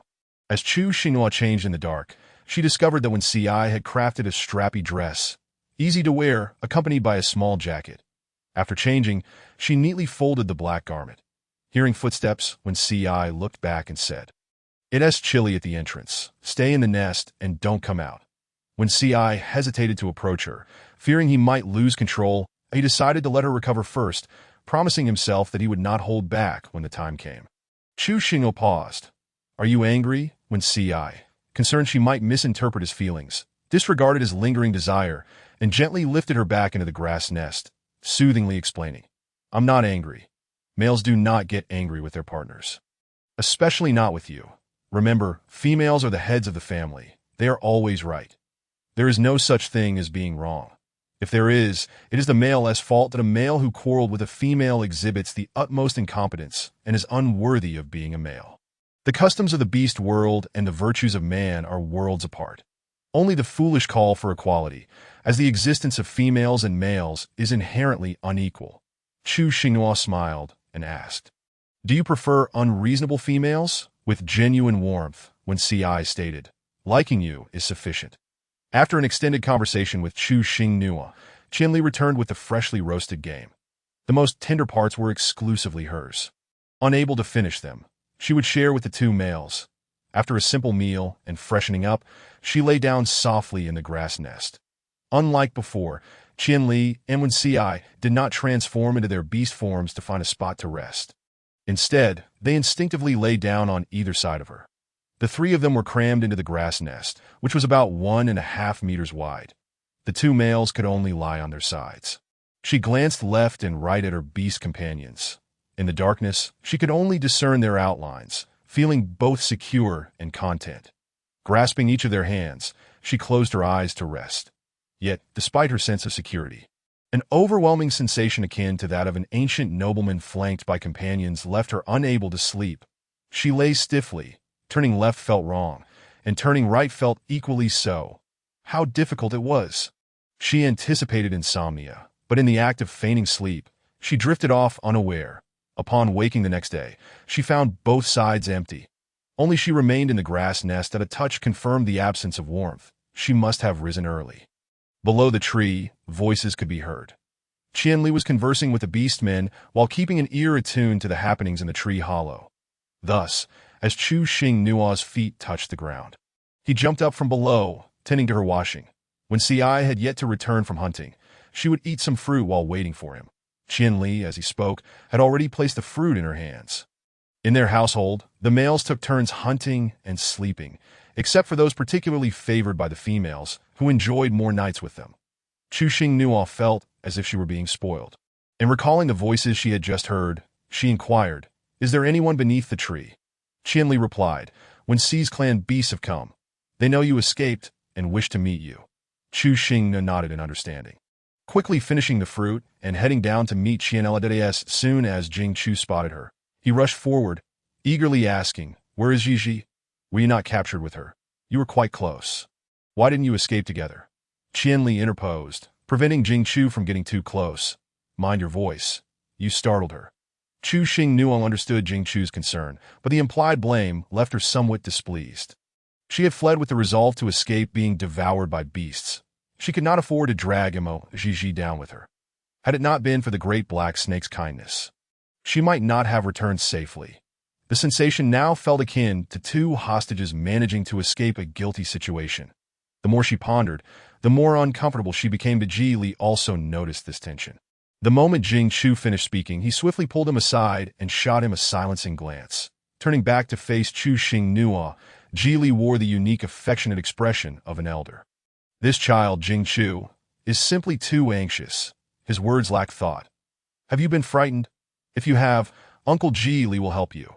Chu Xingnuo reined in her displeasure, shaking her head obediently at Ji Li, and conveyed what they wished to hear. "Sister Gigi has been well taken care of. There has been no bullying." She paused before continuing. "Even if the stray beasts care for her, it cannot compare to the tribe and a mate. Everyone wishes to return to their partners." Her words comforted Jing Chu, who deeply apologized. "I spoke too loudly just now. I'm sorry." Chu Xingnuo interrupted him, saying nonchalantly, "It's fine. I understand that Ji Li inquired about the other two females' conditions and her escape route." Chu Xingnuo, anticipating his thoughts, spoke freely of what was appropriate, while omitting anything that should remain unspoken. Leaning her forehead against Qian Li's shoulder, she softly murmured, "I feel so dizzy." She did not want to deceive Ji Li and Jing Chu, but she also wished not to betray the great black snake. It was quite the predicament. Qian Li instantly grasped her hidden concerns. "She is still unwell. It's unwise for her to be in the wind, that I will take her back to the cave to rest." "Wind? What does it have to do with me?" Ji Li, Jing Chu. This dizziness came on so suddenly. Chu Xingnuo hid in the tree hollow, pretending to be ill, while Qian Li engaged with the two beasts below. Regardless of the angle, Ji Li was fond of Chu Xingnuo, especially as when Si's mate. Expressing concern was only natural. "What illness does she have? Why is she suddenly dizzy? Should I call the shaman to treat her?" His concern also served as a probe, as Chu Xingnuo did not appear unwell. Qian Li calmly replied, "I was thinking the same. Once it's light and warmer, I'll take her to see the shaman." The group could not return. If she showed herself, she would undoubtedly be surrounded by a throng of males, bombarding her with questions, which would only exacerbate her condition. Chapter 57. The grumbling squirrel since you brought it up. "It saves me and when CI the trouble of searching." "Thank you." Qian Li's words left Ji Li with no room for complaint that it was no easy task to bring a shaman out under the watchful eyes of so many beasts. Especially with when Si's connections that he trusted Ji Li would not let anyone else know that Chu Xingnuo had escaped from the den of stray beasts, that Ji Li now found himself in a precarious position. Caught between options that it was certainly not feasible to bring the shaman over now. He would think of a way later that moment, when CI returned, carrying his catch, which he handed over to Qian Li before transforming back into his human form to don a beast skin skirt. "What brings you here?" Qian Li took the prey to prepare it. Ji Li replied, "You disappeared." "How could I not worry?" When CI feigned contemplation, chuckling, "Yes, I suppose you must be quite anxious. It is instinct for a male to wander."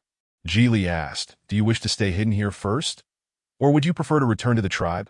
When CI pondered seriously for a while, sniffing the air, "If you stay out too long, others will become suspicious. Let us wash in the river over there, and then return." To Ji Li, this little rascal, returning without a word and already ordering beasts about.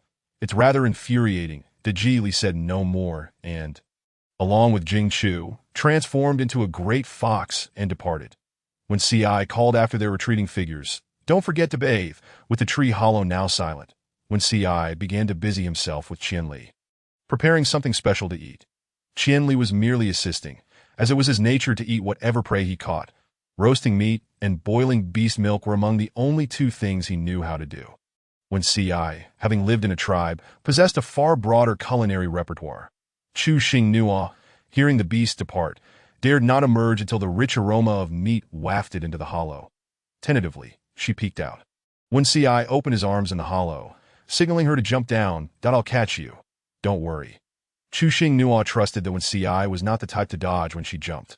But she still hesitated at the height. Taking a deep breath at the cave's mouth, Qianli admonished, "She's timid. Don't startle her like that. Go up and get her." Qianli's warning came too late. Chu Xingnua had already jumped down. Landing safely in Wence's embrace, he planted a kiss on her cheek before gently setting her down as soon as her feet touched the ground. She joyfully dashed to Qianli's side, eyeing the stewed meat in the stone container, swallowing hard. Qianli could not say anything more, pulling out the meat from the container, cooling it before placing it on a leaf and handing it to her. "Eat." Chu Xingnua held the meat, feeling unaccustomed to such attentive care. She disliked it and felt the need to communicate her thoughts. "I can manage getting my own food. You don't need to do this." Qianli explained, "I know, but there are no small containers for the meat here. Handing it to you directly would be too hot to handle." Chu Xingnua beckoned him closer, and as he bent down, she took a bite, her crescent-shaped eyes sparkling. "You're so thoughtful." Just as she finished her compliment, she suddenly felt a pair of eyes boring into her from behind, as if they were attempting to pierce through her. Without needing to think, she knew who it was that as she turned. She hurriedly stuffed a piece of meat into her mouth, exaggerating her expression. "Wow, this meat is deliciously cooked. Wenci, you're amazing."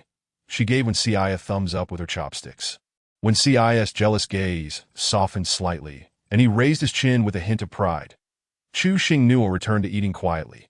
Qianli and Wenci alternated, continuously adding meat to the leaves in her hands.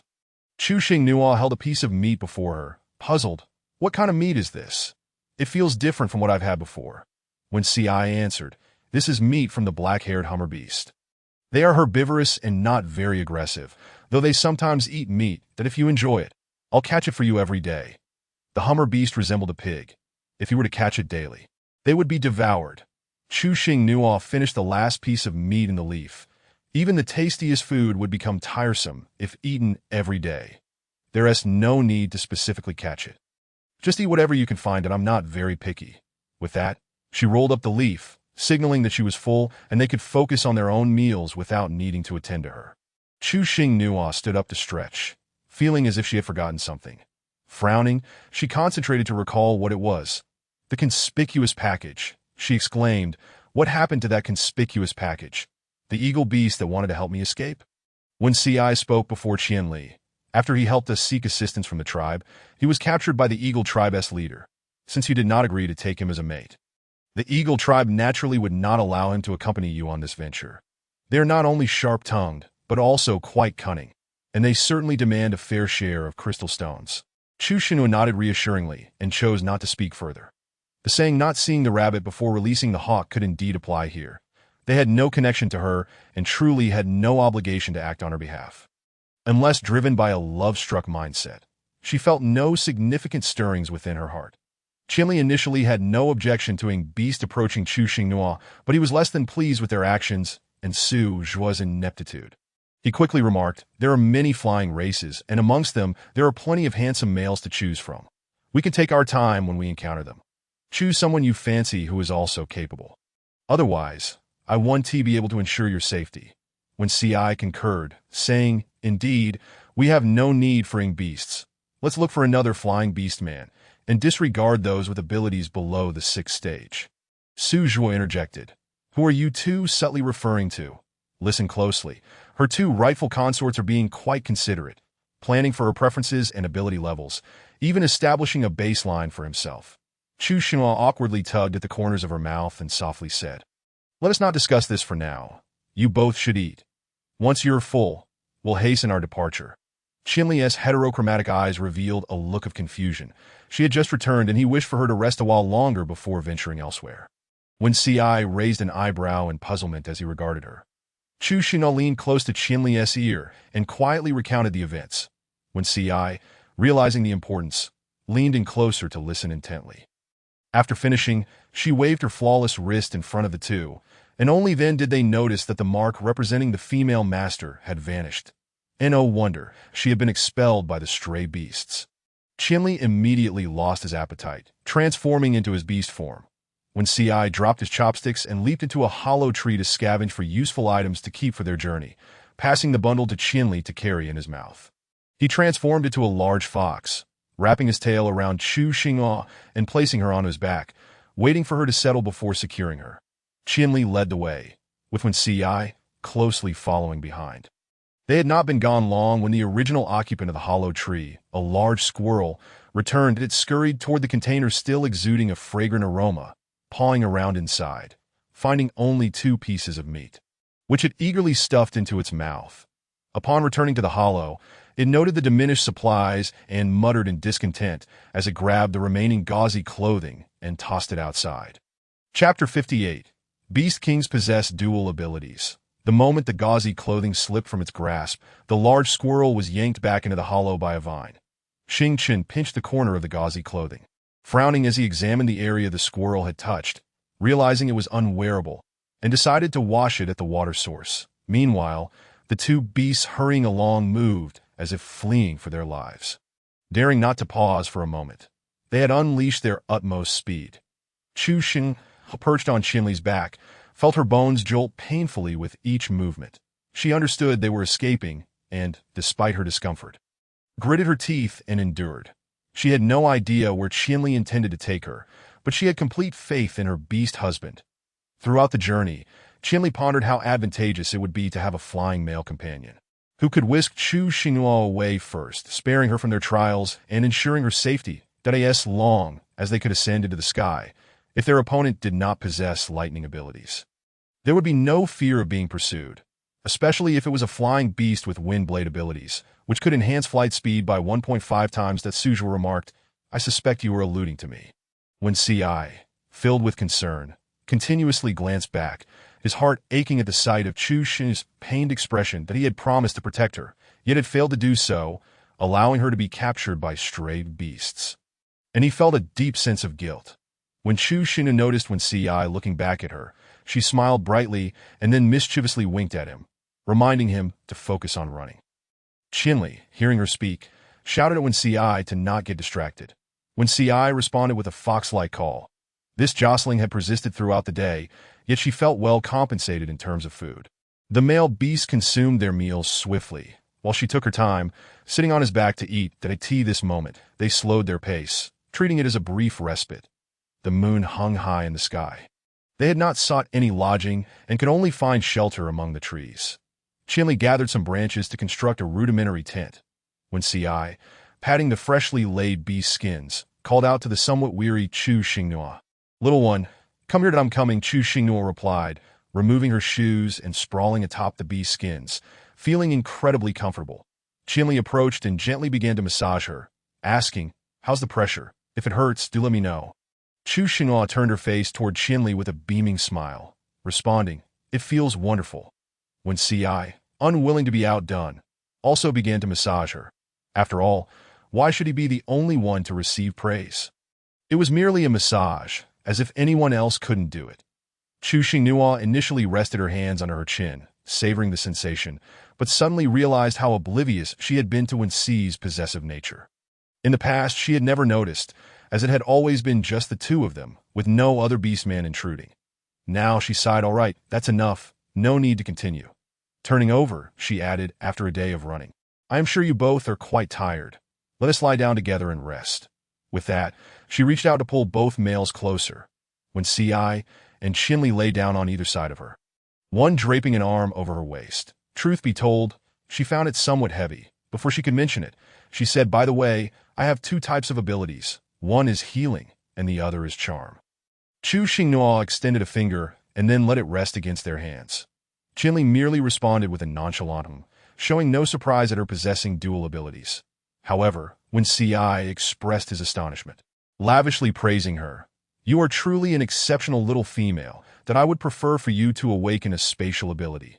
That way, you could cultivate and store food, ensuring you would never go hungry," upon hearing Wen Ci's words. Chu Xinghua yearned to exchange one of her abilities for spatial abilities with the system, as that would suit her best. Qinli, observing her transition from joy to melancholy, reached out to gently stroke her head, softly reassuring her, "Spatial abilities are indeed wonderful, but your 2 abilities are even better. There are males among the beastmen who possess spatial abilities, mostly herbivorous beastmen. It just so happens that you are in need of a shaman. With so few beast husbands, females often lack adequate protection. After all, if one were to be taken once, there was no guarantee it wouldn't happen again. No one could assure her that she would be as fortunate next time. A male who truly loves a female would never dare to gamble. The desire for possession and the safety of the female are eternally disproportionate. When Ci nodded in agreement with Qinli's words, Chu Xinguo reflected on the day, realizing they had thoughtfully chosen 2 males for her, knowing it was for her own good, and she would undoubtedly encounter those 4 destined males, one of whom seemed to be a twin. Making for a total of 5, she understood this, yet felt a twinge of discomfort. It felt as if they were pushing her away, as if they didn't love her, even though she knew that wasn't the case. A little bit of self-pity lingered in her heart that as for the future, that could be dealt with later. For now, it was just the 3 of them. The 2 males beside her chuckled softly and replied, "All right." Chu Xinguo looked at Wen Ci and said, "I'm not neglecting Ji and the others." When Ci placed a finger gently against her lips, "All that matters is your safety. They will have their own males to rescue them. If a female from their tribe were to be captured or harmed, the entire tribe would rally to help, as long as their own females were safe. If all the females were in peril, the males would only ensure the safety of their own females, while the others would be considered secondary. Always remember that you are the most important. No other female holds more significance than you. When you have the ability to assist, do so, but in all other times, prioritize your own well-being." When Ci felt that she and Qinli lived in a world where they were unlikely to encounter such realities. Hence he elaborated on the matter, wishing for her to harbor no psychological burdens regarding her own escape. The males were well aware of where the stray beasts made their lair, but they were unable to launch an attack. Chu Xinguo, in a daze, nodded to indicate her understanding, then asked, "By the way, have you ever encountered a male with dual abilities?" When Ci replied, "I have not." Qinli added, "I've heard of them. The Beast Kings from the 5 continents, East, South, West, North, and Central. All possess dual abilities, and they are all at full capacity." Chu Xinguo's eyes sparkled with admiration as she exclaimed, "That's incredible." Qinli interrupted her unfinished thought, pulling the blanket tighter around her while saying, "It is time to sleep. We have to continue our journey tomorrow, and if you stay up too late, you won't be able to handle it." Afterward, one of the males bestowed a good night kiss upon her, marking yet another night of shared slumber among the 3, that when Chu Xinguo awoke once more, she found herself resting on Qinli's back. Raising her eyes to the sky, she noticed the early light of dawn just beginning to break. Qinli, feeling the movement of the person on his back, called out, "Ugh, it's still early. Let us sleep a little longer." Every time Chu Xinguo heard the lynx's call, she couldn't help but stifle a laugh. Holding back her amusement, she reached out to stroke the back of his head, asking in a lazy voice, "Why are we setting off so early? You'll wear yourselves out." Qinli's ears twitched twice. It's nothing. You may continue to sleep." Chu Xinguo gently stroked the lynx, remaining silent. When she spoke, Qinli had a reply, but the crux was that she could not comprehend. She glanced at Wen Ci. The large fox howled. Chu Xinguo smiled at him. Chapter 59.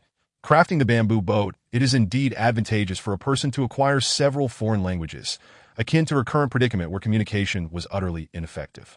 When Ci gradually approached them, flicking his tail to sweep Chu Xinguo, along with the animal hide, onto his back. Then he dashed off, fearful that Qinli might snatch her away, glancing back at Qinli's tail. Following Wen Ci's gaze, Qinli observed her own short tail, and with a resigned sigh, she pursued them. Chu Xinguo remarked, "How childish. This is merely bullying Qinli for her short tail, which is not as useful." Having been awakened by the urge to relieve herself, Chu Xinguo could no longer hold it after Wen Ci's jolt. "Hold on a moment, I need to use the restroom." Wen Ci slowed his pace, seeking a concealed patch of grass, carrying her over. Although she was quite urgent, Chu Xinguo still directed the 2. "You and Qinli go wait over there, and cover your ears. Just because you are handsome does not mean you can stand guard while I use the restroom." It feels rather perverse. When Ci nudged her with his large head, obediently lying down to the side with his paws over his ears, and Qinli mirrored his actions that moment, the 2 beasts appeared soft, adorable, and pitiful, invoking a desire to ruffle their fur. After Chu Xinguo relieved herself, she washed her hands with the dew collected in large leaves. Finding it rather cold, she scampered onto the lynx's back, playfully tugging at the tuft of braids on its ears while sweetly saying, "I'm hungry." Qinli rose to take her to another location, preparing for their first meal of the day. when Ci suddenly sat up from the ground. When Chu Xinhua turned to remind him to keep up, she inadvertently caught sight of a small red dot on his belly. Her lips parted slightly, yet no sound escaped.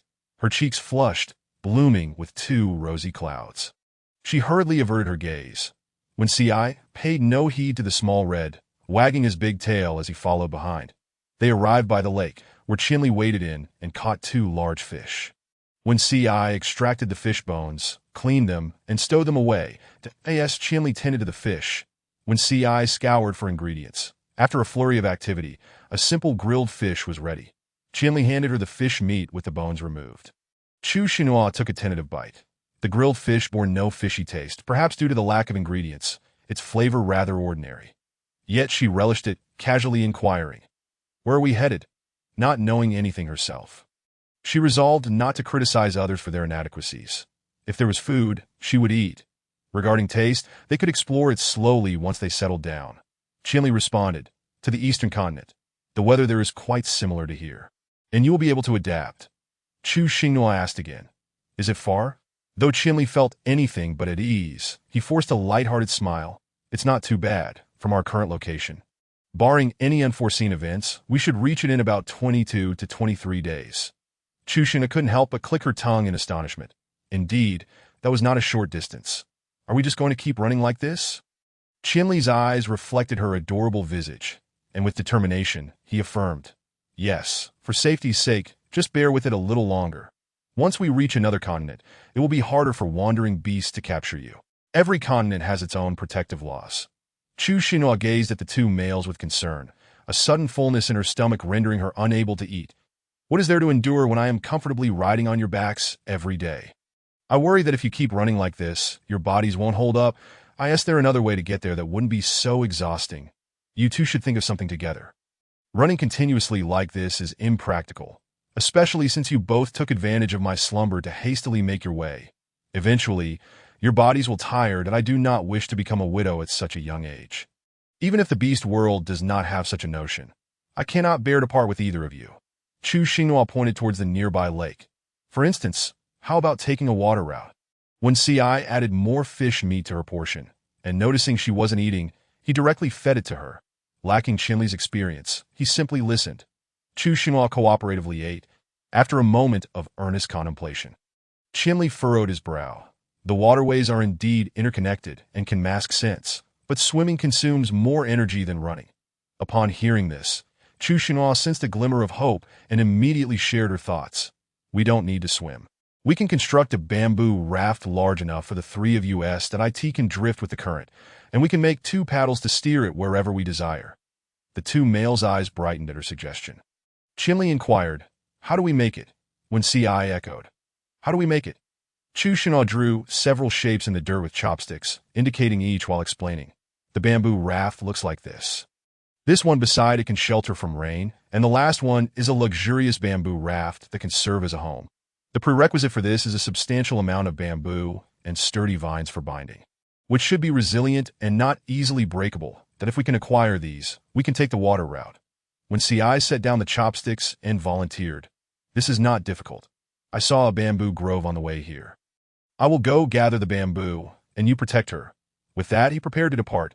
However, Chu Xinhua grasped his arm. When Ci looked at her with mild confusion, his eyes questioning what was wrong, Chu Xinhua softly said, "Be careful." A single expression of concern instantly lifted Wen Ci's spirits, and even his gait as he ran was infused with joy. Qinli accompanied her to gather vines. Before long, Wen Ci returned carrying a substantial amount of bamboo, all of uniform thickness, and he even selected the tops that it was evident that he had been meticulous in his choice. Qinli crouched down to begin processing the scattered twigs on the bamboo, while Chu Xinhua assisted by collecting them all together. With all the bamboo stripped down to the main stems, Qinli began sorting, binding, and testing it in the river to check its buoyancy, proving it was a success. He stepped on it himself, feeling that it would eventually seep water over time, that he then dragged the raft ashore to start on the second one. Chu Xinhua proactively offered to help, and Qinli did not refuse, continuously denying her assistance as he believed it would upset her, wanting her to give up on her own. Chu Xinhua attempted to bind it a couple of times, but her strength was insufficient, resulting in failure, That be why the time when CI returned with the second batch of bamboo, the raft had already taken shape. The remaining portions were completed by when CI and Qianli together. Chushina couldn't help but marvel at the male's craftsmanship. Whatever she articulated, they could bring to fruition. This was no longer merely a bamboo raft. It had transformed into a beast-world version of a bamboo boat. Chushina never hesitated to offer her praise. You two are truly amazing. Let us set off. The bamboo boat was placed in the shallows, and when CI first secured the gathered food and belongings on board before turning to take her hand and help her aboard, Qianli followed, carrying the unused bamboo. The height difference between the first and second levels was only about a meter. The first level was for storage, while the second served as a resting area. The bamboo boat floated along the lake, following the current. Chushina was seated in the small cabin on the second level, enjoying the scenery along the way. They should be able to escape now, no longer fearing pursuit. When CI busied himself behind her, arranging a nest, making it soft and cozy for her to rest comfortably, that a glance back captured his attention on her slender waist, which struck him with a sense of fragile beauty. What are you looking at? Chapter 60. Part 4. His hand instinctively reached out, teasingly pressing against her waist. Before Chushina could respond, her body trembled involuntarily, and when CI behind her wore a secretive smile. Are you cold? Let me warm you up. With that, he pulled her into his embrace. Chushina glared at when CI with a mix of annoyance and embarrassment, gripping his hand that was still causing mischief at her waist. Seizing one, while the other began to act up again. She pouted, "Stop it, it's broad daylight, that I'm not causing trouble." When CI planted a kiss on her flushed ear, feeling her feeble resistance as her fragrant, soft body gradually melted into his embrace. Chushina bit her inner lip, her eyes a blend of rejection and desire. When C's gaze deepened, becoming inscrutable, his throat bobbing as blood surged. Initially, he merely intended to tease the little one. Yet now he found himself captivated. When CI raised his hand to draw down the curtain, blocking out all external prying eyes from the bamboo cabin. Qianli briefly glanced at the bamboo house before returning to focus on processing the bamboo on the first level, crafting small bamboo bowls and utensils for use. The fox, being a member of the canine family, hurriedly grabbed her clothes as she attempted to escape, when CI swiftly pulled her back into his embrace, teasing her with his nose brushing against her cheek, almost imperceptibly. "Where do you think you're going?" The corners of her eyes flushed with a hint of desire, igniting an impulse to continue teasing. When CI licked his lips, akin to a cat that had yet to satiate its hunger. "Next time, I'll be gentler. Don't squirm. Let me hold you a little longer." With that promise, Chushina obediently ceased her movements. When CI, in a trance-like state, inhaled the intensified fragrance of her sweat, a blend of enjoyment and longing, whispering in her ear, "Why do you smell so good? How can you smell so good?" Chushina gazed at his handsome visage, hesitating over how to articulate her thoughts. Sensing her hesitation, when CI captured her lips, suckling on them like an infant, producing soft smacking sounds, "Say whatever you wish. We are partners, and there is nothing that cannot be said." Having deleted everything, when CI stood there, momentarily taken aback, the little one's gaze was clearly conveying, "You instructed me to say this. Do not be angry." He awkwardly scratched his head, uncertain how to resolve the situation. He decided to consult a shaman once they reached a safe place, for such matters could not be trifled with for a long time. Feeling somewhat agitated when CI rose, glancing between her and IT that moment, Qianli's voice resonated from outside the bamboo hut. "The water is ready." When CI lifted the curtain and received a basin, suppressing his inner turmoil as he gently and meticulously assisted her in cleansing every part. Just the sight alone was tempting enough to eat, let alone the present moment. Chushina searched her body for the beast mark of the gentle fox.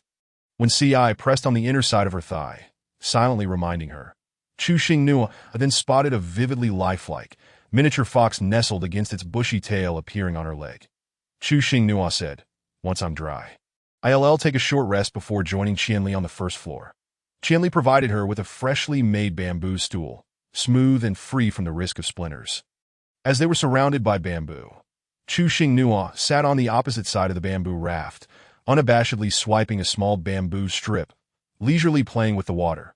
Qianli meticulously reminded her, "Do not lean too far forward, lest the bamboo boat becomes unstable and you fall into the lake." Chu Xing Nua obediently leaned back. Understood. When CI lifted the curtain to air out the hut, as the lingering scent of their union was rather unpleasant. Subsequently, she sat within the bamboo hut, grasping a bone needle to begin her work. Growing bored of playing with water, she shifted her stool closer to Qianli. Resting her chin in her hands, attentively watching him craft various small trinkets. Qianli patted his thighs. Come sit here. Chu Xing Nua immediately nestled into his embrace. Qianli rested his chin on her shoulder. His cool voice tinged with tenderness. What would you like? I can make one for you.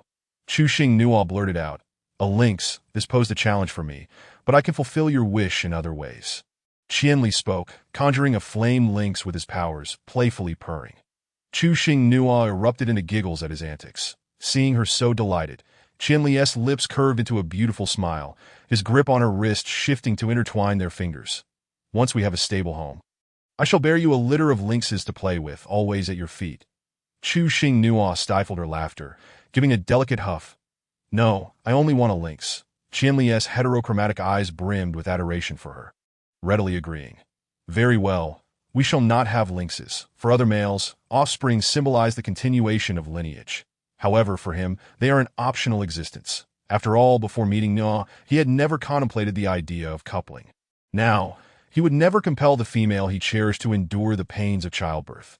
Nor shall we have the little fox, Chu Xing Nua added after some thought, that if by chance I become pregnant, I will bear the child. Qianli responded with a simple I will heed your wishes. When CI listened intently from within the bamboo hut, marveling at how the little one spoke without bias. Regardless of the topic, Chu Xing Nua continued. My estrus cycles are more frequent than most females, so I wanted to inform you in advance to avoid any surprises later. Qianli raised an eyebrow, regarding her profile with astonishment. How many estrus periods do you have each year? Chapter 61. Title change to Please Let Go Shy. Isn't she the one you raised? When CI remarked, finally realizing the peculiarity. How old was the little one, after all? Qianli chose to remain silent, patiently awaiting Chu Xing Nua's response. Chu Xing Nua counted on her fingers. My estrus is quite irregular. Sometimes it occurs every 40 days. Other times every 60 days. Very unpredictable, but at least 6 times a year. Other females experience estrus merely twice annually. Hearing Chu Xingnua's account, Qianli was taken aback that it was indeed quite frequent. When CI's jaw dropped, such reproductive capacity was astounding. He silently resolved to prepare more supplies, hastening his sewing of beast skins. Chu Xing Nua, lazily cuddling into Qianli's embrace, purred. Qianli, I do not wish to eat the water-spike beast tonight. Can we have something else from the lake? The others had tough shells, and the male beast form would only result in bloody mouths. Qianli's words were laced with deep concern. Chu Xing Nua quickly interrupted, preempting his impending refusals. I have a way to avoid injury. Please, Qianli, I truly wish to eat those. Will you indulge me? Qianli unconditionally indulged her. When CI set down her needlework, lifting Chu Xing Nua from Qianli's embrace and carrying her back to the bamboo hut, Qianli expressed no discontent. Continuing to weave the unfinished bamboo basket, when CI fashioned a hair tie for Chu Xing Nua, neatly tying her hair. While waiting, Chu Xing Nua couldn't help but praise when C's handiwork. Your skill in making hair ties has improved. It's truly splendid. When CI learned her hairstyles from her, and while her braiding was not as exquisite, it was still presentable that a soft, side-swept braid in the Korean style, she would weave a few when idle. So they could trade for more crystals later to procure her favorite items. When CI reclined against her legs, tracing her fingers across her abdomen, at all times, one must not neglect the well-being of their female. You are too thin. Initially, Chu Xing Nua did not grasp the implication of his words, but as she pondered, a sudden realization dawned upon her. She raised a hand to cover his mouth. You insufferable fox. How dare you say such things with such a serious tone?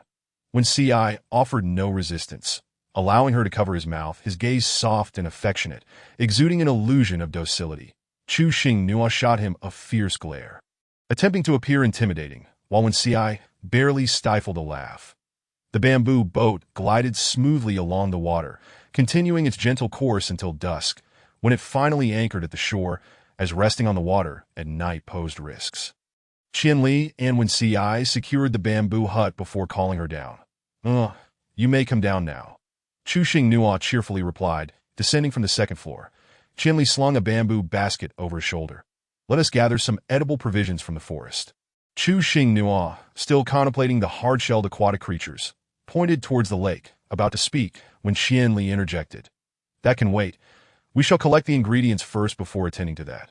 When Ci grasped a bamboo basket in one hand while taking her hand with the other. While you can still see clearly.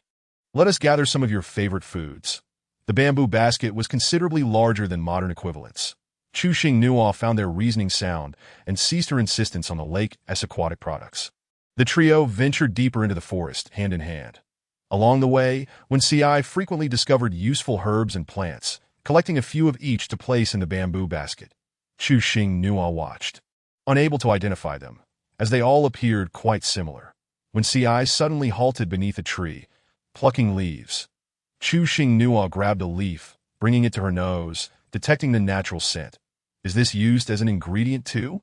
When Ci explained, these leaves can substitute for salt. When crushed and added to fresh water, it will become salty after a while. Salty leaves, you say. Chu Xing Nua found this delightful and decided to gather more. Assisting in the collection. These leaves were only useful when fresh.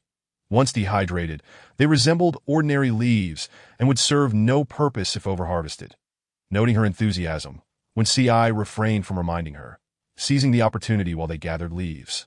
Qian Li wandered nearby, discovering various grasses favored by herbivorous beastmen, returning with samples of each. Arranging the gathered food on the ground, he inquired, which of these do you fancy, upon hearing her name? Chu Xing Nua ceased her leaf gathering, examining the offerings. She promptly picked up a plant resembling corn, peeling back its husk to reveal plump kernels within. "Is&T this our staple food? I want this one." Qian Li nodded in agreement. Unfamiliar with vegetables, she trusted Qian Li's selections, knowing they were safe to consume. Let us gather a little of each. I can take more of this one when fresh.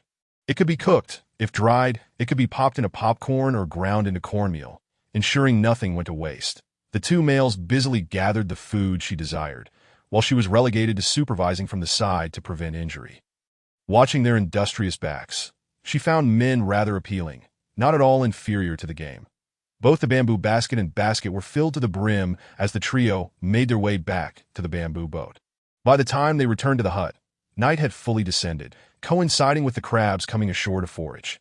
Qian Li remained on the bamboo boat to cook the corn, while when Ci took Chu Xing Nua to catch crabs on the shore. He picked up a crab, examining it closely. "Little one, its shell is not only hard but also sharp when broken. Are you certain you can eat it?"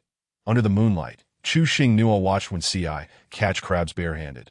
Her heart racing, appearing even more anxious than the reality warranted. Use a stick to grab it. Do not catch it with your hands. Their pincers hurt, so be careful. Feeling cared for, when Ci's heart warmed as he swiftly tossed the crab into a small bamboo basket with a lid. "They cannot harm me. You should be more cautious." Chu Xing Nua gently shook the branch in her hand for him to see, proclaiming, "I don't need to grasp it. It won't hurt me," as she bent down, engrossed in her task. She suddenly heard when Ci exclaim in pain, clutching his finger with a pained expression. Dropping the branch in her hand, Chu Xing Nua hurried over, her voice laced with concern. "Let me see." She had warned him to take the branch. But he had chosen to ignore her. His gentle lips swiftly descended upon hers, silencing her remaining words as his agile tongue invaded her defenses. It dawned on Chu Xing Nua that she had been deceived. She shot him an irritated glance, resisting his kiss. However, when Ci persisted, entwining her in his embrace until they were interrupted by Qian Li's call, "The food is ready." Only then did when Ci release her. She dashed back to the bamboo boat, where Qian Li handed her a bowl filled with warm corn kernels. "Here, eat up. It's already warmed, if it's not enough, I'll peel more for you." Chapter 62. Still making her cry, each kernel had been meticulously peeled, ensuring that every piece in the bowl was whole. Chu Xing Nua glared at when Ci, who was ambling toward the bamboo boat, before lowering her head to scoop up the corn with a spoon and savoring it. The kernels were crisp yet tender, bursting with a refreshing sweetness reminiscent of fruit, delightfully rich but not cloying, like a juice bomb exploding in her mouth. "Far superior to modern sweet corn. Delicious," she exclaimed, offering a spoonful to Qian Li, encouraging him to taste. Although the lynx was a carnivorous creature, it occasionally consumed plants to maintain nutritional balance. Qianli, relishing the food from the small female, felt an overwhelming sense of happiness. This is truly delightful. Chuxing Nua smiled. Isn't it? I think so too. When Ci, seated nearby, opened his mouth expectantly for a bite. Pretending not to notice him, Chuxing Nua continued to address Qianli. Could you please work a little harder and cook these little cuties? I wish to eat them. Naturally, Qianli obliged, rising to wash the crabs in the lake. Observing that the little one was ignoring him, when Ci tactfully approached to assist, once the crabs were cooked. Chuxing Nua had just finished her bowl of corn. The greatest advantage of the pre-peeled corn was that it didn't get stuck in her teeth, though the downside was the absence of the essence of eating corn. Every matter has its pros and cons. She picked up a crab and began to shell it, while when Ci and Qianli watched her hands intently, anxious she might injure herself, all the while learning the method for consuming this hard-shelled creature. Chuxing Nua distributed the crab legs she had shelled to the two of them. Try it. Removing the shell like this won't hurt at all, and the meat inside is exceptionally delicious. After speaking, she took a spoonful of crab roe. Both men thought to themselves that indeed, once shelled, the meat was delicious even without any seasoning. Noa Nua really knows how to eat. After consuming 2 crabs, she could eat no more. Rising to wash up, she flopped back in her nest, her weary eyes closing softly. When Ci ventured out to hunt, knowing their appetites were substantial, and merely consuming corn and crabs could not satiate them. Qianli stayed on the boat to guard her, but he too was not idle, quietly organizing the remaining food and neatly arranging it in a layer. Upon when Ci's return, he began to skin the beasts, cleaning them for future use, reserving the tenderest parts. The 2 beasts devoured the remaining prey ravenously, having bathed and settled beside Chuxing Nua to sleep. Thus concluded a day that was both ordinary and fulfilling. The male's sleep was light. The slightest rustle of wind or grass would rouse them for a careful inspection, as spending the night outdoors was fraught with danger. Chuxing Nua, however, was different, her lips curved in a gentle smile as she slept soundly. It is said that early to bed and early to rise promotes good health. She remained oblivious until her stomach protested, rousing her from slumber. Rubbing her sleepy eyes, she groggily stepped out, forgetting she was on a bamboo boat, nearly tumbling head first into the ground. Fortunately, when Ci reacted swiftly, catching her to steady her, be careful walking. Falling will hurt. Although you look beautiful when you cry, I would rather not witness that beauty. Chuxing Nua was startled awake by this. Her hand pressed against her racing heart, and then she playfully punched his chest. During our union yesterday, it certainly made you cry. He had thoroughly enjoyed that moment. Qianli, having set aside his tasks, approached. Were you frightened? Chuxing Nua shook her head. No, I was just a bit dazed from sleep that I want to wash up. I'm hungry. Qianli led her to the warm water he had prepared earlier, thoughtfully helping her arrange her hair into a small bun. She crouched before the basin, splashing water on her face and rubbing it quickly, eschewing the beast's skin to dry off, playfully shaking her head. Taking the flat, prickly fruit from Ci, she diligently cleaned her teeth, then turned to observe the 2 males doing the same. Since she maintained her dental hygiene daily, she expected the same from her partners. She certainly did not wish to taste anything unpleasant during a kiss. Just the thought of it made her stomach churn. After brushing her teeth, she chewed on a black bean fruit to freshen her breath. Holding her small bamboo bowl, she savored her food while admiring the scenery, keeping her hands, eyes, and mouth all busy. Spotting a large bird flying overhead, she licked her lips and gazed intently at it, murmuring softly, I wonder if it tastes good. After saying this, she took another mouthful of food. The 2 males heard her clearly and exchanged knowing glances. Suddenly, a series of thunderclaps echoed in the sky, startling her so much that she nearly dropped her bowl. The bird flying by was caught in the thunderstorm, unable to escape, and was inevitably struck down, plummeting toward the lake below. Just as it was about to hit the water, a fiery rope ensnared it, and in the blink of an eye, it appeared on the bamboo raft. Chuxing Nua exclaimed, My fragrant breakfast! What a pity! Just a moment before lamenting her breakfast, she now found the bird at her feet. Chuxing Nua remarked, What a surprise! Gently stroking the bird's feathers, she noted not only their vibrant colors, but also their delightful texture. When Ci leaned in, asking, Do you like it? Yes, I do, Chuxing Nua affirmed, nodding decisively. Then added, But next time, please don't do it this way. The thunder is too loud, and I have a timid heart that might get frightened. When Ci nodded understandingly, next time, I will use muffled thunder. Chuxing Nuo found it hard to argue against this, that if you wish to use it, just ensure it doesn't scare me. Qianli picked up the food she had spilled, tossing it into the lake to feed the fish. Then washed his hands and walked over to her. Are you still hungry? Should I fetch more food? I'm not hungry, Chuxing Nuo replied, leaning her head against his waist, feeling somewhat awkward in this position. She straightened up. Did I like its feathers? They are beautiful and should make a stunning fan. Qianli affectionately ruffled her hair, his gaze softening with fondness. How do you want it made? Just tell me, and I will do it. Chuxing Nuo instructed. First, pluck the feathers carefully. Try not to damage them, as that would render them useless. When Ci immediately took action, perhaps the plucking was too painful, for the bird stirred awake momentarily, only to be subdued by Wen Ci's forceful methods. Before long, the bird was entirely stripped of its long feathers, looking somewhat comical. When Ci selected feathers of equal size and color, handing them one by one to Chuxing Nuo, who arranged them in her hands to form a small fan shape. Just like this, we need to secure it here so it doesn't fall apart, and then add a 2-finger-wide handle. And it will be finished, ready for fanning. Qianli listened attentively, memorizing each step she described as he collected the feathers from her hands. Chapter 63. Same as before, we will make it once we reach the shore. We currently lack the necessary materials on the bamboo boat. When Ci fiddled with the remaining feathers in his hands, understanding her well, they would certainly attempt to make it that evening. How could he miss out on something that would delight the little one? Suddenly, Chuxing Nuo recalled a step she had forgotten. The feathers needed glue to adhere together. Without it, they would be of no use once completed. There's some kind of sticky substance. You apply it to the necessary spots. And once it dries, the two pieces adhere together firmly, creating a strong bond. There's such a thing. She was uncertain whether the two males could comprehend her request. Upon hearing this, both men fell into deep thought, striving to recall her words and determine where such a substance might be found. Seeing their contemplative expressions, Chuxing Nuo let go of any hope.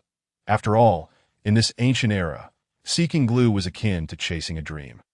Just as she was about to inquire with Xiao Xiao, when Ci spoke up, I believe my father mentioned a tree that bears a fragrant fruit that attracts beasts. Its black exterior is quite tough, while the flesh inside is exceptionally sticky and translucent. That a herbivorous beastman had once drunk it, only to have his lips stuck together. The shaman had to use sharp nails to pry his lips apart. And after pouring a significant amount of water, he was saved. Chuxing Nuo felt a shiver when Ci's description. If they couldn't find a shaman, it could turn into a tragic tale. However, it was clear that this was a natural glue. Her eyes lit up at the thought, and she grasped Wen Ci's arm, asking urgently, where can we find this sticky fruit? As Wen Ci spoke, Qianli recalled something as well. The sticky fruit tree isn't a common sight. It mainly grows in high mountains and rarely in forests. That we might just get lucky. Wen Ci replied uncertainly. I think that's what it's called.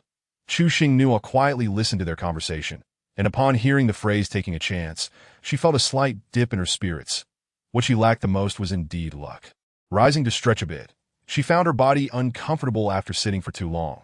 When Ci, thinking that the little one had no further needs, intended to toss the bird into the water for cleaning, as a dead catch left for too long would undoubtedly begin to stink.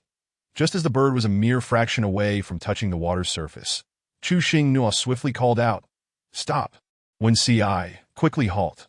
When Ci, puzzled, complied and retrieved the bird.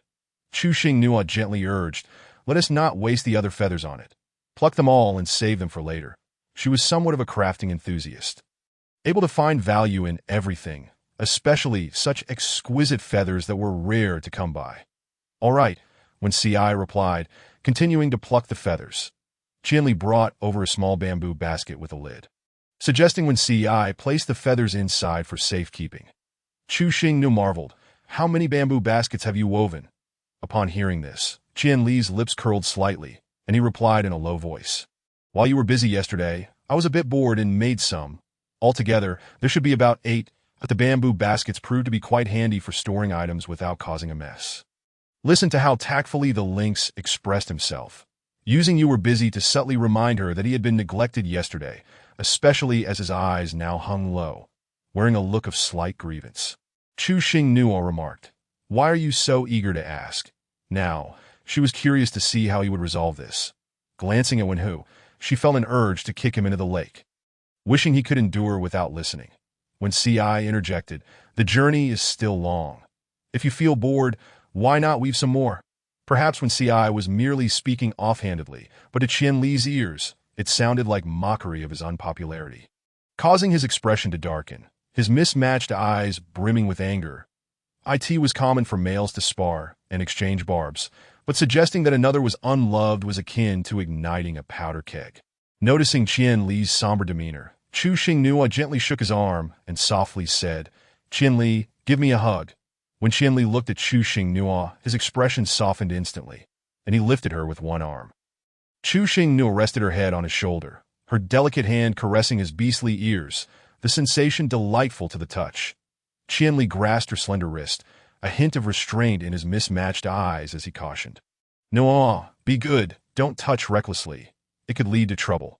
Chu Xingnua obediently withdrew her hand, wrapping her arms around his neck as she watched when C.I. work. Indeed, she refrained from touching. Yet Qian Li felt a twinge of disappointment within, inwardly mocking himself for becoming so awkward. Once when C.I. had plucked all the feathers, he squatted by the bamboo boat to gut the catch. His movements swift and efficient. Qian Li held her with one arm while carrying the bamboo basket to the second level, ensuring the feathers wouldn't get wet and rendered unusable. After placing the basket down, he nestled Chu Xingnua into a grassy nook, where she gazed at him with her clear, bright eyes.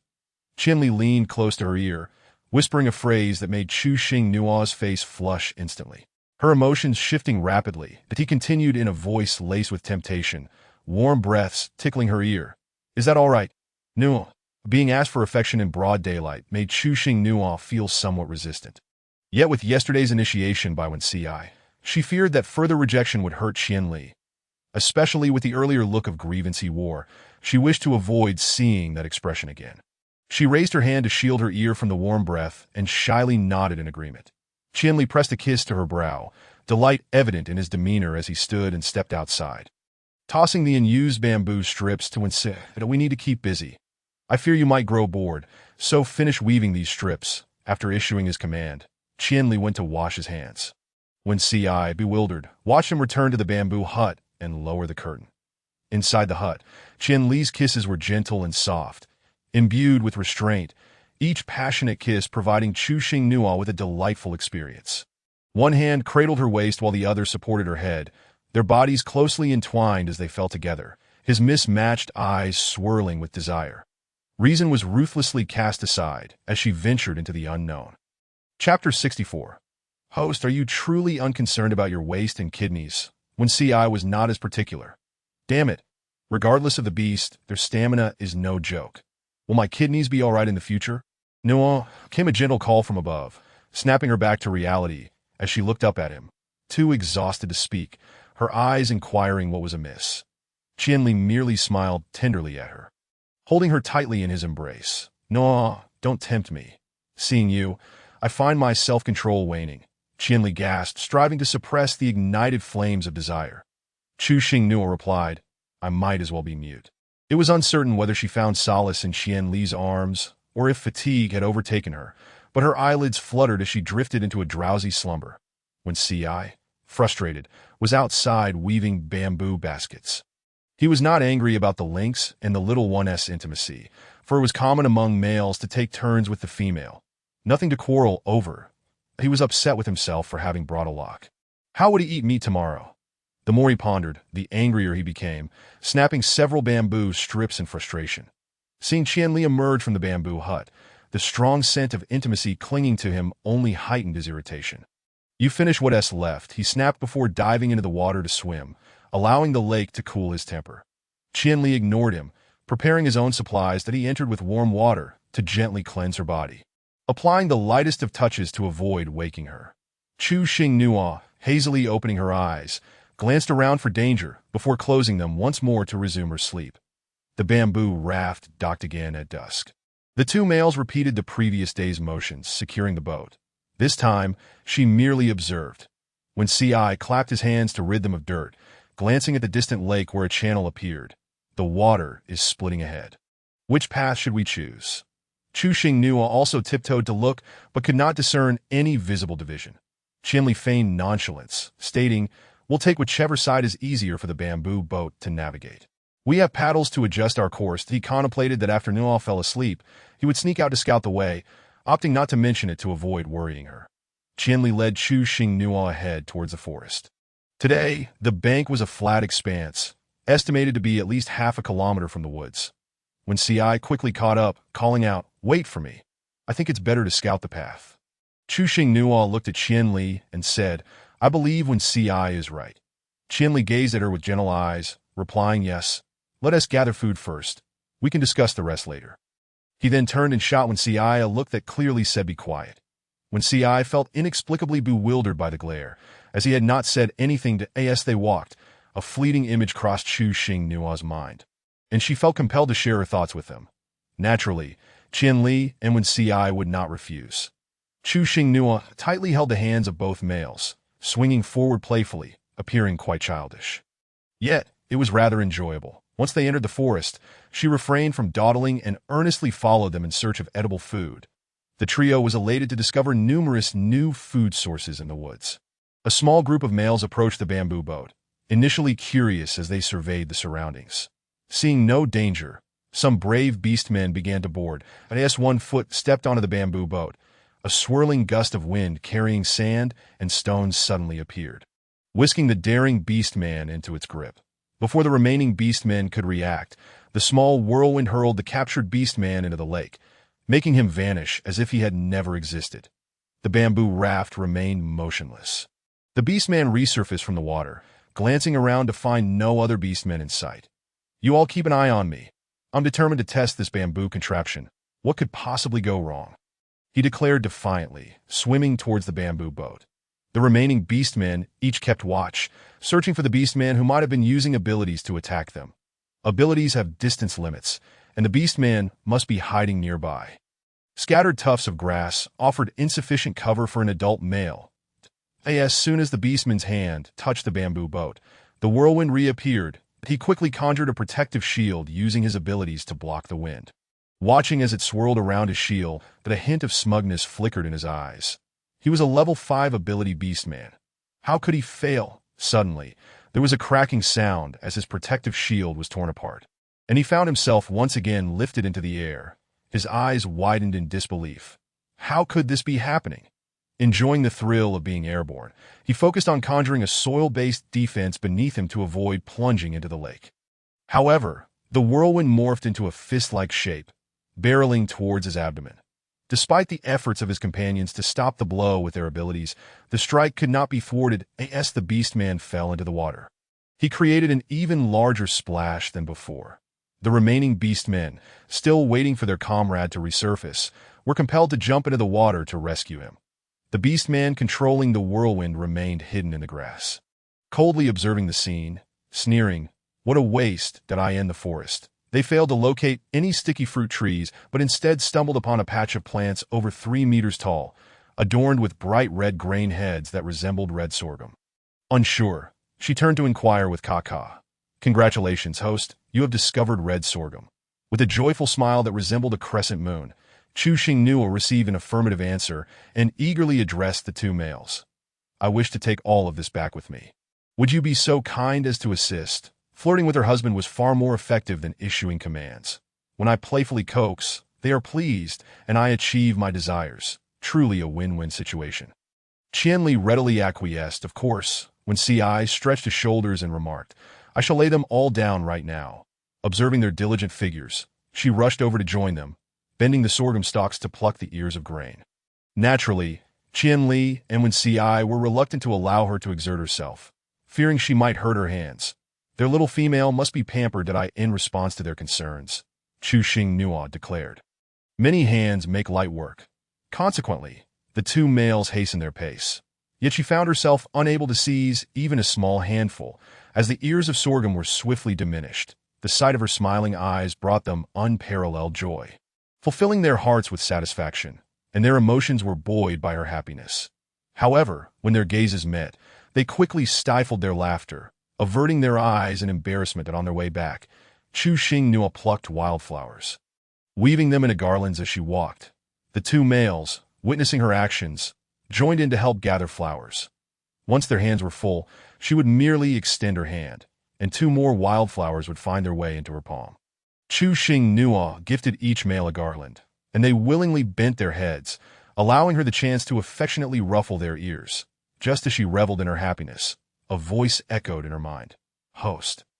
Are you truly unconcerned about your waist and kidneys? With a hint of annoyance, Chu Xing Nuo curtly responded, blocked that as they approached within 20 meters of the bamboo boat, Qianli suddenly pulled Chu Xing Nuo behind him. Chapter 65. Consuming white rice. The female skin can become fairer. He had noticed numerous lingering footprints near the bamboo boat, particularly abundant on one side, suggesting someone had ventured into the lake, that an animal man had manipulated the wind to disperse scents. Causing him to feel uneasy. Furrowing his brow, he set down his burden, gently pushed her into Wenxi's embrace, and strode forth with steady steps to investigate. Wenxi, keenly aware of the situation, held her tightly in his arms, while the other hand emitted a crackling electric sound. Peering up, she observed Wenxi's grave expression, which heightened her own anxiety. Qianli meticulously examined the bamboo boat, finding nothing amiss, and slowly turned back. Come back. It is safe that no sooner had he spoken than a series of thunderous booms struck the lake's surface, sending up enormous splashes of water. Moments later, numerous fish floated belly up on the surface. Chu Xing Nuo was bewildered by the scene, unsure whether to focus on the turbulent lake or the male who had summoned the lightning. When Ci had acted upon the signal from Qianli, fearing an ambush from any lurking animal men in the water, with a cheerful push, he urged her toward the bamboo boat. We can gather many water-spiked beast tendons. Think of what we can create. Chu Xing Nuo was not swayed by his words, especially after seeing the footprints and understood the underlying implications. Choosing not to voice her thoughts, she sweetly said to Ci, I don't want to waste our limited animal hides. I certainly don't wish to go without a cover tonight. When Ci chuckled softly, I am warm. If you hold me tonight, I assure you shall not feel the cold. Chu Xing Nuo playfully punched him lightly, her demeanor a touch haughty as she let out a small hum. Together, Qianli and Wen Ci carefully placed the bamboo boat securely on the shore. Subsequently, Wen Ci ventured into the lake to gather large fish. Chu Xing Nuo retrieved a complete animal hide from the bamboo hut. Laying it on the ground and placed a bundle of sorghum ears atop it as she rubbed one ear between her hands.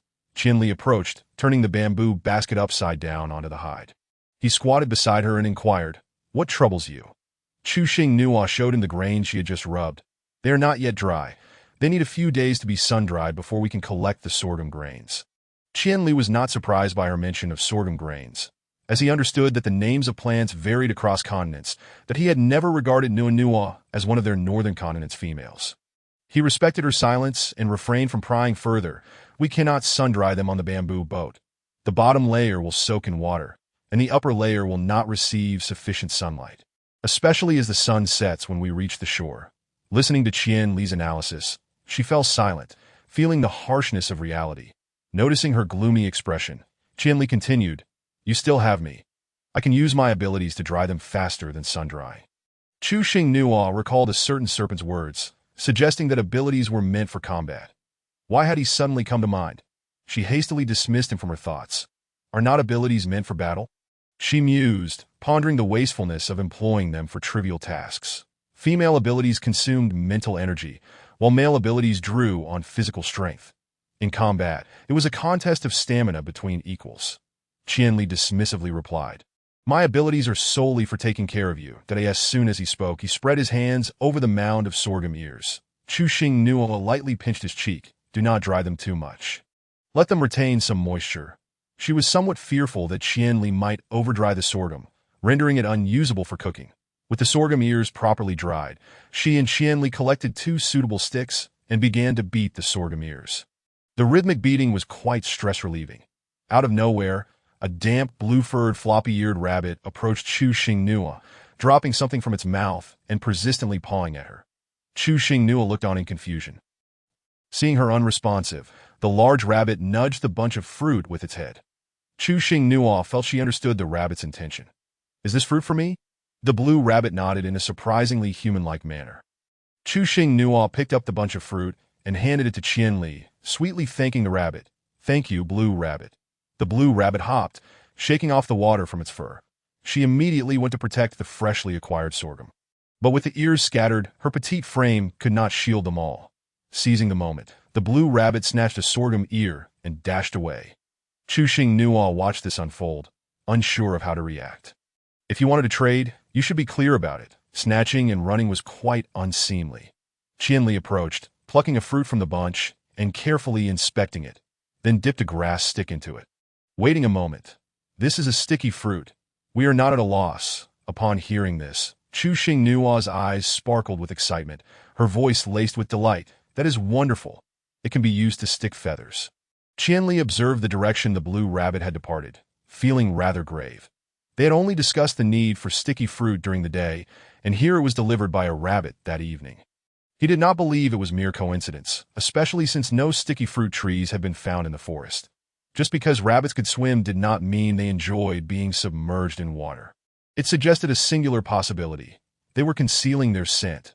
With numerous doubts swirling in his mind, he refrained from delving deeper. When Si had just finished gathering fish tendons and straightened his back when he heard Qianli call out, "Come take care of Nonoa. I shall be away for a moment."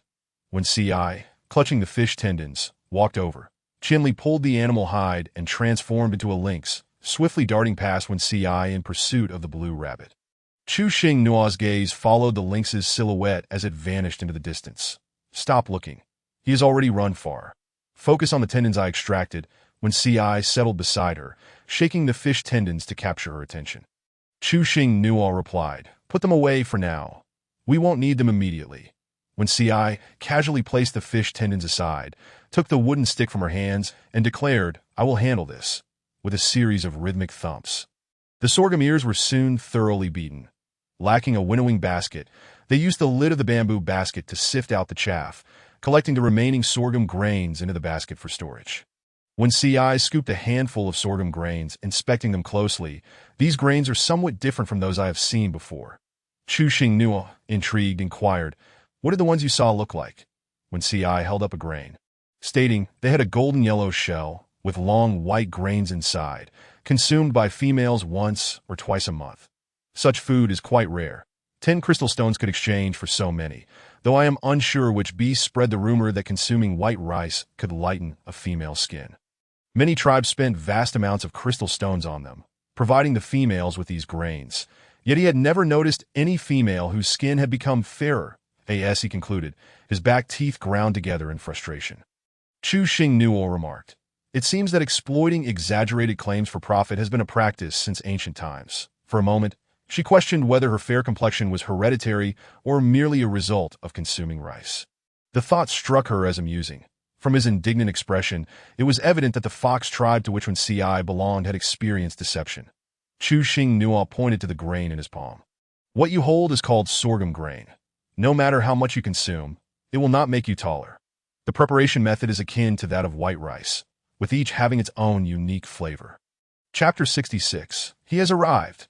Understanding the preparation method, Wen Si immediately set about cooking some for her. Chuxing Nuo quickly intervened. "Let it rest a bit longer. The older it gets, the tastier it becomes. I wish to eat the corn from yesterday." When Si promptly gathered firewood, but awkwardly realized there were no containers. Cooking was relatively simple for Qianli, as he did not require any vessel. A rough bamboo tube would suffice to hold the ingredients, which he would then prepare using his abilities. When Si reassured her, "No worries. We shall roast corn instead." Chuxing Nuo peeled the corn, gesturing for him to skewer it with a twig. With a snap of her fingers, a small bolt of lightning struck the dry wood, igniting a small flame. When Si began roasting the corn, and noticing Chuxing Nuo's boredom, he gently drew her into his embrace. "In a while, I will take you for a swim." Chuxing Nuo adjusted herself into a comfortable position, nuzzling into the crook of her neck. "I do not fancy river or lake water. Only seawater might tempt me." When Si pressed a gentle kiss on her slightly parted cherry lips, replying, "If you dislike it, we shall not go. We can partake in other amusements." Chuxing Nuo grasped his bushy tail, playfully ruffling it, while reminding him, "Be diligent in roasting. Burnt corn tastes dreadful." That it was truly delightful to have such a plush companion by her side, especially as her partner. Allowing her to indulge without consequence, a veritable boon for one enamored with fluffiness. When C's cheeks gradually flushed, the warmth creeping up to the nape of his neck, his lotus petal-like eyes flickering in and out of brightness under the firelight. "It should be done now," Chu Xinhua said, clutching his tail and nodding in a perfunctory manner. When Ci casually planted the roasted corn into the ground, brushing his fingers against her flawless, pale face. His voice low and husky as he inquired, "Are you enjoying yourself?" Chu Xinhua's eyelashes fluttered as she adorably replied, "Yes, I like it very much." When Ci regarded her for a moment with an inscrutable gaze before stating, "First, let us eat. I will hold you later tonight." After the corn cooled, she remained nestled in when Ci's embrace, savoring the ordinary roasted corn with great delight. When Ci occasionally picked off the fallen corn husks from her face, her charming little visage was now smudged with dark remnants, which he attempted to wipe away, though not entirely successfully. Having overslept during the day, she wrapped herself in animal hide and gazed up at the resplendent night sky, waiting for Qianli. However, she had fallen asleep without his return. The next day, the bamboo boat continued its journey as usual, choosing the left fork as they approached a split in the river. The two males gripped the oars tightly, continuously paddling to prevent the bamboo boat from being swept to the right by the swift current. Everything was proceeding smoothly until a muffled thud resonated from beneath the boat, causing it to jolt as if it had struck a reef. Inside the bamboo hut, Chu Xinhua was busy gluing feathers when the sudden jolt caused some sticky juice to splatter onto the ground. Startled, she quickly found a spot to secure the sticky fruit.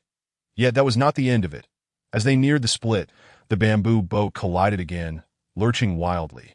Then, uncontrollably, the boat pivoted, entering the right channel.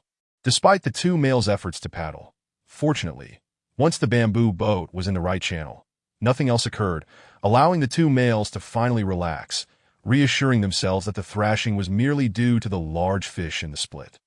Once the bamboo boat stabilized, Chu Xinhua emerged from the hut, where Qianli promptly approached to support her, fearing she might stumble if another fish collided with the boat. Chu Xinhua glanced around. The water was clear enough that even if there were rocks beneath, the two males could see them clearly. What just happened?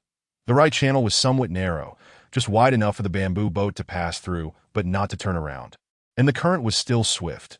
When Ci moved to the other side to assess the situation, returning shortly, the water ahead began to widen gradually, suggesting they would soon be able to turn around. Qianli nodded in understanding, requesting to be informed when the bamboo boat could turn. When Ci simply replied with a brief acknowledgement before moving to observe the boat's progress, Chu Xinhua noticed a group of lively rabbits near the bank and exclaimed, "So many blue rabbits." Qianli followed her gaze and asked, "Do you like them?" Chu Xinhua blurted out, "I like lynxes." Her eyes sparkled with excitement. Should she express her fondness, he would use his abilities to catch one for her to play with. Yet he hadn't anticipated her response. Qianli's eyes twinkled with amusement as he playfully tapped her little nose, saying, "You indeed." Suddenly, Chu Xinhua remembered she had unfinished business and tugged Qianli to the second level. "My feather fan isn't finished yet. Come in and help me." Inside the bamboo hut, Qianli mimicked her actions, gluing the beautiful feathers onto the prepared wooden pieces. The wooden pieces and the handle were wrapped in animal hide, making them more visually appealing and safer to hold without the risk of splinters. In no time, 2 vibrant feather fans were completed. Chu Xinhua felt she had stumbled upon a lucrative opportunity. Caressing the newly crafted fan, she asked Qianli, "Do you think they will attract the attention of the females? Be honest." Qianli sincerely replied, "You are my partner. In my eyes, whatever you do captivates me." He then added, "From the perspective of an unfamiliar male, I would find them rather mundane. If I had a female I admired, I might purchase one to please her." The phrase "might purchase" somewhat dampened her spirits. As a person from the modern world, she found the feather fans beautiful, but in this beastly realm, the beastmen had likely seen countless such feathers before. Pondering for a moment, she realized her creation was indeed rather ordinary and pouted, saying, "They are indeed a bit too common. I shall strive to create something extraordinary in the future." Beautiful accessories posed a significant challenge, and she needed to devise a way to procure them to produce exquisite fans in exchange for crystal stones. Qianli genuinely complimented her. "What you made is stunning, not ordinary at all." Chu Xinhua merely smiled in response and did not pursue the conversation further, her mind racing with ideas that at that moment.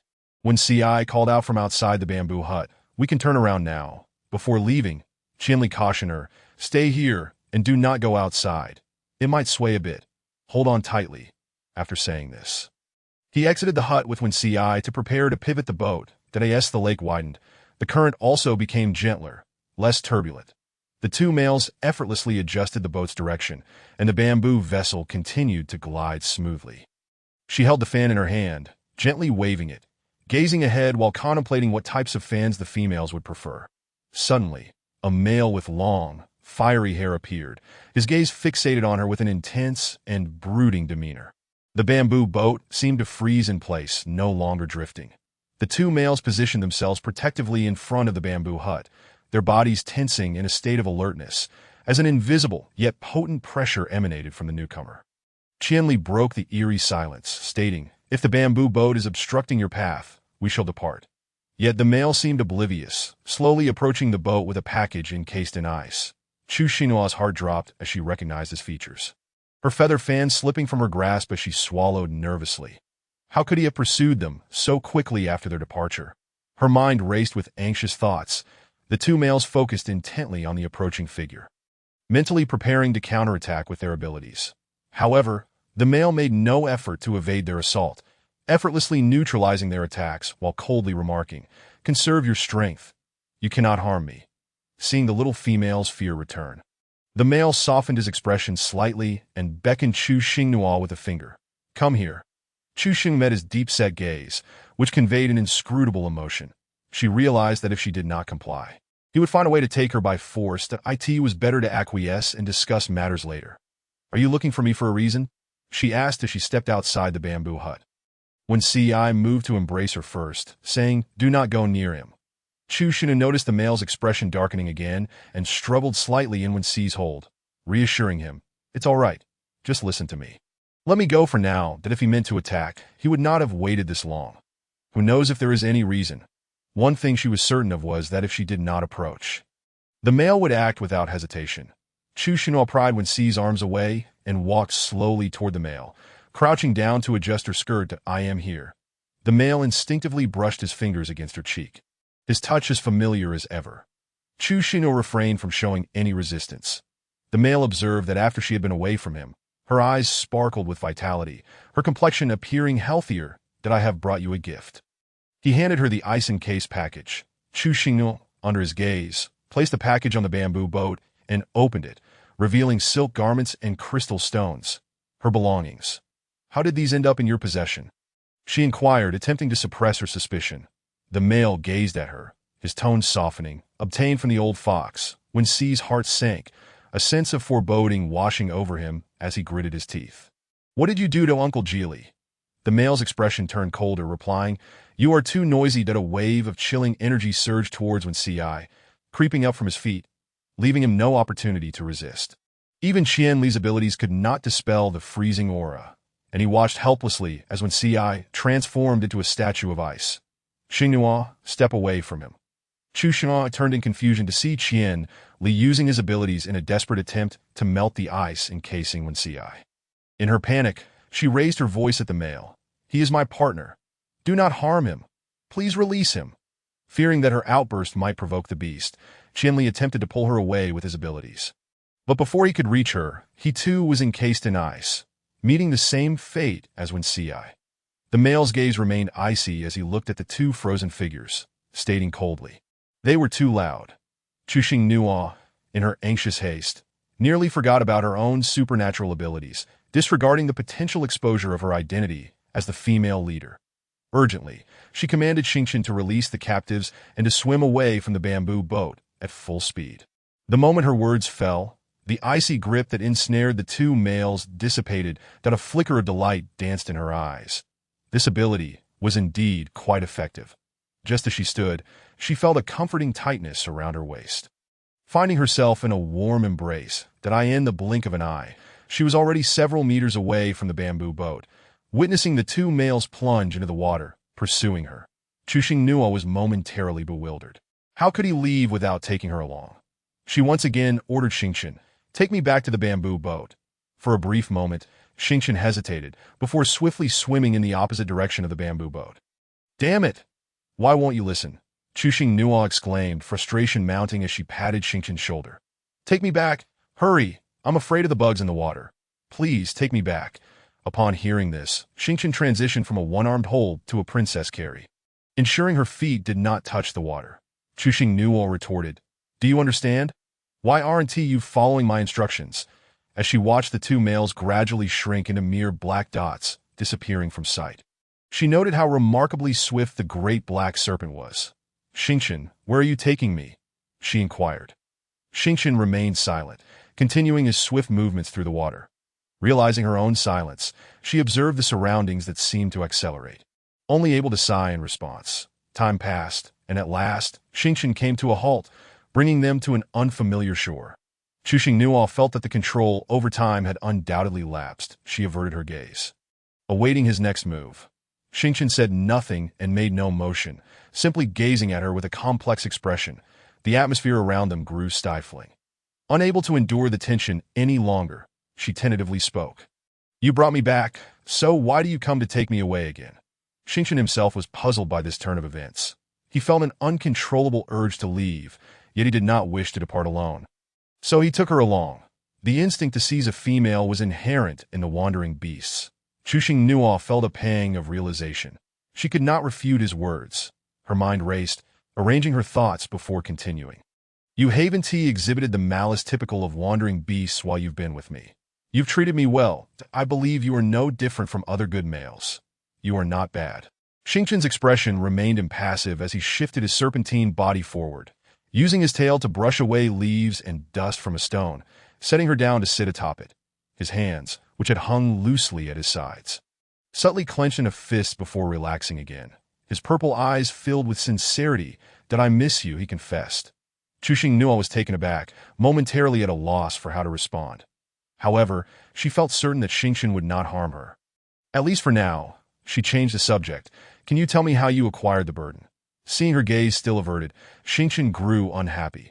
He disliked it when the small female showed fear towards him. Anyone could fear him, but she must not. He abruptly lifted her chin, compelling her to meet his gaze. That it was given to me by the old FOX. That as Chuxing Nuo looked into his eyes, she noticed a softness there. Tentatively, she asked, I know that you received the burden from Uncle Geely. Did he give it to you, or did you take it? Xingqin intertwined his fingers with hers, responding succinctly. Neither. I asked for it. Chapter 68. Will you stay with me? Chuxing Nuo withdrew her hand, refusing his touch. Xingqin, please stop playing around and tell me what's really going on. Xingqin grasped her hand tightly again, preventing her from pulling away. Without any concealment, he recounted the events to her. I returned your sister and that kin of yours. That I caught the scent of something you had used from the old fox and came to retrieve it. He himself was uncertain as to why he acted that way. Perhaps it was simply a desire to see her happy. Chuxing Nuo experienced a fleeting moment of doubt regarding his words. But upon reflection, she realized he had no reason to deceive her. Especially when she learned that Mo Gigi and the others had been returned to their group, her heart swelled with joy. You truly are a good snake, she remarked uncertainly. That so, you pursued me solely to deliver the burden? Xingqin did not deny it. Softly confirming her words, he placed her hand against his cheek, nuzzling it gently. Don't fear me. I want to harm you, that I wish to see you every day and hold you close. There are too few males. Keep me by your side, and you will receive better protection. I want to hibernate. Will you stay with me? Chuxing Nuo understood that seizing her would be far swifter than this humble plea. Xingqin's request for her opinion demonstrated a profound respect. His declaration was both sincere and pragmatic. She found it hard to refuse and did not harbor any aversion towards him. However, had she not been the female leader, she would have readily accepted. Her long eyelashes fluttered, concealing the worry in her eyes as she resolutely pushed him away. I have my fears. It's not about your beast form or whether you are a wandering beast. I fear becoming like Lan Junyi one day, that my strength is merely superficial. In truth, I am quite timid. Once you know that I am the female leader, your attitude will change. That I do not wish to gamble. Nor can I afford to take the mention of Lan Junyi. Xingqin's brow furrowed in annoyance, his eyes reflecting disdain. That he was perplexed as to why their discussion involved that detestable female. You will not become her, he asserted firmly. You are more stable than she, and you do not entertain thoughts of despair. nor do you seek death in various ways daily. Chu Xingnua subtly probed, have you ever considered why she sought death? This question intrigued her. Although Xingqian found the topic bothersome, he softened his tone to answer patiently. I don't know. She was well fed and cared for by males, with no beasts forcing her to bond. Yet, without warning, she took her own life, and we could not prevent it. Upon hearing his words, Chu Xingnua felt as though she had been troubling herself unnecessarily. In her ignorance, she had cast baseless suspicions upon him. However, in such circumstances, her mind could not help but wander. So many females live their lives without issue, while only she and Lan Junyi, as female leaders, faced calamity. That it was a miracle she hadn't been left utterly terrified. Xingqian observed her expression shift from grievance and fear to frustration, noting her multifaceted emotions. Let us not speak of her. It brings bad luck. He wrapped his arms around her slender waist, drawing her back into his embrace, soothingly stating, you will fare better than she. You cannot drive me away. Chu Xingnua sat on his muscular arm, the firm contours of his bicep providing a sense of security. In a gentle voice, she inquired, why do you capture females? For simple comfort, Xingqian replied succinctly, continuing deeper into the woods with her. Indeed, the sacrificial altar did not host any female members of the serpent clan or beast men, which left the wandering beasts without comfort, compelling them to seize females. Chu Xingnu nodded in understanding, feeling as though Xingqian was about to whisk her away once more. She began to struggle. Where are you taking me? Please stop. The pace Xingqian was moving. When would her partner catch up to them? Xingqian caressed her back, his words brief yet clear. To find food. After gathering food, he would return her to her partner. She had been away too long, and they would worry. Chu Xingnua recalled the bamboo boat drifting alone on the lake, along with all the food and supplies she had gathered, and felt a pang of regret. In a soft voice, she said, please do retrieve the bamboo boat. You cannot refuse that if you stay by my side, you must obey. Upon hearing this, Xingqian's heart soared with joy, his eyes shimmering with delight. Yes, nothing will be missing. Chu Xingnua fell silent, accompanying him as they searched for food, all the while observing Xingqian. Feeling her gaze upon him, he turned his head, a charming smile gracing his lips, revealing an alluring curve that captivated her. This was the first time she had looked at him for such an extended period. Light filtered through the layered canopy of trees, casting a gentle glow around them, highlighting his striking features. A lynx and a large fox followed closely behind, baring their teeth and growling warnings at Xingqian. Upon hearing the sound, she turned to see two damp, fluffy figures appear before her. You've come.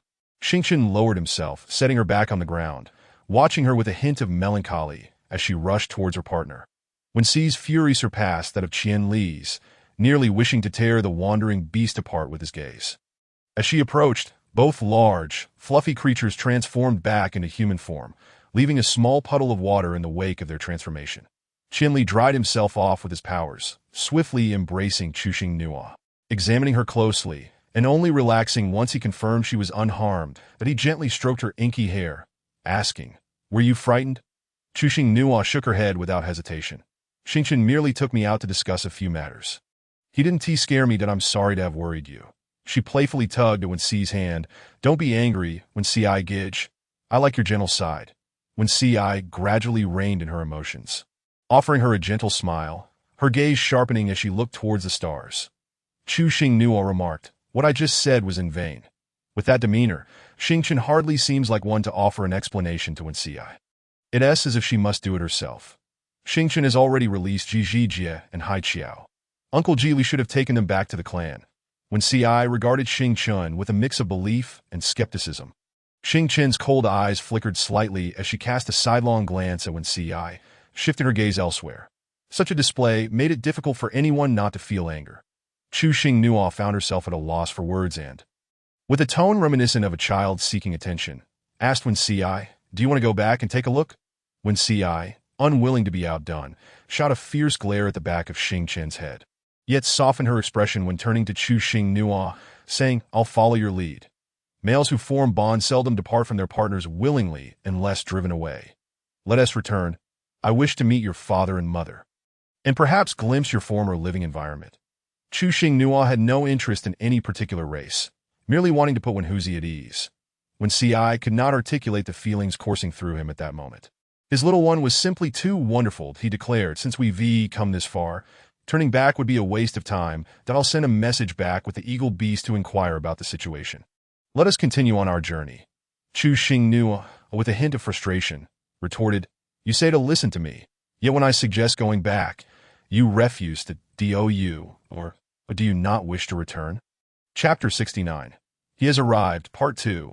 Xingchen turned her head to look at Chu Xingnu, her violet eyes brimming with an indescribable sorrow that if they did not trust her.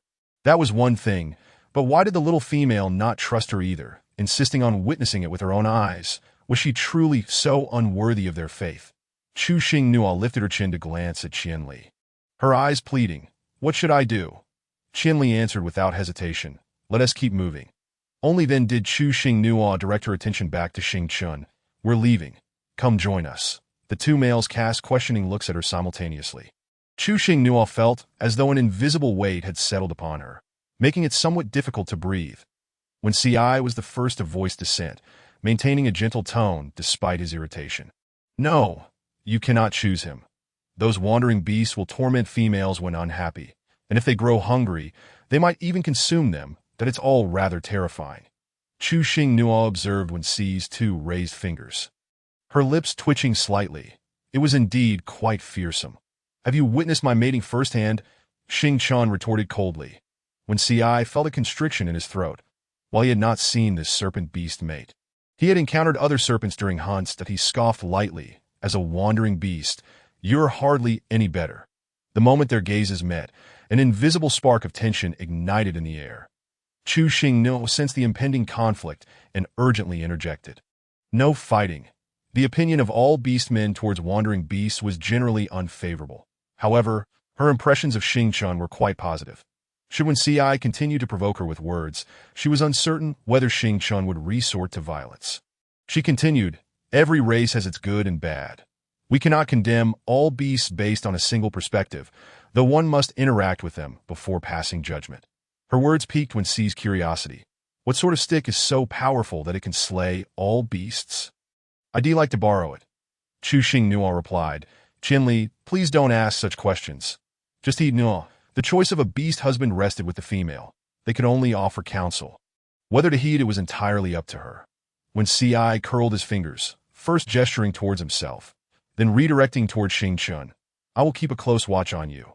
Xingchen feigned indifference. Qianli transformed into his beast form, carrying Chu Xingnu as they made their way back, avoiding the water route and running along the riverbank. When Ci followed closely behind, casting hostile glances at Xingchen as they ran. Xingchen remained unfazed, allowing the glares to pass, yet he could not allow the fox to glare at him for too long. He swiftly dodged to the side, prompting when Ci to keep pace. Chu Xingnu glanced back, relieved to see the two still maintaining a semblance of harmony, at least not engaging in a fight. Continuously looking back was not advisable, as it could lead to an accident. She finally relaxed her gaze, her thoughts drifting back to the bamboo boat, hoping it would not drift too far and that their belongings would remain intact. Xingchen flicked his serpentine tail. And when Ci assumed he was about to attack, hastily dodging only to collide with a tree, Xingchen chuckled derisively, twisting his serpent body into the water. When Qianli, carrying her, returned to the spot where they had turned the boat around, they discovered the bamboo vessel still floating in place. Chu Xingnu found it perplexing that the bamboo boat seemed to await their return. Suddenly, with a splash, a dark figure emerged from the lake, pushing the bamboo boat towards the shore. Chu Xingnu's gaze shifted from the boat to Xingchen, her eyes wide with astonishment. Xingchen, who had initially trailed behind, had not only sprinted ahead, but had also retrieved the bamboo vessel. She could not help but marvel at his speed. The word fast alone was insufficient to encapsulate it. She leapt down from the lynx's back and approached the bamboo boat. Qianli transformed back into human form, protecting her from behind. Thank you, Xingchen, she said, crouching down to quickly gather her belongings before heading back to the bamboo house. You must be hungry. I will prepare some food. Once Qianli finished speaking, he set to work. Xingchen quietly observed, his brow furrowing slightly at the food in Qianli's hands. Sensing his confusion, Qianli explained while offering advice. Nua's diet is quite varied. She has certain foods she wants to eat. So you must remember what she likes and dislikes. The preparation of food also requires precision. It's not merely about cooking it through, as each type has its own methods.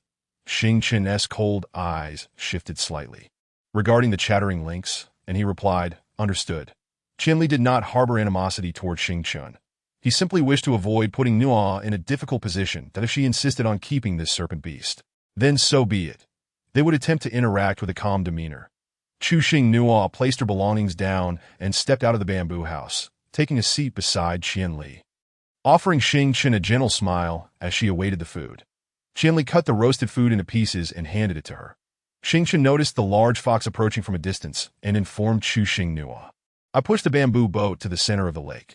Xing Nua swallowed her food and nodded in agreement. All right, no sooner had she spoken than Xing Chen expertly maneuvered the bamboo boat towards the lake's center. The abundance of fallen leaves along the shore made the center more appealing. After a moment, the sound of a fox call drew her attention, and she opened her mouth slightly, spoon in hand, gazing towards the shore. The large fox leapt into the water, swimming towards them. After shrinking its size, it clambered aboard the bamboo boat, shaking off the water in a corner before making its way to her side. Lying down with a watchful gaze fixed on Xing Chen, from a distance, it had seen the bamboo boat stop at the shore, and as it approached, it was pushed to the lake's center by this serpent. "Why are you so slow today?" Xing Nua asked, reaching out to stroke the fox's head. The fur felt damp, lacking in comfort. She turned to Qianli and said, "Could you help him dry off?" In no time, the wet fox fur became fluffy and well-groomed, significantly improving its texture. Unable to resist, she continued to pet it for a while, when Ci was completely immersed in her gentle touch, squinting his eyes and wagging his large tail, signaling his delight. Xing Nua lightly patted the fox's back. "Stop wagging your tail. I still need to eat." Qianli took a piece of animal hide, dampened it, and kindly helped her wipe her hands. The large fox ceased its tail wagging, keeping its eyes fixed on Xing Chen. Noticing that Xing Chen remained submerged in the water, Xing Nua felt it was somewhat inappropriate for all three of them to be on the bamboo boat while he lingered in the water. "Come up. Don't stay in the water all the time." Xing Chen propped himself up on the bamboo boat, rising gracefully like a pine tree from the water, aware that the little female's gaze was fixed on the garment he wore. Xing Chen unhesitatingly began to remove it. "I'll take it off for you to wear." Xing Nua shook her head in refusal. "No need. I have clothes to wear." Xing Chen paused in his actions, stating, "It's hot now. Wearing this would be more comfortable." Though the day was overcast, she did not feel warm. Had it been the temperature of the previous days, she certainly would not have declined. After all, it was not her first time wearing such attire, and there was no need for pretense. "Today, I feel perfectly comfortable. If the weather heats up in the future, I'll wear yours then." Xing Nua smiled at him, then lowered her head to focus on her meal. Xing Chen ceased his insistence, donned his clothing, and positioned himself at the center of the bamboo boat, turning to gaze ahead. Chapter 70. "No, it hurts me." Qianli lay down sideways, her expression soft as she gently coaxed her to sleep. She nestled into his embrace, seeking the most comfortable position. Qianli tenderly lifted her head, allowing her to rest against his arm. Outside the bamboo house, Wincy approached the side of the stars, continuing his deathly gaze. With the small female drifting off to sleep, he found little amusement aboard the boat and quietly slipped into the water to avoid waking her. Transforming into his beast form in the lake, his massive figure swam gracefully around the bamboo boat. When she opened her eyes, she was met with Qianli's beautiful eyes, shimmering with a faint green glow, causing her heart to flutter. This time, she slept rather peacefully, awakening still nestled in Qianli's arms. Feeling a damp coolness on her cheek, she raised her hand to wipe the corner of her mouth. To her embarrassment, she realized she had drooled in her sleep, causing her to sit up abruptly, incessantly wiping at her lips. Qianli also sat up, showing no disdain for the drool on his arm, and calmly remarked, "Wiping like that will irritate your skin. Allow me to help with this animal hide." Before he finished speaking, he had already procured a small piece of animal hide and was stepping outside the bamboo house. By this time, the sky had darkened. She truly could sleep for an eternity. After a moment, Qianli returned with the damp hide, thoughtfully wiping the corners of her mouth and her palm. Xing felt a bit embarrassed by such attentive care, as if she were incapable of taking care of herself. "That there's no need to wipe. I'll wash my face," she declared, stepping out of the bamboo house to quickly freshen up. Upon returning, she noticed that the bamboo boat had already docked, and the other two males were nowhere to be seen. Seeing her searching for the beasts, Qinli proactively informed her, "They have gone hunting and gathering food. They will not be back soon, as it was merely food gathering and not a fight." She felt reassured. In a certain part of the forest, the two males were engaged in a fierce bout, their fists flying like rain. Chu Xinhua raised her hand to cover her mouth as she yawned. And Qinli spoke again. "I have something I wish to discuss with you." Chu Xinhua turned to him, puzzled. "What is it?" Qinli guided her to sit on a bamboo stool. "Let us talk about the stars."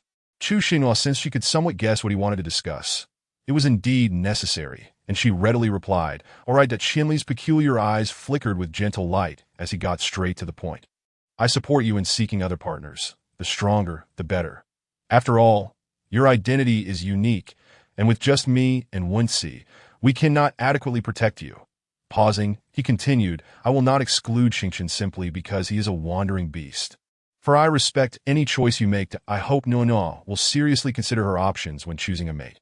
Having witnessed the folly of females who pursued pleasure, hastily deciding without thought, he wished to spare her from similar regrets. Some matters could only be hinted at. Speaking too much might be off-putting. Chu Xinhua listened intently to every word Qinli spoke, fully aware of his concerns. Wandering beasts were feared among their kind. Her thick eyelashes fluttered as she quickly organized her thoughts. "I am not a superficial female who would hastily claim a mate based on a single prominent feature. I cannot accept a union devoid of emotional foundation. I must be responsible not only for myself, but also for the male I choose. Perhaps people could lie, but the body remained honest. Even an unwanted touch from a male she did not like would be deeply unsettling. Let alone a partnership. That I understand your worries and know you have my best interests at heart. Therefore, I do not wish to rush you into accepting Xingqian. Let us take our time and adapt to one another." She was unsure if Qinli grasped her meaning. Perhaps her wording was not amiss. Nevertheless, she felt her expression was rather lacking. Every individual's presence was inevitable. Staying was destined, and leaving was inconsequential. Qinli comprehended her sentiments and gently ruffled her hair. "Indeed, Nuo is right, but it is still necessary to have a talk with Wensi, that he is a male living in the tribe and possesses an inherent hostility towards wandering beasts, should a confrontation arise between him and Xingqian one day. You must understand, among other females, males often fought over status and companionship, which was deemed normal in the eyes of other beast folk. However, he sensed that she would not appreciate such dynamics. Thus, he had never fought with Wensi." Qinli continued, "In truth, fighting is also a way for males to bond. As long as it does not escalate into real conflict, it can be somewhat overlooked that he mentioned this only after hearing Wensi's muffled curses from within the forest. Though not entirely clear, he could guess that Wensi and Xingqian were indeed grappling. Chu Xinhua smiled sweetly at him, her gaze seemingly conveying, "You understand me best. I will speak with both of them and strive to ensure they coexist peacefully. There are many ways to bond. Fighting is not one of them." Despite Qinli's impeccable words, she discerned a hint of something in his last statement. Surely, they had not gone hunting for food, under the guise of gathering provisions. They were secretly brawling in the woods. The more she thought about it, the more plausible it seemed. Qinli merely hummed in acknowledgement. Chu Xinhua tugged at Qinli's hand, rising to her feet. "Let us take a stroll on the shore. Having been on the boat all day, I am in dire need of exercise." Qinli allowed her to lead him ashore, and the two strolled along the bank towards the forest that he continually sought topics to divert her attention. Not wishing her to delve deeper into the woods, Chu Xinhua was certain her suspicions were correct. Qinli sensed her impending question and preempted her from speaking, leaning in for a kiss. She hesitated for a moment, only to find herself wrapped tightly in his embrace. That a soft, delicate kiss traveled from the corner of her mouth, across her cheek, to her brow, and then further down. Do not mind them. Just focus on me." "All right." Qinli's large hand gently grasped her soft flesh, bringing it to his lips for a tender bite. "Thank you, my dear ones, for the little gifts you sent." Chapter 71. All the advantages belong to this snake. She shook her head repeatedly, refusing. The timing is not right. The next morning, she sat on the wooden stool, her gaze fixed intently on Wensi, but he felt a twinge of guilt under her scrutiny, yet he remained unwavering, staring at the faint marks on her neck, which had once been faint but now stood out vividly. The lynx had taken advantage of his absence to sneak a bite, driving him to distraction. Chu Xinhua glanced down, seeing nothing amiss, and instinctively tightened her outer garment, turning her attention to the large black snake swimming in the lake. Xingqian sensed her gaze upon him. He twisted his head, his bulbous eyes locking onto the small female's enchanting gaze, flicking his crimson tongue and producing a series of hissing sounds. Chu Xinhua thought, I completely do not understand. She scanned the exposed upper half of the snake's body, noticing the absence of scales where her gaze fell, gesturing for the large black snake to turn in a circle. It complied slowly, even raising its tail to show her. Chu Xinhua beckoned to the large black snake. Come up. In a flash, the large black snake transformed into human form, stepping onto the bamboo boat and pausing beside her. Chu Xinhua adjusted her veil and said, Take off your top. Let me see if you were hurt. Xingqian removed his clothing with remarkable speed, the silky fabric of his garment sliding off onto the bamboo planks. With broad shoulders and a narrow waist, he exhibited a classic inverted triangle physique. His skin, even paler than hers, radiated a chilling mist. Chu Xinhua surveyed him without distraction, finding no bruises. Wenxi quickly shielded her eyes. Glaring furiously at Xingqian, Put your clothes on. Do not tempt the little one. Qinli, who was weaving something, cast a glance as well. Chu Xinhua retorted, Am I the kind of dismissive female? Such things could hardly entice me. He is not even attractive. Xingqian shot a sidelong glance at Wenxi, then turned to Chu Xinhua, asking, Are you still looking? Not anymore. Put your clothes on, she replied. Wait, once you're dressed, do not go back into the water. Stay on the boat. Xingqian paused in his movements, thinking she wanted another look, only to find that her intentions differed from his expectations. The boat is too small. I would be cramped up there. Besides, I prefer to be in the water. He quickly clothed himself and leaped back into the water, transforming into a giant python. Hearing the splash, Chu Xinhua attempted to push aside Wenxi's hand that obscured her view. Watching the colossal python swim beneath the surface, she sighed inwardly, realizing that he had been avoiding contact with Wenxi and Qinli to forge a bond. Turning to Wenxi, she said, Come with me. Wenxi stood and followed her back to the bamboo house. Chu Xinhua tapped the grass nest for him to sit. The moment he settled, she wrapped her arms around his neck, pressing her forehead against his, channeling her healing powers. Wenxi felt a warm current flowing through his body. The minor aches gradually dissipating, making him feel immensely comfortable. However, his main concern remained with her well-being. These are merely minor injuries. Do not use your powers next time. Your body cannot bear it. Chu Xinhua cheerfully replied. My body has been rejuvenated by the crystal, and I am much better than before. Using my powers a few times is no issue at all. Upon hearing the term crystal, Wenxi felt a lump caught in his throat. Unable to swallow or exhale, the wandering beast had given the precious crystal to the little one, indicating a measure of sincerity. Though the exact extent remained unclear to him, he felt a wave of agitation. If he truly treats you well, I will refrain from fighting him in the future. Suddenly shifting his tone, his face flushed with anger, revealing several long, dark whiskers that twitched. But if he dares to harbor ill intentions towards you, I will bite him to death. Chu Xinhua, enchanted by Wenxi's adorable demeanor and amusing remarks, playfully reached out to stroke his beard, giving it a gentle tug.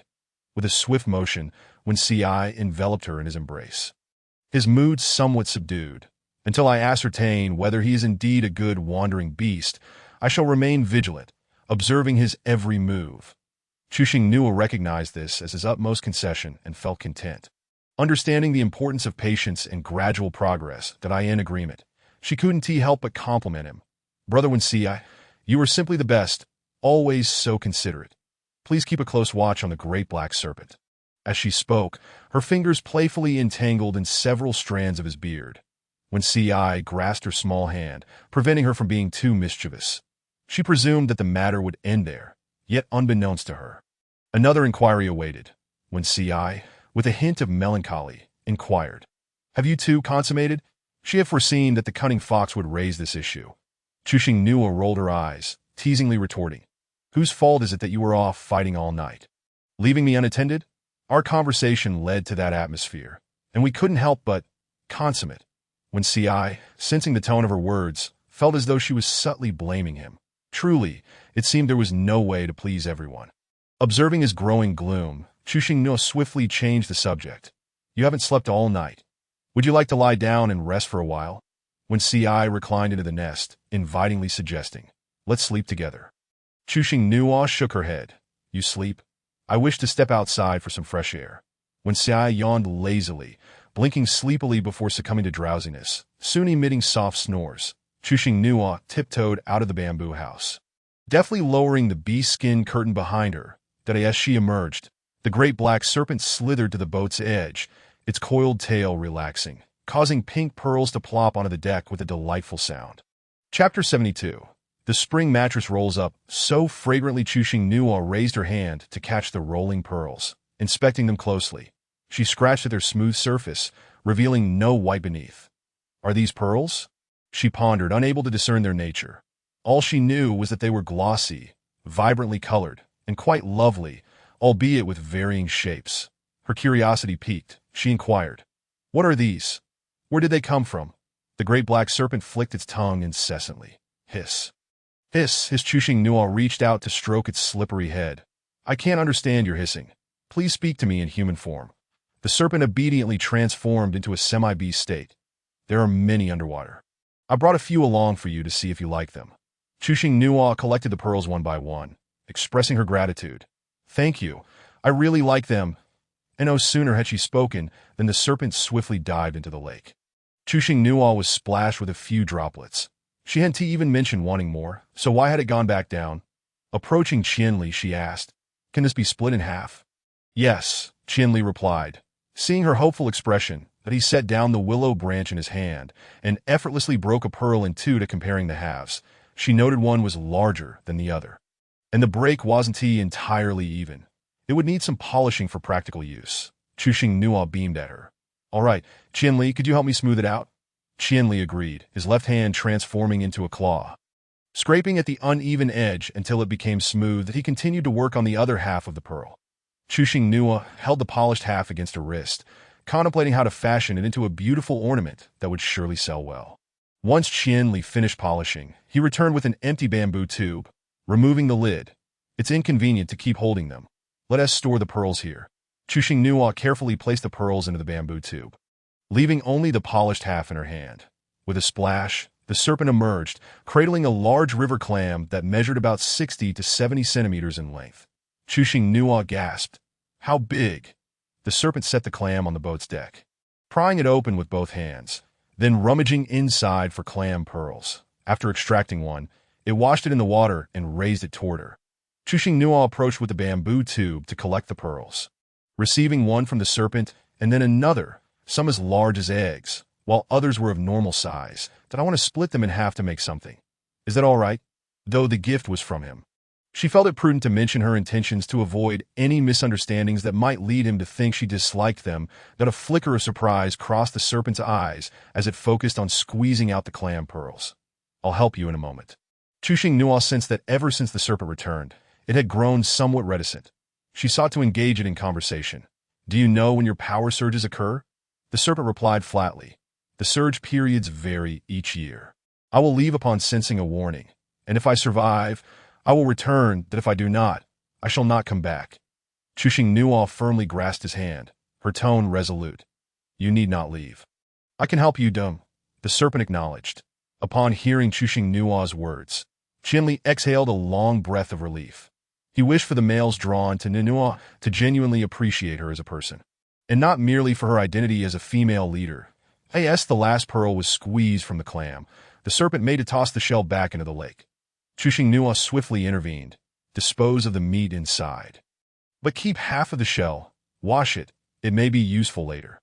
Though the serpent didn't understand her intentions, it complied. She handed him the bamboo tube filled with clam pearls and stood to retrieve her belongings from the bamboo house.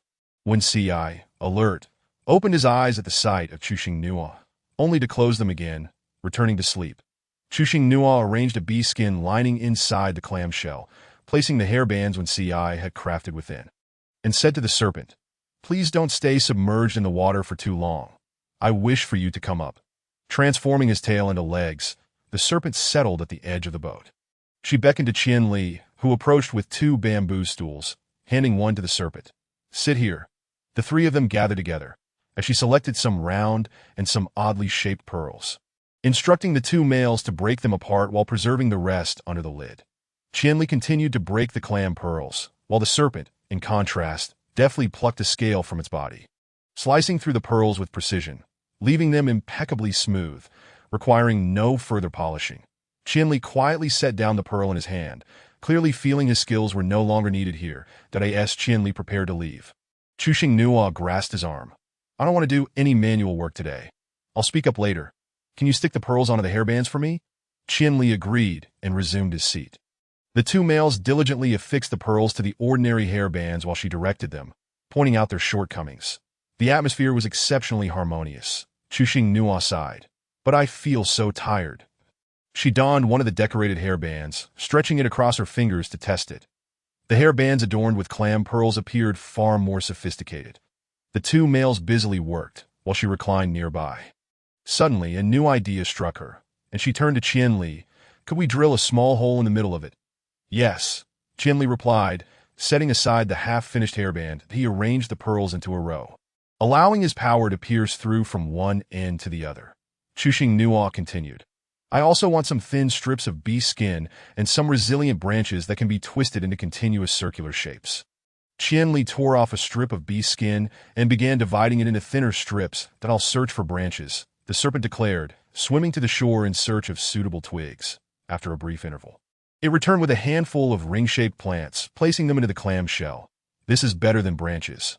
Once it grows to a certain size, it will form circles. Chuxing Nua picked up one end, shaking it, and squeezed it between her hands, marveling at its elasticity. It resembled a large spring. Can it be broken? The serpent's purple eyes shimmered slightly as it replied. It can only be severed with power. Once matured, it will turn black and will not decay. Such a marvelous find could be used to create many wonderful items. Sofa, spring mattress. How delightful. Let us anchor the boat and gather this, Chuxing Nua exclaimed, her eyes brighter than ever with desire. How could he refuse her? Qianli, with a tone of indulgence, responded. All right. Rising, he retrieved a basket. The serpent pushed the bamboo boat toward the shore, securing it before the three of them ventured toward the area where the spring plants grew. The serpent wished to carry her, yet Chuxing Nua gently declined. I haven't had much exercise on the boat every day. Allow me to move around on land instead, or I shall feel unwell. The serpent acknowledged with an O, leading the way while parting the tall grasses and low branches. Observing his thoughtful demeanor, Chuxing Nua felt a warmth in her heart. Her steps were small, particularly in this overgrown terrain, prompting both males to instinctively slow their pace. The area where the spring plants grew was not far from the shore, yet it took Chuxing Nua twice as long to arrive. Chapter 73. Don't stare at someone's rear end here. Only the spring plant thrived, and even ordinary grass was a rarity. Their leaves were sharp as saw blades that as she reached out to touch one, a large hand from behind enveloped her, pulling her back. Their leaves are quite sharp, especially against your delicate skin. Chuxing Nua, being a good child who listened to advice, immediately withdrew her hand. You all handle it. I will stand here and watch. I promise not to reach out. The two males utilized their powers beside her, causing the spring plants to cascade downward, all landing near the roots. She glanced around and noticed some broken branches, walking over to collect a few that were just the right length. Returning to her original spot, she crouched down, using the branch to push outward, picking them up one by one and tossing them into the basket. Qianli once again cautioned her. Do not collect. We will manage. Feeling that it was nearly sufficient, the two males began to fill the basket, to avoid witnessing the stark whiteness. Chuxing Nua turned away from them, drawing patterns on the ground with a twig. Once they had finished, both males, curious about Chuxing Nua's quiet demeanor, leaned forward in unison to observe the artistic creations of their little female. Then on the ground lay three distinct beasts. A large-faced cat that possessed only its visage, a small snake coiled like a donut, and a creature somewhat resembling a cat. She muttered softly. The lynx must have little braids atop its pointed ears. With that, she added a few strokes to the ear tips of the large-faced cat, feeling that it was insufficient, and transformed the sideburns into a braid. Qianli remarked, Is my beast form truly so unsightly? I've seen my reflection in the water, and I do not appear like this. Do I? Is this an indictment of my beast form? The snake's tail needed tiny flowers to appear endearing, and she pondered what embellishments would suit the large fox. Upon hearing this, Xingqian's legs transformed instantly into a snake's tail.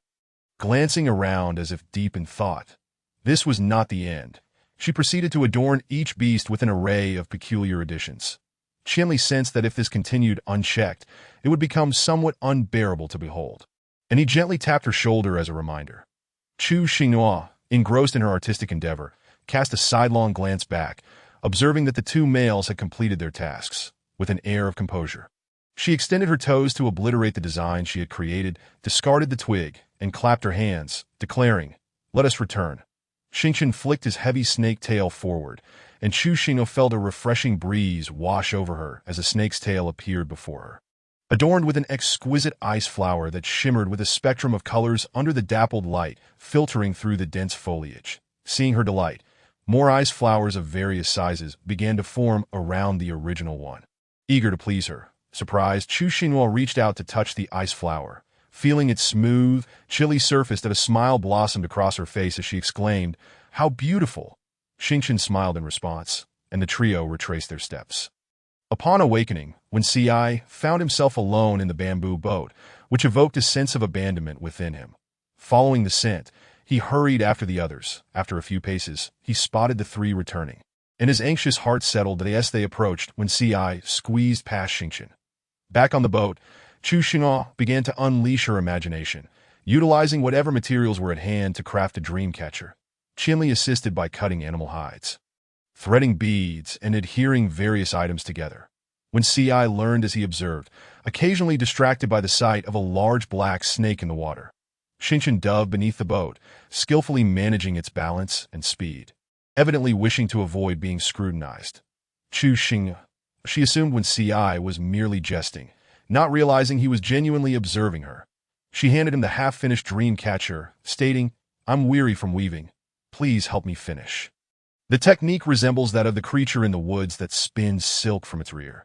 She was unaware of what the spider was called here, but her description was straightforward and comprehensible.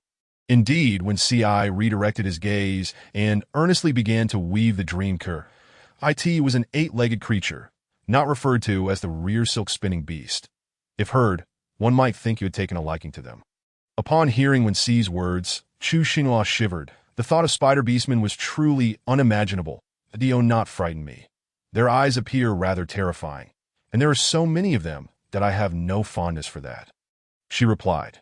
When Ci acknowledged, "Next time, try not to stare at their backsides. It could lead to misunderstandings." Chu Xinhua found his comment quite ludicrous. She was not a pervert and certainly did not relish gazing at beastmen's backsides. "When have I ever gazed at their rear? They just appeared suddenly. It was impossible not to notice." Qianli chimed in to soothe her. If a female lingers her gaze on a male, it is often interpreted as affection, and they will approach. Chu Xinhua modified a lyric. "Just because I glanced once in a crowd, a throng of males followed closely behind. This was utterly absurd. Am I not allowed to admire a charming creature without consequence? It is infuriating. Are our eyes not meant to appreciate beauty, but merely to breathe?" She lamented, "Perhaps I shall cover my eyes with silk strips from now on to avoid being misinterpreted by the males." When Ci's eyes sparkled at her words, his expression gradually becoming peculiar as he gazed at Chu Xinhua with a rather explicit look. "This idea is splendid. We should certainly try it." Chu Xinhua thought, "This fellow's mind is undoubtedly filled with inappropriate thoughts. He had not been like this before they had formed a bond. What had changed?" She stood and retreated to the bamboo house, seeking to end the topic through action as she fanned herself with a feather fan. Qianli rose to prepare a meal, cooking a pot of sorghum rice and a seafood stew. It was only Chu Xinhua dining at noon. There was no need for an extravagant spread. After a simple lunch, she remained nestled within the bamboo house. As time passed, the afternoon grew increasingly sultry, and the air stirred by her fan was merely warm. Chu Xinhua felt her breath becoming labored, internally complaining about the oppressive weather. She glanced outside to see Qianli and when Ci appearing unfazed. She leaned against the window and called outside, "Xingqian, I am feeling quite hot." A large black snake swiftly emerged from the water, its tail extending to the window, signaling her to take the ice flower away. That moment, as the tail approached, a wave of coolness washed over her. Providing significant relief, she cradled the ice flower back to her grassy nest. Returning to the window, she requested, "I would like another piece." The black snake flicked its tongue at her.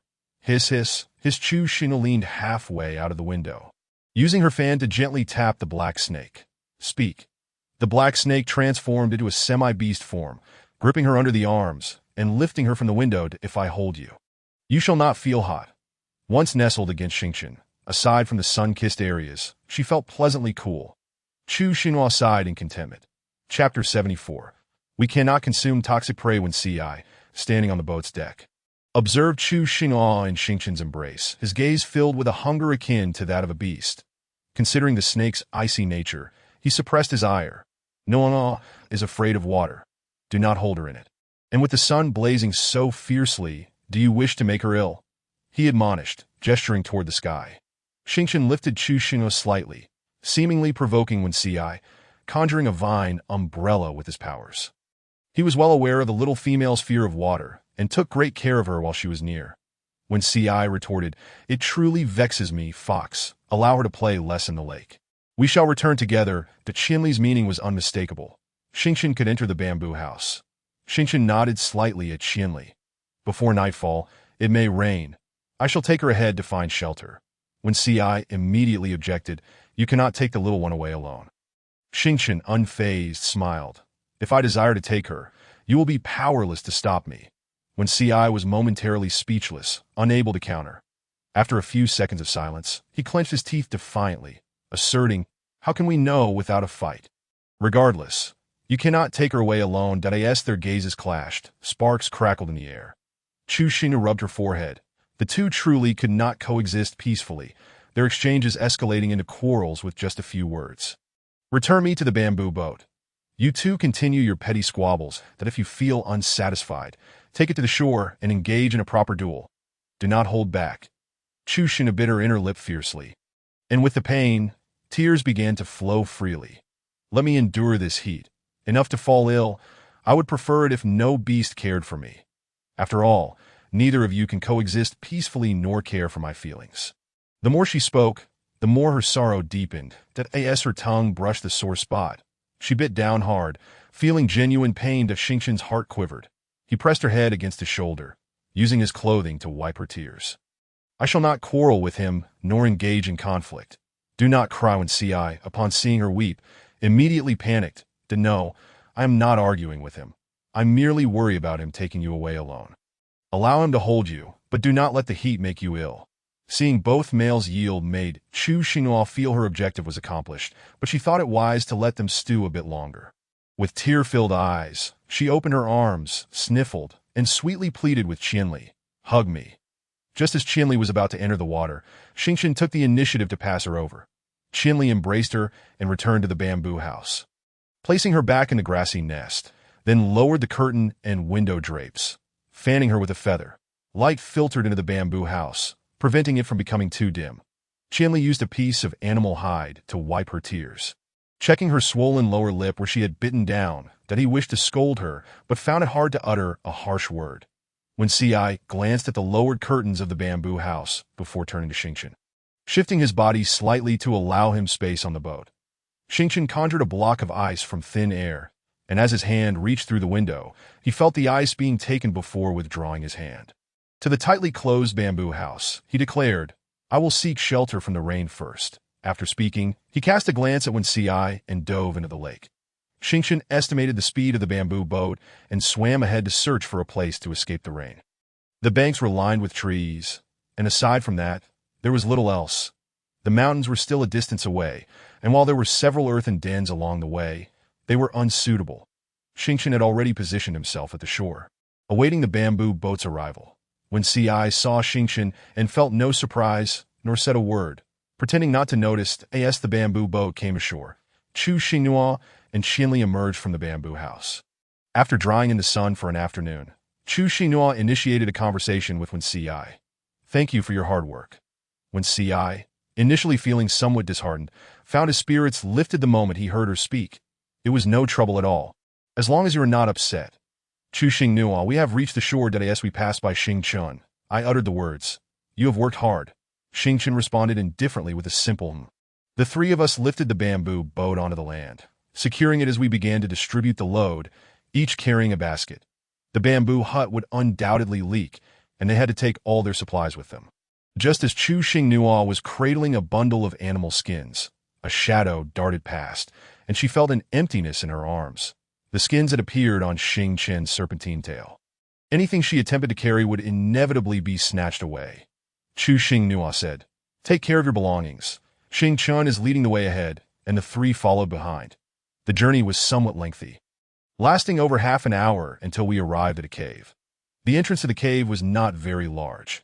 One had to traverse a long passage to reach the interior, where the light was particularly dim. Qianli set down her belongings, and with a flick of her palms, flames ignited vigorously, casting two warm glows in the desolate cave. Only then could she discern the cave's layout. They stood at the bottom, and 2 meters ahead lay a smooth slope, with another layer above it, containing nothing but some dry firewood. Qianli moved to one side to stoke the fire, when Ci took the animal skins to lay them out on the slope. Chu Xing Nuo wished to join, but the slope was exceedingly slippery, as if coated with oil. She struggled to climb, nearly tumbling head-first into the ground. Xing Chen flicked her tail, wrapping it around Chu Xing Nuo's slender waist. "Be careful. Let me smooth it out a bit before you ascend." Once she was securely placed, Chu Xing Nuo rubbed her chin, relieved she hadn't lost any teeth. "Thank you," she said. Why was it so effortless for Ci? Why could she not manage? Xing Chen, dissatisfied with her gratitude, ignored her and lowered her head to adjust the slope. Chu Xing Nuo's eyes widened in astonishment. The large black serpent, with bare hands, began to excavate the slope, appearing as if playing with modeling clay, effortlessly creating a gap. Moments later, the slope transformed into a series of steps. Chu Xing Nuo picked up a stone that had rolled down, squeezing it tightly. The pain in her hand reminded her of the vast differences between her hands and his. What kind of strong woman was this? Even special forces would turn into delicate wives. Xing Chen took the stone from her hand, and her tail coiled away some more stones to the cave entrance. When Ci, having finished preparing the nest, approached Chu Xing Nuo. "The nest is ready. It's quite soft. You can lie down." Chu Xing Nuo raised her beautiful eyes to see a small nest enclosed with animal skins above. When Ci then addressed Qianli, "I'm uncertain how long the rain will last. I'll go hunt some more prey to at that moment." Xing Chen returned, "I will go too."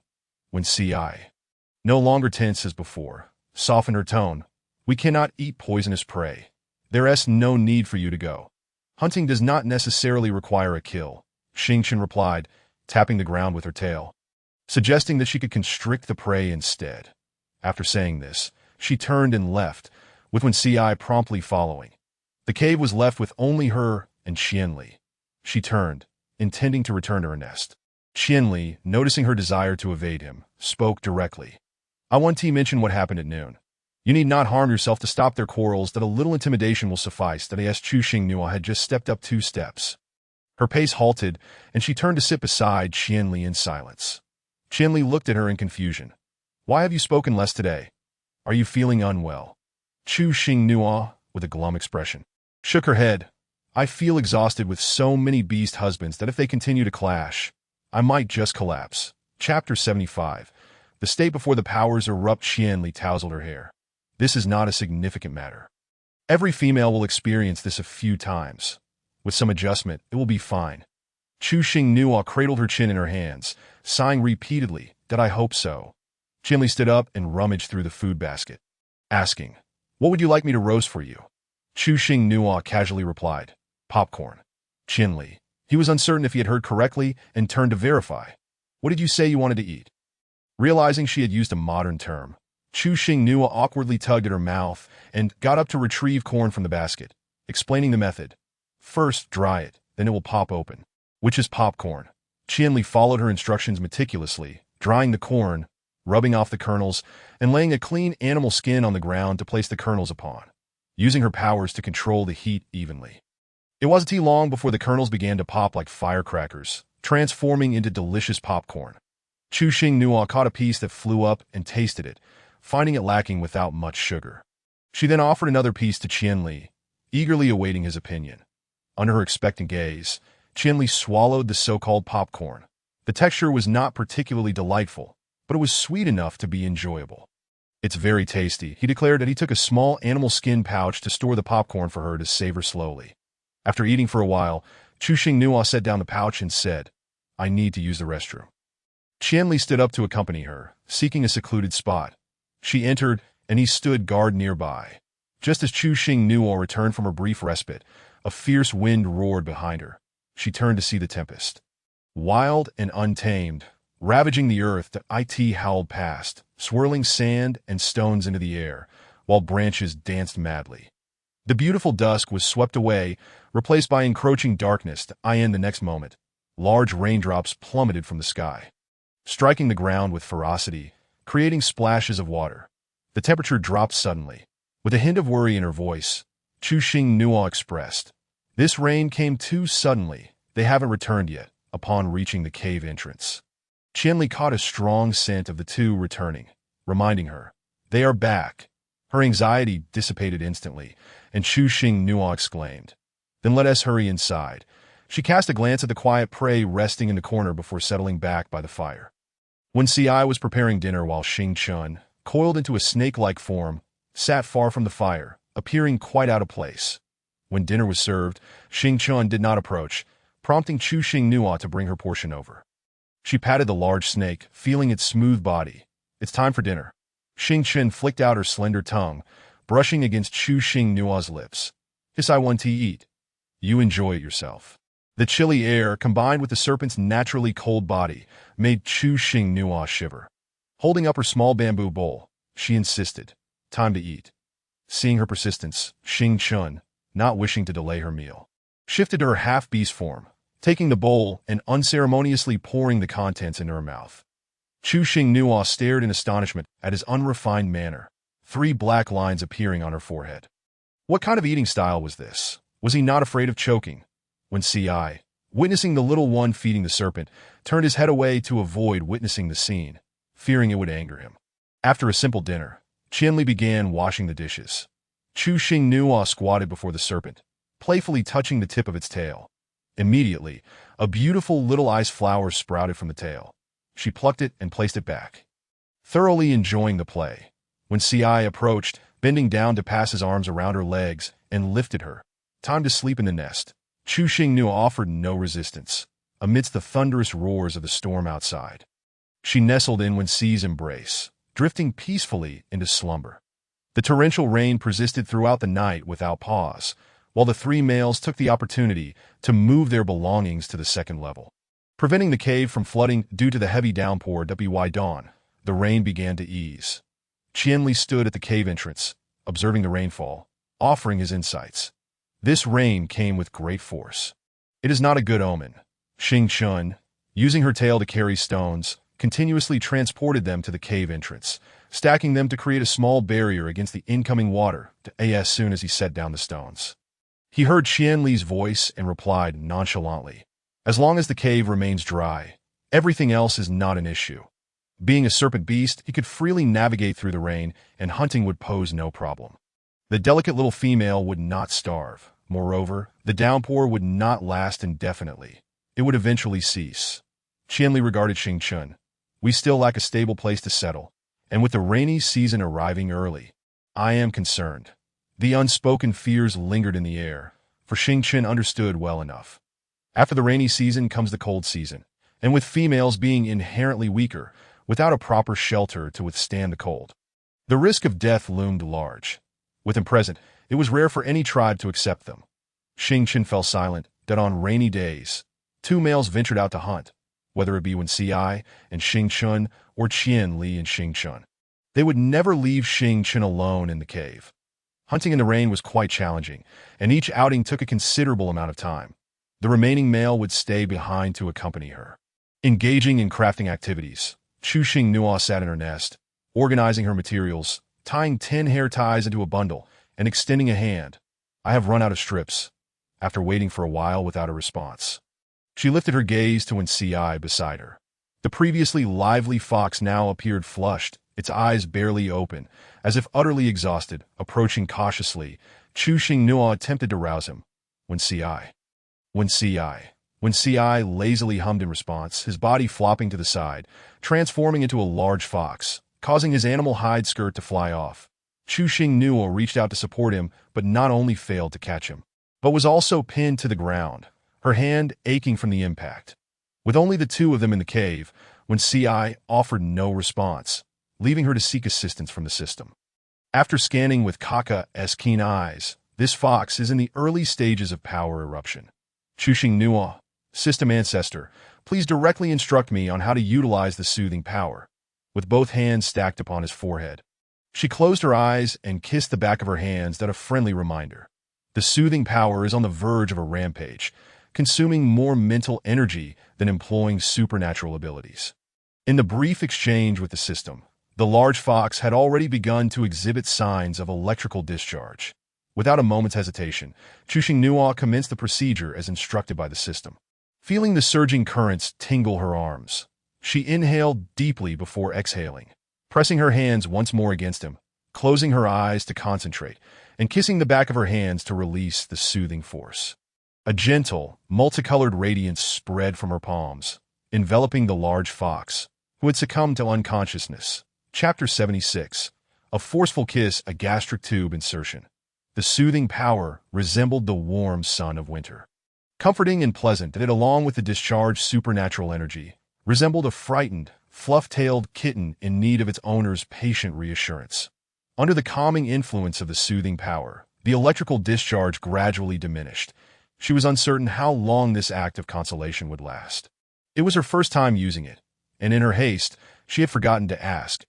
Only upon hearing that familiar little voice did she open her eyes, when CI remained in a prone position, his expression calm and his smile directed at her. Chuxing Nua felt a pang in her nose, her small fist lightly thumping him.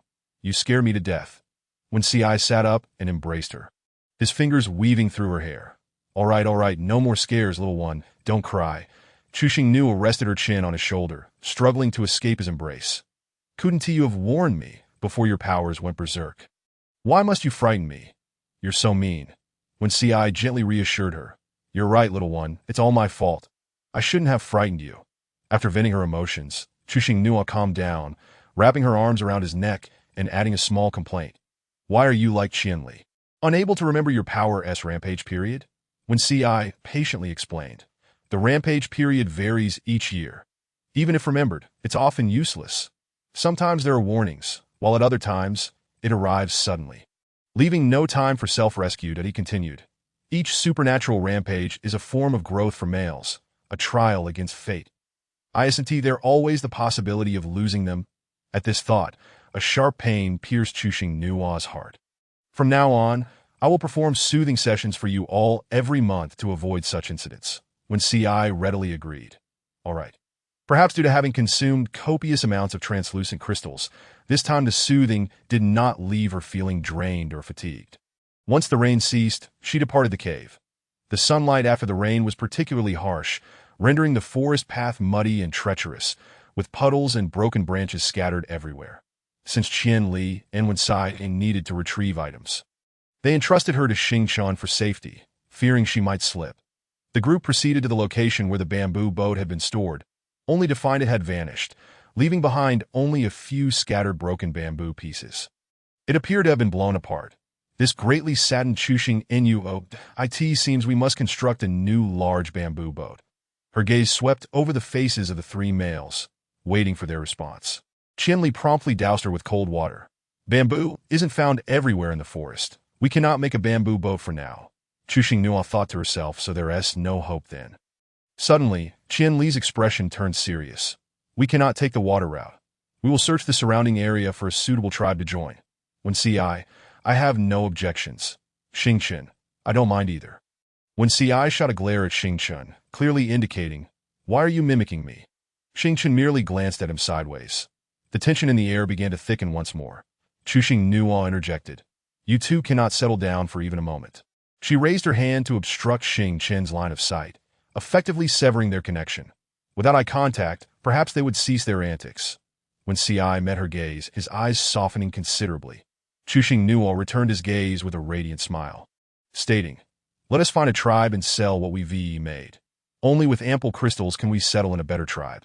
Having crafted so many hair accessories, they were cumbersome to carry and took up too much space." When CI teasingly replied, "Little money grubber," Chuxing Nua lifted her chin defiantly.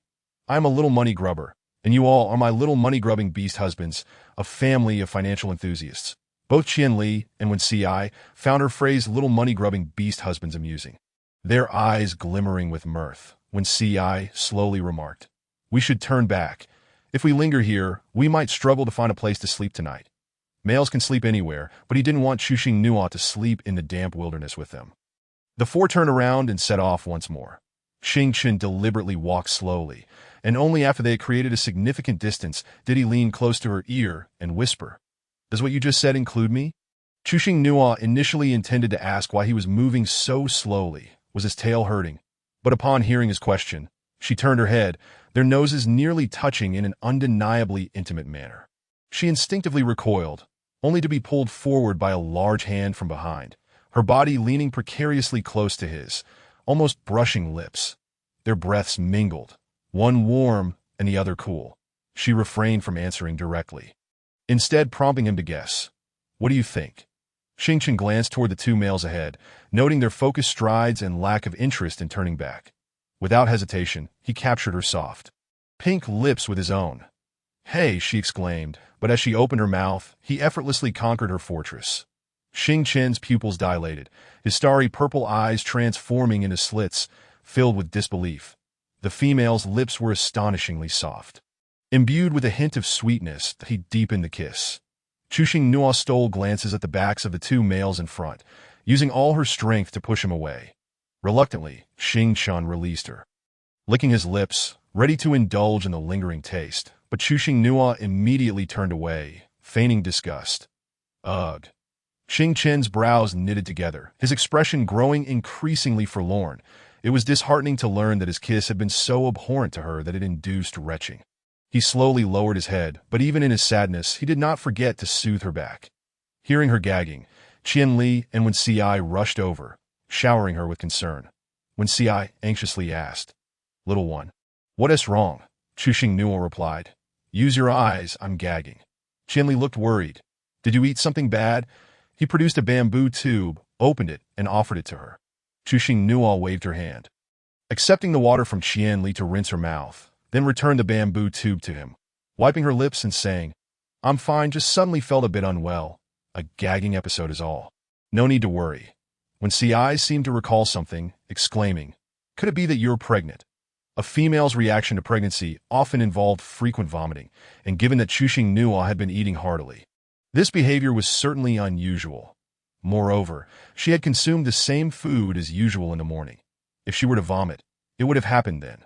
Qian Li, upon hearing this, also considered the possibility, his expression devoid of joy, only thick with concern. Chuxing Nua pondered how to explain to them that she was not pregnant, but merely experiencing nausea from Xing Chen's unwanted kiss, that if she spoke the truth, Wen Ci would undoubtedly confront Xing Chen, leading to a rather intense altercation. For the sake of harmony, she opted to remain silent.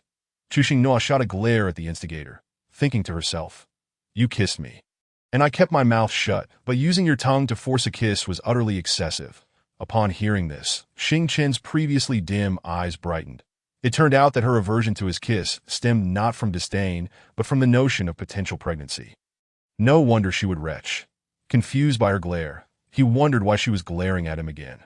When Ci, in a panic, began to rub his head, You haven't even gained weight yet. And you're already talking about being pregnant. If that is the case, we're not going anywhere. We're going back to the fox tribe. After becoming pregnant, a female's belly would visibly grow larger with each passing month. And Chuxing Nua was already slender. It was unsuitable for her to carry a child, especially since they currently lacked a stable home. Chapter 77. This matter cannot be overlooked, can it, with a child? Would her belly not burst without a shaman nearby? How could they feel at ease? Returning to the tribe would provide some comfort. Chuxing Nua clarified, I merely have a sore throat. It cannot possibly mean I'm pregnant. Please refrain from suggesting such things. It adds unnecessary stress. She was not particularly keen on having children at this moment. Qian Li signaled to Wen Ci to remain silent, so as not to frighten her. Pregnant females often experienced emotional instability, and they should be more mindful of her feelings. Even if Nua were to state that stones could bloom, they would have to agree. Qian Li comforted her. Don't listen to his nonsense. Nua is not pregnant. She simply ate something unsuitable. What do you wish to eat for lunch? I'll prepare it in advance. Chuxing Nua merely replied, We need to keep moving. Having explained herself without being heard, she chose to conserve her breath for future discussions with the shaman and the others. Qianli turned to Wen saying, "Lead the way." Wen responded, "All right." Qianli then turned to Chu Xingnua, "If you feel unwell again, do let us know, don't endure it." Chu Xingnua obediently replied, "Got it." Since they believed her to be pregnant, their concern for her reached unprecedented heights. Less than an hour after she had eaten, they presented her with more food, fearing she might go hungry. Despite their insistence, she could hardly finish what she had already been given. This situation arose from the presence of the large black serpent. Chu Xingnua had set her sights on Xingqian, feeding him relentlessly. Xingqian complied, opening his mouth like a soulless machine, repeatedly swallowing without pause. That as Chu Xingnua fed him, she discreetly glanced at the two male figures ahead. Anxious they might turn around and notice her, as a carnivorous serpent. What must it feel like to be constantly fed fruits and popcorn, which were not to her taste? Xingqian, however, found the food rather sweet. Just as she finished feeding herself, Qianli approached to inquire if she was thirsty, tired, or unwell. How could she possibly be tired when she hadn't even set foot on the ground? If she were to claim fatigue, it would only be from her eyes, struggling to keep up with the rapid changes around her. Their concern did not irk her. Rather, it was somewhat frustrating and left her speechless. Chu Xingnua responded with a smile, assuring them she was neither tired nor hungry and felt perfectly fine. Suddenly, when Ci, who had been leading the way, spoke up, "We're not too far from the fox tribe. We should arrive in about 5 or 6 days." He continued, "At our current pace, it will take around 10 days. Hearing this, Chu Xingnua, who had been resting her head on Xingqian's shoulder, sat up abruptly. "That is far too long, that if we travel at a normal pace, we could reach the tribe sooner." When Ci turned to look back without hesitation, firmly opposing her, "No, you are with child. Rushing will be detrimental to your health." Chu Xingnua replied softly, "We cannot linger on this matter. I can manage a normal pace. Instead of wasting time on the road, it would be better to reach the tribe quickly. That I wish to sleep in a proper dwelling, not in a tree hollow or cave. It lacks the feeling of home." When Ci fell silent, that a pregnant female should not wander aimlessly. She ought to be well cared for within the tribe. It truly felt unjust to the little one. All of this was the fault of that wandering beast. Otherwise, the little one would have been enjoying comfort in the fox tribe long ago. With this thought, when Ci's gaze toward Xingqian turned unfriendly, Qianli intervened appropriately. "Then let us increase our speed a little, within the limits acceptable to Nuonuo." This time, Xingqian refrained from exchanging glares with Wen Ci, focusing entirely on Chu Xingnua. Despite her previous rebuttal, she obediently said, "I will follow your lead." Wen Ci expressed no objection. With Xingqian present, they continued their journey as usual even into the afternoon, and he would use his powers to maintain a comfortable temperature around her. Chu Xingnua idly played with the vines hanging above her head, wishing for a cool fruit to eat. Without hesitation, Xingqian froze a fruit for her. Holding the fruit, now as hard as stone, Chu Xingnua was at a loss whether to laugh or cry. She exposed her teeth to Xingqian, saying, "It's too hard. I can't bite into it." Qianli thoughtfully provided a bamboo bowl and spoon, placing a fresh fruit in the bowl. Frozen fruit needs to be crushed. Nuonuo is delicate and cannot eat hard food. Xingqian refroze the fruit, and with a loud crash, the frozen fruit shattered into a pile of slush, resembling a snow cone, quietly resting in the bamboo bowl. Chu Xingnua expressed her gratitude to Xingqian and eagerly scooped a spoonful into her mouth. The fruit retained its original fragrance, icy and melting upon contact, filling her with bliss. "This is delicious. You all should try it with a spoon. It is truly delightful." No male would dare to compete with a female for food, especially something she adored. Chu Xingnua requested Qianli to bring out the spoons, and one male portioned out a scoop. "Wen Ci, come here."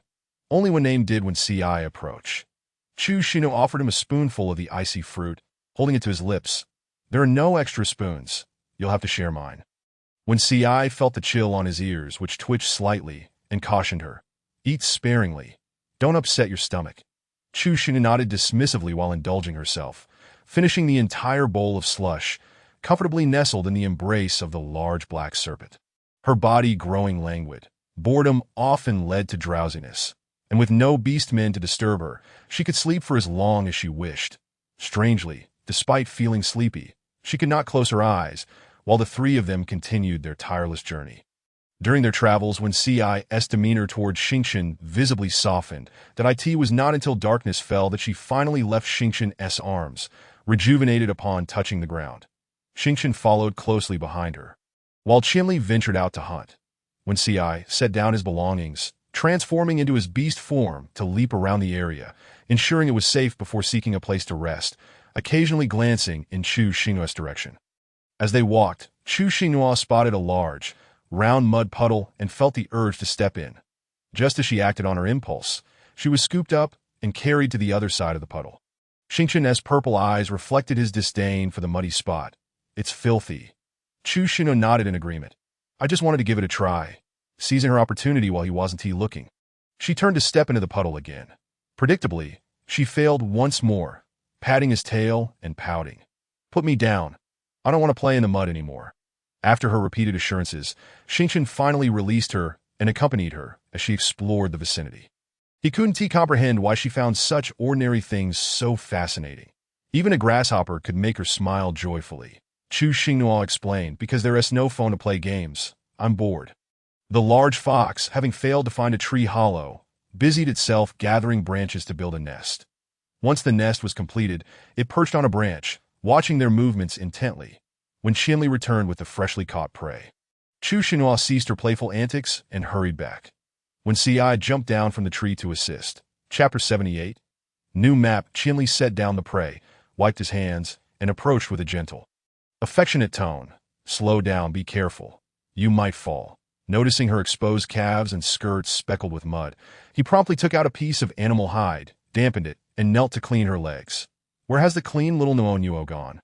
Chu Xinhua cooperatively wiggled her legs, her hands fidgeting with her two small braids. "You can't dislike me." Qianli caught her mischievous hands in one of his. "I don't dislike you. But you must stop fidgeting."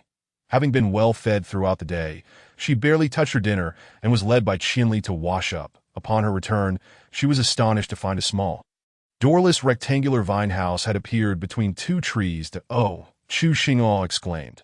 Xingqian was just emerging from within, laying out animal skins. His cool voice softened. "You'll sleep here tonight." Chu Xinghua looked up at the nest in the tree and opened her mouth. But before she could speak, when Ci crossed his arms, leaning against the trunk, sarcastically remarking, "My nest is too high. The vine house is safer." Chu Xinhua retorted, "Childish. I haven't even decided where I'll sleep." She turned to Xingqian, asking, "Can you make this a bit larger? It's a bit small for all of us." Xingqian replied softly, "It's not small. It fits you perfectly." Understanding his implication, Chu Xinhua insisted on having her own space. She approached when Ci, wrapping her arms around his, and playfully said, "You know I'm not very brave. I'm afraid of sleeping on the branch, that I want to sleep here tonight. Please, dear brother, make it soft and cozy for me, will you?" Before when Ci could respond affirmatively, Xingqian added, "I've already prepared the nest." When Ci, half closing his eyes, cast a displeased glance at Xingqian, but gently urged Chu Xinghua, "The nest is ready. You should go to sleep and rest well." Seeing he was not angry, she sighed with relief, stood on her tiptoes, and planted a kiss on his lips, when Ci, fearing she might lose her balance, wrapped his arms around her slender waist and leaned down for a deep kiss, unperturbed by their surroundings. Chu Xinhua felt shy from the kiss, her cheeks flushed, and she gently pushed him away, reminding him that they ought to stop before things escalated, especially with two males observing them. Both Qianli and Xingqian sensed the intoxicating scent of the female's arousal filling the air, stirring their hearts. The kiss washed away when Ci's earlier irritation, but brought forth a more pressing issue. An undeniable heat was rising within him, urging him on. Realizing the need to maintain control, he reluctantly released her, breathing heavily as he fought to suppress his desires. Once free, Chu Xinhua let out a soft huff of discontent and retreated into the nest, pulling the animal hide over her nose. Xingqian coiled around the vine house, his head at the entrance, his bulbous eyes observing the female within. Qianli somewhat detracted from the mood, reminding, "Nuonuo is sensitive to the cold." After making room for him inside, Xingqian encircled the dwelling, while Qianli slipped in, utilizing his powers to keep her warm. Chu Xinhua raised her hand to block his approaching lips, firmly stating, "No kissing. It's time to sleep." Having just shared a passionate kiss with Ci, he leaned in again, which felt like an indirect kiss, leaving her unease palpable. Qianli chose not to persist in lying still any longer, and soon succumbed to a deep slumber in the warmth of the blankets. Perched on a tree branch, When Ci struggled to suppress the stirrings beneath his beast skin skirt. He initially gazed absent-mindedly at the vine-covered dwelling, but quickly averted his eyes upon spotting a black snake coiled nearby. After a night of sweet dreams, they journeyed by day, and when night fell without a place to rest, Xingchen conjured a small dwelling, ensuring she remained warm, regardless of who shared the bed. Xingchen would always encircle the little house with his body. The tension between Wen Ci and Xingchen showed no signs of easing, their daily verbal sparring continuing unabated, with Qianli invariably emerging victorious. Gradually, Wen Ci began to realize this dynamic and ceased to engage in arguments with Xingchen. After a week's journey, they arrived in the territory of the Fox tribe. The mountains loomed majestically, shrouded in swirling mists, imparting an air of mystery and solemnity. At the foot of the mountains flowed a crystal-clear stream, its waters babbling gently. Along its banks, a group of small foxes of various hues frolicked beneath the surface.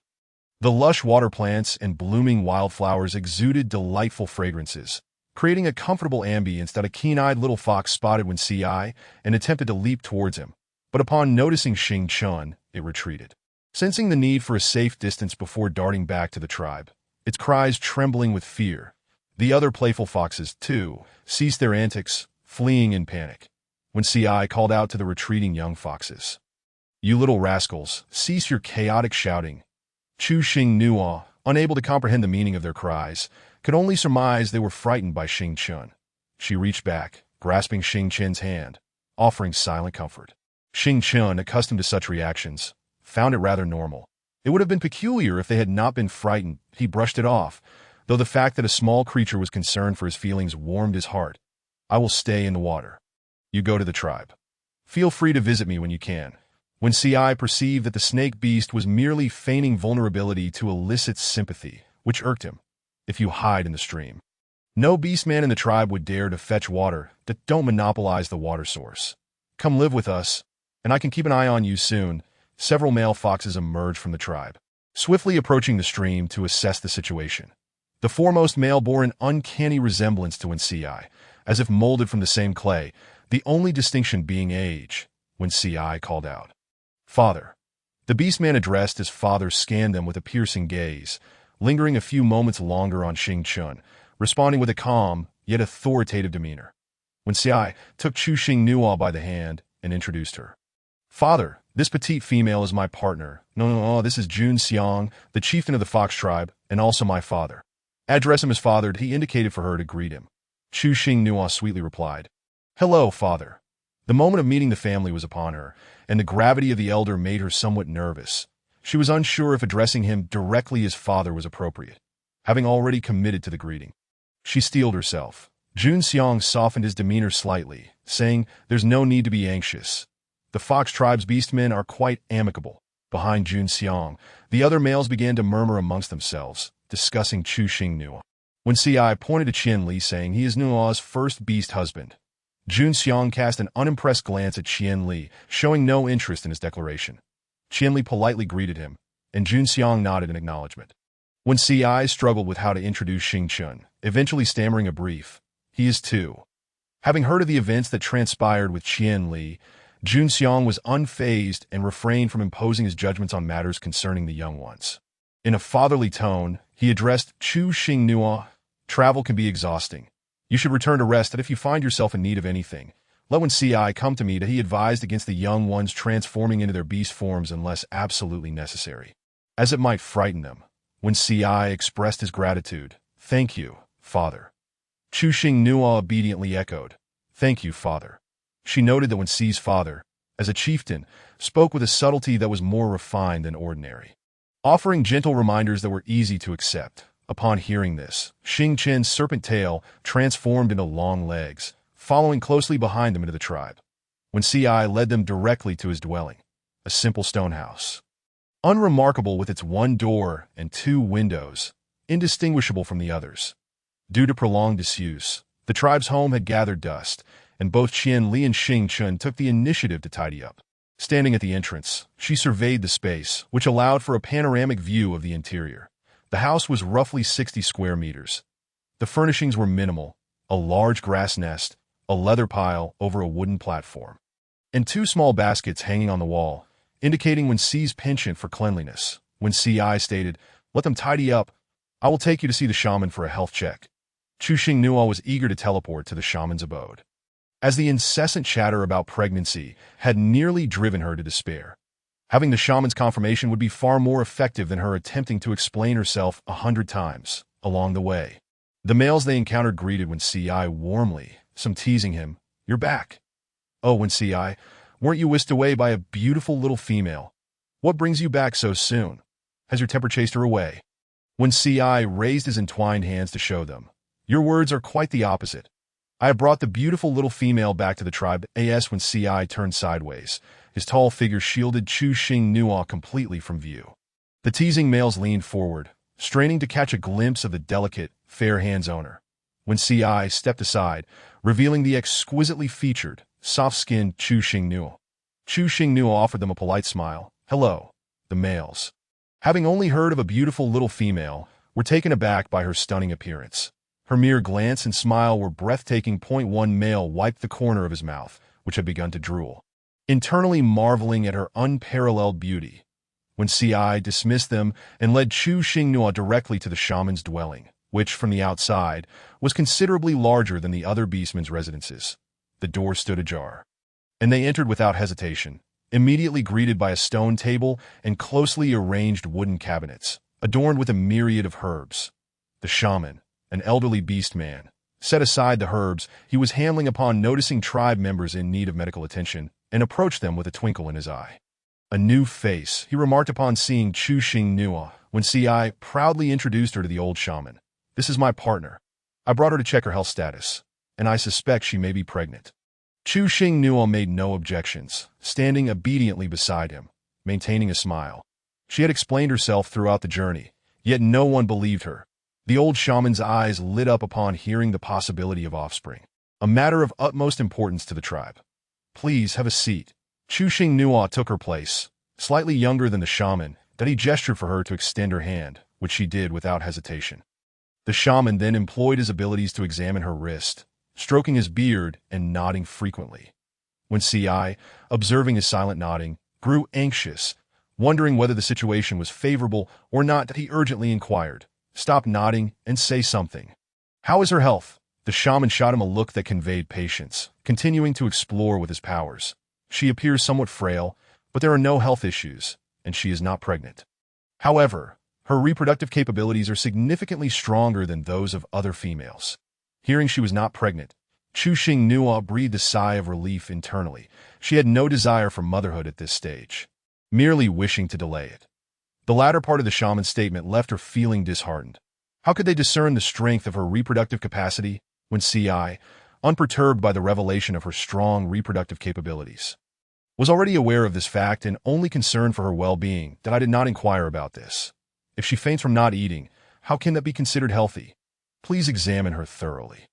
Having served as a shaman for decades, this was the first time he faced skepticism regarding his expertise. He rolled his eyes at Wen Si, exasperated. "If she faints from not eating, then ensure she consumes enough food. Do not let your partner go hungry. What does this have to do with health? You would faint too if you were starved for too long." His words left Wen Si with no room for rebuttal. The reasoning was sound. "Very well. If that is the case, then all is well, that we shall leave you to your work." Wen Si took Chu Xingnua's hand and strode out of the stone house.